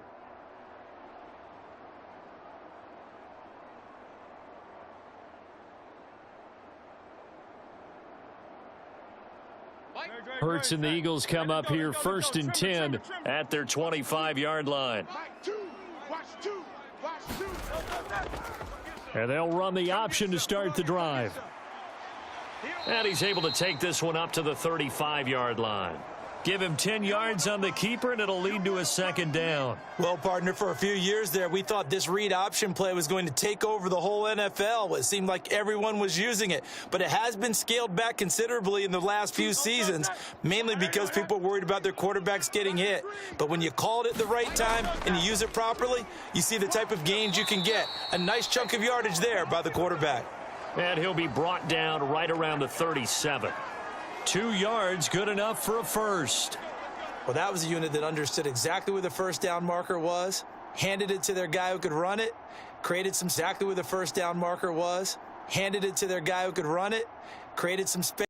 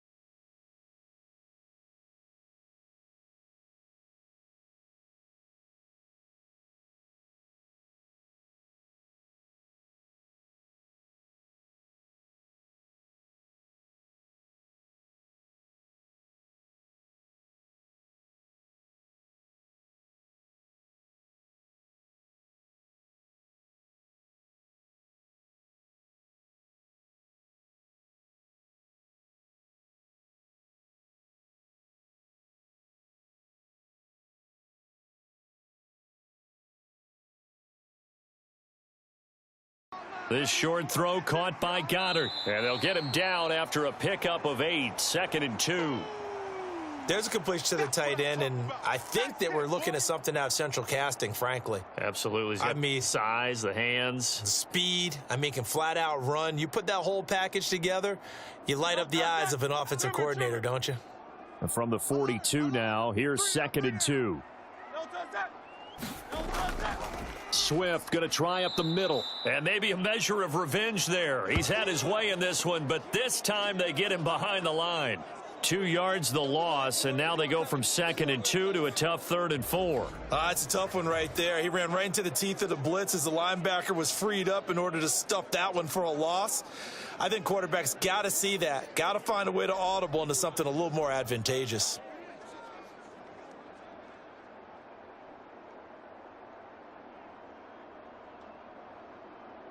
A field goal from this spot likely out of the question. They've got to get closer here on 3rd down.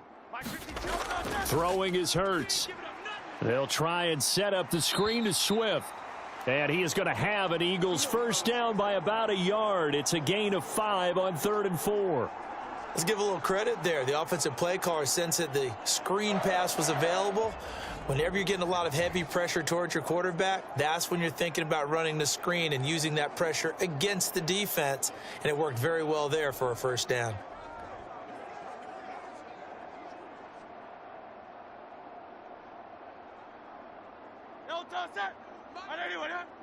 Hey, watch the slant.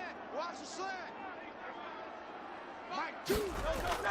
On 1st and 10, it's Swift. And he's going to take this ahead for right around 3 yards, but no more than that.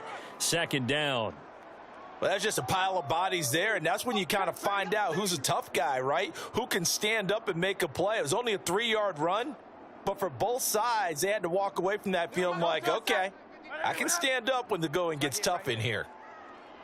Mike 52, Mike 52. 2nd down, here's Hurts. Over the middle here to Brown. He's brought down in the red zone at the 18 after a gain of 18. 1st and 10. And partner, in a tie game in the 4th quarter, you and I both know in the NFL, that's when you lean on your stars, and he came through with a nice catch right there.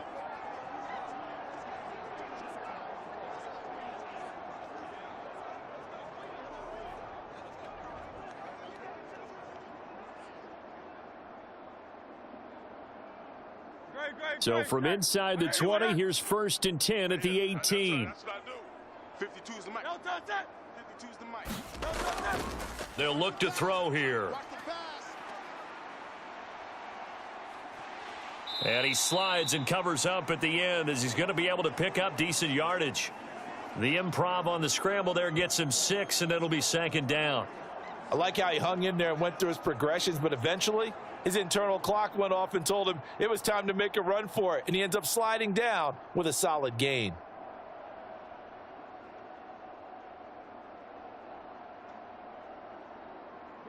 Here now, 2nd and 4. Here we go. Here we go. Here we go. They'll set up to throw. Throwing for Smith on the out route, and it's caught. And he takes it inside the 10 to the 8 before he's out of bounds. Short completion, just 4 yards, and it'll leave him with 3rd and a full yard to go. Timing is everything, and they work on this cut all the time. They work on all the timing patterns, and this time it paid off for them. Worked him to the center of the field, cut it to the outside, ball's delivered, gets both feet down for the completion. The Eagles on 3rd down, 5 out of 9 thus far. They need just a yard here. It's 3rd and 1. 52's the mic. Hey, we heavy on the edges. Heavy on the edges. And he'll take it into the end zone for an Eagles touchdown. Jalen Hurts, an 8-yard touchdown run. And the Eagles answer back with a touchdown of their own to break our tie and take the lead here in the 4th. So, Charles, this game feels like it has been punch, counter punch all throughout, and that touchdown breaks our tie here in the 4th quarter. You're making me want to get back in the gym and start training again. You're talking about those punches and counter punches. I also think this is where you and I start thinking to ourselves, who's going to make the play to change that, right? Who's going to get out of this little cycle that they're in right now and make a play and give their team a firm advantage? Elliott now to add the extra point.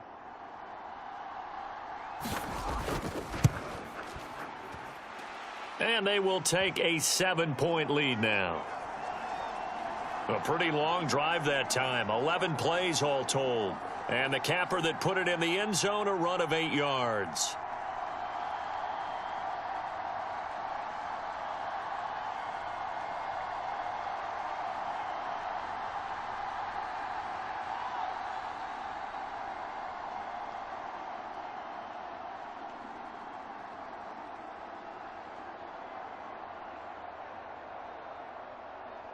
Now after the touchdown, here's Elliott on to kick it away. From a yard or two deep, here comes a return. And he returns this to the 22.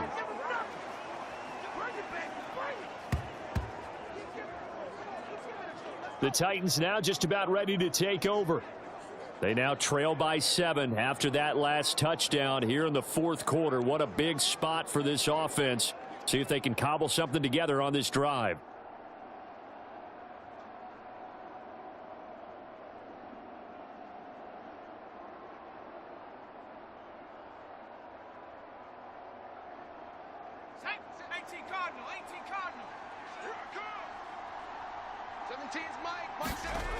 First and 10. Here's Levis.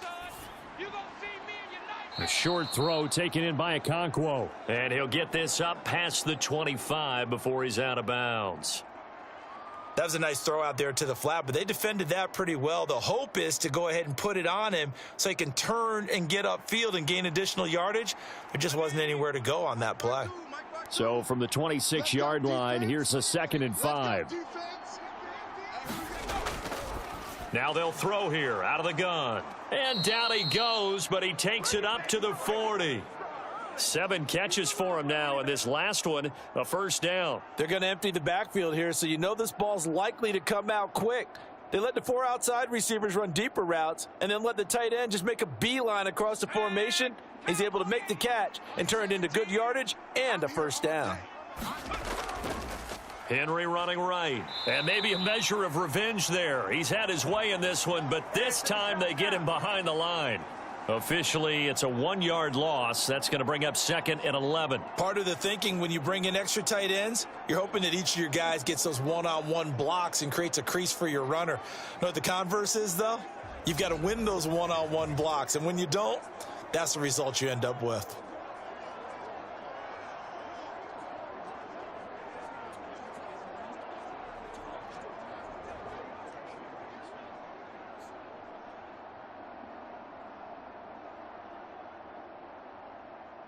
So after the loss of a yard, they'll look to push forward here on 2nd down and 11. Mike 17. You Let's go, baby. Again, it's Henry. And a pretty good burst there as he'll get this across midfield and down to the 46. The Titans get 14 yards there and move the chains as well. That's how you get right up off of the mat, because on the last play, they stoned him in the backfield and dropped him for a loss. But he's the type of guy that scared me a little bit because he's not daunted. Just got right back up, showed some confidence, and picked up a first down with his very next run.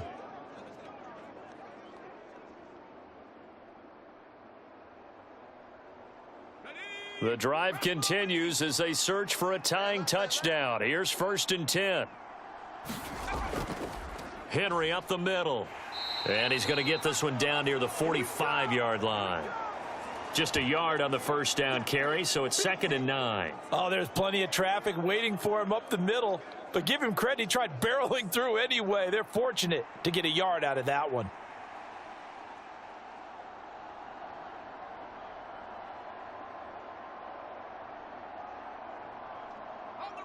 Now 2nd and 9. They're going to look to throw. A short throw taken in by Okonkwo. So give him 2 yards there on the completion. 3rd and 7 now. Well, the strategy was evident there. Get it to your tight end and make it a one-on-one play with a cornerback. Who's usually going to win that one? The tight end, but not there. Not in this situation. How about the corner defeating that logic and making a really nice tackle? On third down, he'll drop to throw. That one's taken in by Spears. And they're going to mark him down short, maybe by about a yard, if that.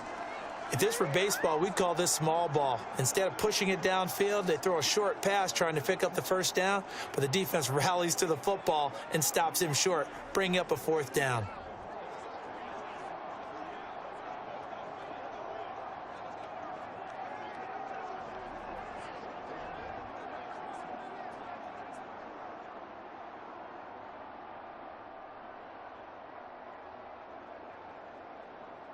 Let's go. Mike 17. Fourth quarter, down to the final 2 minutes, and we've got a one-score game. So the Titans in possession of the football here as we get you reset. And they've got a fourth down now in a game that, to be honest, has been pretty much everything we could have asked for. Who wants it more? This is 4th and a yard. They'll run. It's Henry. And he's going to have the first down, yardage to the 35. Add that one to the good run tally right there. He's been strong throughout this game, and there's no reason to suggest he's going to slow down into fourth quarter at all. And that's exactly what they need him to do. Keep churning out first downs. Plenty of time. All 3 timeouts still remain. Here's 1st and 10 now. Levis. That's to the tight end, Wiley. And brought down, but not before they're inside the 25.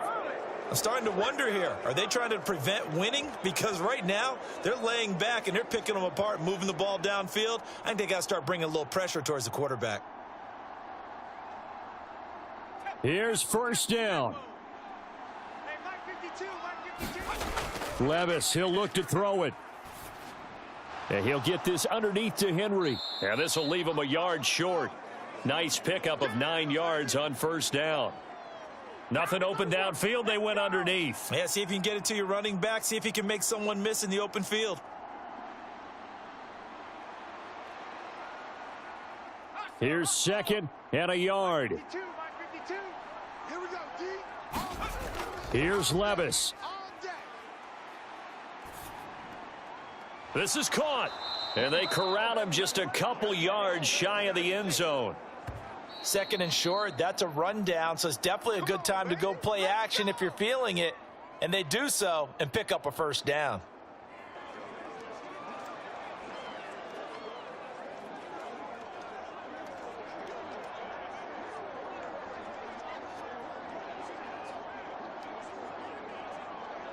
Now 1st and goal. Come on, let's go. 55. Levis to throw. And it's caught. It's a touchdown. So they rally here in the final minute, and they're an extra point away from tying this game. So whatever happened to rookie quarterbacks taking time to adjust to life in the NFL? Because this guy looks like he's been doing it for about, 7 years? 4 touchdown passes? That's not something rookies are supposed to be doing with the ease in which he's doing it.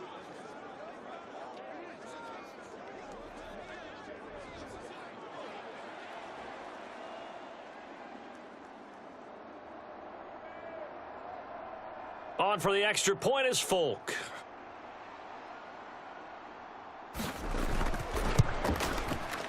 And we are tied here in the fourth quarter. That one in the books as a 12-play drive. And the touchdown and PAT mean we are tied here in the final minute of play.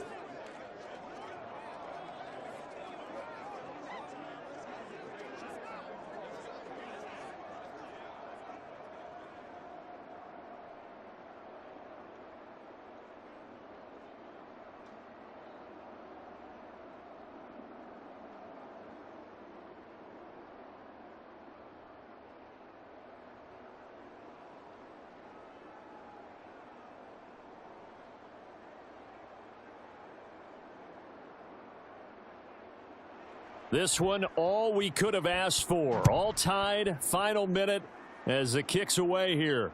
Taken at the goal line. And the tackle going to be made right there at the 25-yard line. Philadelphia getting set to take the field. And Charles, obviously not much time left. I'm curious to see if there's enough for them to get into field goal range and try to win this thing. And partner, you and I both know the safe calls to kneel and just take it into overtime. But it's also very tough to pass up a chance to win it right now as well.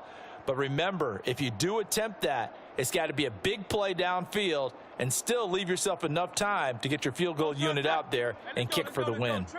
Here's 1st and 10. Mike 52, Mike 52. And they'll begin by running the option. Oh, but a great tackle there. Going to hold him to no gain as the clock runs. You got it. You got it.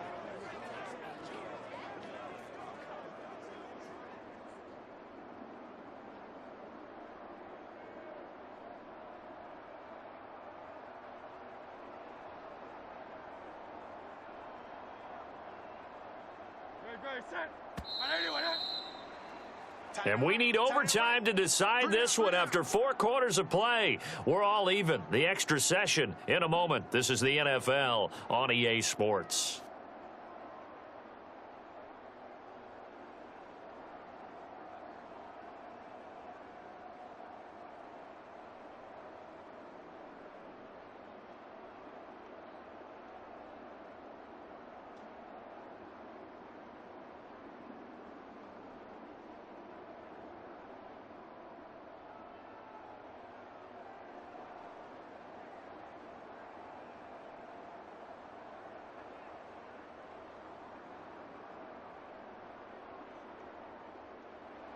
So it's the Titans who will control the football first here in overtime as we're back underway.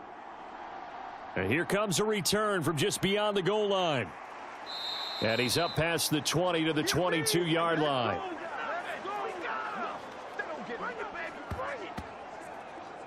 Here's Tennessee ready to begin this drive offensively.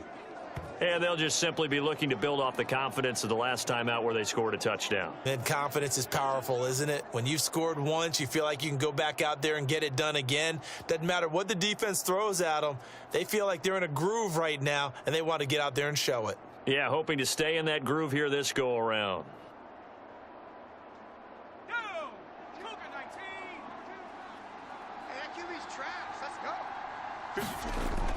Levis to throw on 1st and 10 here.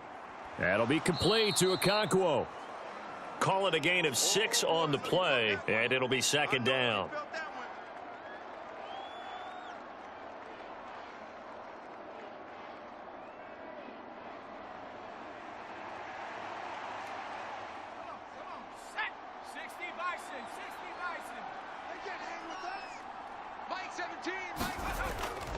They'll try the right side with Henry. And he's able to take this one up to the 35-yard line. That one a 1st down pickup of 8. For a lot of guys playing this game, there's no better feeling than running right through a tackle. He's able to lower his center of gravity and churn his legs for a really nice pickup.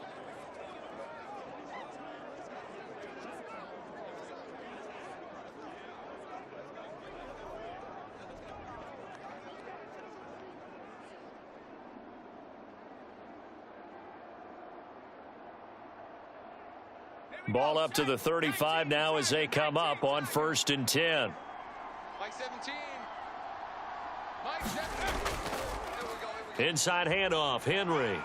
Solid move, but he's corralled just beyond the 40. It's a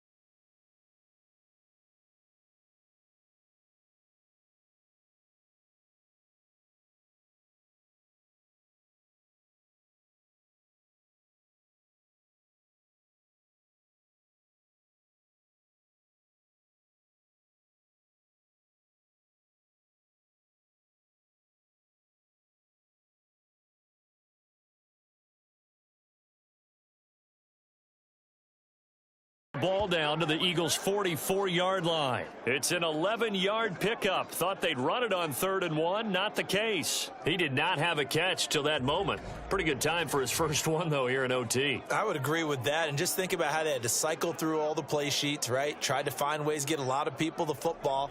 In this case, as you said, he hadn't had a catch all game. Now they find him in a key moment. Really well done. So from Philadelphia territory now, here's a 1st and 10 at the 44-yard line. They'll look to throw. Oh, hit as he throws there, incomplete. Well, they've been back on their heels a little bit here in this drive, but a chance to exhale just a little bit there with incompletion on 1st down. Now they have to gear up, try and get 2 more stops and escape this drive. Here's 2nd and 10. Mike 17. He's time to win. It's time to bust. Mike 17. Draw play. This is Henry.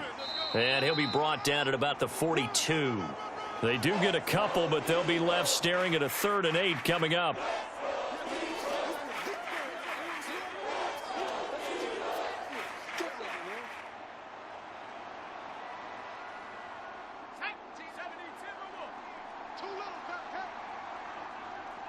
Mike 17. Mike 17. Working from the gun, here's Levis. He finds Hopkins complete. And he stopped up short of the first as they tackle him down at about the 36. So the completion good for 6 yards. And that'll bring up 4th down. I thought they might take a shot down the field, but instead they ran a little drag route there. I think they were hoping he could catch it and run away from the defender. But a really good job keeping the play in front of them, and they force a 4th down.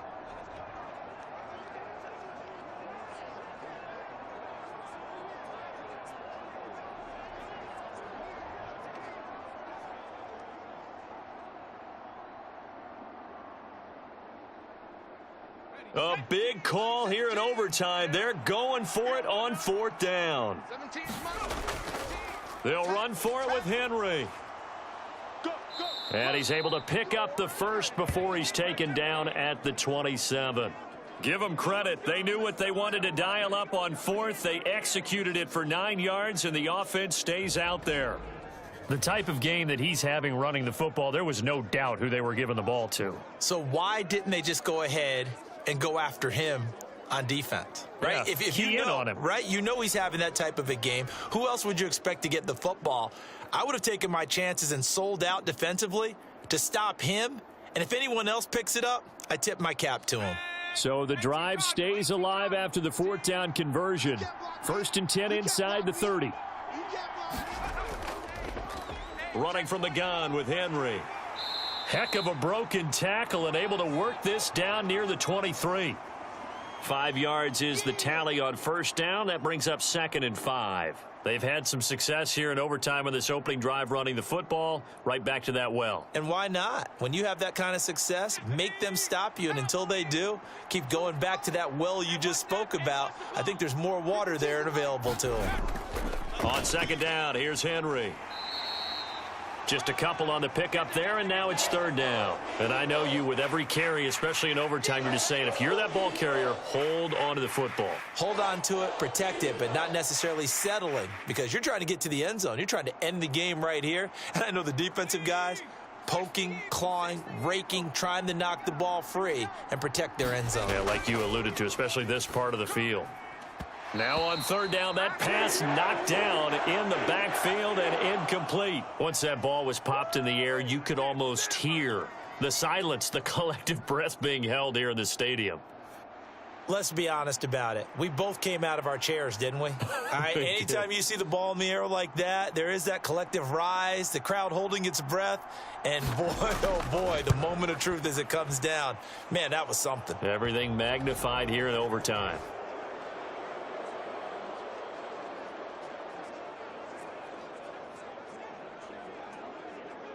So they do get the short field goal here to get them the all-important overtime lead. But, Charles, you wonder if they'll wind up ruining the fact that they were able to get down into the red zone, yet not able to find the touchdown that would have won them the game. Brandon, you're absolutely right. In overtime, when you get the ball first, the hope is your opponents never see the football. But now they're going to get a drive to try and win it, or at least keep the game alive with a field goal. And I'm getting a dictionary out to look up ruining. So only a field goal on that opening drive of overtime. Will that hold up? We'll find out as the kick's away. And they'll get him down right at the 25-yard line, so the same result had he opted for the touchback. Here's the Philadelphia offensive unit now as they head out to take over possession.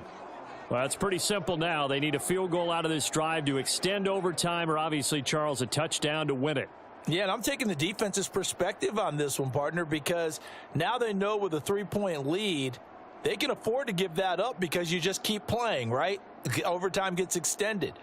But if you give up the touchdown, it's game over. So on offense, every play you make, you've got to try and get just a little bit more out of each one in order to try and get to the end zone, because they're going to play everyone back, keep everything in front. Jaleel Johnson able to get him for a loss of about 3. That time, finally, a measure of revenge as they get him down behind the line. It almost felt like relief, didn't it? Because with the success he's had throughout this game, you'd almost expect him to get free and pick up 10 to 15 every time he takes off. Not in that case. That has to feel good for the defense.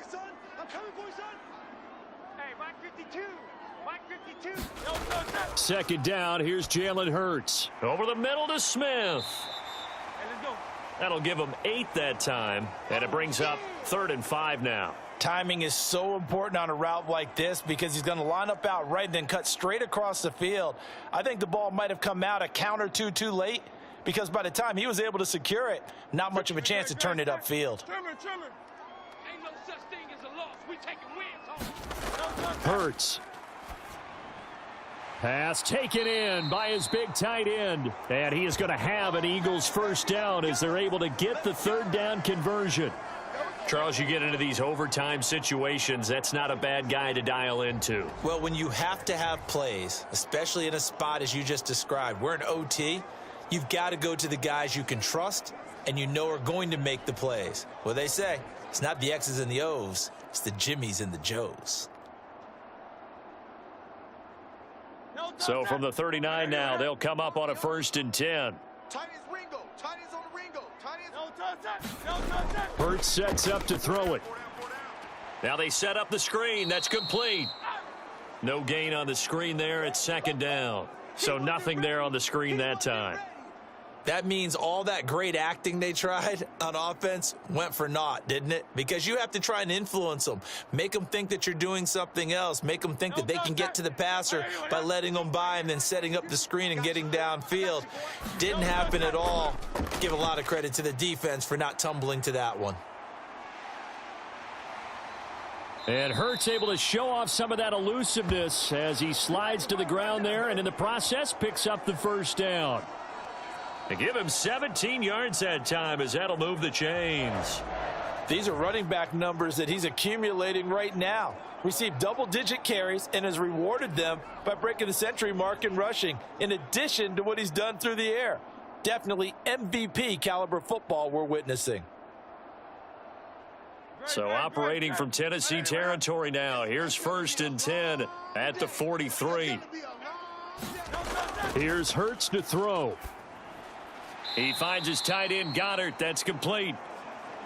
So a little chunk there on 1st as they try to chip away down 3 in overtime. I like your description. Chip away, down 3. You don't have to get it all in one big play, although obviously that would be nice. But there's no need to have that type of risk associated with it. Run your offense, get 1st downs, get yourself in a position where you know you're going to at least get 3 and keep this game going. If you get 6, so much the better. And he's free going down the left side. It's a foot race. And he's out of bounds. Almost gets to the 10. A big hitter there. A 1st down gain of 26 yards. This has been a good drive so far, and it's been the running game for the most part that's powered them down there. Another nice burst there, picking up a 1st down. Now it's 1st and 10, as you said, in the red zone.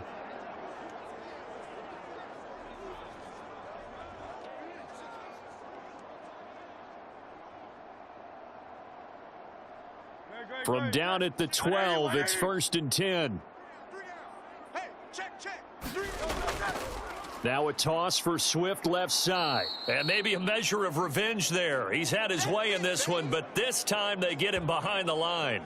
He'll lose a yard there, and it's 2nd and 11. He's had some big runs in this game. Not there, though. But I don't think they're going to be deterred by that play right there. He's had some nice runs in the game. And how many times have we seen a good running back get stopped, yet turn it into something big on a later carry? I'd stay with him.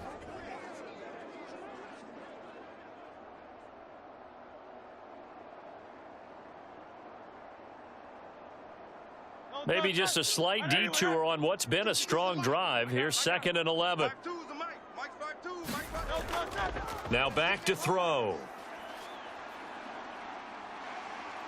And he's into the end zone for the touchdown and the game winner in OT.